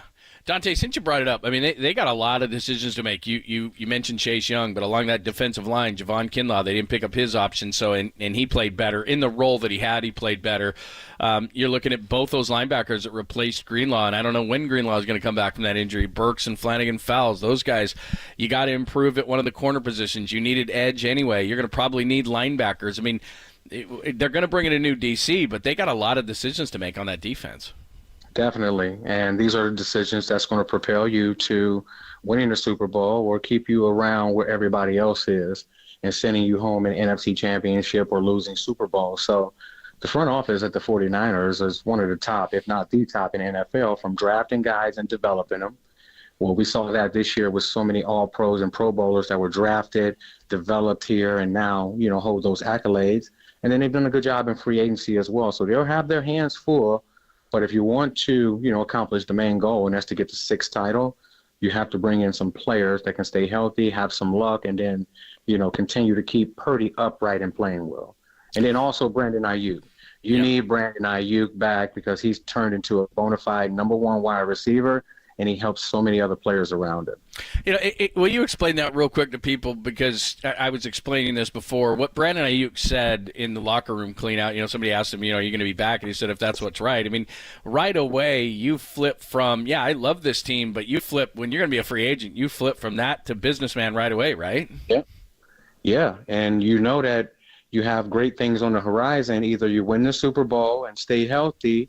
I mean, you win the Super Bowl and bring the trophy back and lose it, but the main objective in those situations are to stay healthy. So once you make it through that game, yeah, you might be hurt or whatever from losing the Super Bowl, but you know that you have a big payday coming. So a lot of what he said was probably anger and hurt, and I know he felt like he should have received the football more in the game, but that's the way that the ball bounces sometimes. But Brandon Ayuk had a phenomenal year, and I only look forward to him continuing to add to, you know, the accolades that he gained this year. Yeah. Dante, you're the best, man. You always give us such great insight. It's always fun. I know we'll talk to you in the off-season, but we talk to you every week. And, man, the reaction we get from people and everything, and I just enjoy it. And you do such a great job, and you work so hard and study the film and then give us such great insight. So, man, thanks for another great year. We really appreciate it. Oh, you're welcome. I'll talk to you guys soon. Sounds good, man. All right, that is the great Dante Whitner. It's always great just getting the player perspective from him, but also he studies the film. Not everybody does that, and he knows it. So we get guys like Tim Ryan and Dante Whitner, and they really know what they're talking about, and they know the personnel. And in you know, especially in Dante's case, man, he's going to tell you exactly what he sees, and however people react. So Dante is absolutely great. Make sure you follow him, by the way, at Dante Whitner, the Hitman, on social media as well. All right, we'll come back. We got a 4-play coming for you, but I told you if people would hang on the line that we would get to you, so we'll continue with Ask the Show. Anything at all. Got people on the phone lines, got people on the Golden State Lumber and Building Materials text line at 808-KNBR, 415-808-5627. Hit a few of those up, and then we'll give you some sound next, only here on the Sports Leader.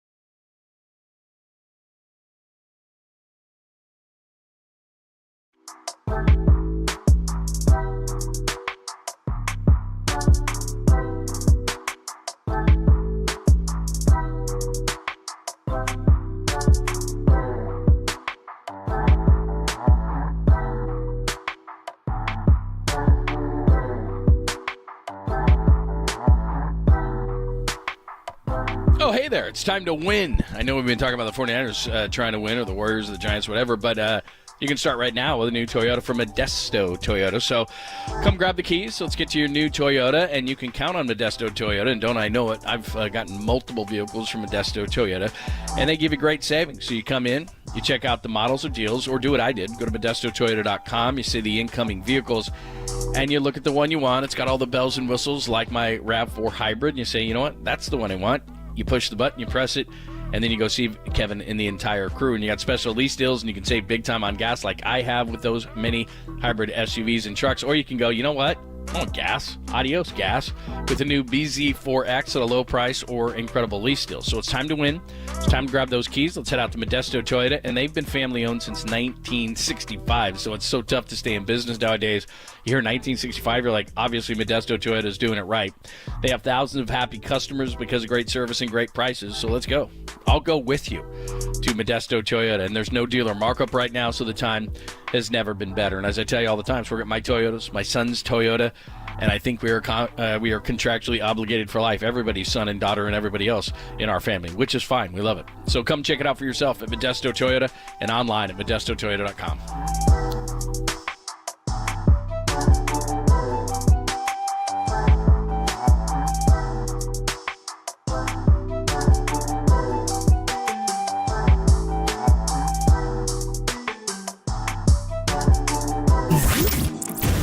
What's trending now? Trending now. On KNBR.com. The great Greg Cosell, who we hung out with in Las Vegas from NFL Films. He joined Murph and Marcus this morning to break down the Niners' loss to the Chiefs and the firing of defensive coordinator Steve Wilks. Check out that podcast and more. Trending right now on KNBR.com and the KNBR app.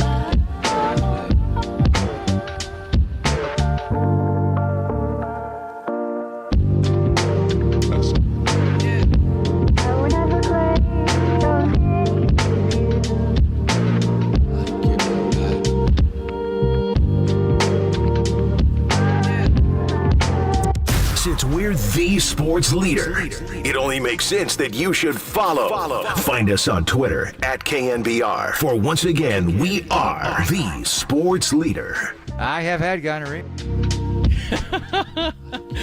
By the way, when Papa is gone, isn't that pretty much a tradition, Danny, that we do unflattering drops of Papa? I think that's what we do. Yes, that's what we do. All right, thanks for joining us. Ask the show anything at all. We can bring this into the 1 o'clock hour, but we have the foreplay, and it is a darn fine foreplay at the top of the hour. You hear from Greg Cosell on Steve Wilks, Steve Young on Owning This, Brock Purdy, which gives me a kind of a jumping off point to talk about Brock Purdy because, amazingly enough, I think we have talked about every aspect, up, down, forwards, backwards, and everywhere in between about this Super Bowl, and I don't know that we've talked about Brock Purdy very much, if at all, and I do have a thought on him, so I'll do that in about 3 minutes, but let's ask the show anything at all. Bill has been waiting patiently through our interview with Dante and other things. It says you're on the Bay Bridge, but if you're on the Bay Bridge, after how long you've been waiting, there must be an accident, so you're somewhere. Hi, Bill. Welcome. John, usually the traffic's about 70 miles an hour. Today it was only a mere 50, but nice. I am farther down the peninsula. Good. Regarding the decision about whether to take the ball or not in overtime, everybody's left out, as near as I've heard, the fact that Kyle very specifically said he wanted to take the ball third, meaning if both teams had drawn a blank, then he would have had the ball on the third possession, and then it is sudden death overtime. He could kick a field goal, and the game's over. So that's such a huge advantage that I want to hear everyone bring that into it. Sure. Yeah, it's not like a baseball game. There's going to be it's not the last ups. Right. Well, let me give you this, and I want you to stay on the line with this. Here's the caveat, and this is how this is why I'm saying last at bats.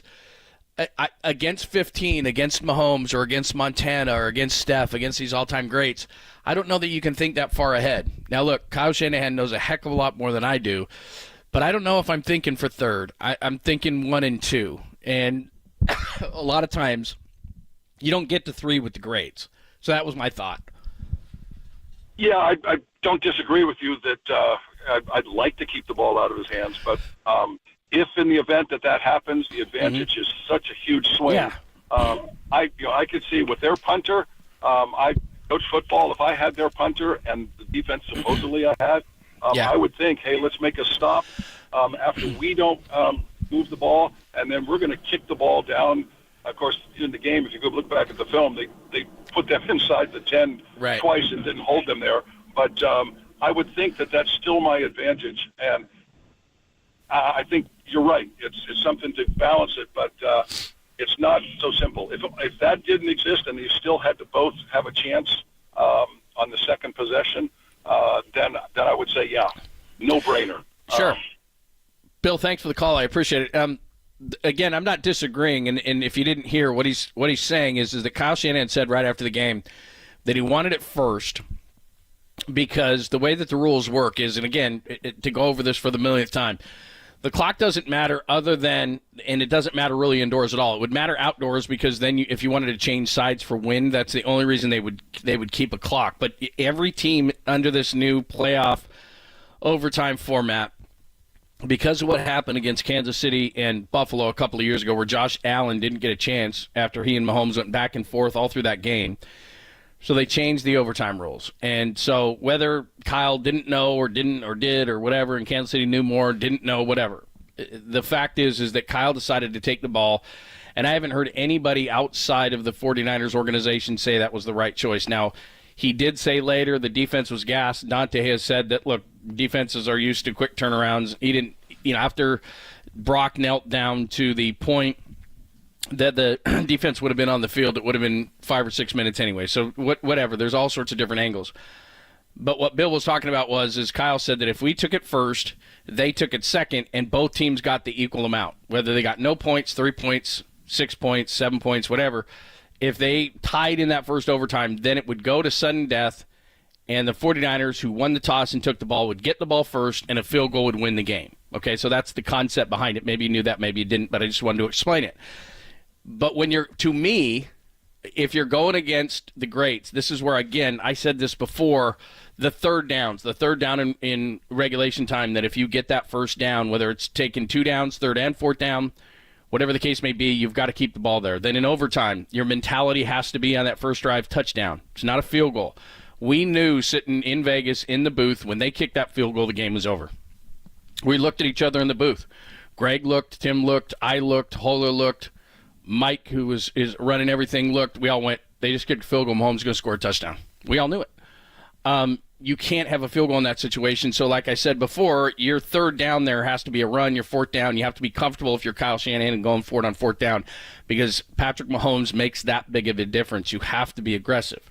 So back to the premise of what Bill said, which is you got to think of the third possession. You don't think of the third possession when you're playing against Patrick Mahomes. And really, I would even say that if you're trying to win a Super Bowl, you don't think third possession. And you sure as hell, you have to stay consistent. So if you are thinking third possession, then on your possession, first possession, let's keep it straight, you've got to think touchdown and being aggressive, because you have to assume Mahomes is scoring a touchdown. That's what you have to think. So if you're thinking third possession and you kick a field goal, you know damn well that Mahomes is getting a touchdown and you're not getting the ball back. Now, if you're saying to yourself as you're driving around in your car, well, wait, the defense was really good. The last 4 possessions for the Chiefs was touchdown, field goal, touchdown. Whatever they needed to do to stay in the game, they did, until Mahomes could strike like a snake and beat you. And that's what he did. So I used this analogy before, and I'm sorry if you've heard it, but just using a Vegas one because I was there and lost a lot. If you're playing blackjack, you're playing against the dealer. If he's got a 9, he's got a 19. That's what you're assuming, right? The card you can't see, you have to assume is a face card. If he's got a king, he's got a face, he's got a 20. That's how you play the game. If he has a lower card, he has a 3, you don't take a hit because you're assuming he has 13. So against Patrick Mahomes, your assumption is he's going to score a touchdown. So if you're playing for the third possession, then you have to get a touchdown because Mahomes is going to get a touchdown. Now, the Chiefs said there was going to be no third possession because they were going to go for 2. Not to confuse you here, and I don't have an fancy analogy for that one, but they said if the Niners scored a touchdown, Kyle didn't go for a 2-point conversion the entire season, so you assume he's going to kick the extra point. They're up 7. The Chiefs said they were going to come down the field and go for the 2-point conversion to win the Super Bowl and not give the 49ers the third possession, which would have been a field goal to win the game, and Jake Moody had already kicked a 53 and a 55. So Kansas City is going, we're assuming they're going to get a field goal on their third possession. We're going to lose. We're going to go for 2 points because what do they want? They want the ball in the hands of Patrick Mahomes. It goes back to a premise in sports. I'm going to dictate how I get beat. So if I'm Kyle Shanahan, I'm going to dictate how I get beat by not leaving Patrick Mahomes with the ball last. That's the worst-case scenario for me. I am not giving Patrick Mahomes the ball last. So how can I accomplish that? Either by taking it first, being aggressive, and scoring the touchdown, he still gets the ball, but at least I've done all I could do. Or the other premise is take it last, score the touchdown. Maybe the Niners go for 2, but that's not what Kyle does. So he's not going to do that. So does that all make sense in a roundabout way? That was a great call, and he brings up a great point that not a lot of people are talking about because Kyle said he took it because of the third thing. But if you ask any coach, like Bruce Bochy's a perfect example. Bruce Bochy never left anything to chance in a game. He didn't leave it. Remember when it was raining? What year was that, 12? And Marco Scudero was catching the raindrops and everything, 2012. And I remember watching that game, and there was 2 outs, and I can't remember whether they had by 3 or 4 or 5 runs, whatever it was. And Bruce Bochy comes waddling out of the dugout, and he changes pitchers. It's like, dude, you're up by 3 or 4, whatever it was. The game's over. You don't need to change pitchers. He didn't chance anything. It was always with Bruce Bochy, the now, the now, the now. When you're playing overtime, especially against a guy like Mahomes, it's the now, the now, the now. It's not the later. Need a beer, grab a beer. I will grab a beer. It's not the later. It's not the third possession. It's the now possession. That's how you have to play it. That's how every coach would tell you to play it. So, look, we have beat this sucker to death. This horse is meat. But this is going to be what we're going to do forever. Like if I was to say, because I've yapped so long, we're going to have to say foreplay for 115, and I apologize. But if I was to say what are going to be the storylines that we discuss years from now, some games are easy. The catch is the catch. 4 years ago in Super Bowl 54, it's Jet Wasp, the 3rd and 15 play. And, I mean, you can go on down the line. The Giants lose the World Series, and Scott Spezia, like, off the top of your head, you can you can just – I'll give you the game. You can tell me. When the Warriors lost, Game 7, it's the LeBron block, right? Or it's that series. It's the teabag of Draymond Green. Like, we can go to one thing in a lot of these, whether they're painful or whether they're great, right? But Kevin Durant against the Cavaliers, pulling up at the free throw, or no, it wasn't the free throw line. It was just outside, right, or just inside the 3-point line. That shot. We can go to those plays in the history of sports and say whether it was either painful or whether it was one of the greatest games that you ever watched in your life. You can go to one play in this game, and we'll discuss this game forever because it's so painful. And now it's it's still raw, but even when you put a Band-Aid on it and when that scar is no longer there, and you put the scar cream on, and you're feeling good, and then somebody brings it up and it pisses you off or whatever. We're always, I think, number one, even though I don't think this is the number one thing, it's become the number one thing. It's going to be the overtime possession. It's going to be, was the defense tired? Should you have taken it first? Should you have taken it second? There was a third possession. Why didn't you, I think, why didn't you make your 3 downs 4 downs? Why wasn't that 4 down territory, knowing that Mahomes, whether you took it first or second? My biggest thing was, that 3 down had to be 4 downs, and you had to score a touchdown. So there's all sorts of layers. This seems to me like this is going to be the thing that lasts forever from this game. Dre Greenlaw's injury, McCaffrey's fumble, all this kind of stuff. I don't know that it's going to dissipate, but those are going to be like in a band, the guitarist, the bassist, the drummer. It's going to fade into the background a little bit. You always see a picture of a band, and you have like the lead singer. He's in the front. This overtime thing is going to be the lead singer. I've done better analogies. That's not great. Let's just finish out the second, then we'll do foreplay next. Duffy is in Mountain View. Hi, Duffy. Welcome. Hey, John. Hey. You just stole my thunder, actually, because I was going to say. You'll say it better than I have. I'm rambling. No, I don't think it's. If you go into this wanting the third possession, which is what we're hearing, then every single set of downs is 4 down territory. It's not just about the extra 4th down. It's the call on first may be different. The call on second. We're talking about this 3rd down, where he got flushed out and had to throw it away. But if we knew we were going for it, we knew, there's no doubt. We know Mahomes is over there. We know we have to do this. Every single time you're playing, it's 4 downs, which is another advantage to going second, because you know what the goal is, everybody knows what the goal is, and every single set of downs is 4 long. That's a good point. See, you said it better than I did, because what people assume, and that's a great call, Duffy, what people assume is that everything would have been the same, and then that down comes down. And I'll give you a perfect example of it, too, which is, Andy Reid had, and we forget about this, for as great as Jake Moody was in bombing those 2 long field goals, he had an extra point blocked, and it was on him. It was a low kick. So instead of 16-13, it's 17-13. It changes everything, because on the next drive, when Kansas City ties the game at 16 because of the mixed extra point, does Andy Reid then go for it? Well, a lot of people say, well, it was 4th and 6, and Andy Reid goes for that 4th and 6, and if we stop him on 4th and 6, then we get the ball back, and we're up 16-13. Andy Reid probably, to Duffy's point, Andy Reid probably calls his plays differently in that situation, knowing he needs a touchdown. So nothing stays the same. We do that all the time in the history of sports. Well, if this play would have changed earlier in the game, that's why when it's the end of the game, there's not much more speculation. So a play happens at the end, and if that play changes, then the game changes and history changes. But when we try to apply that to a play in the 3rd quarter or the first half, or we assume then that the rest of the game is all the same, and it's not.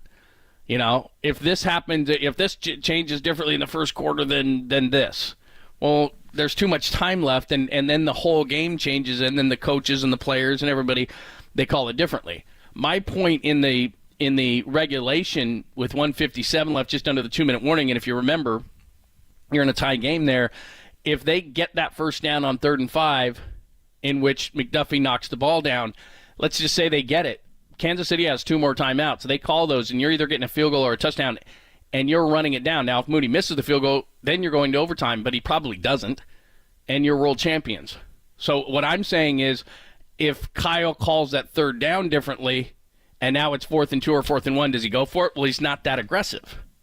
Same thing in overtime. If on that third down where Chris Jones breaks through and Spencer Burford blows the block, if that's a run play and it's 4th and 2 or 4th and 1 and they get it, then they get the touchdown. They probably don't go for 2. Maybe Kansas City does. It's a lot of speculation is what it is. But I'm saying that your thought process then, if you do take the ball first, has to be we're scoring a touchdown at all costs.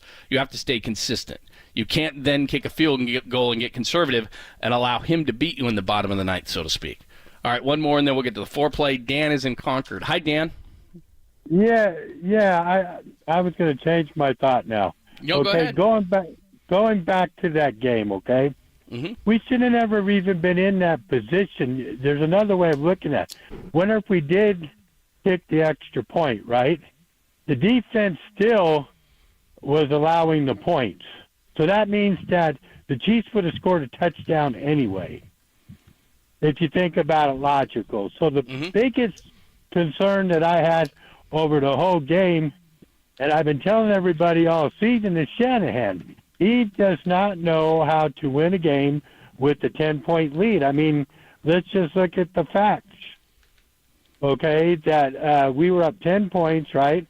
And he's calling passing plays when he should be calling some running plays. And if we can't get the job done on the offensive line, why didn't he keep somebody in the backfield to block that guy? Mm-hmm.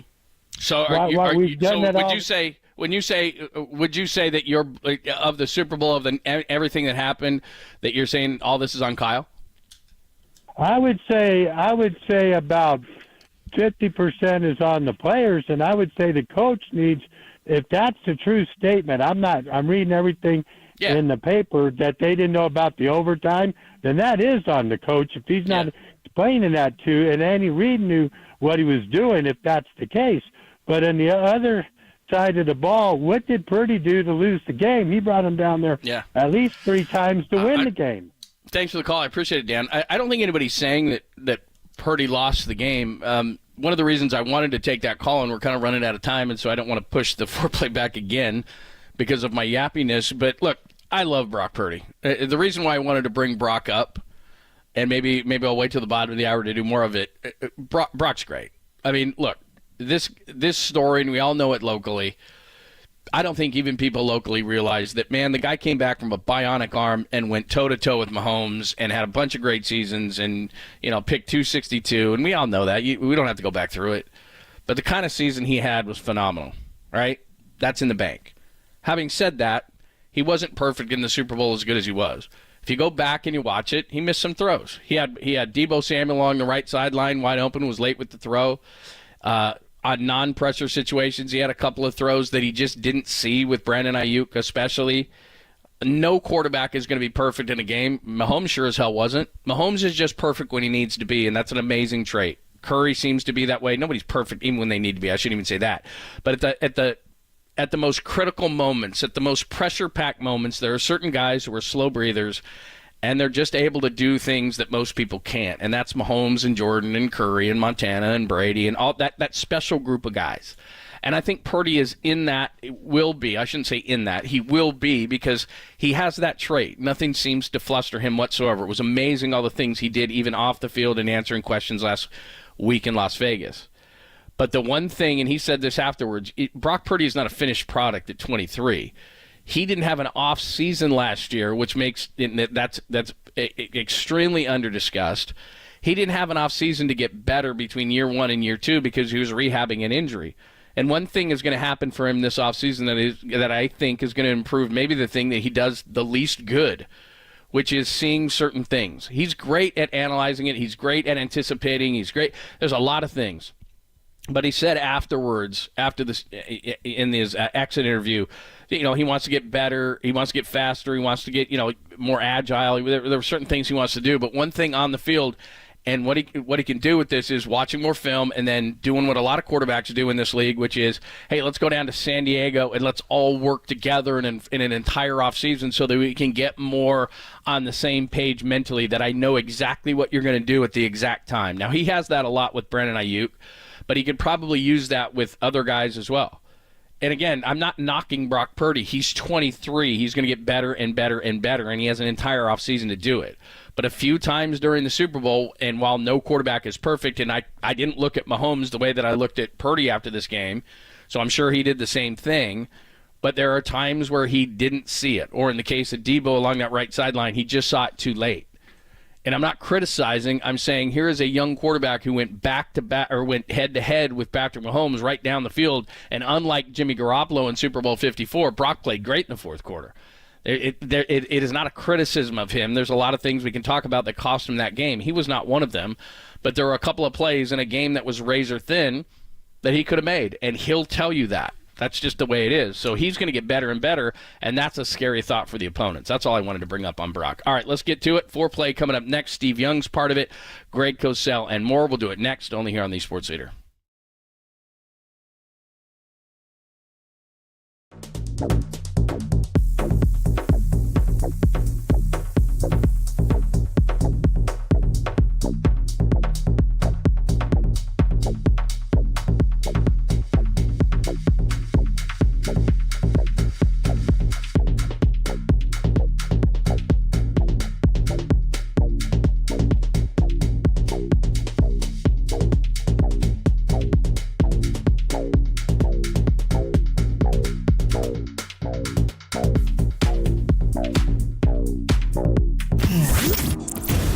What's trending now? Trending now.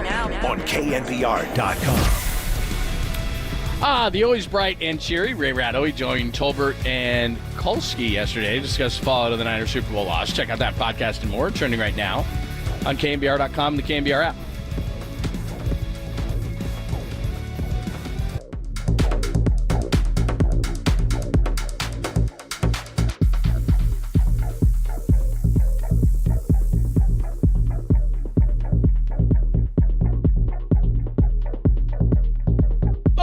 John Lund here. I'm back. Did you know that many of the attorney ads that you've seen or heard, they're not even based here in the Bay Area? And some, they're not even based in the entire state, but that is not Chris Dolan and the Dolan Law Firm. Do you know that they're based right here in the Bay Area, and they've been that way for more than 25 years? They're award-winning personal injury and employment attorneys, and they're fighting for you where you live. So if you've been discriminated against at work, wrongfully terminated, or sexually harassed, your rights matter. Go to DolanLawFirm.com and learn more about your rights. And unfortunately, over the past year, Chris and his team, they saw a sharp increase in no-fault injury accidents. Now remember, motorcyclists, pedestrians, cyclists, children playing, they're all around us, and you got rainy weather back again, so you got to be extra careful here. So let's work together to make sure the Bay Area is a safer place. And feel confident that you're in good hands with the award-winning California Lawyer of the Year, the Dolan Law Firm. And they've secured more than $1 billion, I hope I enunciate that correctly because that's a B, $1 billion in verdicts and settlements on behalf of their clients, but you pay nothing up front. Nothing up front, no hourly rates, no upfront fees.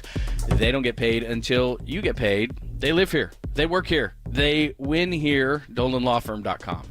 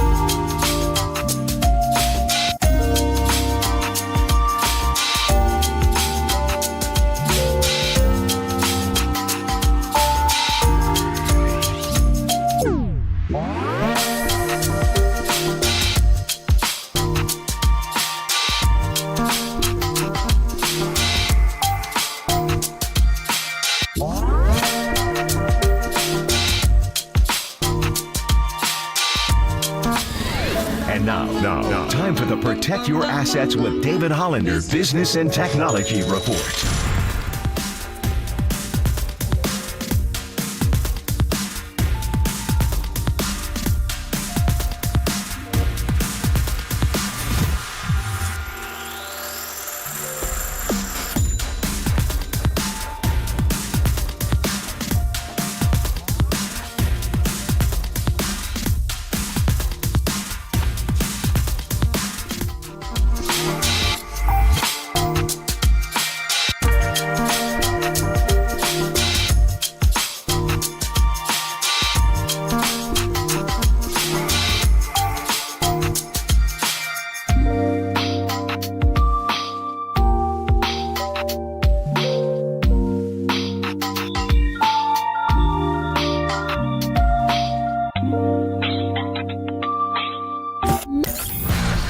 Time for some foreplay with Papa and Lund. I'm Dirk Diggler. 4 chunks of audio that really get you going.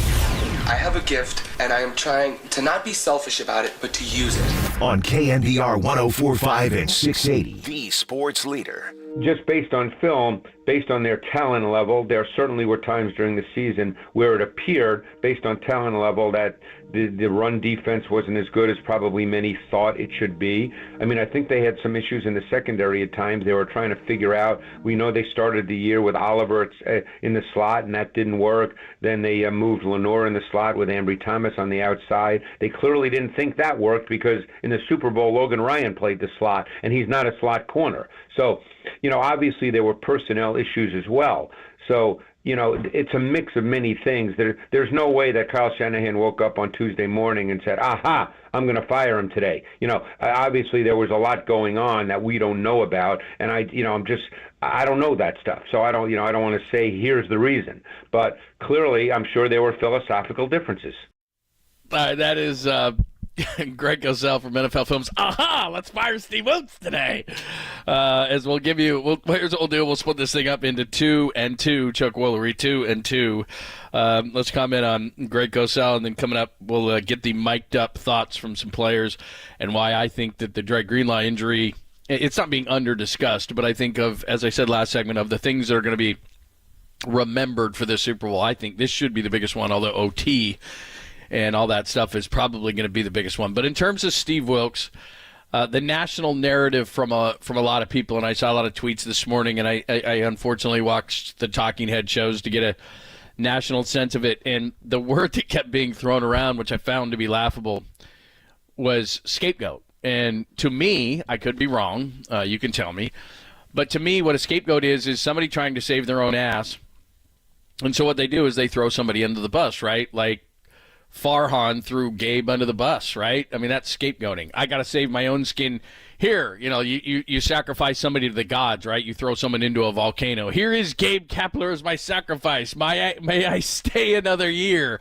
And then the walls close in and everything else. And eventually, if you don't do your job, no matter what you do for a living, the walls close in and you're gone. But in the meantime, in sports, you throw offensive coordinators and defensive coordinators or hitting coaches or pitching coaches or, whatever the case may be, to save your own skin. We all kind of get, in a sense of the courthouse, it's like a guy will flip, he'll have an accomplice. And then it's like, well, I'll flip on that guy if you avoid the death sentence. Okay, now, that guy's the scapegoat. So Kyle didn't scapegoat Steve Wilks because Kyle's not going anywhere. He doesn't need to scapegoat anybody. There doesn't need to be anybody to blame. Now, maybe there are the Lions and Tigers out there, and it's like, Kyle, you have to give us somebody. He didn't need to give anybody Steve Wilks because his job's not in jeopardy. It's secure as ever.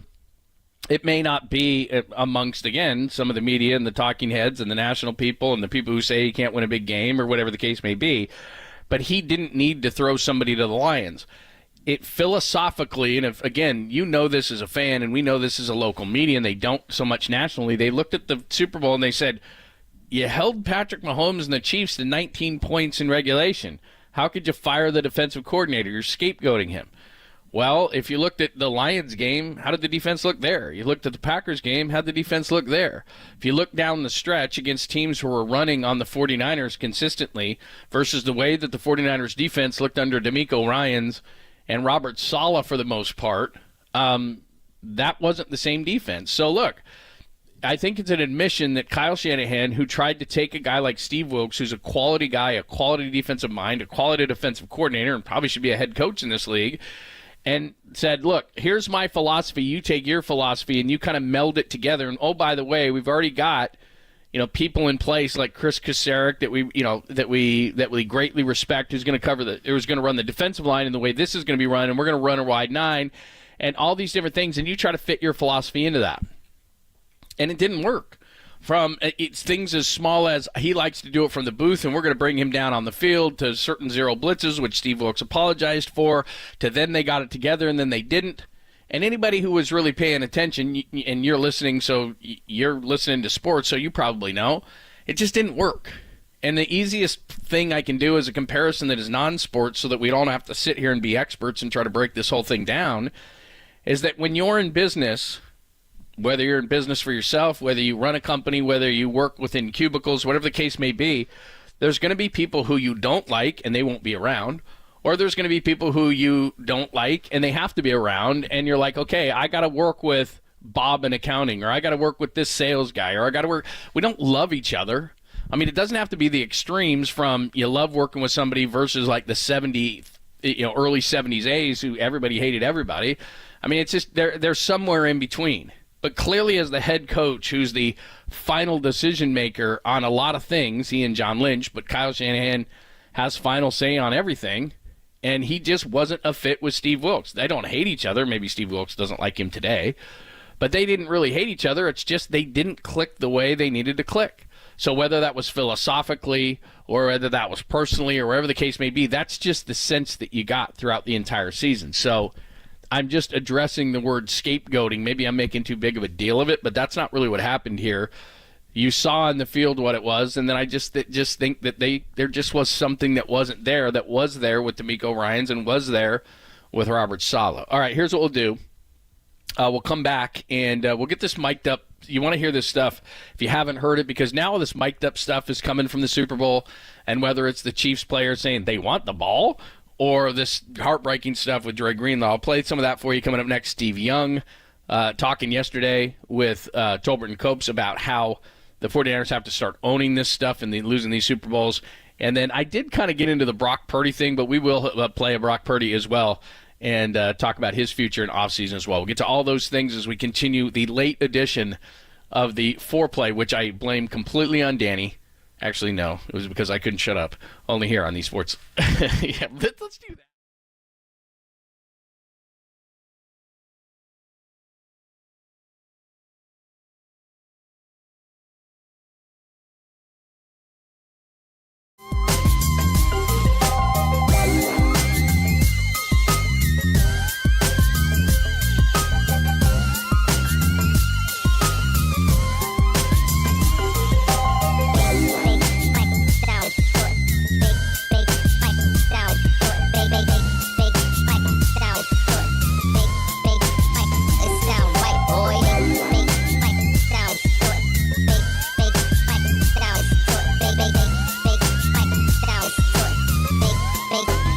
It sound right, boy.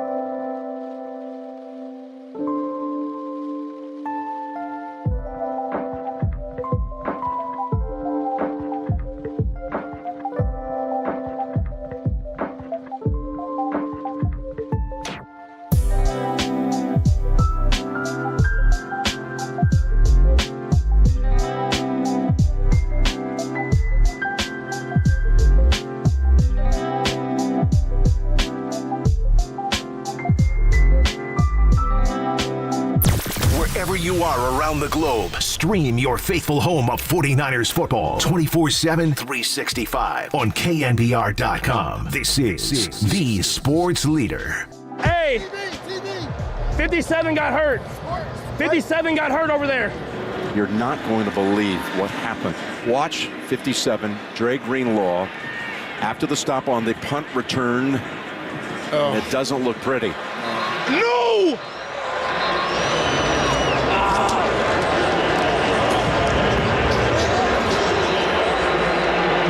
Get hurt running out on the field?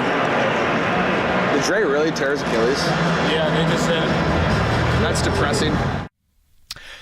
Thanks for joining us of the many things that we have discussed, and I think this is why it is so painful to continue to try to relive this thing.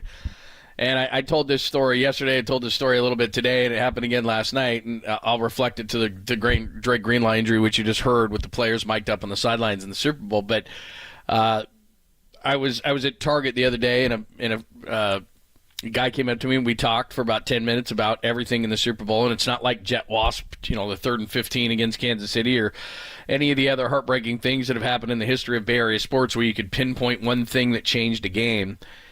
And then last night I was on my fine Valentine's date, just trying to keep my head above water, because that's all you can do on Valentine's Day. You don't really gain anything. You just got to keep your head above water, so you got to do it.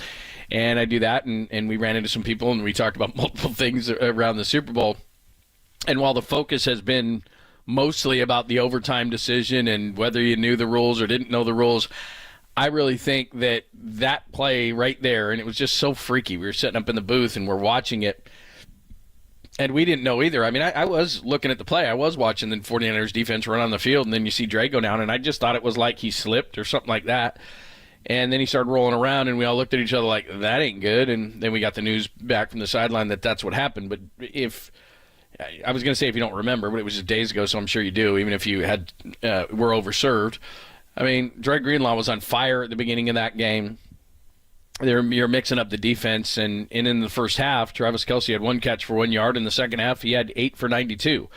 I'm not directing all of that towards the replacements for Dre Greenlaw, but make of it what you will. Oren Burks was targeted 9 times and gave up 9 receptions. He's not Dre Greenlaw. And nor is Demetrius Flanagan-Fowles, who are 2 guys who are free agents. So I don't know what's going to happen there. And the long term is something we're going to discuss all of the offseason. But in terms of this game, not being an athlete clearly, and not knowing the mentality of an athlete, and I realize that they have to get through injury. They have to. There's guys that get injured all the time, and they can't sit and dwell. They got to play, especially when it comes to the Super Bowl. But in the way that it happened, when it happened, after they had been so dominant on defense, you could hear Fred Warner in there yell, "No!" And then back, they showed more of the mic'd up stuff if you haven't seen it. And Nick Bosa had to go over to Fred, who had his face in his hands on the on the neck after they got off the field. And Nick said, "You got to snap out of it. You got to come out of it." You heard George Kittle there say, "Did he really rip his Achilles?" It took a minute for the shock of that, and that's why I think that when Tim Ryan has both told me earlier on in this show, and then with Murph and Marks the other day, just the football gods aren't with you. And you start thinking to yourself, my God, man. I mean, Papa has speculated whether it was the soft turf during the week. I don't know. Not only am I not an athlete, I'm really not a doctor, so what the hell would I know? So I don't know if that contributed to it, but it was just devastating at the time, and I think that obviously it took some time for the team to get over. So to me, as I look at all the factors, I think that might be number one on the list, is just the effect it had not only on the field, but then it took, I think, the team mentally a second to get over everything. So give me your thoughts on that. Here is Steve Young with Tolbert and Copes yesterday, and, of course, he joins every single week. The 49ers are just going to have to live with this one. Take a listen. When you haven't done it, just own it. I haven't done it. That's it. Bottom line, haven't done it. No mitigating factors, not 1,000 things that went wrong. Nothing. No, I haven't done it. And just recognize that it makes no sense to try to explain it or try to or defend it or minimize it or anything else. It's like, no, this is the ultimate thing. It's like a thing about Everest, right? It's like, oh no, I climbed K2. Oh, great, that's awesome. Have you been to Everest? No, I've been in base camp when I climbed up and the weather came. Well, call me when you put the flag on top. I just love that analogy, and that's what it is. I mean, the Super Bowl is Everest. That goes back to, and we'll have this conversation until Kyle wins it, of Kyle addressing it. Probably it was like the last or the second to last question on Monday when they did the press conference of Kyle not winning it. And look, if you're the head coach, you get a bunch of money and you're gonna catch the heat.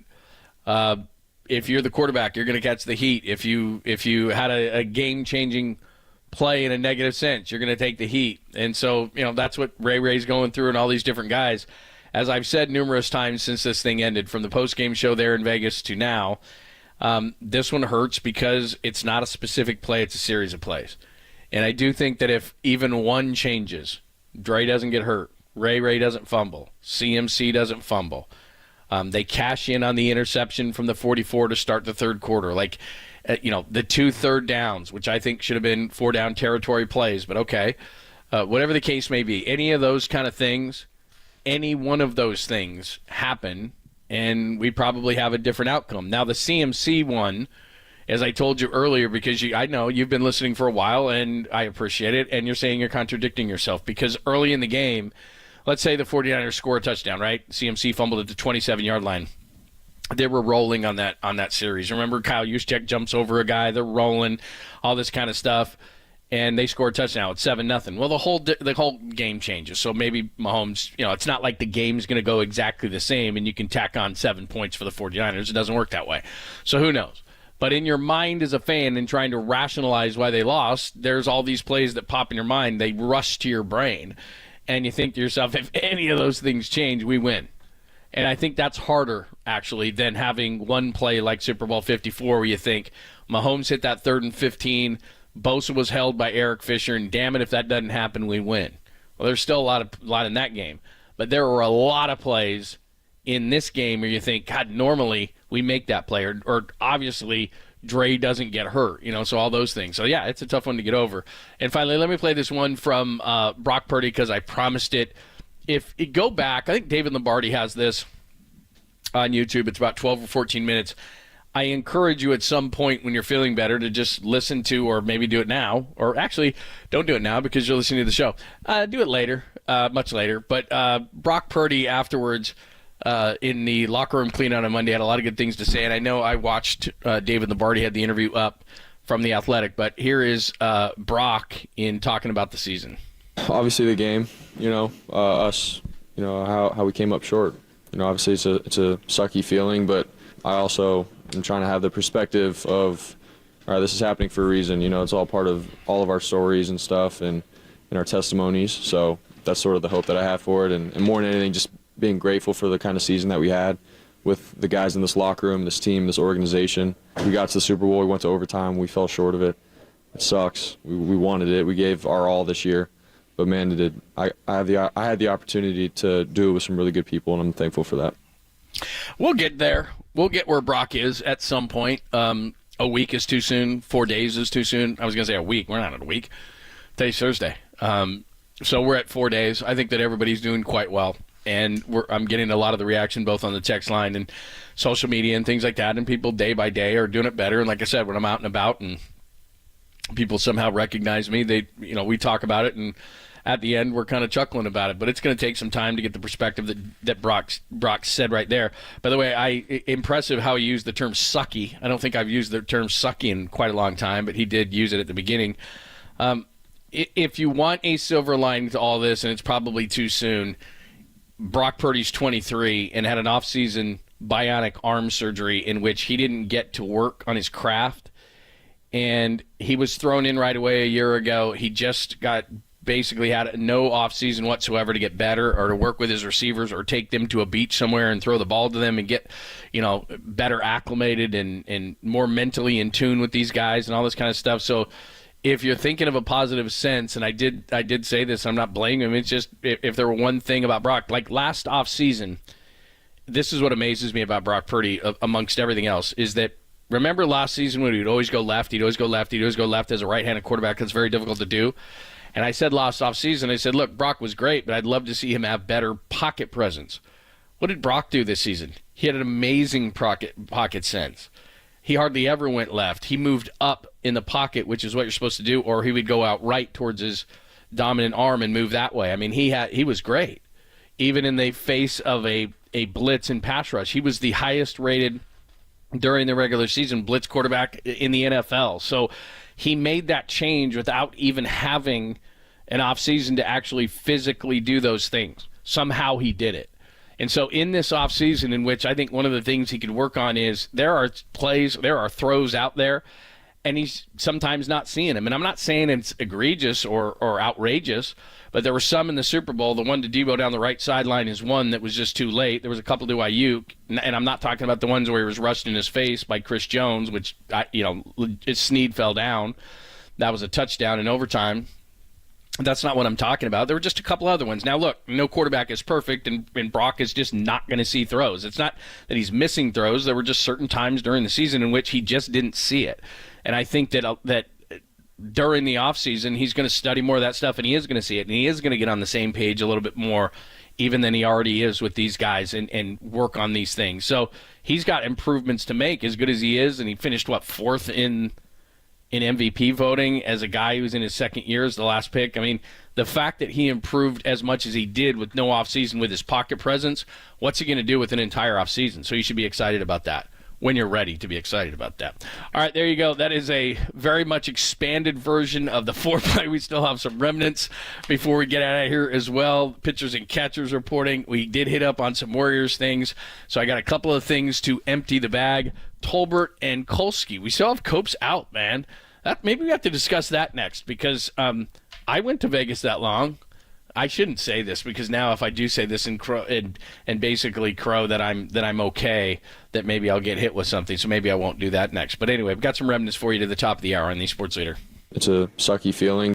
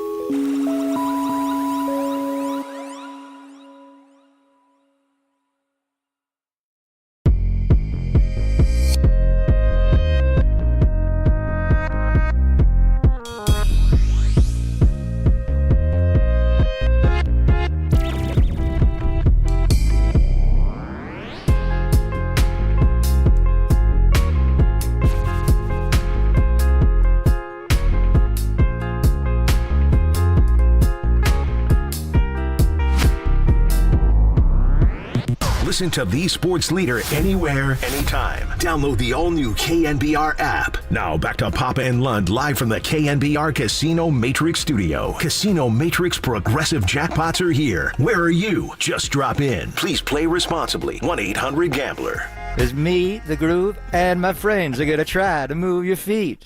You see, I am Wonder Mike, and I'd like to say hello. That's enough.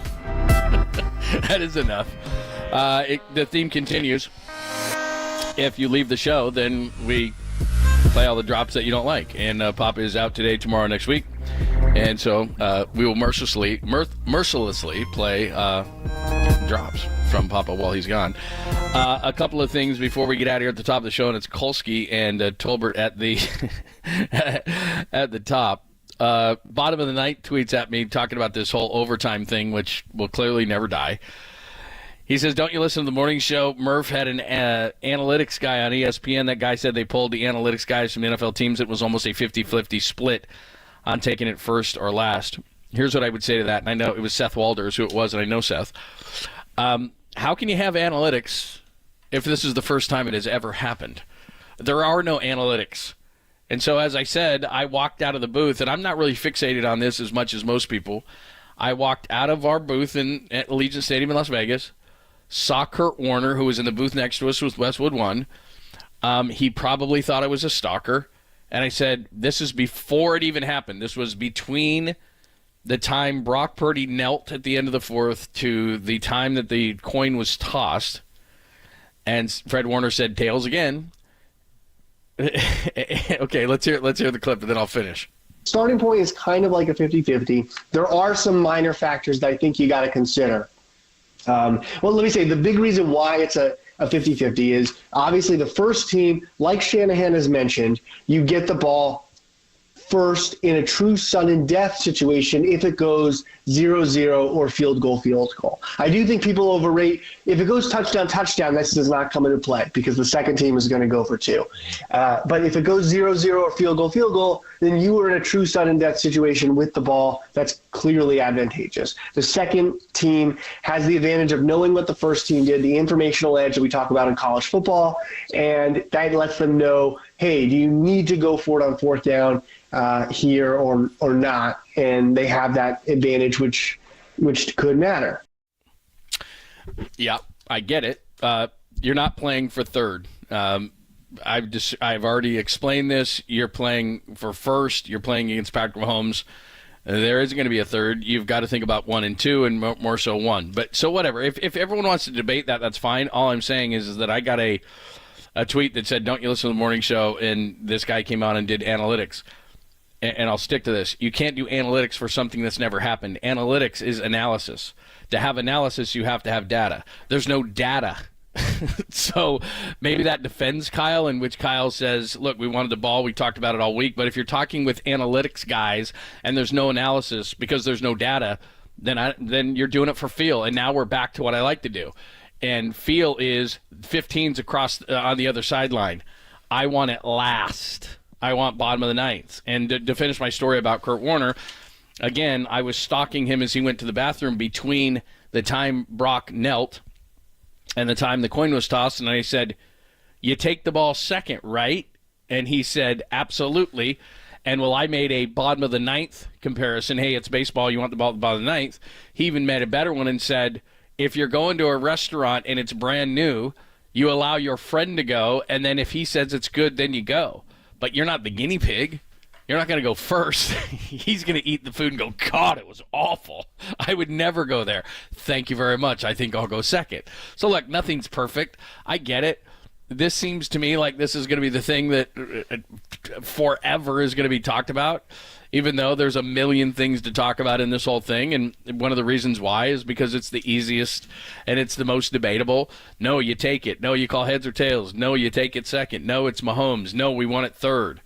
And the whole third thing is, just to explain it, and you've probably heard this at nauseum, but if both teams have the same thing, so nobody scores, both teams get field goals, both teams get touchdowns and point after touchdowns, then it goes into a sudden death overtime in which the 49ers, because they won the flip, would have got it first, and a Jake Moody field goal or any scorer would have won the Super Bowl. I get it.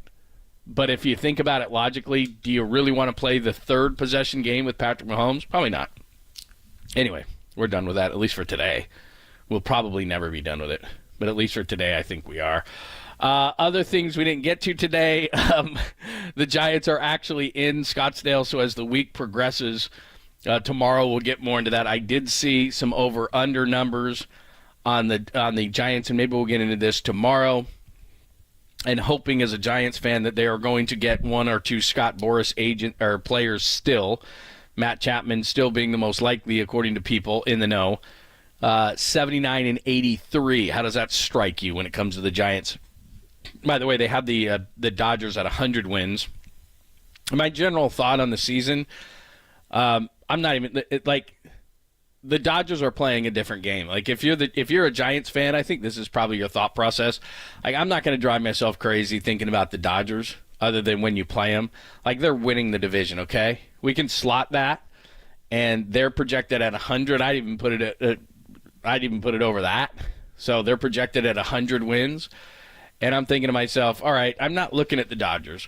I'm looking at the Diamondbacks. Maybe I'm looking at the Phillies or the Mets. Maybe I'm looking at the Brewers or the Cubs. Like I'm looking at the wild card teams. And I don't know what they can do. I don't love the offseason. Hopefully it's not over. I'm not anti-Jorge Soler, but I am looking at the rotation and saying, okay, Robbie Ray and Alex Cobb aren't going to be back for a while. I'm not overly excited. But you know what? I would love to be proven wrong. I think I'm going down there at some point in March only because I have a child down there that's probably out of control that I need to check on, and I'd like to see a few games of the Giants. And I often forget, even though I shouldn't, that Bob Melvin is the manager of the Giants, so that's got to mean something, and I'm a big fan of him.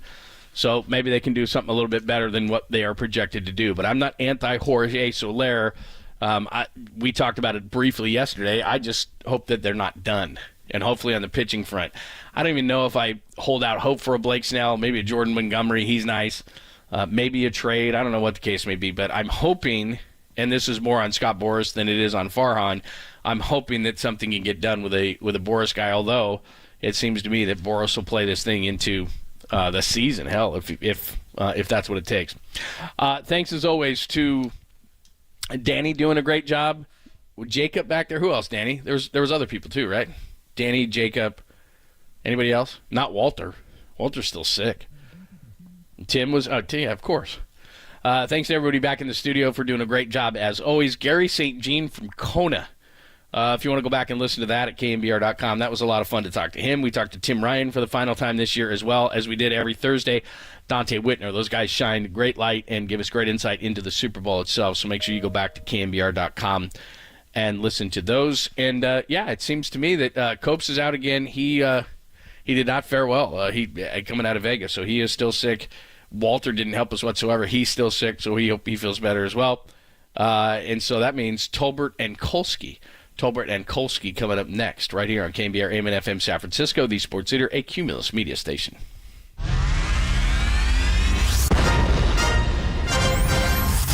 The NBA brought him to the Bay, while his co-host was born and raised here.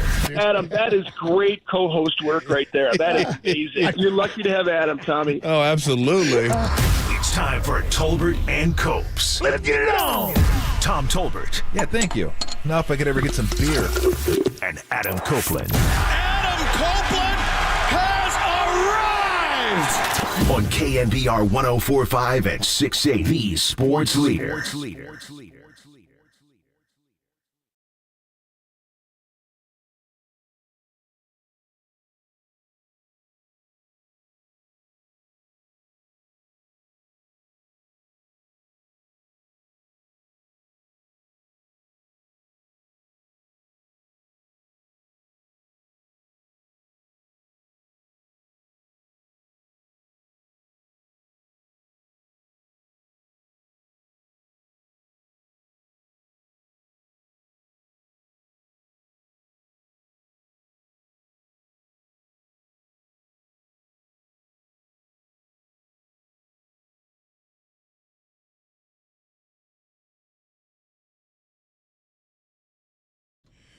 What is is shaking. Adam Copeland, Tom Tolbert with you. Copes is out. Kolsky is back in today. And we're going to be joined by Dave Pasch, called the game last night with Richard Jefferson on ESPN. He'll join us at 2:50. And then Brian Peacock at 3:50. We'll talk a little Niners football. What's going on, Matt? Oh, nothing much. Happy to be back. That makes one of us. Finally, I figured out how to arrange the camera so as to properly display Michael Jordan on YouTube. I feel good. Yeah, that's good. I mean, today's already off to a much better start. I don't have to look at you. And so I feel much better. I can imagine you, and that works for me. So I've always don't said take I it look as an better in insult. imagination. Yeah, well, barely, but you do. I'll give you that. Although I am missing a Michael Jordan poster. So who didn't have that? Well, I guess I didn't have that growing up. My guys were, who were my posters growing up? Dominique, Paul Warfield, Bob Hayes, George Brett, Nice. George Gervin, Rod Carew. Was it the Iceman, like the famous Iceman poster? Of course it was. Yeah. I mean, That's a classic. That's a given. I had a Farrah Fawcett. life-size. Got to have the Farrah Fawcett poster. If you're a man of my age, you have the Farrah Fawcett and the red one piece. That's a given. I definitely had some. My parents were not necessarily the buy a large poster of a good-looking lady type of parents, so I definitely had like Sports Illustrated swimsuit issue foldouts on the wall at some point. Okay. And then my big sports posters were, I liked the like life-size ones with the, you could measure your own height against Bo Jackson and Tony Kukoc in my case. Mm-hmm. So I had White Sox Bo Jackson and the great Tony Kukoc, the waiter. The waiter. Yep. Yeah, I did. I was obviously well beyond posters at that point, but posters are awesome. I mean, as a sports fan, and they're not as big a deal nowadays. Like, you can't go, they used to have poster shops, believe it or not, back when I was growing up. Like, you would literally go into a store and it was all posters, and you'd take them out and look and see which ones they were. They had a little picture on the cellophane that wrapped the poster, and it's like, okay, got that one, okay, oh, they got that one, I gotta get that one, and then I probably had seven or eight posters up in my room. All my batting helmets were up in the room. My room wasn't a big room, but it was an awesome room. Had all the batting helmets, and then I'd rearrange them every day, depending on what they were. They were in the standings. So I had all those. I had the mini helmets that you get, the little mini helmets, and those were the ones that I usually used to rearrange. The big helmets were like too clumsy, but the little ones I could just look in the box score every day, get the paper, look in the box score, so everybody did, and rearrange the helmets. And you go to my room at 8:00 every night, and you'd know where everybody stood. Everybody stood. That's awesome. Be right there. Just move the helmets around a little bit, and we're good to go. Are we talking like ice cream scoop sized mini helmets? No, even smaller than that. They were they were mini helmets, and I did that for football, basketball. Football, baseball. Obviously, you don't have helmets in basketball. But I had baseball helmets, the little ones, and then I had the little football helmets that I would rearrange. And then I had, like everybody that's my age, that's a sports fan, probably had a lot of this stuff. I had the football NFL comforter that had all the logos. I had the comforter, the sheets, the pillowcase. I think I even had the sham, which was incredible. Like, I had everything.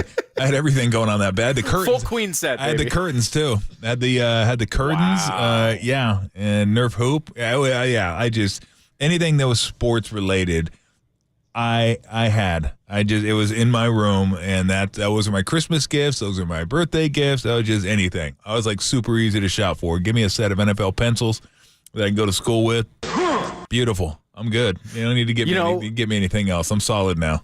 Ferdinand Orangutan. Thank you. This sparked my memory of, I also had on my wall as a kid a centerfold from Sports Illustrated for Kids of the Bash Brothers. And it was two-sided. So as like probably a 10-year-old, maybe 12-year-old, I had like punched a hole in the top and hung it from a string so I could flip it back and forth between McGuire and Canseco.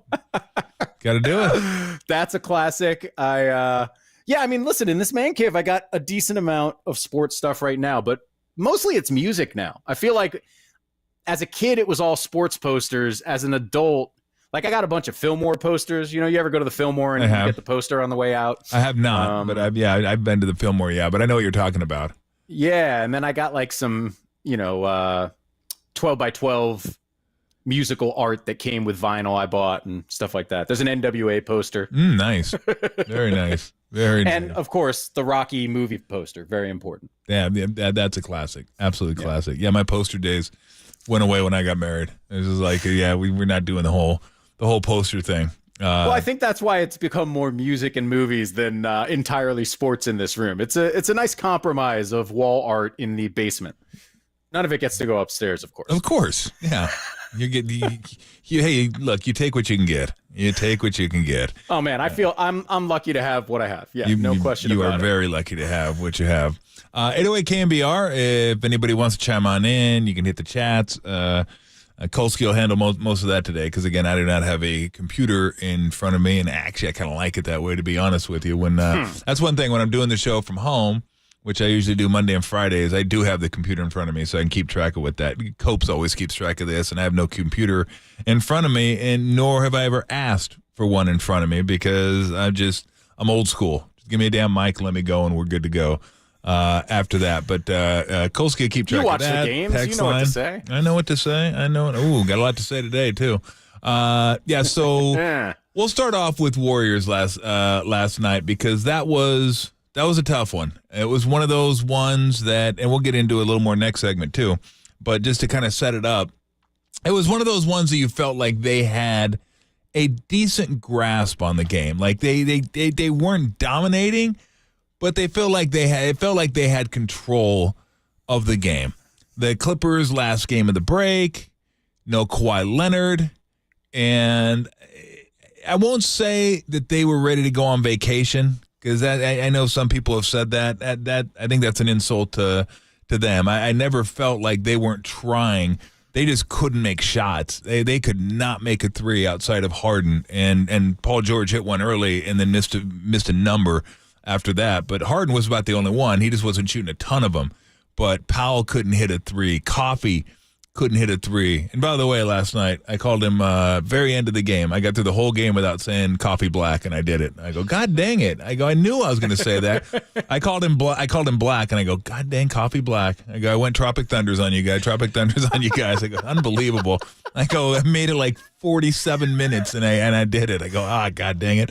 He hit a big three at the end. Westbrook was making plays, and they just could not get a stop on the defensive end. And that was, some of it was defense and some of it was just really good shot making. Powell was phenomenal. I mean, that guy I was going to say he couldn't miss. He didn't miss. He was 6 for 6 in the quarter, 3 for 3 from three, I think, or maybe even 4 for 4, but he was just on fire. And that's been the problem with the Warriors this year, is at the end of the games when things start going south a little bit, they haven't had that resolve to just kind of pull themselves up by their bootstraps and say, okay, that's enough.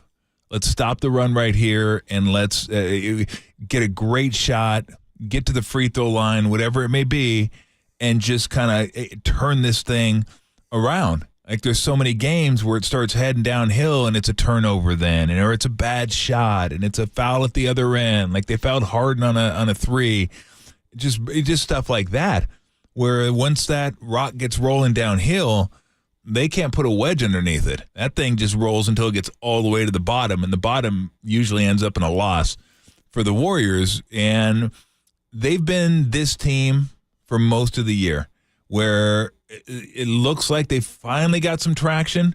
And again, this is still one game. I think they're still 7 out of their last 10, so they're still playing good basketball, and tonight will be important. We'll get into that a little later, but they've had so many of these games that sometimes you get this kind of false sense of, well, they're not that far away. Like they're right there. They're playing with these teams. They're just as good as these teams.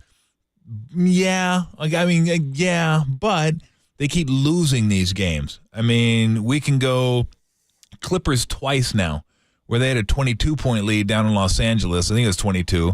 They had a 24-point lead against the Kings in Sacramento and then kicked that one away in the last 30, 40 seconds of that game. They lost 2 games against Oklahoma City that were absolutely winnable, that they should have won both those games. One was a Holmgren 3 that tied it up, put into OT, and it should have never even happened. Should have been out there waiting for him to get to the three-point line. And then Draymond fouls Holmgren on another 3 in Oklahoma City, and he makes 3 free throws. I mean, those are just a few of the games. The Laker game, they lost by a point. That they had that one. I think they had like a 18-point lead against the Nuggets at home midway through the fourth quarter, and then once again, ball gets rolling downhill. They just could not stop it.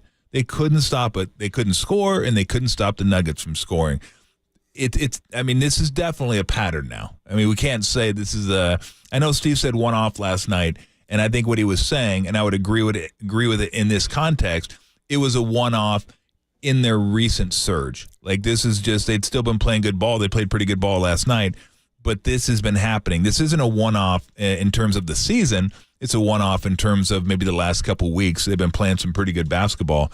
So it just, it's hard to watch. And then last night, we'll get into Clay too, because that was infuriating last night. And I was absolutely, I don't usually get beside myself very often, but that was unacceptable and inexcusable, what happened last night in a number of different ways. And also kind of unexplainable. It's so hard. It's not unexplainable. I will do my best to explain it to everybody, because there's definitely an explanation for what happened in my mind, what happened. Okay. And I think I have, a little bit of insight to this as a former player, and understanding what players go through and how they think and their thought process on and off the court, when they're playing good, when they're not playing good.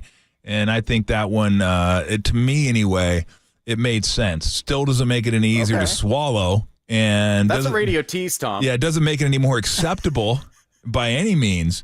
But yeah, I thought it was inexplicable. So I am anxious to hear the explanation that Tom has. Clay's not an idiot. We know that. No, so he's not. It's more complicated than that, and we'll get into that. I want to criticize is a strong word, but I have some questions about some of Steve Kerr's decision making as well. All right. Let's get into all of that right after this. I'm Matt Kolsky, in for Adam Copeland, alongside Tom Tolbert on KNBR, the sports leader. Richmond, shout out to you for supporting KNBR, Richmond's sports leader.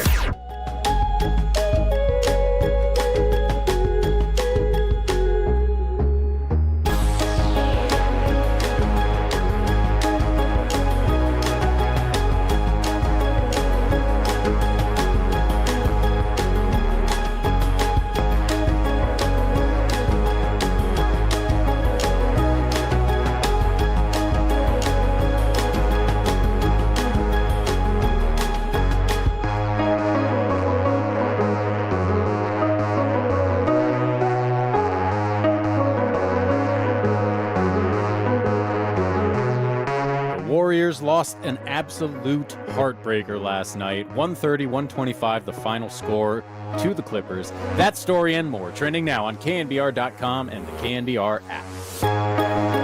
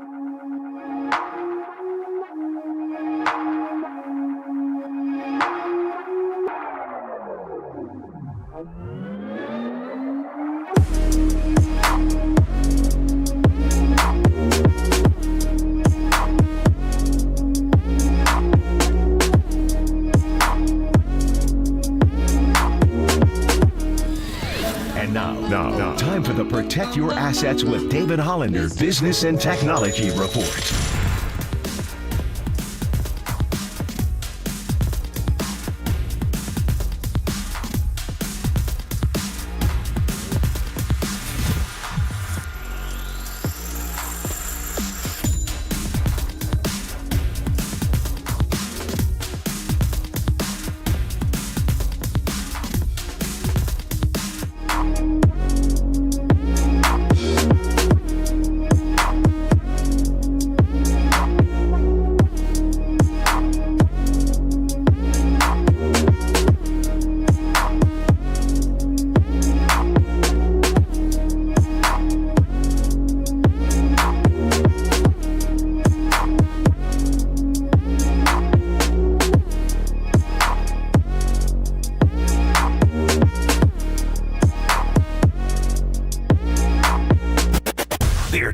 And Copes, and they're back on The Sports Leader. Find us on Insta at KNBR on Instagram. This is KNBR 1045 at 680.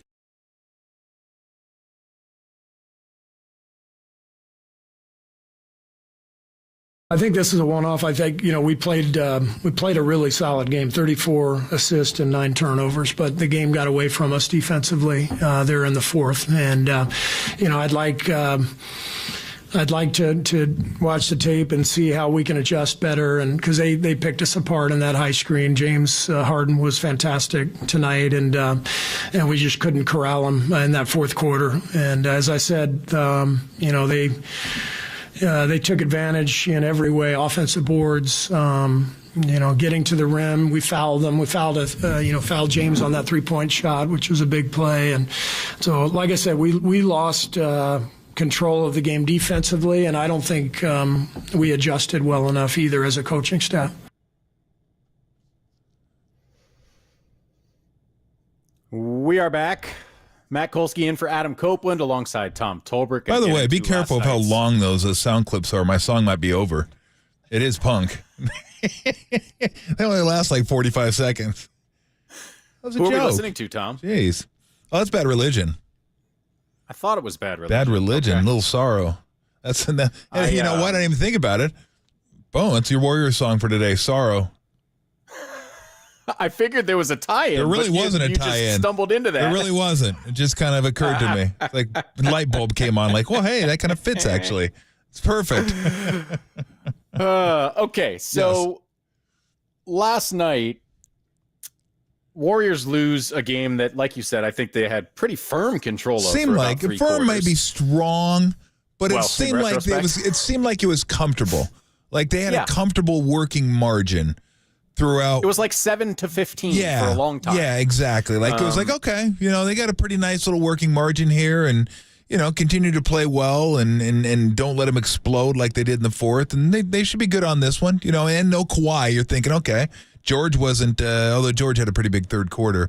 But yeah, they felt comfortable. Not like we got it, but, comfortable, maybe even too strong because it is the NBA. But it just felt like, okay, they have control of this game, so to speak. And it just it was gone. And I think given the way they've been playing for the last, 8 games, it was reasonable to feel like that sort of comfort was okay. And obviously it turned out not to be the case. Now, the Clay play at the end that we're talking about is taking just a terrible foul. I want to say it was about 36 seconds on the clock. 39, I think it was. 39? Yeah, I think it was. In any case, a shot clock and a half, thereabouts. 15-second differential.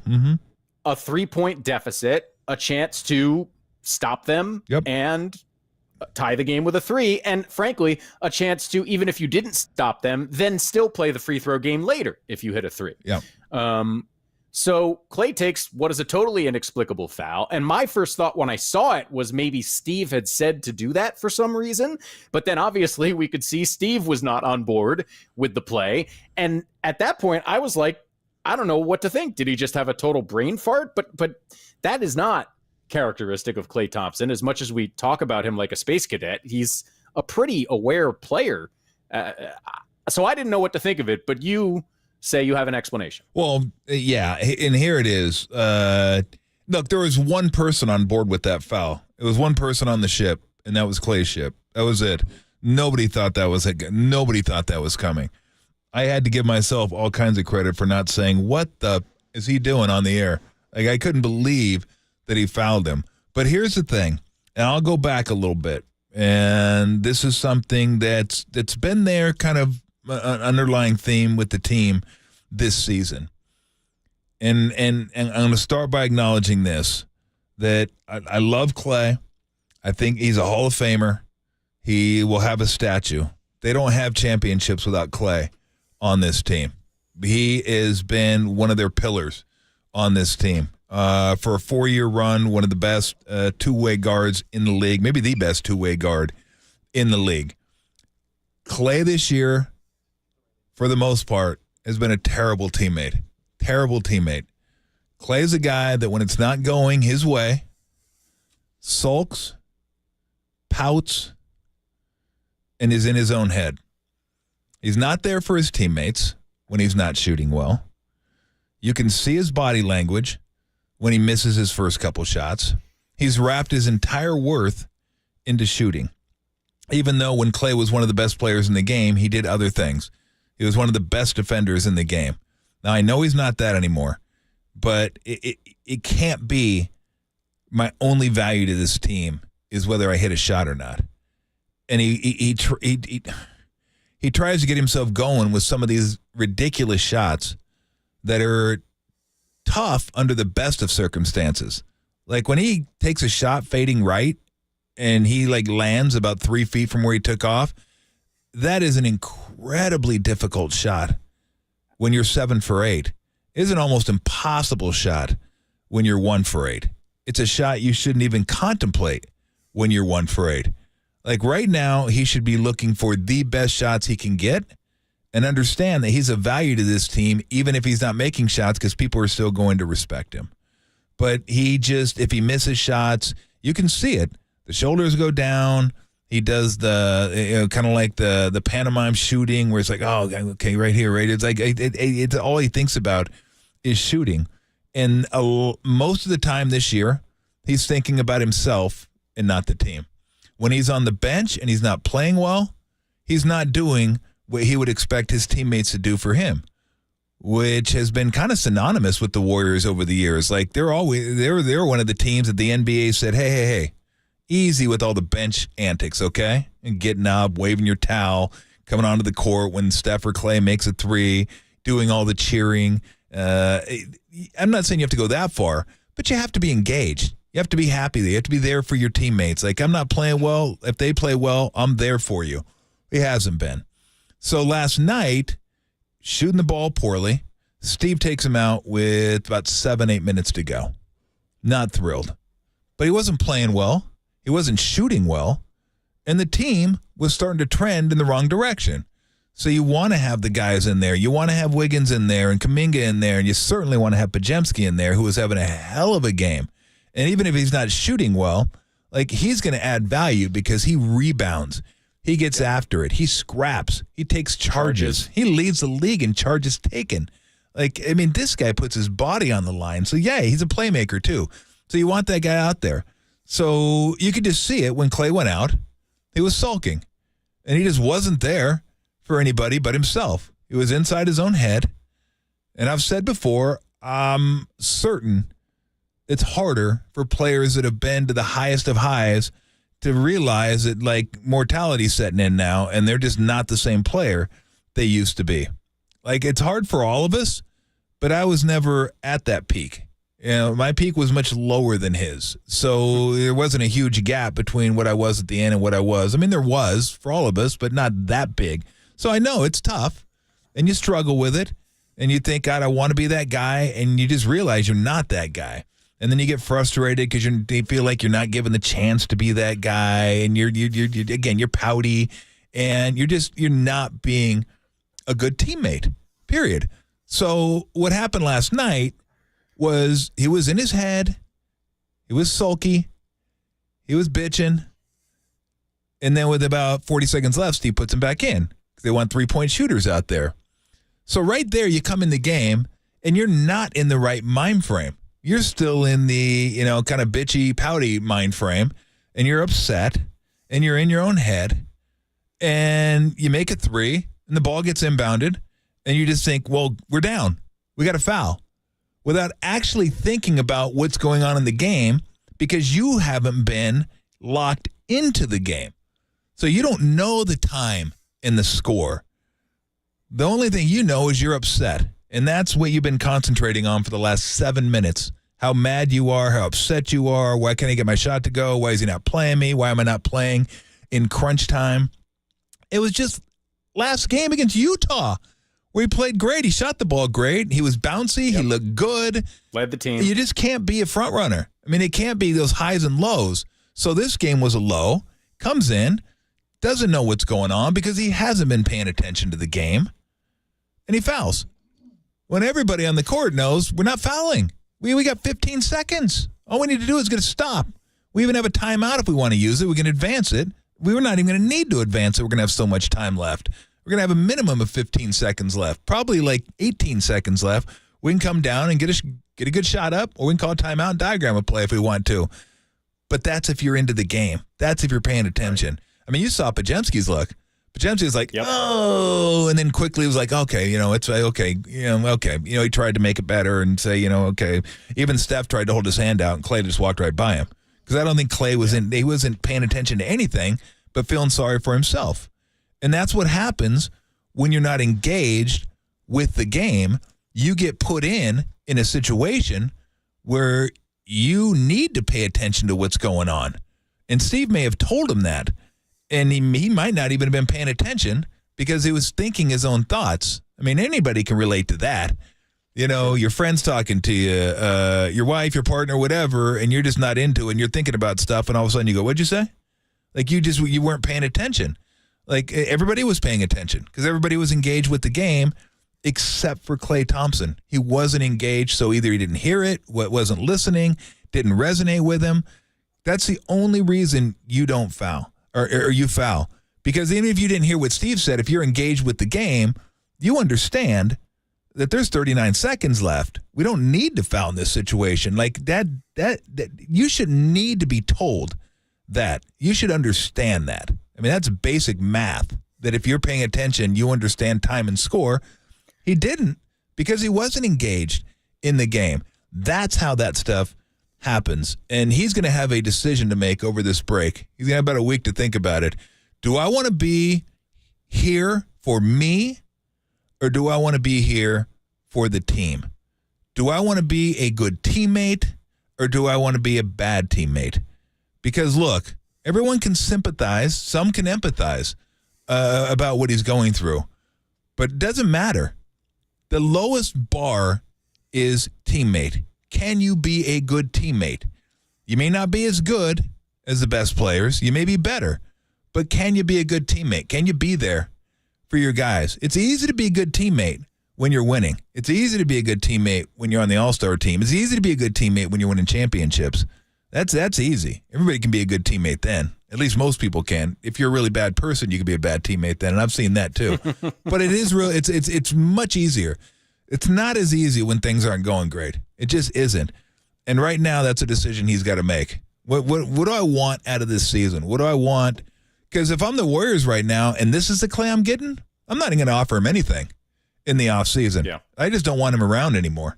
And like if this is what he's going to be, if he's just going to be a pain in the ass all the time and in it for himself, then I don't want to deal with that. I just don't want to deal with that.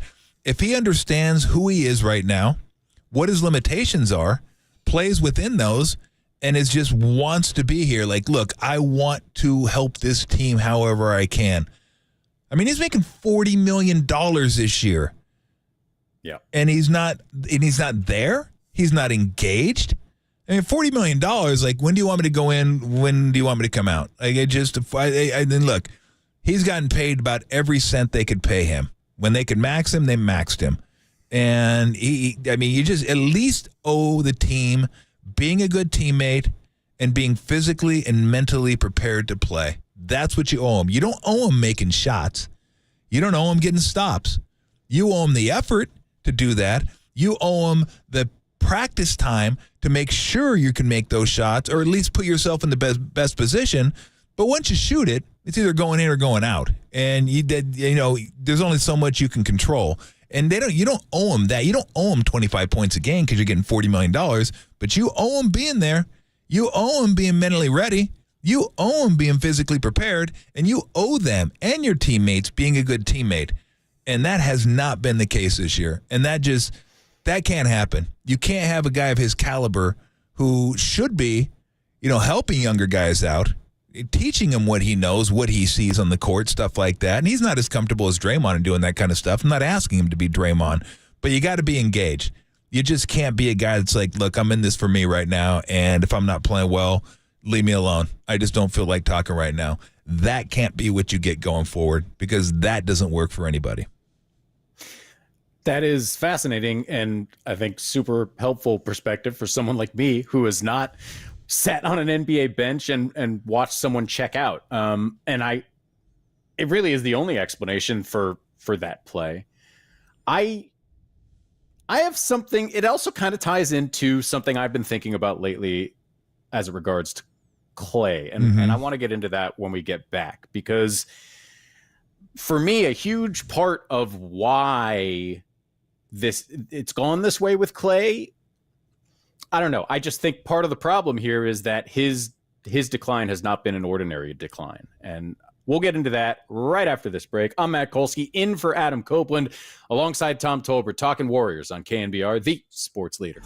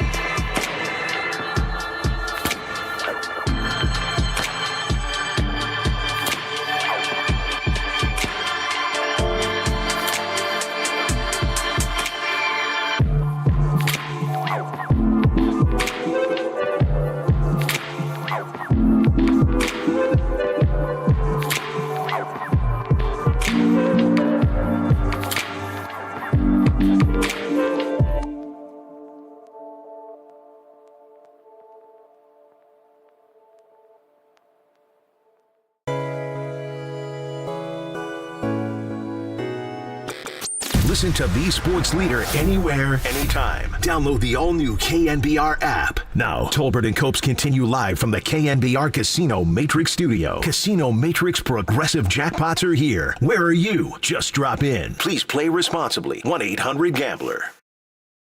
Play with the big mistake there. The big mistake there. You don't need to foul. You're down by 3. With 15 seconds difference between the game and shot clocks, putting Westbrook on the line. Now, Westbrook's only a 66% free throw shooter, so if you're going to do that, that's the guy to put on the line, but it's obviously not what Steve Kerr wanted. That's not what the game of basketball wanted. You just have to play elite defense there, get a stop with the three-point shooting you have on the floor. That was a big mental error there by Klay Thompson. Yeah, we didn't want to. We're down 3 with 38 seconds, so it's an obvious defend and just play it out and get a rebound, and then it's a one-possession game. We are back, the Tolbert and Copes show, testing the length of punk songs once again. Oh, yeah. Tom Tolbert over there, Matt Kolsky in for Adam. Feel better, Copes. All right, so Dave Pash there trying to give Klay a break, and Richard Jefferson with a hard no, that was terrible. He went, no. You just talked about all these different things that sort of show us Klay has been far too in it for himself. And it's something that, look, I love Klay Thompson. I'm wearing a Klay Thompson shirt right now. But I've been noticing it a ton. And to me, look, that's a obvious bonehead play with 38 seconds left, but nearly as bad for me. Because look, you don't foul there, the odds are still against you. But when they were still up by 7 or 10, I think it was literally the play before he was taken out in the fourth quarter. You talked about their inability to put a wedge under the sort of rolling ball of collapse. Yep. And so often in those moments where they need to install the wedge, I see Klay Thompson take a terrible shot. Yeah. And that was what happened right before Steve took him out. It was a 3 with 18 seconds left on the shot clock with 2 guys standing within, hand and face distance of him when the Clippers were on something like a 8-0 run that was threatening the Warriors' lead. And to me, those shots that he has taken far too often this year are every bit as bad as a bonehead play in the final seconds, because those are the moments where if you do slow it down for a second, move the ball around, get a good shot, you're not even in that situation at the end of the game. And the thing that keeps coming to my mind as I'm trying to answer the question of why it's going this way for Klay Thompson, because if I go back to the finals against the Raptors, the play before Klay injures his knee, and ask people who on this Warriors team is going to age gracefully, Klay's right up there with Steph, where you're thinking it's going to go great for him. Mm-hmm.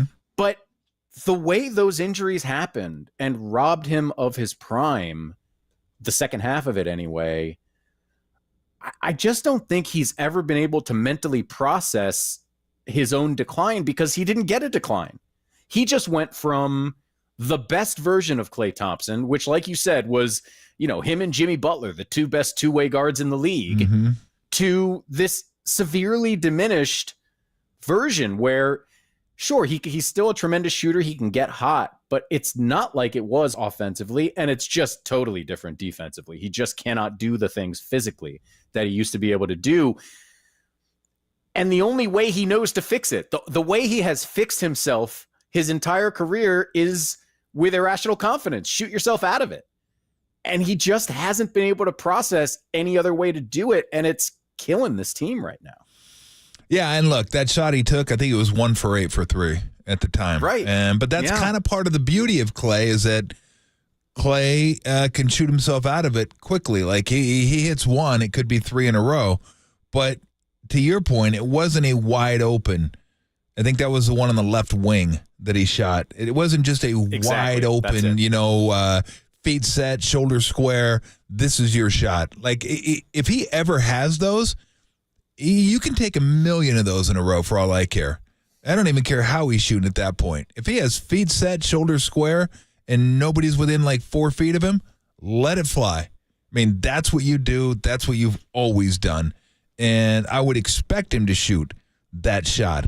But when it's not that, and you're scuffling, and the tide's starting to turn against you, these are all things you start feeling. And, I mean, look, he's never been a kind of game flow shot. I mean, he's catch, open, shoot. It doesn't matter. I mean, even under the best of times, you know, there were times I remember watching a game where the Warriors were up 6-7 with 50 seconds left, 45 seconds left. Get a rebound, toss it up to Clay, and he jacks up a 26-footer. And it's like, yeah, bro, what are you doing? You're up 7. I mean, run the clock down a little bit. The clock's your friend right now. It's not your enemy. Right. But that's, it's like you joked. Well, don't blame Clay. Blame the guy that passed it to him. Because you know what Clay's going to do. Clay's going to catch it. Clay's going to shoot it. That's just what it is. And Clay will go back to the bench and say, my bad. I should have made that one. It's like, well, no, you shouldn't have shot that one. I know you're open, but so that's just, that's part of Clay. It's like, that's okay. That's who Clay is. We all know that. Clay, catch, shoot. Catch, open, shoot. Catch, open, shoot. Well, now it's like catch, shoot. And it's like hunt shots. And even if they're not great shots, if he doesn't get up a shot for a little bit, he's going to find a way to get up a shot, whether it's a good shot or a bad shot. And it's even more important now to get those good shots. Get the good shots, get the rhythm, then try some of those little leaners or flow, whatever it is. Do that.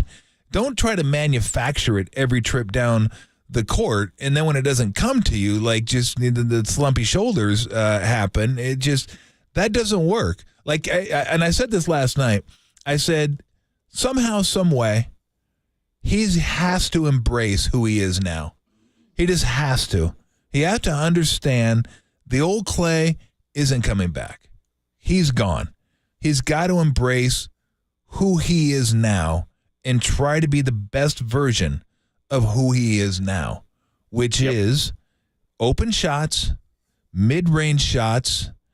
Defensively, you may have to take a step off a guy a little bit so you can give yourself time to beat him to a spot. You're not going to be able to get up and challenge those shots like you used to because you're not that guy anymore. And be a great teammate.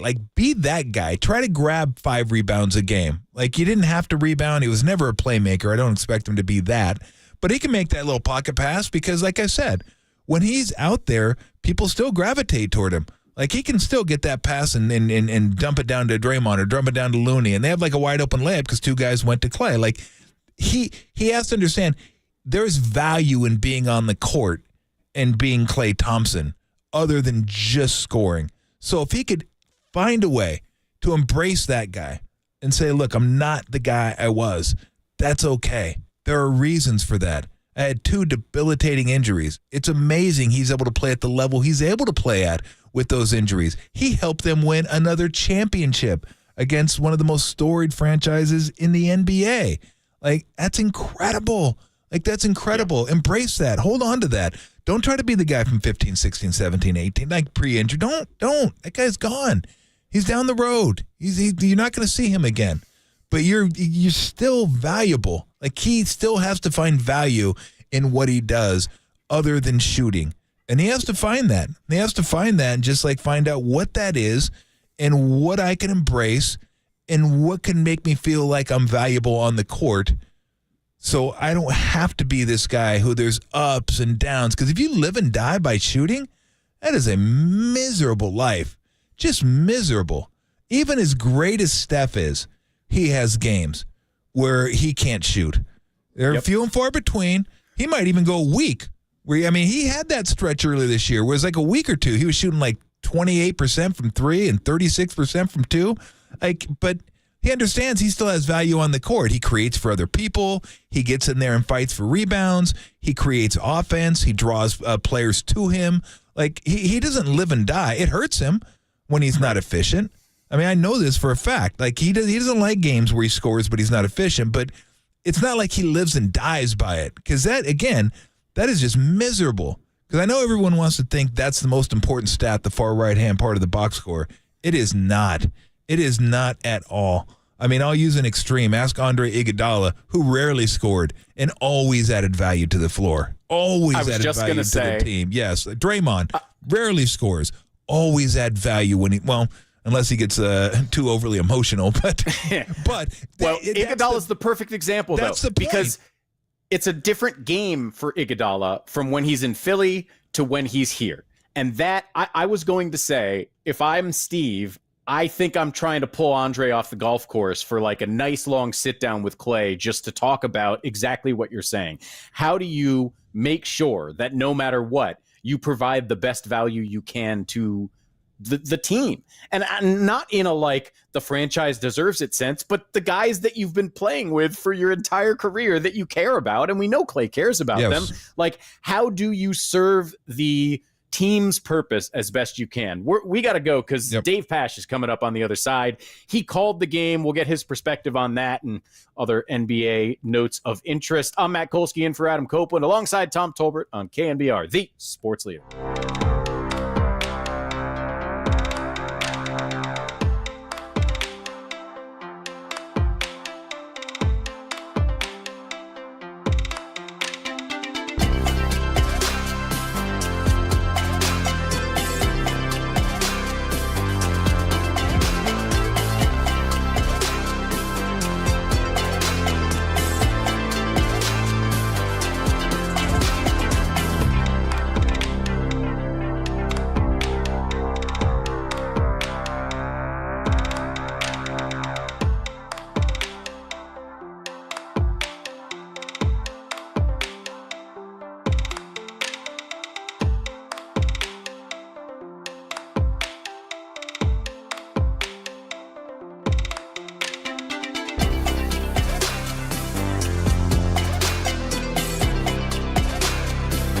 Film guru himself, Greg Cosell, joined Murph and Marcus this morning. He doesn't believe the Steve Wilks firing had anything to do with the Super Bowl loss. That podcast and more are trending now on KNBR.com and the KNBR app.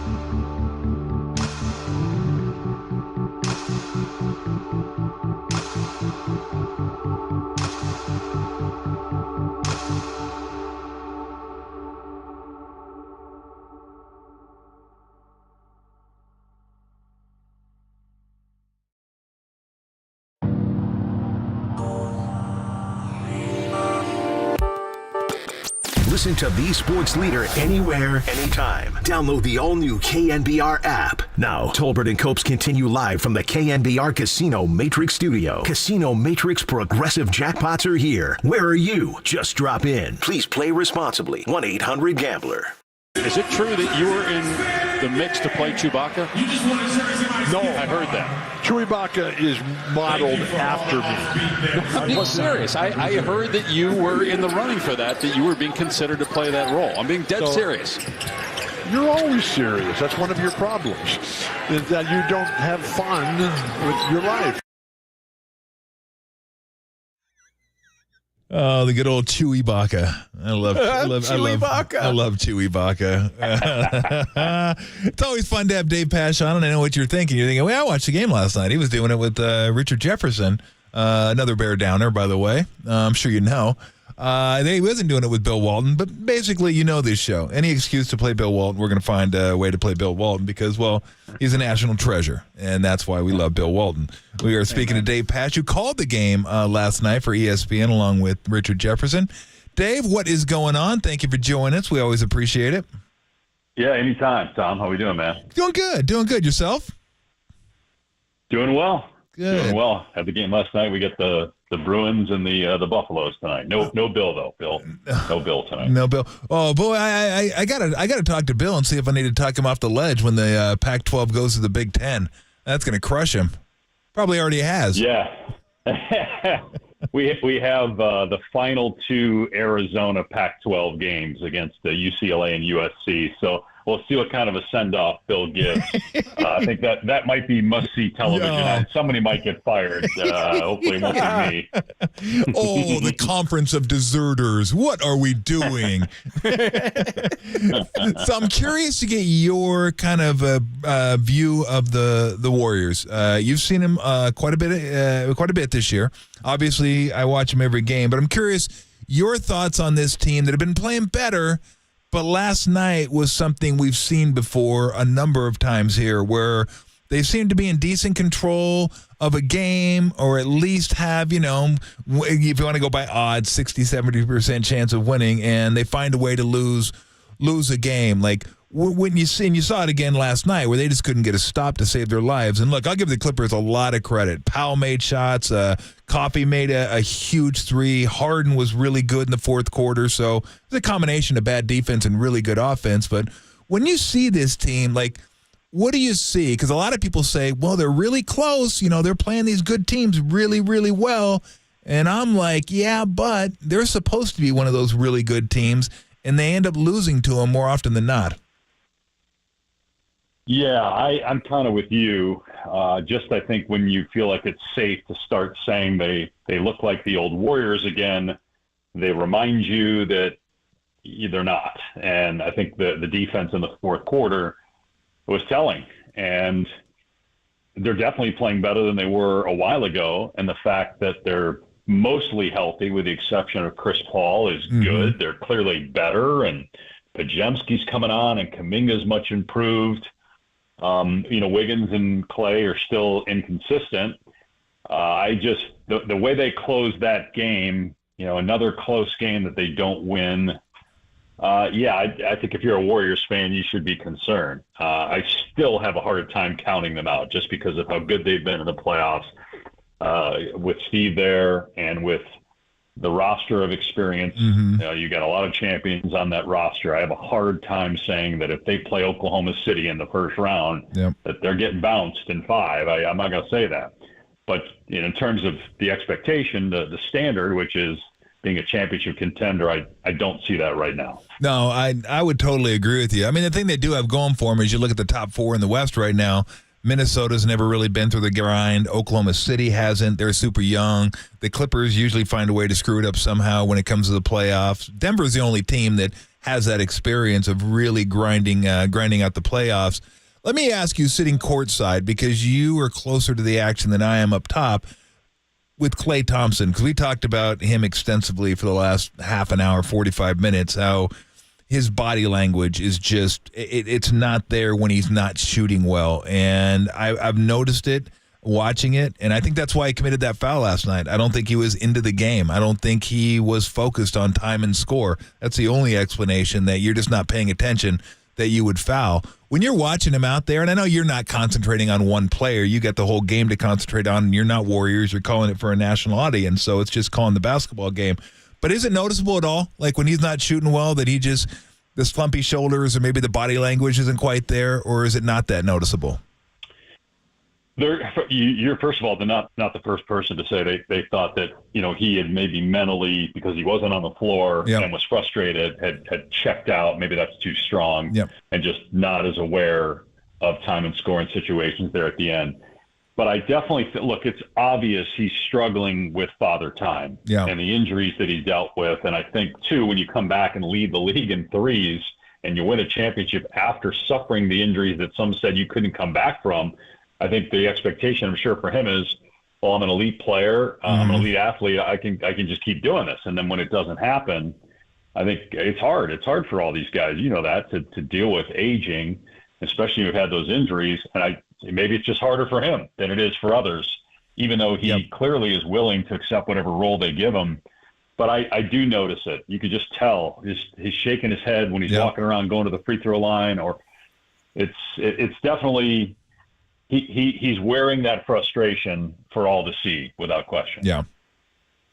We've talked today about their sort of inability to stop the ball rolling downhill when things start to go wrong late in games. And you mentioned it's pretty apparent they're not quite at that championship competition caliber right now.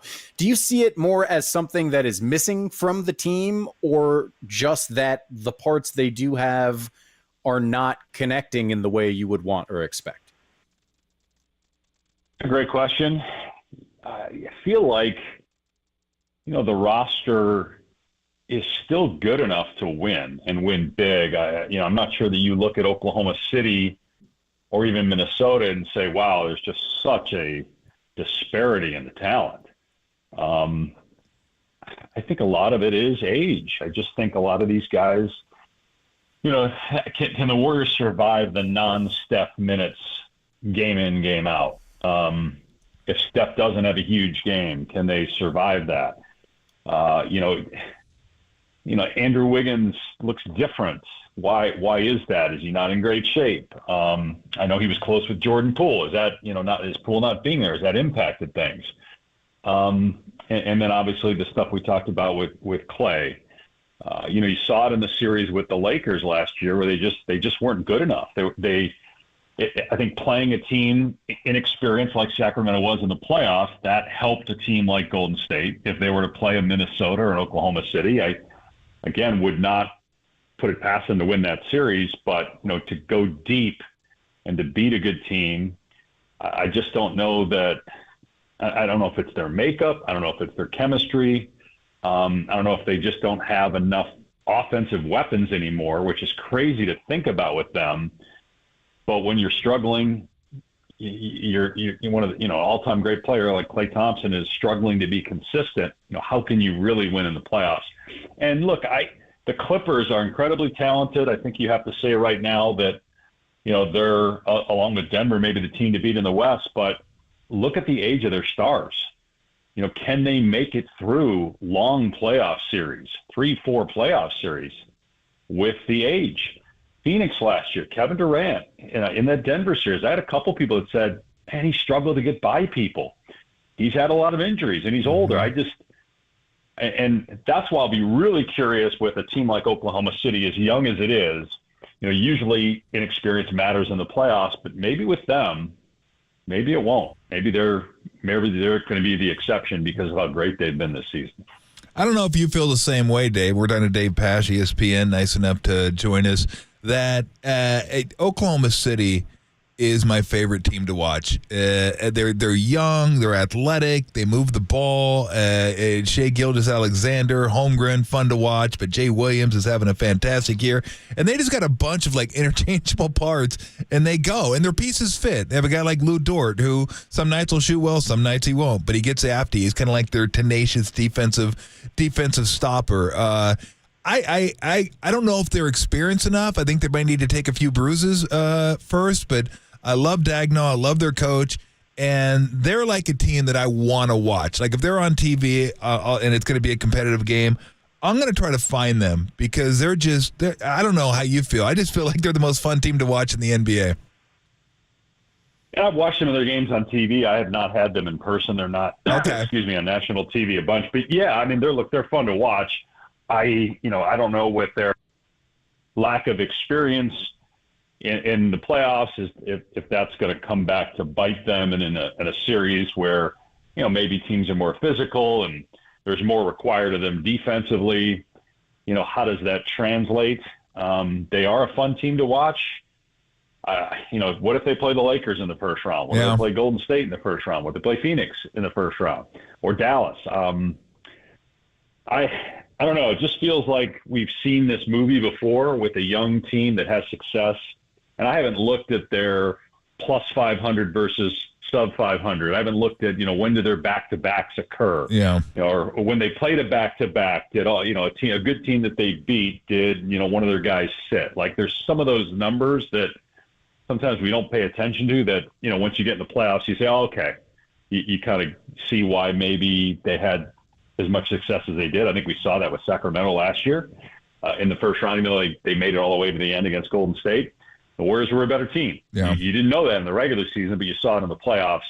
I'm just not ready to go there yet. I guess is what this comes down to with OKC, even though they're incredibly improved. And, Shai Gilgeous-Alexander is probably the MVP right now. Yeah. No, I agree with you. No, I don't think they're ready yet. I just think they're really fun to watch. I'm sure you've had a few Laker games this year. What do you make of them? I mean, I was surprised what they did to Utah last night without LeBron. I mean, they went in there. Hachimura sometimes looks like a guy that I thought he was going to look like a stud coming out of Gonzaga, and sometimes he's just Casper out there. Like I don't even hardly notice him out on the court. But to me, it's like D'Angelo Russell. Like if he has good games or at least decent games, they can be really tough because LeBron and AD do their stuff. Reeves is kind of rounding into form. And then they got, Hachimura, who can be good. He can be okay, but he's usually fairly consistent. Vanderbilt, I like a lot. Maybe Vincent will come back this year. Who knows? But I think they have enough. I just don't know if they can be consistent enough. Like, I kind of think of them in terms of the Warriors a little bit in that they could beat anybody. I just don't know if they could do it 3 times. And much like the Warriors, I don't know if they could do it 3 times without having home court possibly in any of those rounds. Yeah, similar to last year and similar to the Warriors last year, they beat a younger team, a less experienced team in the first round. Yep. And then they matched up with the Warriors, who they were better than in the second round. And then they just, they ran into a team that was much better in the conference final. Yeah. I could see them repeating what they did last year. I could. I could also see them getting bounced early. They have been as Jekyll and Hyde as anybody in the league. I think you get to a point where you're ready to count them out, and now you look up and they're 4 games above 500. And to your point, the win last night was really good. They do have guys that, I think if Austin Reeves is consistently your number 3 guy, I just don't know that you can win 3 playoff series. Yeah. Now, if he some nights is that guy, and some nights it's Russell, and some nights it's Hachimura or somebody else. And Anthony, you tell me Anthony Davis is going to be great every game. The Lakers definitely could go to the conference finals again.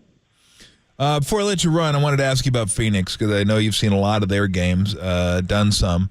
What do you make of them? I mean, it's hard because they're never the big 3 never healthy at the same time. I mean, I don't know how many games they play together, but it seems like 10. It's like every time they get back on the court, somebody sits out for 2 games a week, something like that.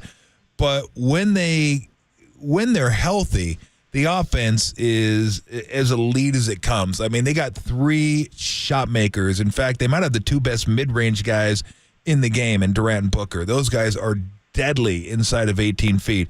I mean, they're not bad outside the arc, but inside 18, those guys are like just unbelievable. And I like some of the pieces that they put together around them. Like Grayson Allen's having a fantastic year for him. Nurkic is perfect for what they want to do.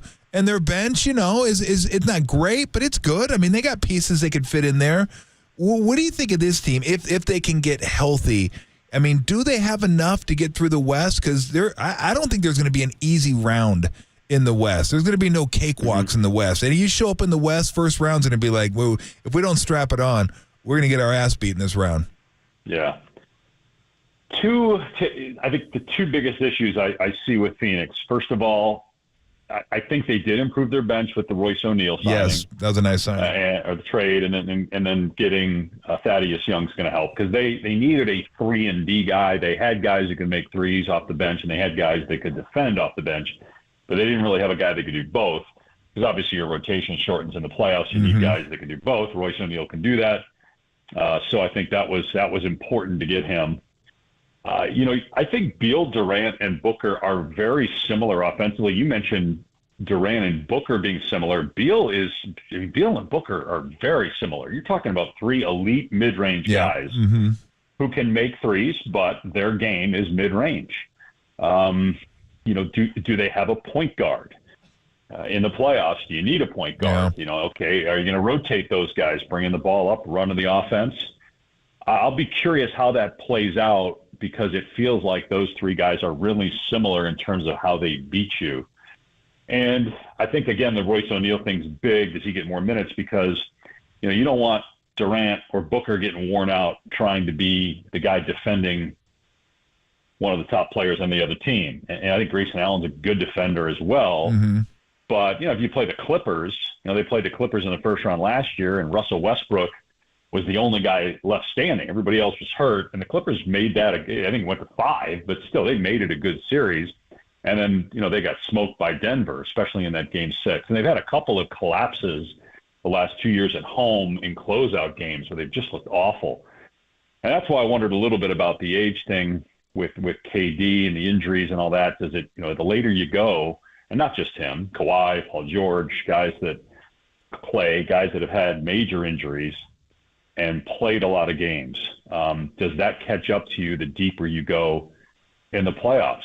I'll be really curious because I think this is a big year. If it doesn't work, if Phoenix loses, before the conference finals again, what does that mean for their future? Do they look at, James Jones and say, hey, you need to shake this up? Because they tried a lot of different things here with the Beal acquisition. The bench guys didn't work, so they moved him out, brought in some new bench guys. They moved on from Monty Williams, brought in Frank Vogel. If it doesn't work out, there's a lot of pressure, I think, on a lot of people there in Phoenix to win this year. Yeah, no doubt. Hey, who do the Cats play the last 2 games? I don't even know who the Cats play the last 2 games. It's the LA team. So they got UCLA on a Thursday and then USC the final Saturday of the regular season. Boy, UCLA, it's hard to watch their rock fights, isn't it? I mean, oh my gosh. They've gotten better. Like they've won 5 in a row. The last time I had them, they lost by 50 at Utah. Yeah, but they've won 5 in a row since. Mick, he finds a way to get them to buy into playing defense. But you're right; they're not the most aesthetically pleasing offense to watch for sure. Well, damn.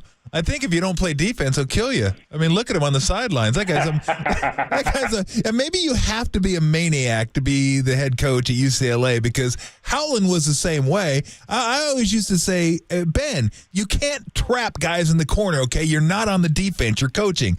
Let the players play. And Cronin's kind of the same way. I mean, he's fiery, but I mean, the one thing you say, they always play hard. They play hard and they get after you defensively. And they had Arizona there for a little bit in Tucson, so that'll be a good game. And then USC's been a little bit up and down. So maybe we'll have you on. I'm gonna try to get Bill on at some point after the Pac-12 kind of goes down. But I'd love to have you on after the finale and kind of maybe look at the Pac-12 and the NCAA and what you think about that. Sure. Yeah, anytime, Tom. Dave, thank you so much. It's always fun catching up with you. I would say enjoy the All-Star break, but you're going to be working anyway, so enjoy the All-Star break. All right, pal. Good talking to you, man. Have a good one, man. Okay, That's Dave Pash, one of the good guys. I got a chance to work with him a few times when I was at ESPN. That was the fun part about working there. It was just the people you get to work with, from Mike Breen to Mike Tirico to Dave Pash to Brent Musburger and all those guys. Although none of those guys, much like Brent Musburger did, would say, "Oh, that's a big shot." And it cut the 8-point lead to a 5-point lead with 2 seconds left. And I knew exactly what he was talking about. I go, he was tapping his nose. You couldn't see it, but he was tapping his nose behind him. I said, Brent, you're right. That was a big shot. If you had the T-Wolves plus 5.5. Al Michaels started doing that recently too, in some of the football games. It's an important touchdown there in the final seconds to cut the lead to 7. Well, now it doesn't even have to be innuendo. You just say no, it's true. Everybody bets, and when you're running odds on the ticker, well, then you can just say what you want to say at that point. It doesn't even matter. Oh my gosh! Welcome back to the game presented by DraftKings. Yeah, that's what I always used to say at the end of the game. Somebody made a shot that put the game over. I'd go, "It's over," and it's over. There you go. Brent would look at me and smile. Yeah. All right, coming up, we'll continue on. Matt Colskin and I are going to take you right up until 6 o'clock. Brian Peacock's going to join us. And if we got another laugh track, we got Greg Cosell, we got Farhan, and now we got Brent. We definitely have the best laugh track in the business. Brian Peacock's going to join us at 3:50, where he does a 49er pod. So we're going to talk a little 49ers, postmortems, maybe put it to bed today. And then don't worry, free agency will be here. The draft will be here. And you guys can have at it with those two things that I don't care about at all. I got to pull out my old rant, ripping the combine and people that watch the combine. But anyway, we got plenty of time for that. We got plenty of time for me to load up on new material. So coming up, NBA grab bag. We always love the NBA grab bag with Kolsky and Tolbert next here on the Sports Leader. American Canyon, shout out to you for supporting KNBR, American Canyon's sports leader.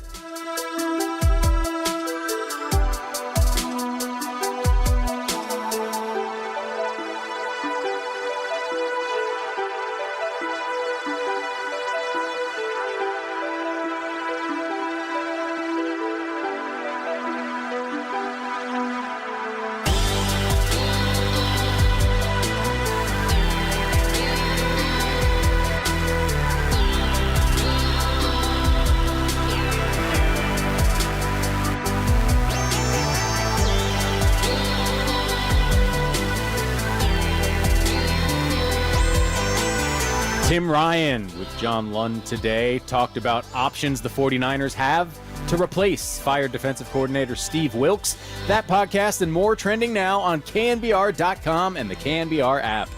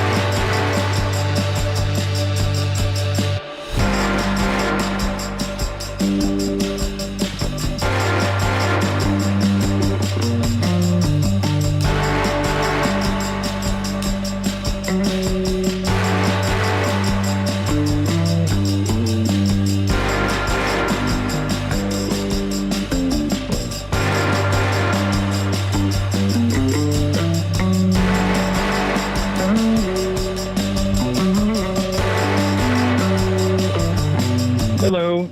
I like most of the sounders on KNBR, but the NBA grab bag sounder is really stupid and annoying, and you play it all the time. You can really do better.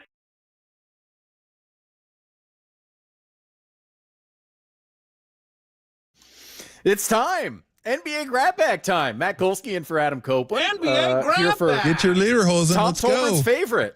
I love it's the your grab favorite bag. time of the day. I love the music. All right, so naturally, NBA grab bag. We start with an NBA story. You're not going to watch the All-Star game, I'm quite sure. It'll be in the background. It'll be in the background. But Okay. I do not sit down and like fully engage. Let's put it this way. The All-Star game, like me during the All-Star game, was much like Clay the last like 45 seconds last night. Like I'm there, but I'm kind of checked out. Harsh but fair. Would you check in? Would you potentially check in if I offered you an alternative broadcast that I am going to call the Knucklehead Cast, featuring Charles Barkley and Draymond Green? God. Possibly. Like that's the type of game I would turn that on for. Yeah, you know what? Now that you mentioned that, if I'm going to watch it, I might as well have it on that. Like if I were going to watch the Pro Bowl, which I never would, I don't care who is broadcasting it, but like if the Pro Bowl was an actual football game and you wanted to give me the Manning cast, I'd be like, oh, cool. Like I'll watch the Manning cast. I don't watch the Manning cast during the game because, well, I want to watch the game. I don't want to see the game and the half of the screen and those dudes. As good as they are, and they're super funny, and I like the guests. I'm there for the game. So if you're going to give me Charles and Draymond during a game, I don't want to watch that. I don't want to watch them. Like if it was a playoff game, no. I want to watch the game. I don't want to hear what they have to say. I don't want to hear guys screwing around. But during that game, that is the perfect game to have those two guys call the action. So now that you mention it, if I am going to have it on TV, I probably will tune into that because it's not even real basketball, so I might as well hear those two knuckleheads. It's screw-around time. Yes, a screw-around broadcast for a screw-around game. Perfect. That makes sense to me. Perfect, yes, absolutely. All right, we move along in the NBA grab bag. NBA grab bag. Chip Kelly, once and short-time coach of the San Francisco 49ers, most recently head coach at UCLA, couldn't land an NFL coordinator job, so left UCLA to become Ohio State's offensive coordinator. Has he upgraded his situation? How many guys do you see willingly go from head coach to OC? Like, I mean, it just does not happen. I'm a head coach. Why would I want to be an offensive coordinator? Well, he probably looks at UCLA's roster and says, ooh, Big Ten? This might not go well. No thanks. This might not go well. So let me go to the top of the Big Ten. I have all kinds of weapons.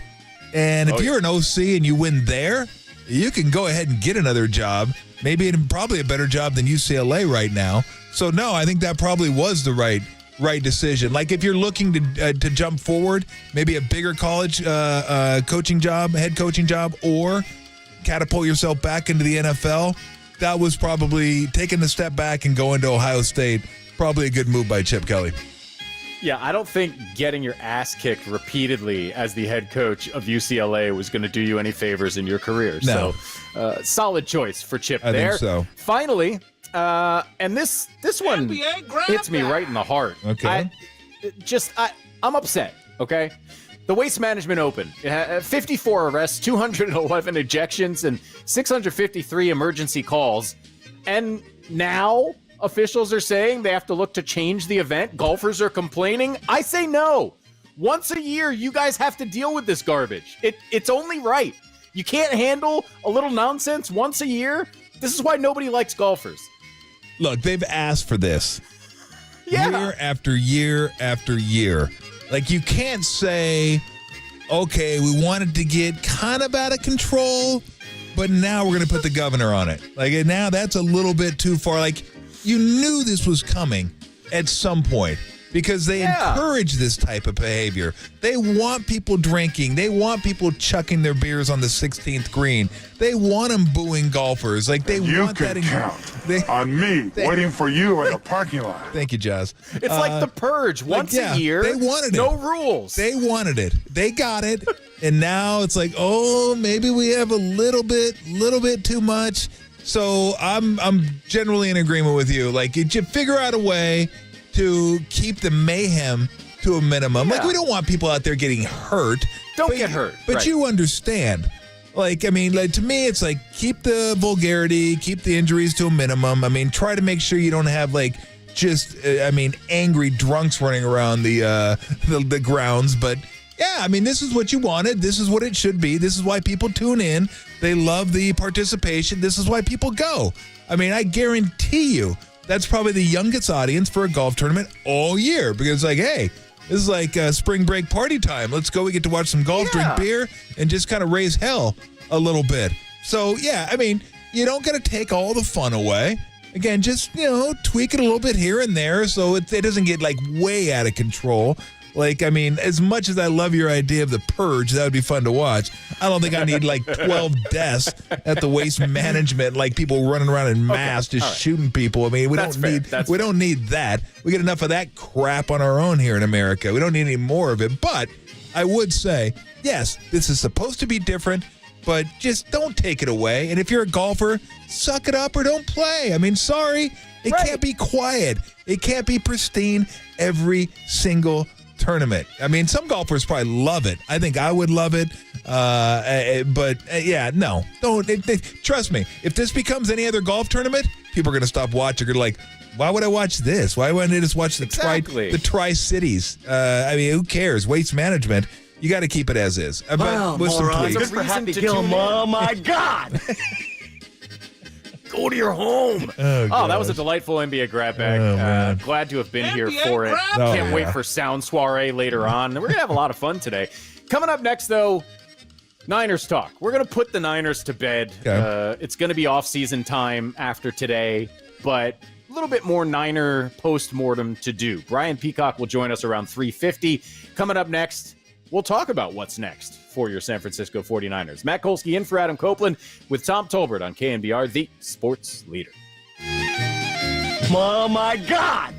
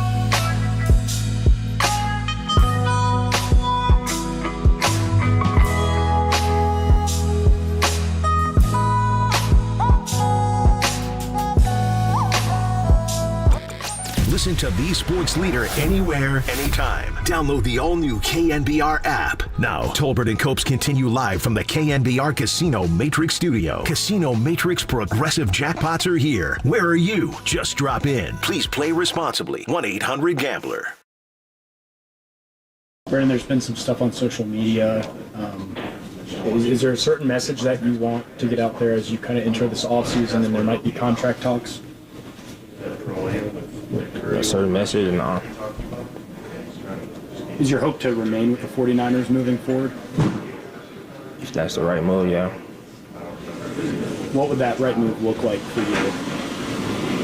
Being a champion. Interesting from Brandon Ayuk. Certainly non-committal about his future with the San Francisco 49ers. We're going to get into the Niners in just a second. But quickly, I need to let you know, you're going to have a chance today to win 2 tickets to see Santana and the Counting Crows. We established yesterday I'm a huge Crows guy. Love the Counting Crows, August and Everything After, a seminal alternative rock album, one of my favorites. Santana, also very cool. It's at Shoreline, August 27th. And sometime between now and the end of our show at 6 o'clock, we will give you a cue to call. And the cue to call will sound like this. I've been hanging around.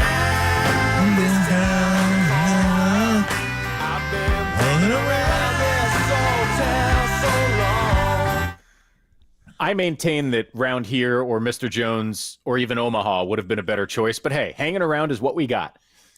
Yeah, suck it When up. you hear that cue to call, 415-896-KNBR is the number to call. 415-896-KNBR. The contest line. Tickets are furnished by Live Nation. Grab the official rules at KNBR.com. But the simple rules are be the 10th caller. Be the 10th caller when you hear hanging around. And if you don't win, tickets go on sale tomorrow at 10 a.m. through livenation.com. Okay. Yeah, next time we'll text you and ask for your input. I'm just saying, like, Counting Crows, I'm your guy. I got a lot of good Counting Crows information to share. I bet you do. And, I bet you do. That's Steve Kerr's band, too. Really? Big. I walked in when they played in Oakland. I used to go to the coach's room after the game, hang out, grab beer. We'd BS about the game, stuff like that. Walked in one time. There's Adam Duras just sitting there, talking hoops. I was like, that's amazing. I go, you're not going to sing for us, are you, Sammy? That's an old Fletch line, by the way. Tails get nothing, and I can. He was pretty funny, though. So, no, it was just, it's like, oh, whoa. So, yeah, I don't know how they know each other, but, yeah, well, I mean, Steve's like one of my closest friends, so it's funny when I think, like, he just, like, knows all these guys. Yeah, Mike Silver knows everybody, like, literally everybody. Yeah. And it was funny because when I asked Steve yesterday about being up there with Pat Riley and Greg Popovich and Phil, quickest to 500 wins, all that. I go, how does that feel? Because he's a basketball historian, grew up a fan like me. He goes, I got to be honest. I feel like I have imposter syndrome. Like I shouldn't be there with those guys. Like it's just ridiculous when I look at my name. So it's easy to forget. Like this guy's won 9 championships, and it shouldn't surprise me when he tells me like, yeah, dinner with this guy, I talked to that guy. It's like, wow, really? All right. Yeah, I'm okay. Yeah, I was talking to Obama the other day. No big deal. I have a newfound respect for you. I mean, it's not much, but it's more than it was. It's the beauty of the old friend. You don't have to respect him anymore just because he can call Barack Obama when he wants to. I go, 500 wins is impressive if you actually had it. I go, but you have 560. You have 460. I go, you give Luke his wins. I go, you vultured 39 from Luke and 1 from Kenny Atkinson. So in my eyes, you got 40 more to go, pal. Oh, that's good stuff. All right, so we heard Brandon Ayuk coming in, and I think attrition is always a concern when you're a team playing in the Super Bowl with a lot of big price tags on the roster. I don't know that the Niners have a disastrous roster crunch in terms of the salary cap the way, say, the Rams might have a couple years ago, but there are going to be some decisions to make, and there is some consternation about the window closing. I don't see it that way, but I'm curious to know where you land. Are you worried that the Niners missed their chance? Because to me, okay. No, I'm not. Next year will be the year. Like next year, contracts are going to start coming due, and you're going to have to start thinking about paying Purdy. I would actually look into seeing if I could. Now, I don't even know if you can pay Purdy this year. Like, that's the thing. I don't know the rules. Like, I know you don't have to, but could you if you wanted to? Like, could you do. Just to spread it out? Yeah, like what the Braves do, right? You're like, hey, we don't have to pay you this year, but we're going to give you a huge bump this year, and we'll spread it out. And give him the Matt Olson treatment. Yeah, it may not be as much as you could get next year or year after when you are a free agent. But, we're gonna take a chance here and give you money when we don't have to. So you're going to get something out of it, and we're also going to get something out of it. Like if we're taking a risk, if you're not as good as we think you are, then maybe we're going to be overpaying you. But we think you might be better than you're going to get paid to. So we're going to give you that. You'll have this amount of money. Now, again, I don't know. I mean, I'm just kind of talking here because I don't even know the NFL rules. Like, if you can offer somebody a contract, how you could do that. I don't even know if that's possible. But, you can't? Okay, Tim says you can't. So screw the last 15 seconds of what I said because this isn't baseball. It makes no sense. So I just don't keep track of all those, all the contractual stuff. It's just too much. Well, it's tricky. I mean, they have shown us with Parag Marathe that they can. They can. If they want to do it, they can do it. If they want to do it, they can do it. I mean, look what the Chiefs did. I mean, 2 guys off their Super Bowl 19 team, Hill gone and Ward gone. I mean, they had to start making decisions. Why? Because they had to pay Mahomes. Because when you have to pay Purdy, and if Purdy keeps along the trajectory that he's on now, you are going to have to pay him a lot of money. Then you're going to have to start making some decisions. And you're going to have to say, okay, what is important to us? And I would imagine by that time, Williams will probably be off as well. So maybe that kind of replaces. But I mean, look, I'm getting so far ahead of myself. They could trade for somebody who makes a lot of money. Maybe one guy it's just hard to imagine them not having a guy like Kittle or them having a guy like Warner. Like I Even think McCaffrey now. McCaffrey, God, he's just so good for this team.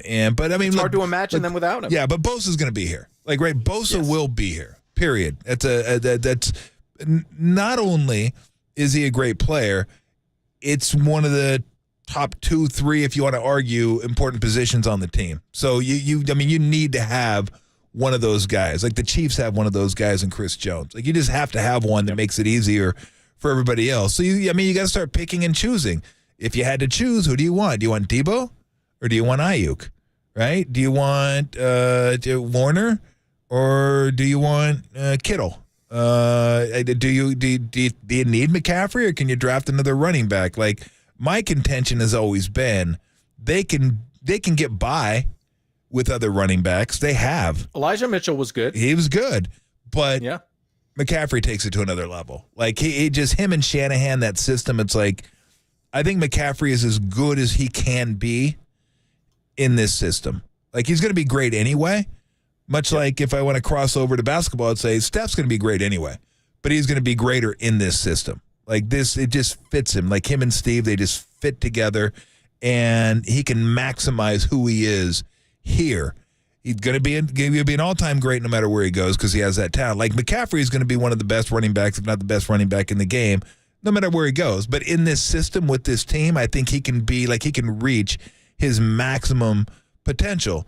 But you are going to have to start, can we afford Hargrave and Armstead? Do we have to do what we did with Buckner, where we make a decision with a defensive tackle and then draft a defensive tackle and hope he fits in and replaces somewhat Buckner? They drafted Kinlaw. Didn't work out for him, mainly because of injuries. He just never really had a chance. Yeah, I mean, that's where, positional value comes into play. It's like, okay, what's important to us? What do we need? Quarterback? Okay, we need a quarterback. We got a quarterback. We got to pay him. Defensive end, left tackle. Then where do you go from there? Like wide receiver, cornerback. It's kind of funny in football. You kind of work from the outside in sometimes, except for the quarterback position because, as good as McCaffrey is, running backs don't make jack. I mean, they're like the second lowest paid position other than guards, which is like almost an embarrassment. Like, it's just like, really? Like running backs? Those used to be like the guys when I was growing up. Now they're just like, whatever. We'll get another one. We don't want to pay this guy. We don't play Barkley. We don't play Jacobs. They're really good, but we're running backs. We can get somebody else. But I think next year, they're good. I think they're good next year, and they can bring most guys back next year if they want to. You brought it up. Parag Marate and that team, if they want to do something, they can do it. They always figure out a way to do it. And one of the reasons is they have cash. They are flush. So they can pay these massive bonuses, which really can help spread out the contract, make it front-loaded, and then give them some flexibility toward the back end of the contract. They've been really good with that. But I think Shanahan said it earlier this week, look, we can do anything we want to, but there will be a cost to that decision. Right. We can do this, but you have to sacrifice this. Or you can have this, but it's going to come at the expense of this. So you have to decide what's important to you, where you think you can get help in the draft, which is going to be, that's why the draft's so critical, because you get cheap labor, and you have to have that to be able to sign these guys and afford these guys. So, but as far as next year, I think if they want to keep everybody and run it back and go, then I think they probably I'm sure they could. I don't know. Let me ask you one question. I run it back with my wife every week. Thank you, Pat. Appreciate that. Okay. I think you're probably right. They could run it back almost precisely. Yeah. But because Ayuk is sort of the biggest question, if I gave you the choice between bringing back Brandon Ayuk or increasing depth at linebacker and DB, which do you think is more important to this team? Ooh. Because that, to me, if I'm just thinking about, what did I see in this playoffs that made me concerned about the Niners moving forward, forgetting the salary cap, it's depth defensively. Because first of all, when they lost Hufanga in the regular season, that clearly diminished the defense. Yep. And then when they lost Greenlaw, there are a number of things we could say this about, but losing Dre Greenlaw might have been the difference in the Super Bowl. Oren Burks and Flanagan Foles, they were not up to the task. Yeah. I'm not worried about linebacker as much. I think you can find a linebacker, maybe not as good as Dre Greenlaw, but again, when you're talking about positional value, I think really where they're going to have to hit this draft, and to Ayuk, I love Ayuk. I don't want to get rid of Ayuk. I think he's really good. I think you need one of those guys. In fact, I think I would rather let Debo go than Ayuk go. And really? Yeah, it's hard to say that because Debo is such a tone setter for the team as well. Him and Kittle, I've always thought were the tone setters for the team with their physicality and the way they play. They're probably worth even more than their production, which is substantial. But I just think Ayuk is he's not at the top of the list, but he's coming close to being an elite receiver for this team. And I just think it's someone you got to have. You got to have one of those guys. If they're not elite, they got to be pretty damn close to it on the outside. But that to me is the draft. It's offensive line and corner. And if you mix in a linebacker, which they've done really well with drafting in the later rounds with Warner and Greenlaw. Yep. And even who is the other guy that went to Alshire Houston? Yes, thank you. Yeah, I think he was at 7th round or 8th in draft. So they've done really. And Flanagan Foles may turn out to be perfectly good. He just wasn't ready. Yeah, he might be. But yes, they do need help in the backfield. They do. I think they're going to be okay at safety. If they can play Hufanga and Brown together, I'm not sure if they play the same position. But I think that would be okay. And Ward's fine. Ward, I don't even think Ward got targeted on Sunday. But he's very good. Yeah, but you need help. And Lenore's fine. You need help, and that was the one huge difference that kind of hit me this year. I go, what's the one big difference when they did this defense in 19 when they were so good? They had K'Wan Williams, and K'Wan Williams was an elite slot corner, and you just have to have one of those guys. So corner is huge, and then the offensive line, specifically the right side of that offensive line. They have – if you're going to have a guy like Purdy, yes, he can scramble, and yes, he can do stuff, but he's deadly accurate when you give him a little bit of time. You got to do everything you can to figure out a way to protect that guy. And those are the two major areas of concern. I know they love to drop the defensive line, and I get it. I understand it, and I agree with it. I think that's how you build your team from the defensive line out. but I mean, that offensive line was not helping this year. And that offense, as good as it was, could have been so much better if they had a good. They didn't have a good. It was okay, maybe. And occasionally it wasn't even close to that. But if they have a good offense, like let's put it this way, if they had the offensive line they had at 19 on this team, they win every game in the playoffs by 14. That line was good, like really good. And we saw it in the Super Bowl alone. How many plays where an extra half second for Brock would have changed the game? Yes. So that right side of the offensive line has to improve. There's no question about that. We will continue our Niner discussion with Brian Peacock, host of Locked On 49ers podcast. He joins us right after this. I'm Matt Kolsky in for Adam Copeland with Tom Tolbert on The Sports Leader.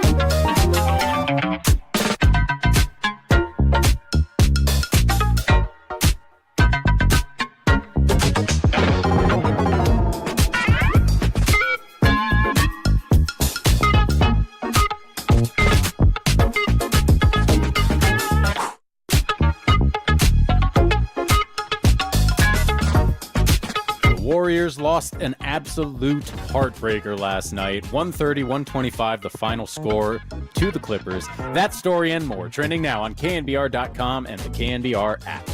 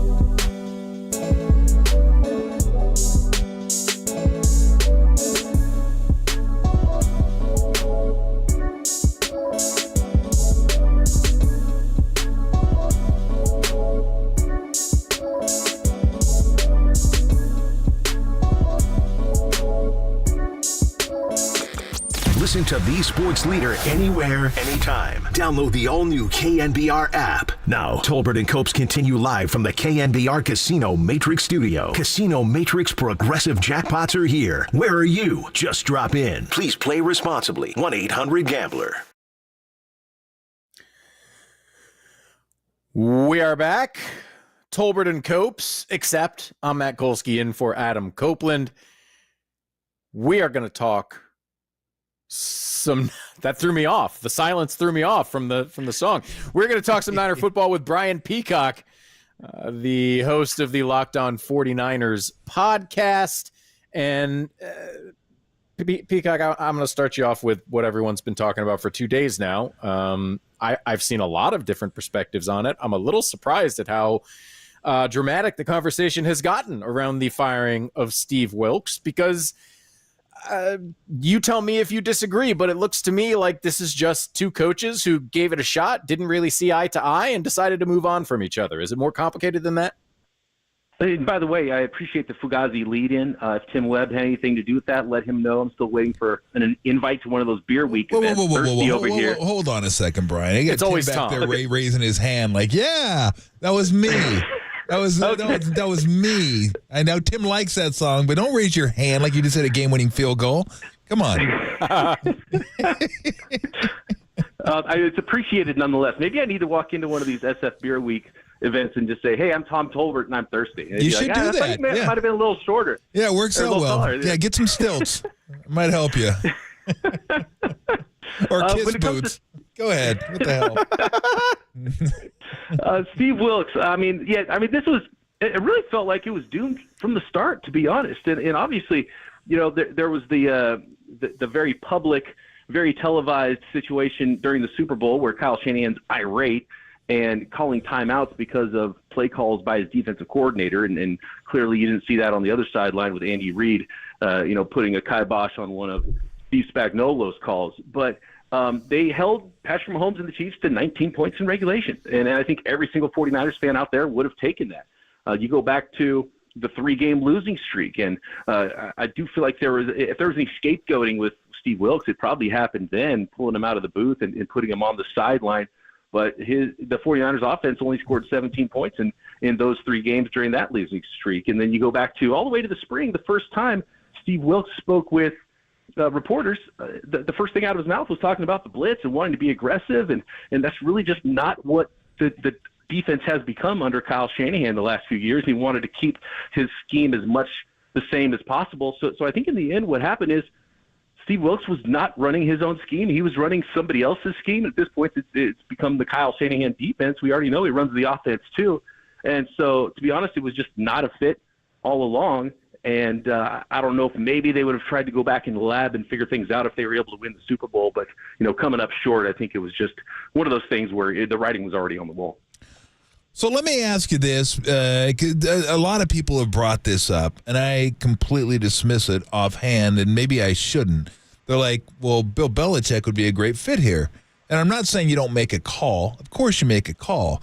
I just have a hard time wrapping my head around a guy that's won 6 Super Bowls, that's considered the greatest coach of all time, taking a step back to be a defensive coordinator and not being able to run everything. This guy has had complete autonomy in New England for years, and now he's going to step back and just do the defensive coordinator. I don't know. What do you think? Again, I think you make the phone call. It's just hard for me to believe that someone would be in that position for that long and say, I just want to hang out this year and be a defensive coordinator. That's fine with me.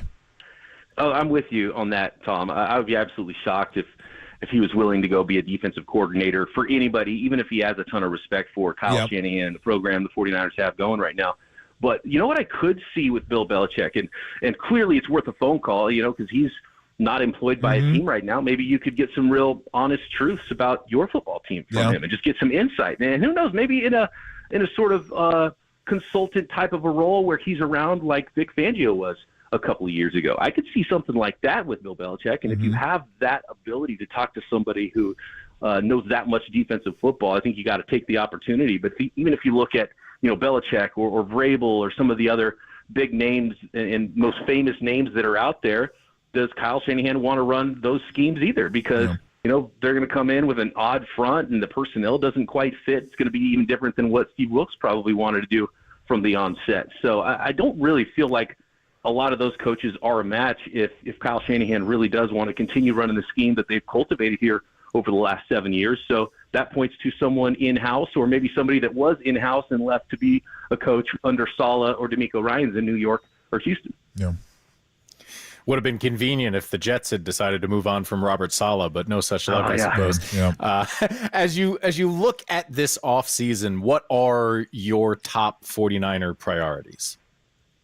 Well, you got to figure out the defense. There's still a lot of coaches. And how unfair is it, by the way, for Andy Reid to sit there and have a defensive coordinator that doesn't want to go take a head coach job, and you're just extending him, and coaches are leaving, and Matt Nagy leaves and comes back, and Eric Bieniemy leaves and comes back. He's adding coaches while Kyle Shanahan's over here losing the Super Bowl and still losing more coaches on top of it. He lost 4 of them. So you got to figure out that staff there, and none more important than what the defensive identity of the team is going to be. And then I think Brandon Ayuk is going to be the storyline that dominates the offseason. And the 49ers, like clockwork, have had one big contract they've had to negotiate every offseason. And this year it's Brandon Ayuk going into his 5th-year option and already unhappy. Although I think there should be sort of a pass for the first 48 hours for how players feel and what they put on social media after losing a game like the Super Bowl. So maybe we shouldn't look too much into whether or not Brandon Ayuk is unhappy and maybe wants to go be the number 1 guy somewhere else, but they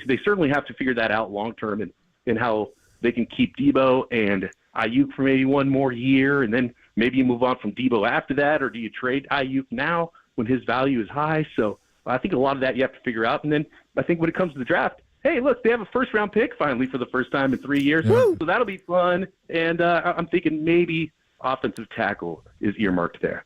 Yeah, that's what I was saying, Brian. I mean, I know their MO is defensive line. And I said I get it, and I understand it, and I agree with it. But this year, to me, it's got to be corner, and it's got to be offensive line. Because Purdy, if you think he's the guy, and ultimately you're going to invest a lot of money in him, you want to keep him upright as long as possible. We see what he can do when he gets that half beat more time. And then opposite of Ward, you have to get a slot corner, and you have to get somebody on the other side. Maybe it's not generally the way they've tried to build the team, but defensive line's pretty set right now, and I don't know what the other end's going to look like. That's always kind of a quest. They got Young this year, and he was mixed. A couple good games, but wasn't even really as good as he was with the Commanders. But how do you see positionally where they go? Because corner and the offensive line seem to be the 2 things that they should be looking at. Yeah, offensive tackle is just so hard to get somebody that you can plug right in and play right away too. So, and this is a really good offensive tackle draft, and there's some really good corners in this class. So late first round, that might be a hot spot as far as best player available anyway, which fit up nicely with what the 49ers need. And, they've been aggressive. They might even have to go up to really make sure they get that guy at offensive tackle. And really what would be perfect is if they were able to find an offensive tackle to come in, start year 1 at right tackle, and then maybe kick over to left tackle whenever Trent Williams decides to hang him up. And I think that was a big storyline post Super Bowl, hearing him say that he was still hungry and he's at least coming back for 1 more. So that's good news for the 49ers up front. But, those tackles just a little bit more difficult to find than the interior guys. So they should definitely try to go there if they can. And I don't know if they're going to be able to pull much off in free agency and spend money like they did last year, surprisingly, bringing in Javon Hargrave. And I do think that, with the up-and-down nature of Chase Young's play, I'd be surprised if they're confident in doing a long-term deal with him. So you should never, ever count out the 49ers drafting a defensive lineman or defensive end there with pick 31. So, yeah, I think best player available, offensive tackle, defensive end, cornerback. I could see any of those in round 1. Yeah.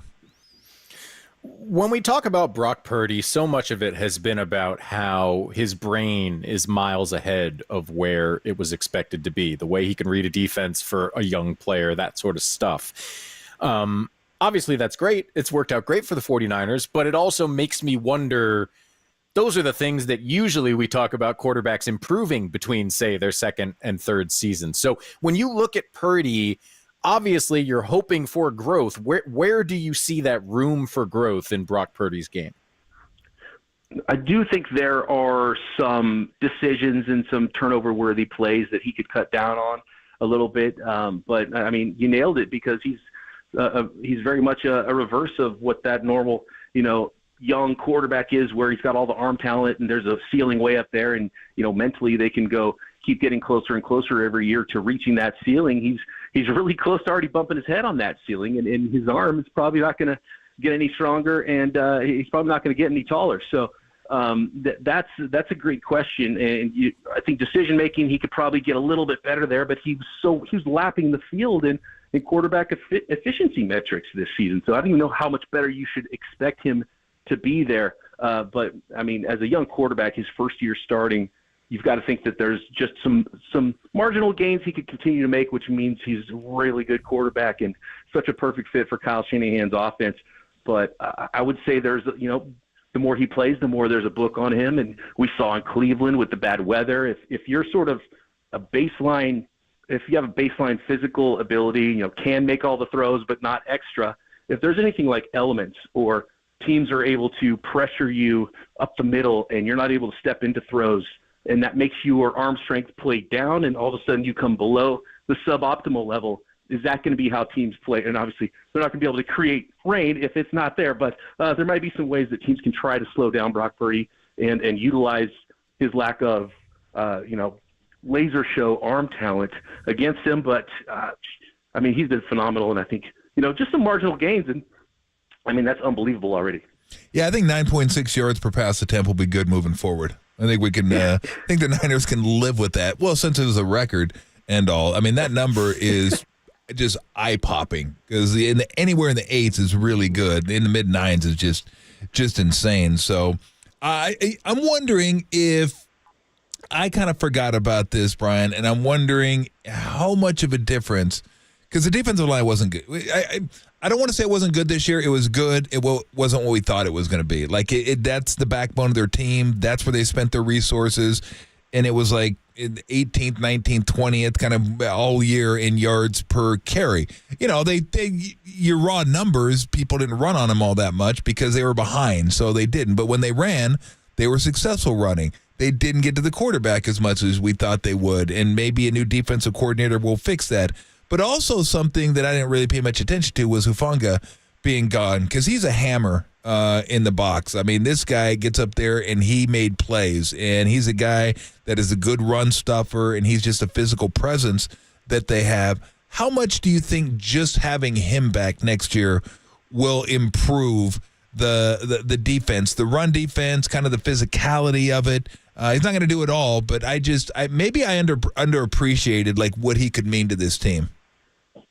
Yeah, I think I might have been in the same boat, Tom, underappreciating Hufanga. He's such an instinctive player, and even though he's not a speed demon, he's never too slow for whatever the play calls for, it seems like. And he's able to, drop down in the box and support against the run, where he's a maniac coming downhill. But he's also been really good and better than I expected in the back half, and even single high safety and staying over the top of receivers and picking up receivers that are crossing the field. So I think they did miss him in the back end. But if you're pointing at one thing that Steve Wilks did pretty well, is I think coaching up those DBs and getting the rookie Jair Brown ready to play. And Demo had a really good year, Diamador Lenore, whether he was outside or in the slot. And I think Charvarius Ward had his best year as a 49er this year. But yeah, you pointed out the up front, the lack of sacks and the run fits up front. I think that's probably, if you point to something that Steve Wilks failed at, that would be it, because they're too good up front to be gouged in the run game like that. Brian Peacock, ladies and gentlemen, catch him on the Locked On 49ers podcast. Brian, always a pleasure. Thanks for talking to us. Hey, thanks for the invite, gentlemen. Always fun. Thanks, Brian. Appreciate it, man.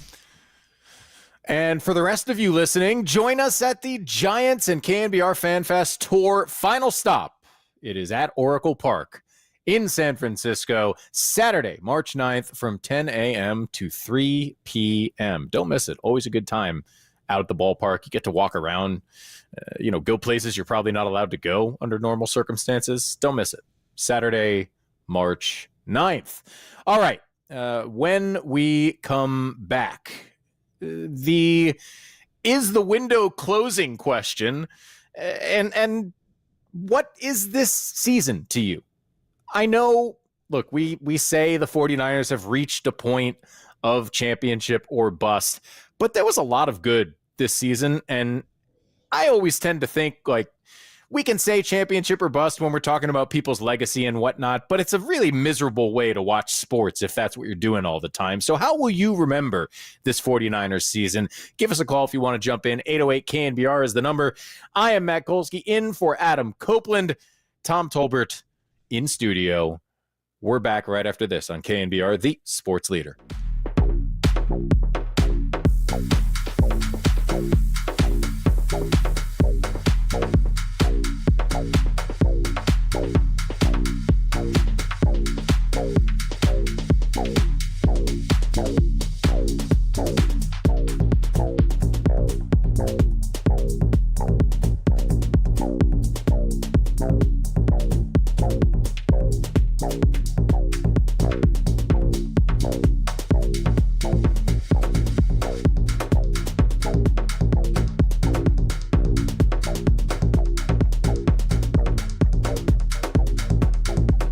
The hard-hitting one, Dante Whitner, joined John Lund today to talk about just how much blame the defense should take in the 49ers Super Bowl loss.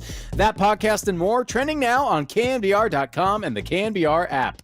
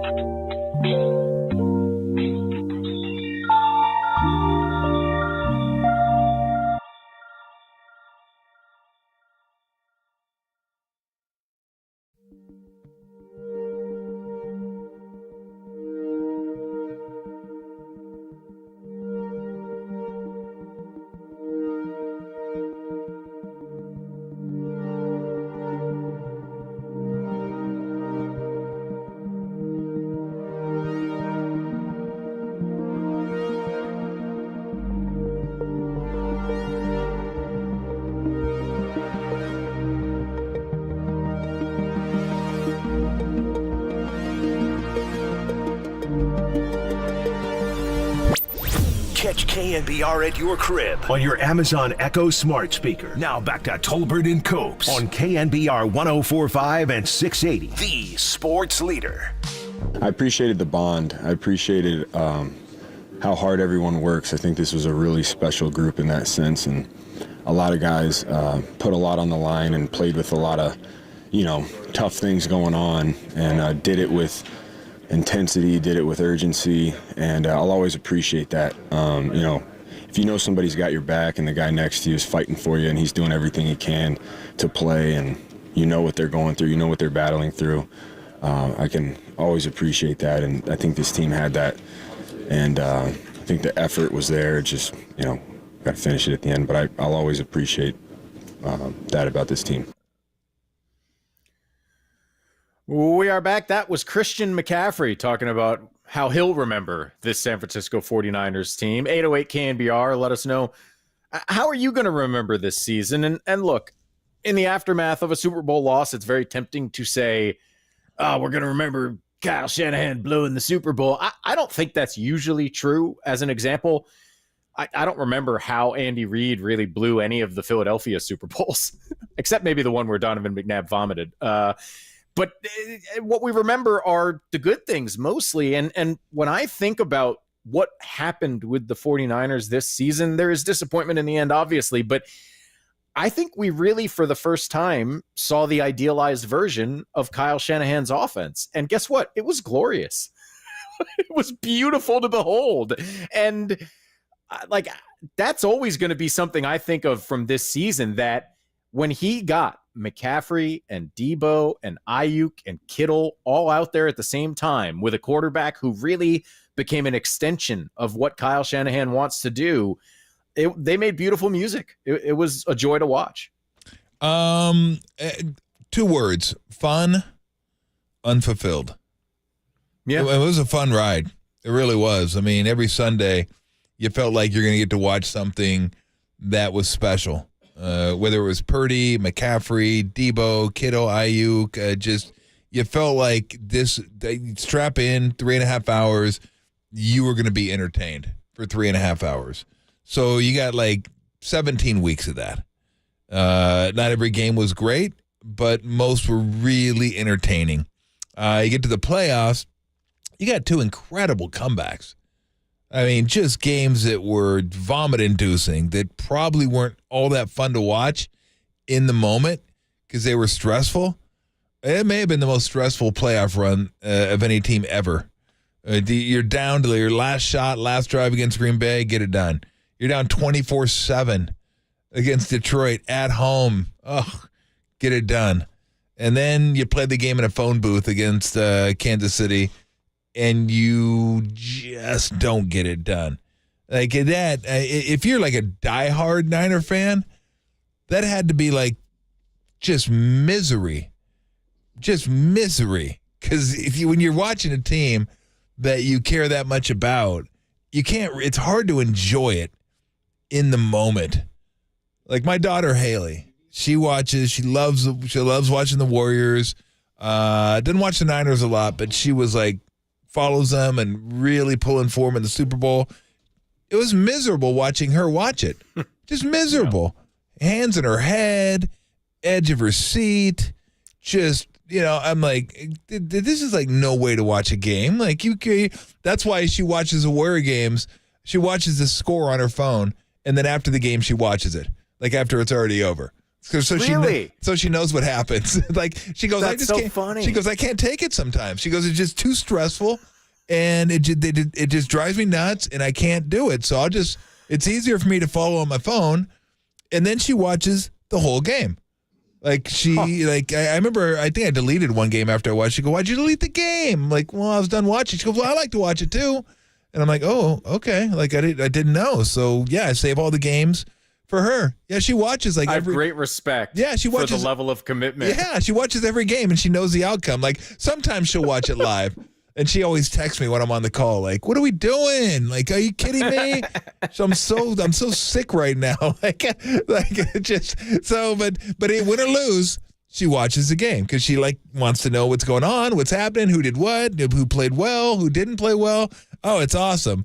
but it's also miserable because I feel bad for her because she's so invested in it that she literally, like she was literally like on the verge of being sick in the Niner game. Like, and that was for like 3 quarters because it was a stressful time. That was a miserable experience. I said, I mean, I bet the Niners, I lost, but I've done that a lot of times. Like that doesn't usually bother me. I'd like to win, but it just, I bet other games where you lose. But this one was just, and I texted a few people, and they agreed with me, and they're bigger Niner fans than I am. Like, again, I'm a Niner fan in the sense that they have people in the organization that I really like, and I'd like to see them do well. So I want them to do well. But I didn't grow up a Niner fan, so I'm not going to pretend that I did. But they all said the same thing I said. I go, that was the most stressful bleeping game I think I've ever watched because it was stressful almost from the get-go. Almost from the get-go. And it just never let you breathe. Like there was never a moment where you thought, oh, a little breathing room here. Like if they could have got up 17, at least you could have enjoyed a few minutes of the game. Like you could, and there was so much ugliness throughout. It just felt like anything could happen to turn the tide at any moment. And then, the muff punt, and you're just like, oh, now I'm going to say, oh, God. I knew something was going to happen. Like you knew if they didn't get up 17, something was going to happen. They were going to. So again, I feel for those type of fans. Like it's a I haven't had that experience in a long time. I tell people the only time I get that experience is when I'm watching Arizona Athletics or the Angels sometimes. Angels haven't had a consequential game in years, so it doesn't matter. But when I was younger and they were actually in the playoffs and doing something, baseball is the worst.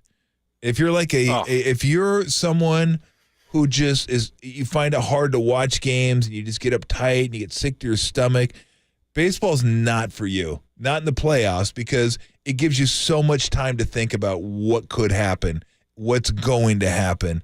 And then every pitch, you're like, oh, you got to be kidding me. You can't throw a ball there. What are you doing? Why are you throwing a curveball to this guy? Throw a fastball. He's hitting $190. That sport is just there's nothing like playoff baseball because the drama just builds and builds and builds, and some people can't just handle it. It's like, oh, God, I got to get him. That's why Billy Bean. I told the story a couple days ago. Billy Bean was on Treasure Island. Wandering around. Like, he didn't want to watch it. Like, and that's kind of Haley. She's like, I don't want to watch it. I want to know what's going on, but I don't want to watch the damn game. But, yeah, I mean, there were some great moments. Like that was an all-time comeback against the Lions. Like that was incredible. That crowd was rocking. Like it was the environment, just feeling it through the TV was super cool.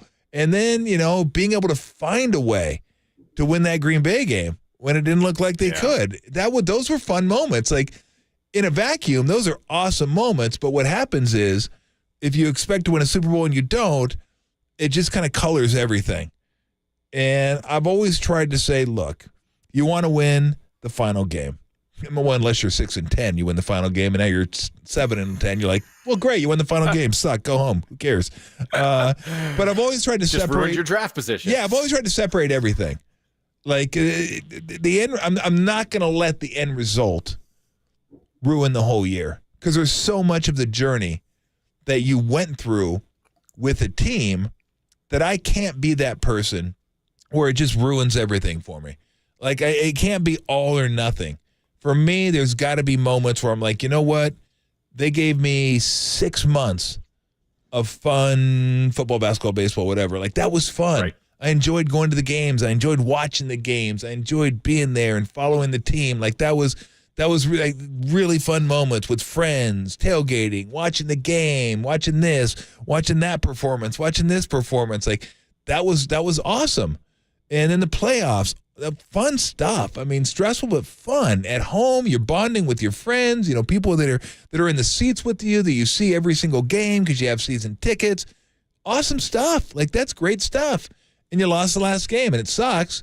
But for me, and I've tried to do. I've done this a long time ago. Like there's got to be a separation there. You got to be able to enjoy the journey. The journey can't be soured by the end of the season because it's just all or nothing to me doesn't work. If I'm going to invest my time in a team and they give me that much time that much enjoyment where I'm watching the game and having a good time, That's got to mean something. That's got to mean something to me. Like, I'm good with that. I'm okay with that. Do you want them to win the whole thing? Yes. Look, we're in America. You play the playoffs. You win the playoffs. That's all anybody cares about because they don't sell T-shirts for other things. Everybody wants to wear their championship T-shirt and get their commemorative clock or phone or whatever the hell they get. I don't even know if they make that old football phone. Get your commemorative Niner phone, football phone. Like, I don't even know if Sports Illustrated makes those anymore. I'm sure they don't. They don't even have enough to pay their employees. Of course, they don't make a phone. But I just, it can't be all. It's in my head. I enjoyed that. I'm going to enjoy that. It sucks that they lost, but I'm going to have those memories. So that's why I say the 49ers season was fun. It was fun.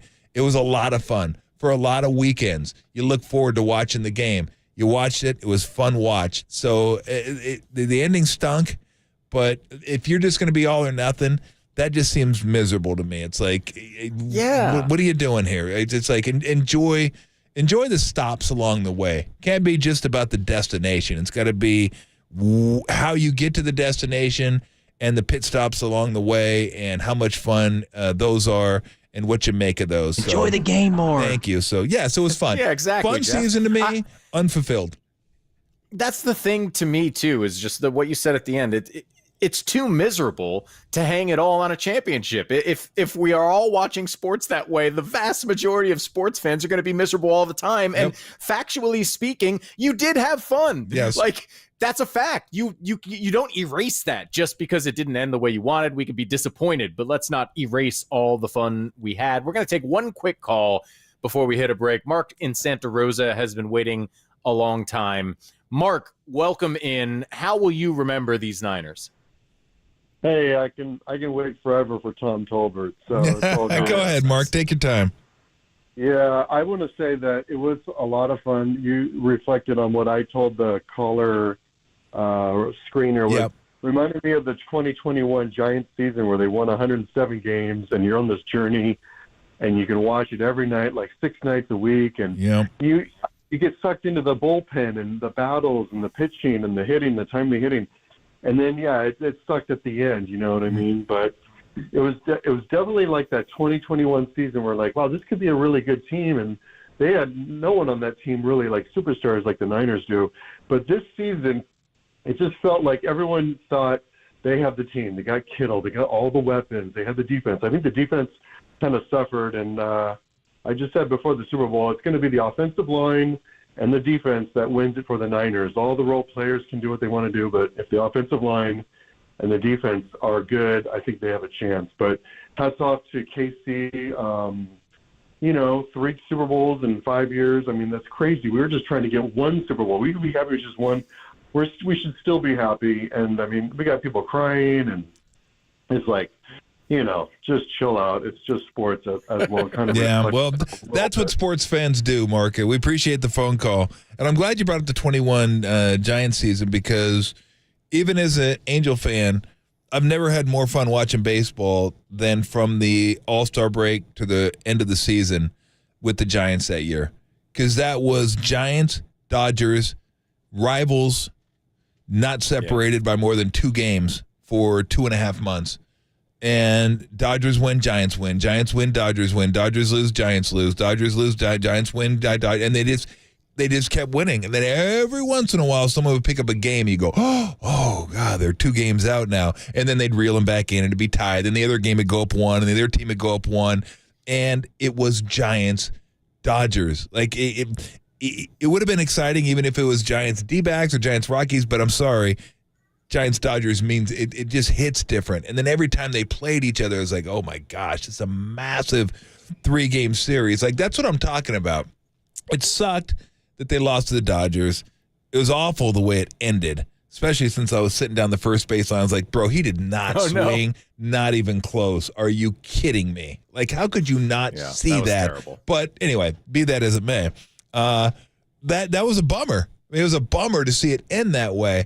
But my goodness, like if you don't look back on that 21 season and say like every night, you had 2.5 months, if you're a Giants fan, of going home, locked in to them, whether it's on KNBR or watching John and Dave or maybe even listening to John and Dave and Kipe and Kruk. I mean, it was so good It was so good because every night I went home and go, you had something on TV.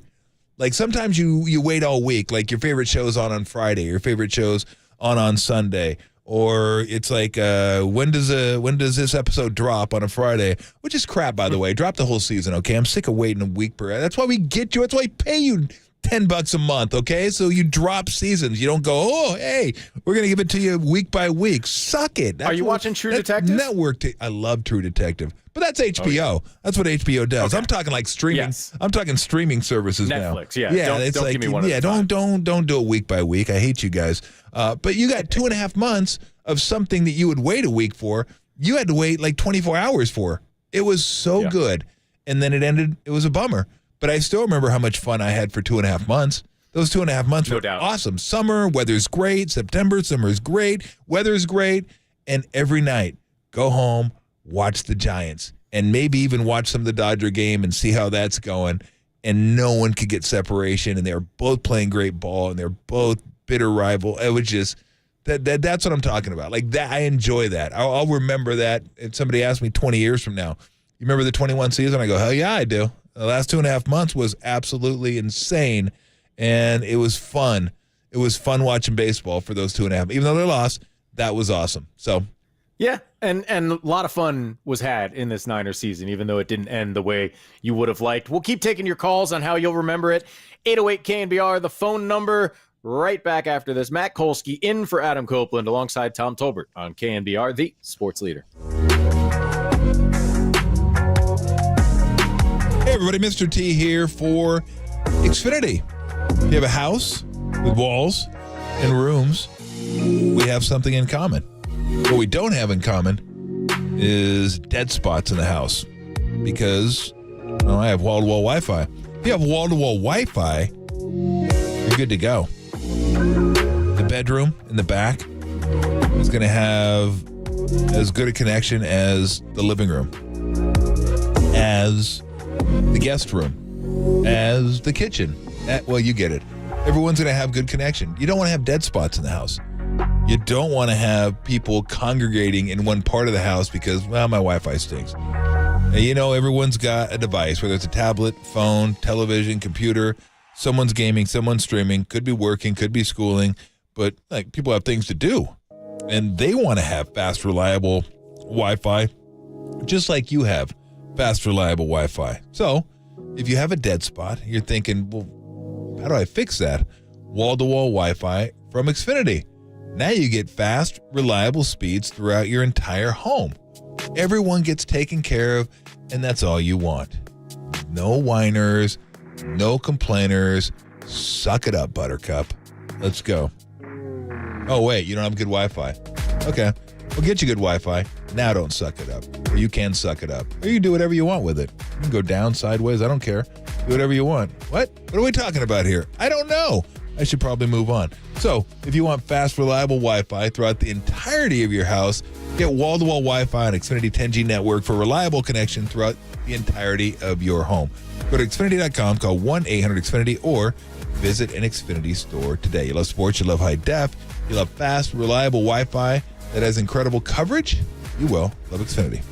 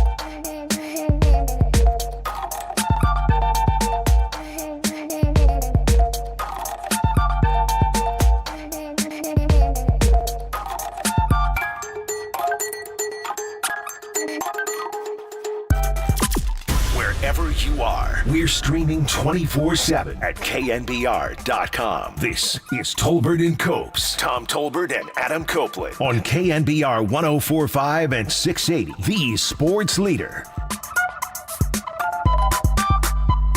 Hey, everybody, Mr. T here.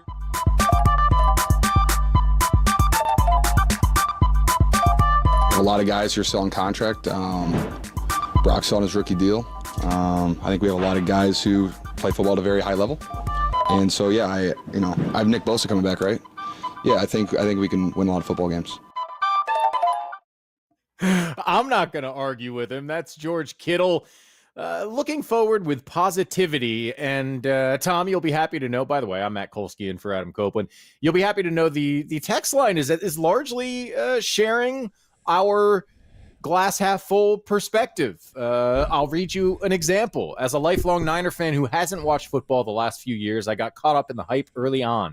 I loved watching the progression of this team and even the 3-loss streak mid-season to then be followed by a march all the way to the Super Bowl. Yes, we lost against the best in Kansas City, but to me, that game was lost on a muff punt that was completely random. I'm not going to walk away from an amazing season because of a random play. And a lot of people with similar sentiments like, yeah, it hurt, but looking back, we're going to feel positively about this season. 808 KNBR, if you want to jump in, let's go to Edgar in New Jersey. How will you look back on this season of Niner football, Edgar? It was a great season. It was a hell of a ride. I mean, they did everything they possibly. This team is for real. I mean, they made it to the end. All the games were entertaining. We lost a couple fluky games in between. The kick in Cleveland, I mean, the Vikings, it go through it. We can't be perfect. Nobody's getting a perfect season, but the ride was great. And you take the Chiefs to overtime, I mean, what else can you ask for? Him firing Wilks today, Shanahan is not messing around. The squad is coming back, and I truly believe they're going to run it right back, and they'll be in the Super Bowl again. It's starting to be, I mean, every year they're almost in the championship or the Super Bowl. I mean, what more can you ask for? Can't be mad. It was upset at first, but you can't be mad. We'll do it again next year. Let's run it back. All right, Edgar. Thanks, man. Appreciate the phone call. Look, and I agree. I think they're going to be back next year. Here's the problem. For whatever reason, I don't know if it's – I'd have to look back at the teams, if it's like free agency or just complacency or what it is hard to get back to the Super Bowl when you lose the year before. It just is. Eagles, Rams. I mean, whatever the reason, go back and look at like the last 10 Super Bowl losers and see how they did the next year. It's not great. It's not great. Bengals, how the Bengals do. I think they made the playoffs, but they lost. I don't know why, but it's tough. It really is tough. I think they have the team to do it, but we're looking at the team right now through the lens of this year, and we know how good they were this year. So it's easy to say, project forward and go, well, okay, Detroit will be better next year, probably. Green Bay's on the come. They're young, and they're getting better. Who knows about the Eagles? You'd think they'd be back. Maybe not 10-1 back, but certainly not as bad as they were late.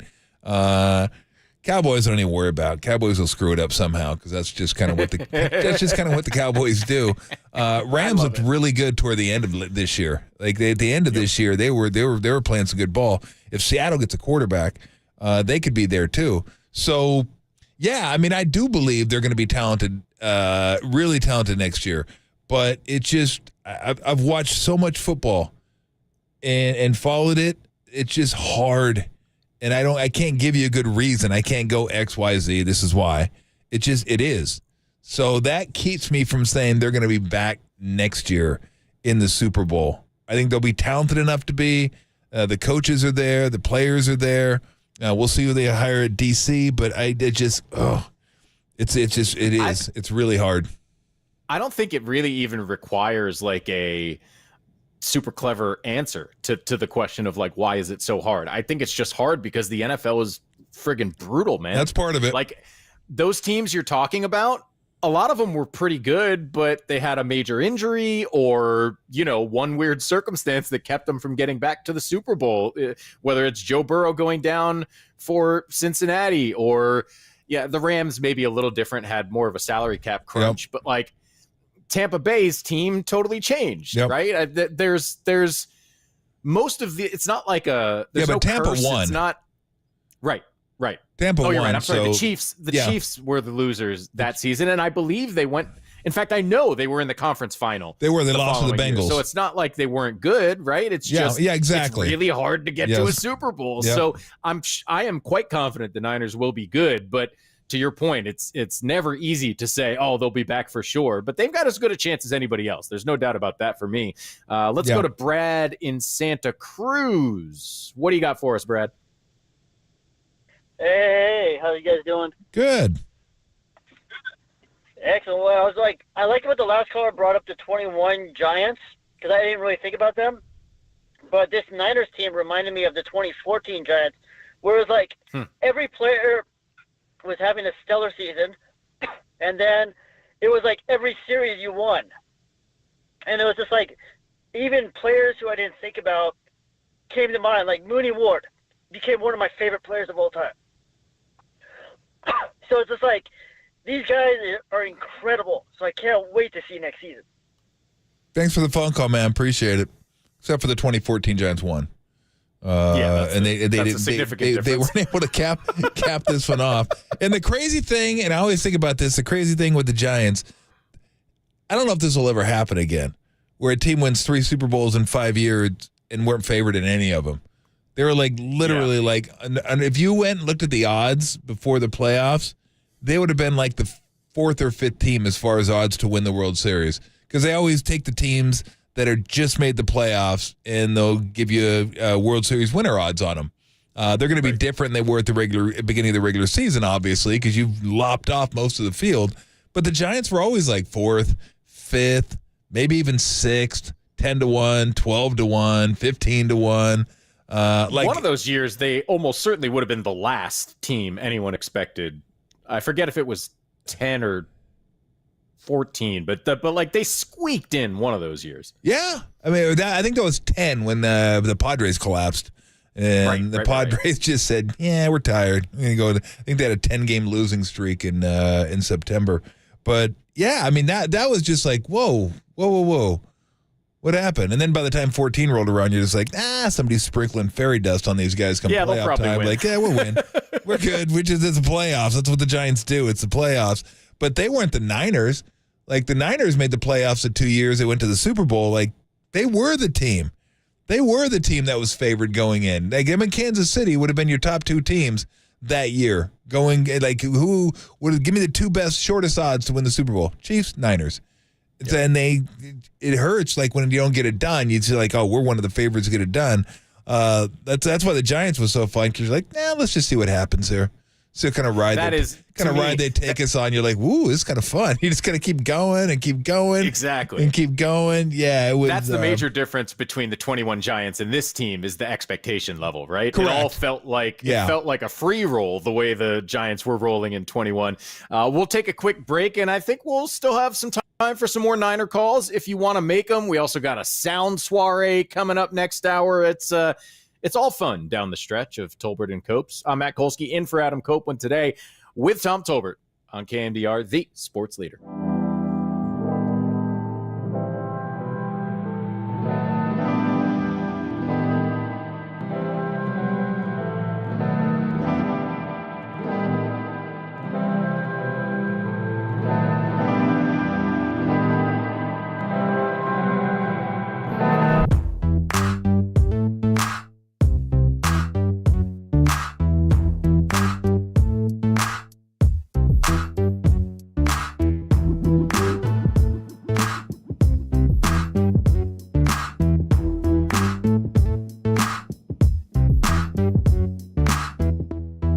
The film guru himself, Greg Cosell, joined Murph and Marcus this morning. He doesn't believe the Steve Wilks firing had anything to do with the Super Bowl loss. That podcast and more are trending now on KNBR.com and the KNBR app. And now we'd like to welcome tax attorney Steve Moskowitz to the program. Today, Steve, I just want to know, what do you do if you can't pay your taxes? You call us, and we want to take care of it for you. And, when you can't pay your taxes, it feels like somebody pushed you off the dock. Now you're drowning. You don't know what to do, and you don't want to make the mistakes. One extreme is you stick your head in the sand, and you hope nothing bad will happen to you. The IRS has all these new agents. They're coming after people who don't pay the taxes. You don't want them to ruin your life, your marriage, your business. You don't want them going to your customer and say, don't pay you, pay the IRS. That can really put you out of business. And if you're an employee, it can ruin your career aspirations because now your employer says, well, maybe you can't handle yourself. How are you going to handle his work? And you don't need that. You don't need your bank account being cleaned out and all the other stuff they can do. On the other hand, the fact that the IRS sends you a bill doesn't mean, well, they're the IRS, that must be right, write a check. The first thing we do is we check and we see, does the client really owe this money? If he doesn't, and that's oftentimes the case, we go there and say, hey, you say my client owes $1 zillion. He doesn't. Here's what he does owe. Let's bring the money down. By the way, my client doesn't have that either. Let's make a deal. There's a lot of good deals. We'll listen to you. We'll hear your needs for your business, your life, your kids, and then we will go to the IRS for you. We don't want you to have to talk to them, deal with them, have anything to do with them, and we want to cut you a sweetheart deal so you can have a good and normal life. That was tax attorney Steve Moskowitz, and if you have any questions about anything tax-related whatsoever, just give him a call, 888-TAX-DEAL. That's 888-TAX-DEAL, or visit MoskowitzLLP.com.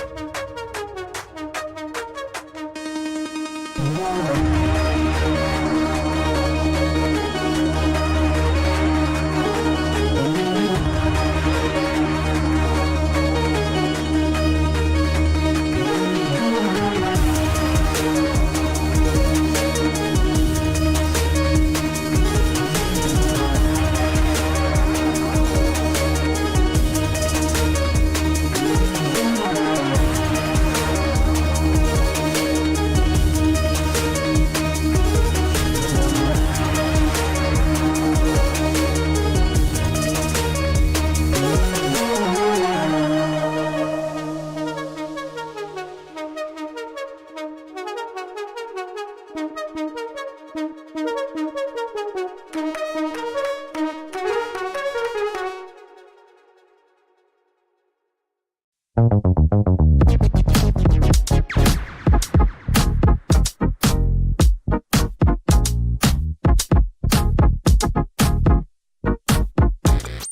to the sports leader anywhere, anytime. Download the all-new KNBR app. Now, Tolbert and Copes continue live from the KNBR Casino Matrix Studio. Casino Matrix progressive jackpots are here. Where are you? Just drop in. Please play responsibly. 1-800-GAMBLER.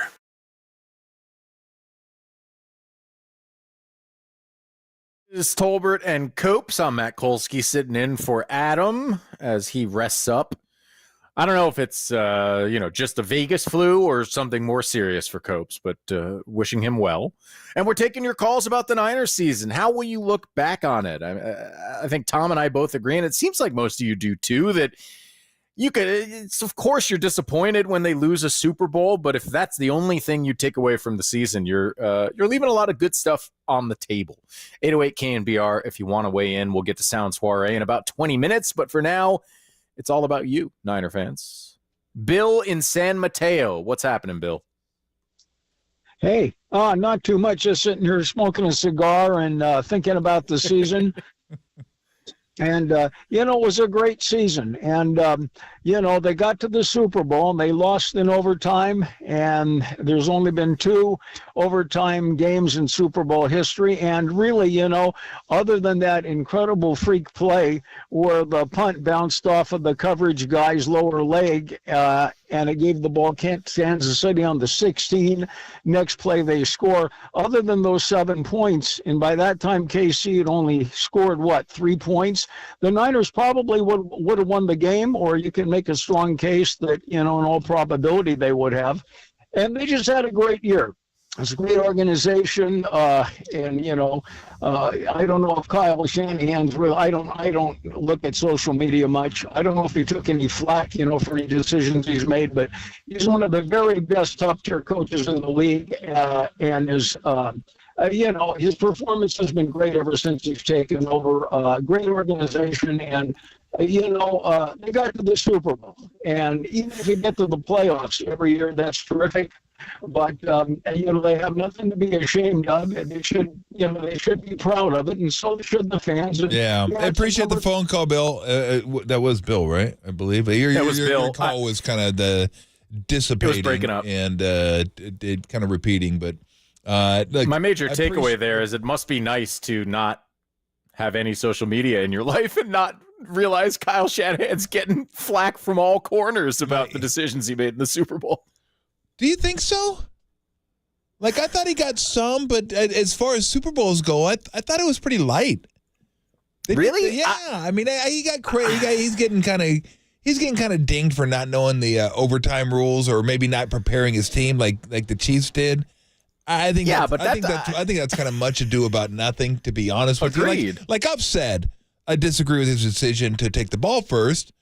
But, to me, that's and again, I've said I'm not backing off that, but, it's not like you can't win the other way. But as far as Kyle Juszczyk going, well, we didn't know. Well, how does that change anything? Who cares? It changes nothing. You don't go out there and play differently because you didn't know the overtime. Whatever. It doesn't matter. I don't know. What are they giving him crap for? Because I really didn't think that it was just, again, I do believe that the muff punt was like the key turning point of that game. Because at that point, they still had the lead. They were getting the ball. They got a 3-and-out, I think, and he forced a punt. I think it was 3-and-out. May not have been, but they forced a punt. Going to get the ball back, have a chance to drive. Who knows what would have happened? But that was so sudden. It was like, oh, man, you got to be kidding me. It was fluky. Yep. Nobody's fault. And it felt like they were still shell-shocked when the touchdown was scored, right? It's a fluky play. You're just, the defense is like, oh crap, we're on the field again. Yep. All of a sudden they're in the red zone, and before they even had a chance to adjust to the situation, it was a touchdown. So yeah, I tend to agree that was the biggest bad play, and there's really nobody to blame for it. It's just a bad luck thing. That being said, he's getting beat up for, some people are saying he didn't run the ball enough, which I also think is silly. Some people are criticizing the fourth down decision making in regulation. Oh, yeah. there's a handful of things. That was in overtime, wasn't it? That was the first drive of overtime. Well, there's both. Okay, what's this? There's opportunities. Where's the other one? Because I know he threw the one to Kittle on 4th down. That took some guts. I mean, if people don't think that took guts, you could tie the game. And he just said, "No, we're going to go for it." Like, if he misses that, he's getting killed again. Like, what are you doing? You got to tie the game, right? You have to. And he didn't, and they drew up a good play, and Kittle got up about a half yard. So, I mean, if you're going to ding him for one, and I get it, like the overtime one was close. Like I could see going for it there and then saying, look, I know all they need is a field goal, but they're going to start inside the 10. They're still going to have to get a minimum of 10, 55 yards before they can kick a field goal, which would be about what they would. Now they wouldn't even need that on a kickoff. So I could see that argument. Like, I didn't mind the field goal at the time. You just want to take the lead, and, like, let's say if we can get a stop, we win. That's it. Give yourself at least that opportunity. If we get a stop, we win. So it's also game scenario. Like, the Chiefs had not just been running down scoring touchdowns all day, right? No. And in fact, all playoffs long, they've had trouble converting in the red zone. Yeah. The other side of it is it's Patrick freaking Mahomes. What are you thinking? It so is. I don't know.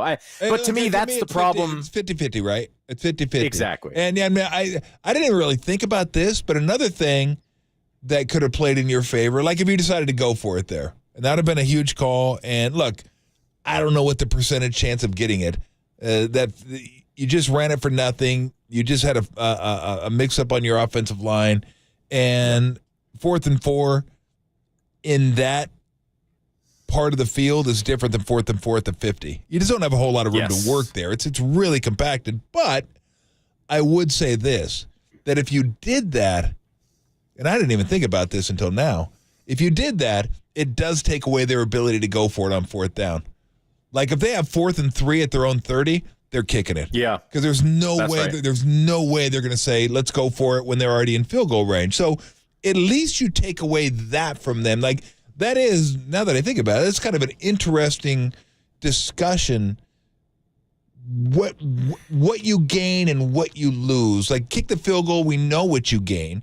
You gain the lead. Here's the flip side though, Tom.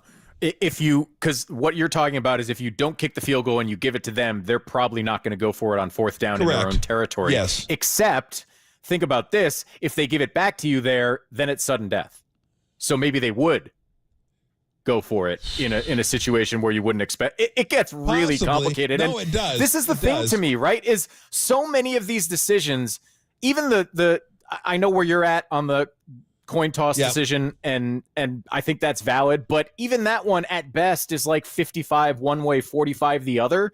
And I think the thing that sports fans so often forget in all these situations is that even when you pick the 55% option, you're going to lose a lot, and when you're confronted with 10 near 50-50 decisions over the course of a Super Bowl, like they're not going to all work out your way. And so it's the nature of probability that even when you have very good probability, there is often a chance that the right decision will lead to the wrong result. It's just a really hard thing. You're absolutely right. Coaching football's hard. Because I tell people the best gamblers in the world could hit like 56 to 58% of their bets, and you can make a living off that. Yeah. If you have 58% of your bets, you lose 42% of your bets. I mean, that's getting close to half. You're not winning every single game. Now, to me, I think it's more like 60-40, but even 55-45. If I knew that, that's perfect. I'll take that. Give me an extra 5%. I will take those odds. But yeah, that'd be an interesting discussion to have with the analytics people. Like, what are the odds you think they would go for it on 4th down if they need 55 yards to kick a field goal? You got them stuffed inside the 10. They know you're going to get the ball sudden death, so they don't want to give it up to you. What do you think? Like, it'd be fun to see what Andy Reid would say. Like, how would your mindset have changed if they went for it and you stopped them? Like, what are your kind of risk parameters in terms of where I'm at on the field before I decide I want to go for it? Do I need to be at least out of field goal range so they have to get a first down? Do I even care at that point? Do I say, you know what? we don't want to give them the ball back. We're like 4 and bust.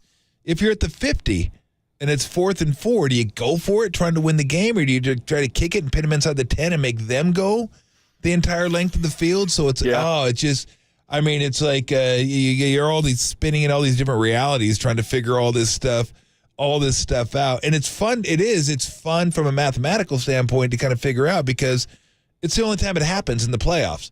Like, you're not getting this during the regular season. You're having to confront something that, while analytics can play a part, analytics are based on what's already happened. And they run simulations, and then they factor in what's happened, and they come up with these percentages, 52-48, 55-45, 60-40, all that. Well, guess what? This hasn't happened before. So I don't know what do you even stick into your IBM at this point. Like, what in the hell could we possibly stick in here? We have nothing. We don't even have anything to stick into this. Do we just kind of guess? Like, I don't know. What do we stick in here? I don't know. Figure it out. Get a hot dog. Stick it in there. It'll do us just as good. Pull it out. We haven't put it in. Thank you. We don't know what we're supposed to put in here. So this is kind of like, this is almost like new frontier stuff. Like, all right, we're kind of making this up on the fly. And for those people that say, well, Tom, you can go to the college game and see what they do. Totally different. College game starts at the 25, and each team gets a possession both times. Like, as far as you go in college, everyone's getting the ball an equal amount of times, and then you figure it out from there. There is no sudden death and in college. Scoring position. Exactly. They're at the 25. So it's totally different. This is brand new. This is like, okay, we got to kind of figure this out on the fly and see what makes sense for us, because the more I think about it, the more fascinating it is. Again, I'm not going to go over taking the ball second. I would do that.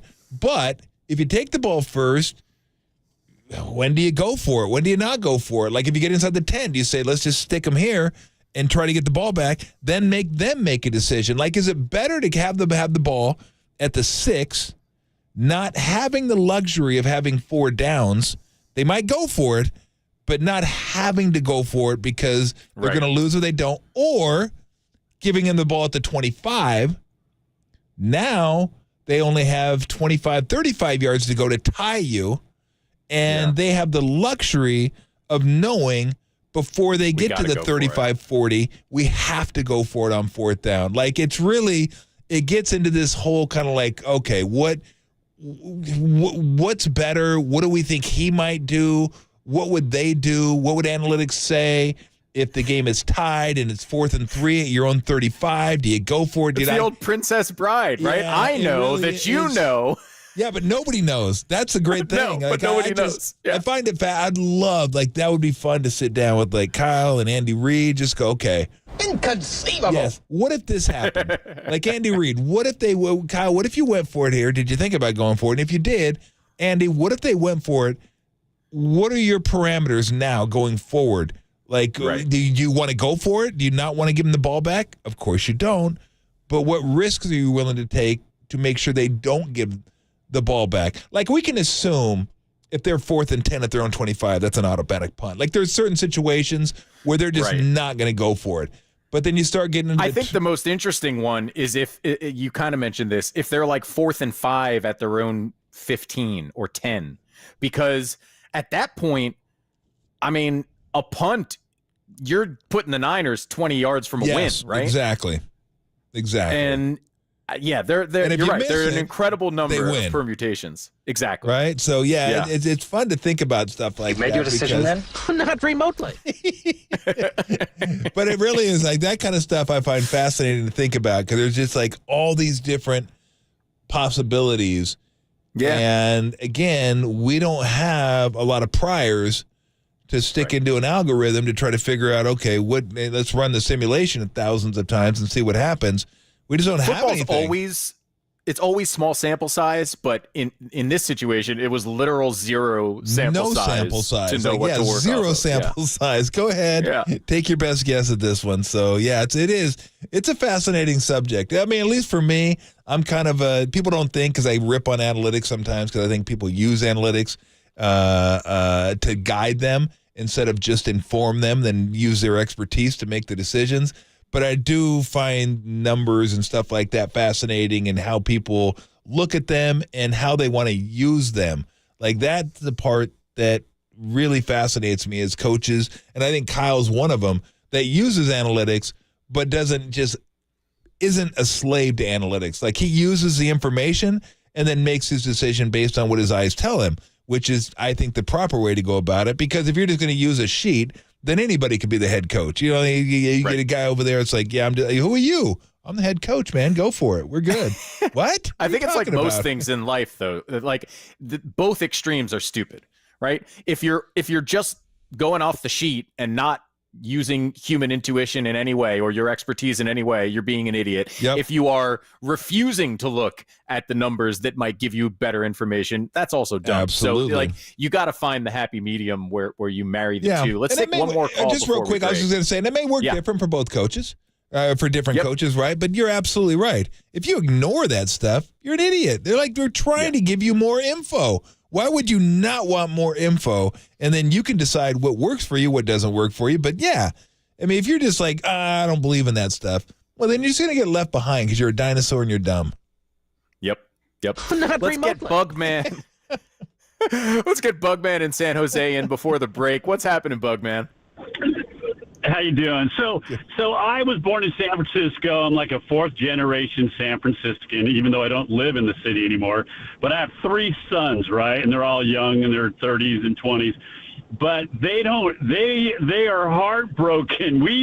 I've seen 5 Super Bowls that we've won, right? And we expect to win every one we get into, and we haven't. And yeah, it stings.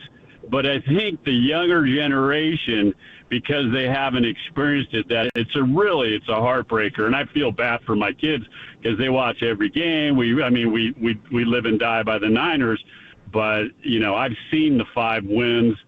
I've seen the 2 losses. For them, it hurts, and it hurts me to see them hurt. Yeah, no, I know. Pop in a DVD for them. Relive it with them. Go look at this one. Watch Joe Montana kill the Broncos. Hey, listen, as someone who grew up in the city of the Cubs and White Sox before either of them broke their curse, let me just tell you, it could be a lot worse because at least those tapes you're showing them are in color. Yes, no doubt about that. No doubt. No, I know. It hurts, man. It hurts. No doubt about it.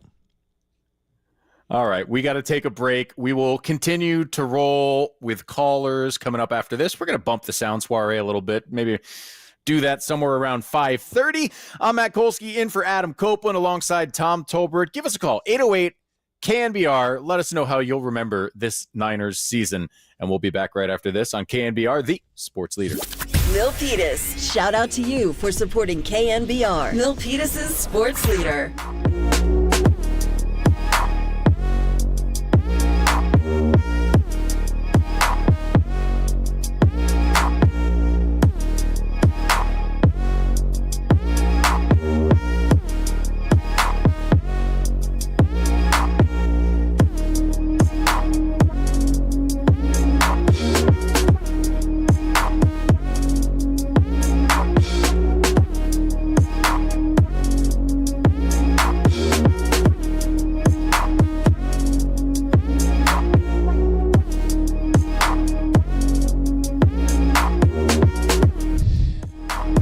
Tim Ryan with John Lund today talked about options the 49ers have to replace fired defensive coordinator Steve Wilks. That podcast and more trending now on KNBR.com and the KNBR app.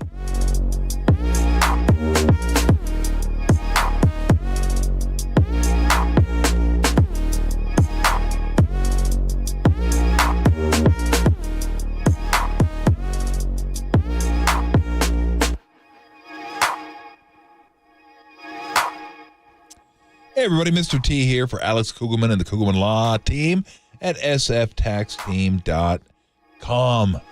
Tax season again. When isn't it, right?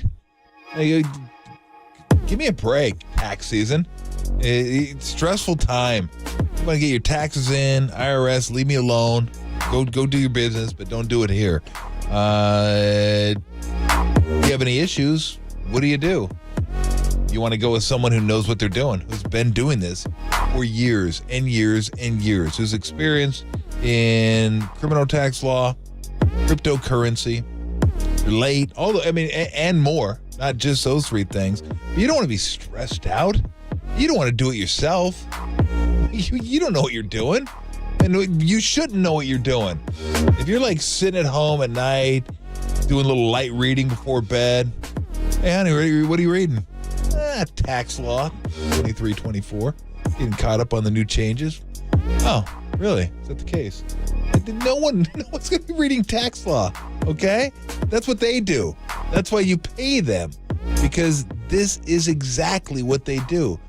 And really, in all practicality, they're there to take the stress away from you, and they handle it. And let them give you the game plan, give you the blueprint, show you the light at the end of the tunnel, because it can be overwhelming sometimes. And if you can't pay, you know the IRS isn't going away. And you know it would just compound what you owe them. And it gets larger and larger. And you're thinking, well, now I really can't pay. Just stop. Drop the bag of stress. Set up a consultation with Alex Kugelman. Let him handle it. Personable, knowledgeable, doing this for years. This is what they do. Okay? 4th and 12. You want to go for it? You're not calling the play. Well, let Kyle Shanahan call the play. Right? You're not going to let Tim Webb call the play. You kidding me? Barely let him pick. Well, I wouldn't let him pick out my beer, but that's about it. But can he hold it? No, he cannot. So you want to let the pros do what they do. Don't carry around that bag of stress come this time of season. Let Alex Kugelman and his team handle it. It's sftaxteam.com, sftaxteam.com. Your tax, crypto, and estate planning attorneys at Kugelman Law. Alex Kugelman, managing attorney, 21 Tamil Vista Boulevard, Suite 202, Corte Madera, California, 94925. This paid endorsement does not constitute a guarantee or prediction of results. Oh, baby. Suck it down. Oh. Oh.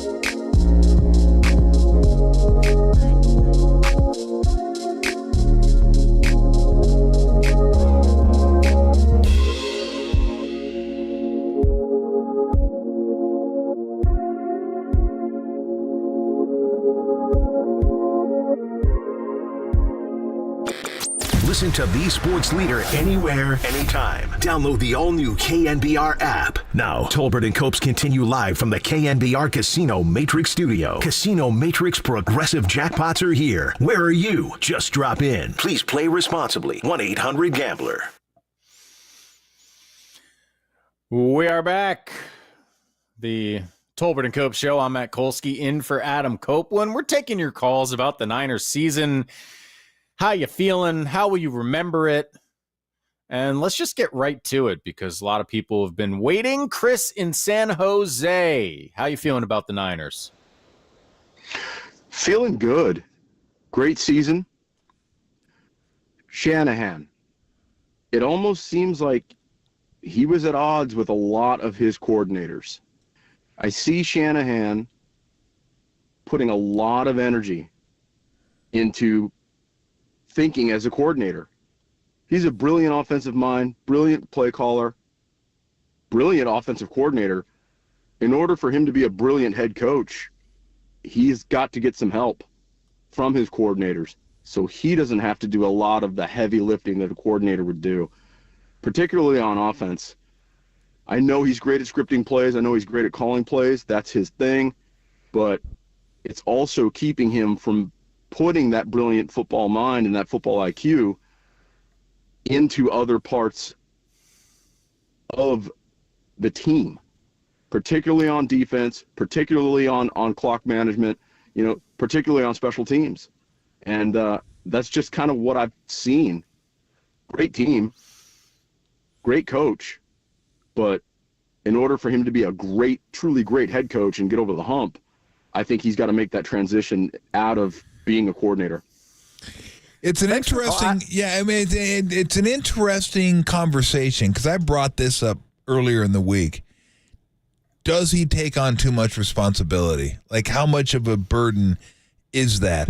Because when we talk about he wants to do his defense, that obviously he has his finger on the defense as well. We know he runs the offense, but he's also got to deal with clock management and all those decisions that come with being a head coach. Like my point was, how much is too much, and would it be better to pare down a little bit? Now, I don't think you want to take play calling duties away from him because that's his specialty. That's what he's good at, and I don't know.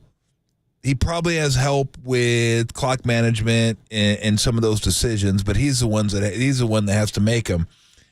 I don't know. I mean, it just seems like a lot. Oh, look at Andy Reid, though, right? I mean, I just think but he let Spagnuolo do his thing.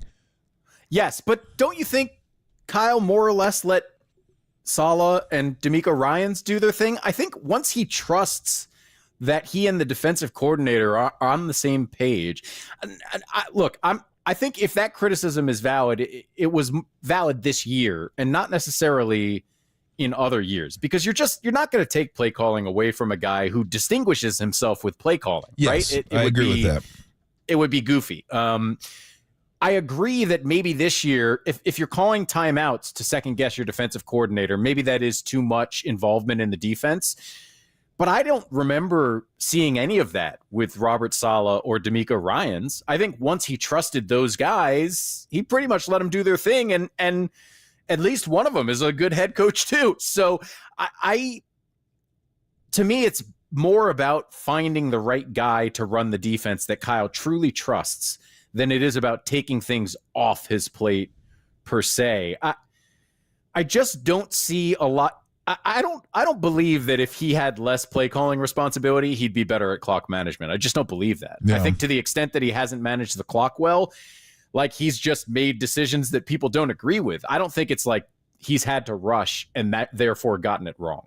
Yeah, look, I just brought up the question because it was something that somebody had brought up to me, and I thought, it's fair. I don't know if I agree with it, but it's fair. Like how much is too much? But no, I mean, look, everybody will tell you he's a brilliant play caller. Like that's kind of what he does. So, and does he have to have somebody that runs a defense that he wants? Like, could it be somebody that says, look, this is what I see. Just let me do what I do, and we're going to be good, and just kind of hand it over and don't even think about it. Just like, that's yours. Now, I understand the timeout in the Super Bowl. He obviously saw the alignment and goes, whoa. No, that's not what we're doing. And look, every head coach should do that. Like, you're the head coach. It's like, like I talked about yesterday and the day before, and maybe even last week. Kyle Shanahan's the only guy that gets blamed for a Super Bowl loss when he was a coordinator. It's like, what are we doing here? Like, nobody else gets pinned with a loss. Like, oh, yeah, Kyle Shanahan. It became like just everybody accepted it when people said, yeah, Kyle Shanahan's lost 3 Super Bowls. I'm like, really? What? I don't think he has. Especially, I think he's lost 2. But guess what? Nobody wanted the Falcons to win more than I did. And that was strictly betting. Trust me on that one. But I wanted him to, Julio Jones, incredible catch out to the 22. Run the ball, kick the field goal. And all of a sudden you get a sack and a holding. It's like, oh, God dang it. Can you just run the ball? Guess what? Dan Quinn could have said, run the ball. Dan Quinn has that right. He's the head coach. He could have said, no, we are not throwing it here. We are running it here. He also could have coached the defense not to give up the 30-second half points or whatever it was. But I mean, I agree. That's what you're supposed to do. If you don't agree with something, you don't go, they just bite my tongue. No. You say, no. We're not doing that here. Here's what we're doing here. Like, that's what a coach does. That's what a leader does. Like, look, you may not agree with this, but this is my ass on the line, and this is what we're doing. So Quinn gets he just like skates on that one. Like, oh yeah, Quinn was a defensive guy. He's a head coach. He could have changed anything he wanted to. Maybe he didn't want to. But it just amazes me that like people would actually write 0-3. Oh, he's 0-3. He's 0-3. I was like, are you drunk? You're 0-3. He was a damn coordinator for one of them. He wasn't even the head coach. God dang. I mean, it's bad enough you're 0-2. Like, he hates that. He gets touched up for one. He wasn't even the head coach for. He's got to be thinking, what the hell? What's going on here? There's got to be some of the response to Kyle Shanahan definitely makes me feel like there is a just the natural human response to nepotism factor here that like people don't want to let it be too easy for Kyle Shanahan because he's the son of a 2-time Super Bowl winning head coach. That like it's just like they're not going to give him any breaks on anything. The discourse around him has always struck me as pretty harsh. One more call at least here. Let's go to AJ in the 209. How you feeling about the Niners, AJ? Hey, what's going on? Ahoy, Captain Tom. What's up? What up? What's up, Kolsky? Hey, what's up? Shout out, Succo Crew.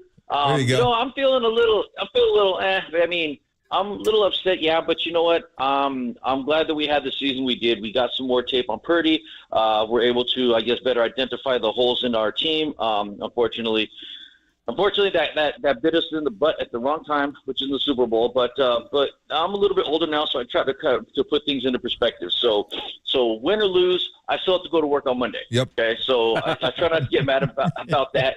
And if the Niners win, I get the week off. Then yes, today I'm pissed off. But hey, that's here or there. So that's that. The other thing is, even though we're disappointed as Niners fans, look at the Lions. Okay, they were curb stomping us in the first half of that game. We turned around and we pulled it out of them, out away from them. I mean, so whether or not we deserved it, they must be crushed right now. Okay, they were on the precipice of going to their first ever Super Bowl. So you can't tell me our tears as Niners fans having 5 Super Bowls is greater than those of the Lions who came up just short, especially after they were kicking our tails. So. So there's no doubt. That. So, hold on, AJ. I got to ask you this. What do you mean? You said if they won the Super Bowl, you get the week off work. The hell do you work? I mean, what, you get a national holiday for a week if the Niners win? No, he was saying if that was the case, then he'd be more upset now. Exactly. If there were greater stakes on their outside of money, I'm pissed off right now. You better believe it. Yeah. No, I get what you're saying. Let's not discount the money. Yeah. And one more thing, Captain Tom. Yes. I just want to follow up on something you were saying about overtime. Yes, of course, we haven't experienced overtime with these rules before, so it's impossible to say which quote the best call.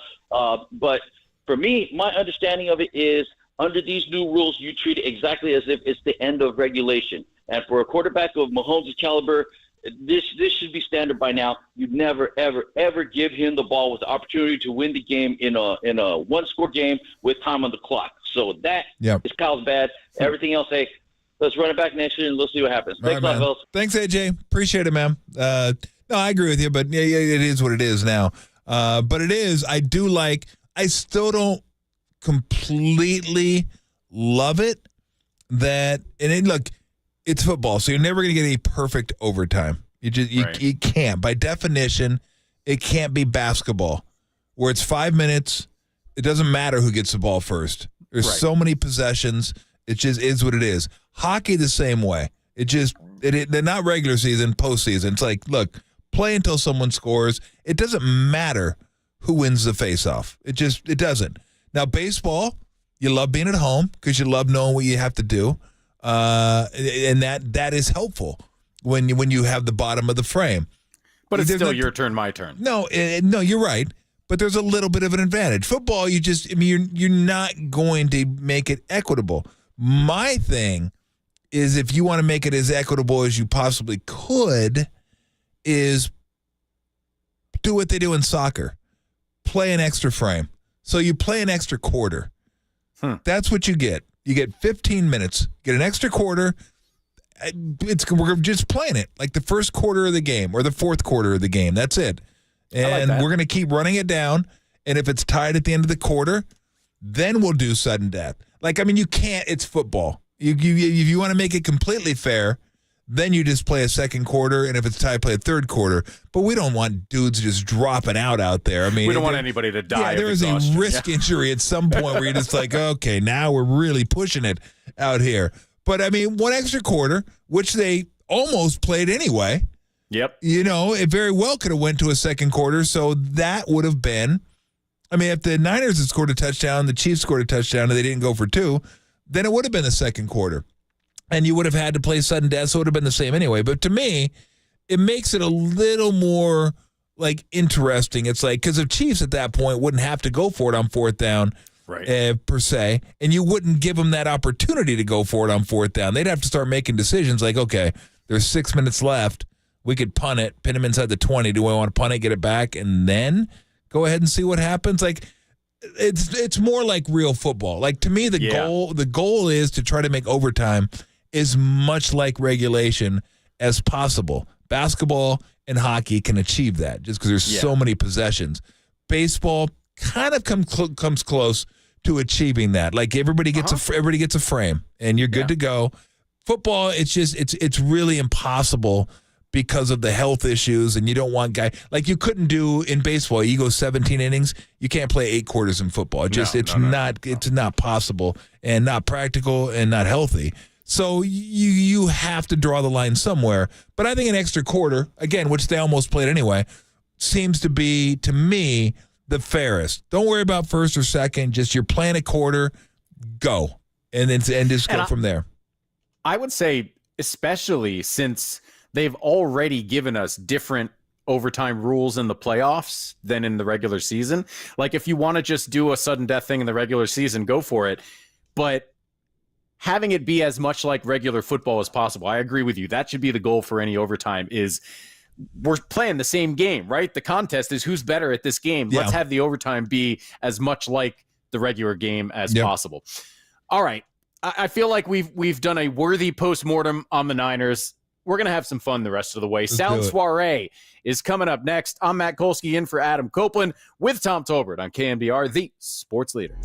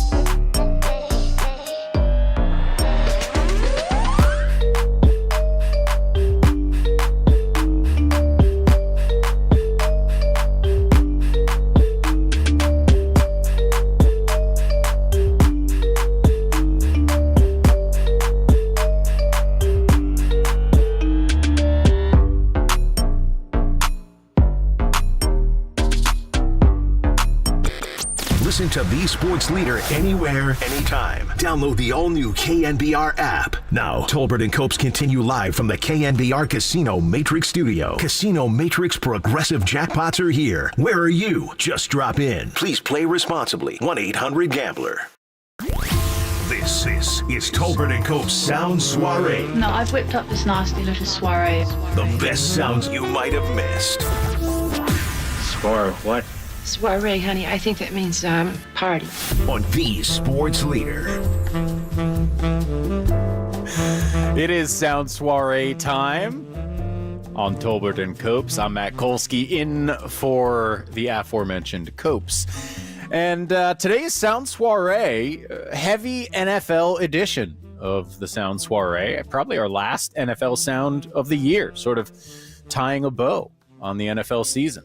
And we'll begin with audio that, I don't know, it seems like a lot of people found this audio distressing. I didn't, but here we go. This is sound of players on the field talking about the coin flip decision from Kyle Shanahan.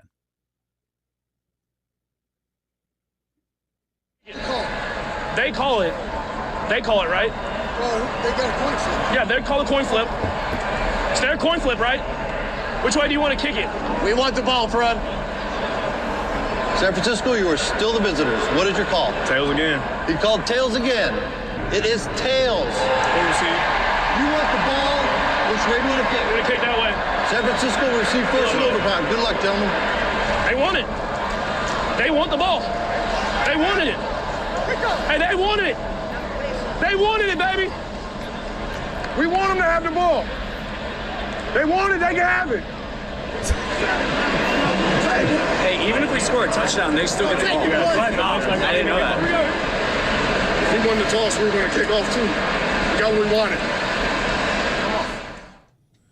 Who was that said, I didn't know that? I think that's Juszczyk. Is that Juszczyk? Oh, maybe it was. Did you, I don't know if you guys got this, put it in the sound at all. Did you see the Kelsey brothers on their podcast? Okay, hold on. Don't spoil the. I'm sorry. I don't have a call. I don't have a sheet in front of me. No, actually, it's not from that podcast. So you can go ahead. It's you're talking about Travis saying we definitely wanted the ball, basically saying Kyle Shanahan's a doofus for. Well, for taking what the ball he said first. was they handed us the advantage. They said we have the advantage. Here, take it. That is what he said. They had the advantage, and they just said, take it. You guys have the advantage. And they were both saying, I didn't get to hear what Jason was saying. He started saying something about the third possession. I was kind of interested to see what he had to say about that. But yeah, Travis was clearly the Chiefs wanted the ball second. They lost the coin toss and got what they wanted. And that to me is it's always a tell when you do something and your opponent's happy about it. It's like, oof. I don't know. Well, maybe we should think that if they're happy about what we're doing. It's like when you fire a coach. If the other teams are happy, you're like, should we have fired that guy? Why is everybody happy about it? Oh, it's a little different to me in this situation, just because, as we've talked about, like, nobody knows. You know, so like it'd be one thing if Andy Reid has lived this situation a dozen times and he's happy that Kyle Shanahan made that decision. We know Andy Reid and Travis Kelce disagree with the decision Kyle Shanahan made. I'm still not convinced it's not pretty close to a coin flip decision, but that's neither here nor there. Well, to me, the more interesting. I would say this before, and then we don't want to go down the road again. But what we do know, and this is fact. You can't question this. Is you have more information when you go second. That you do know. 100%. Yes. Okay. Where we're going. I thought the more interesting thing, and maybe something that might have changed Kyle Shanahan's calculus on this decision, is the fact that Travis Kelce said there's no third possession, because if they score a touchdown, we're going for two. Yeah. Well, if you know that to me, then you absolutely go second. Right. So like that makes it interesting. We'll never know if that's really true, because that's a really tough decision to make. Yep. But that, of course, if you know, hey, there's no way we're getting to the third possession, then you're not going to play for the third possession. Yep. Thank you. Speaking of Coach, I don't even know how to transition to this. I don't know why we're even playing this. Julian Edelman talking about Bill Belichick. Apparently, Bill Belichick once gave a great speech involving Tiger Woods. Let's listen. Off season, we'd have some inspirational thing from Bill. This guy lays out an hour-long presentation on why Tiger Woods is Tiger Woods. He's sitting there. This guy's out. You guys are over in Vegas in the off season. This guy's hitting his 7-iron. He's at the greens putting. And like 3 weeks later, the whole Tiger saga came out, right? 3 weeks later, the whole Tiger saga comes out. Randy, as soon as it came out, we're in stretch lines. And Bill walking around, he got his little whistle and he's whistling or doing his little whistle twirl. And all of a sudden you hear out of left field, "Hey, Bill! Hey, Bill!" You see Belichick, he just shakes his head like he knew exactly what it was. How about Tiger?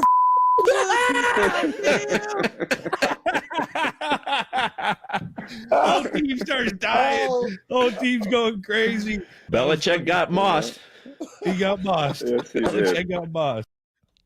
That's a Randy Moss story, not a Bill Belichick story. Just to clean that up. Correct. It's a good one. Randy Moss, not underrated as a receiver. Everybody knows. Underrated as a soundbite. Really gave us, some incredible sound bites and quotes over the course of his career, Randy Moss. Straight cash, homie. He Straight gave us cash. that one. Absolutely. We have some breaking Warriors news, so What? we're going to pivot from Sound Soiree real quick. And I don't know if your buddy was listening earlier, but Steve Kerr has benched Klay Thompson. Brandon Pajemski will get the start tonight. It's going to be Curry, Pods, Wiggs, Kuminga, and Draymond Green. Yeah, you could see that one coming. Yeah. You could see that one coming. I knew. Look, again, I know Steve, and I know he's been fed up, and it's been hard. And this is coaching. That you got to coach a team, and you also got to try to mentally massage Klay and deal with that. And it's been a season-long process trying to get him to, just get over himself, so to speak, and like, hey, just buy in for the team. And it's been really tough for Klay, tough for Steve, tough to try to get him to, just accept, like, this is where we're at right now. Let's be a good teammate and make the best of it. And last night, I just knew. I mean, I knew because I know Steve and I know what he values, and he doesn't value not paying attention and just being checked out of a game like that. That ain't gonna cut it. Let me go ahead. Not devil's advocate. Let me give you a galaxy brain thought here. Yep. I think we could make an argument that in the long run, whether it's this season or next or whatever, that the Draymond Green suspension, which obviously hurt the team this season, actually kind of played in their favor in as much as it gave Jonathan Kuminga some space to become really a different Jonathan Kuminga than we had gotten to know up to that point. And in the long run, I think that is going to pay dividends for this team.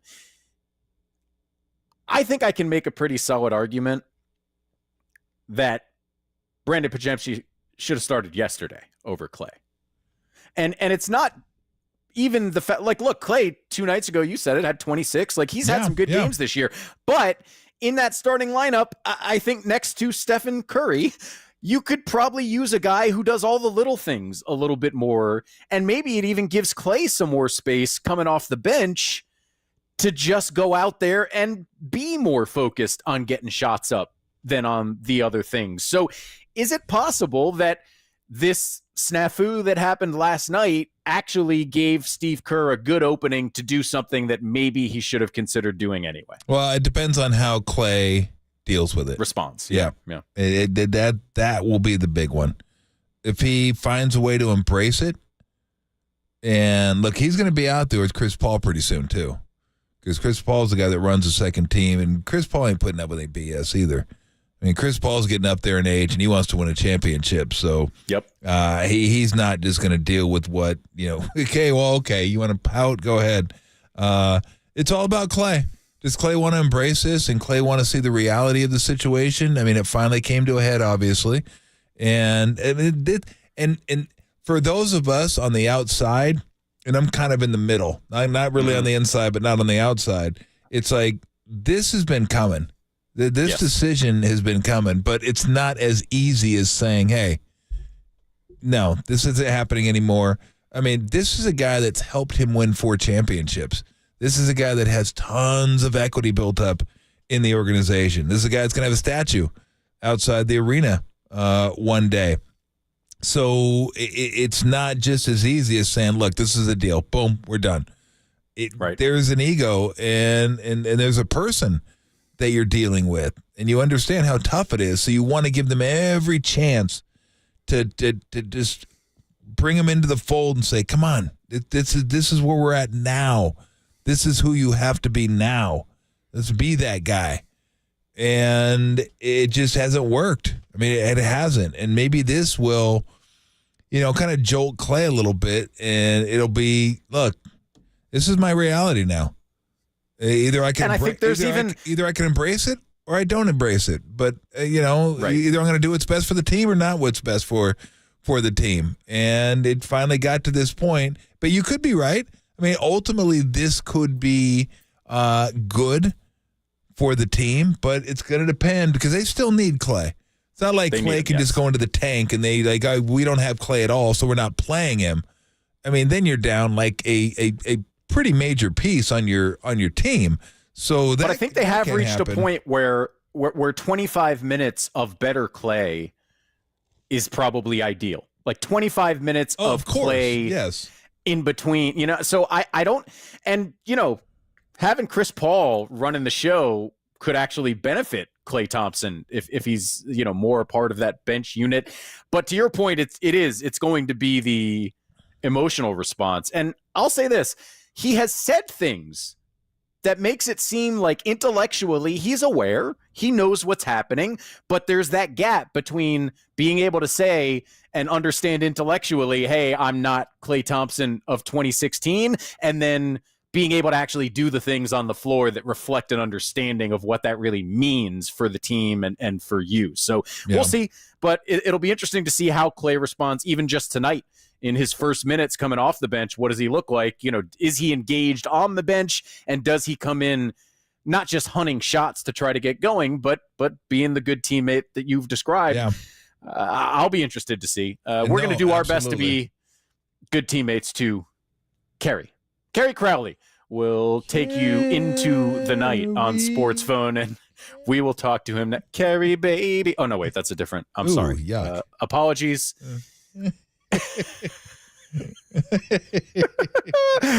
Kerry Crowley. He will join us next. I'm Matt Kolsky. Tom Tolbert is in studio on KNBR, the sports leader.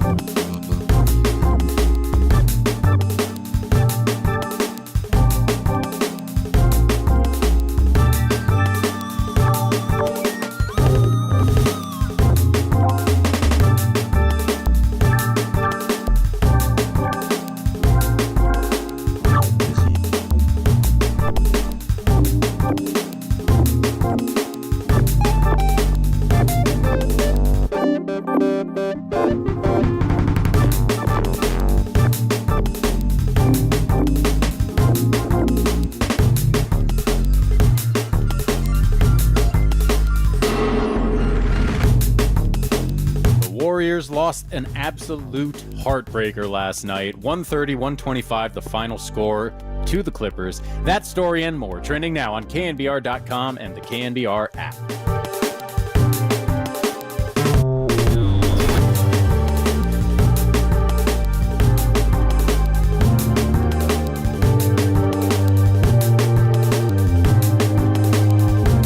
Hey everybody, Mr. T here for Xfinity. You have a house with walls and rooms. We have something in common. What we don't have in common is dead spots in the house, because I have wall-to-wall Wi-Fi. If you have wall-to-wall Wi-Fi, you're good to go. The bedroom in the back is going to have as good a connection as the living room, as the guest room, as the kitchen, Everyone's going to have good connection. You don't want to have dead spots in the house.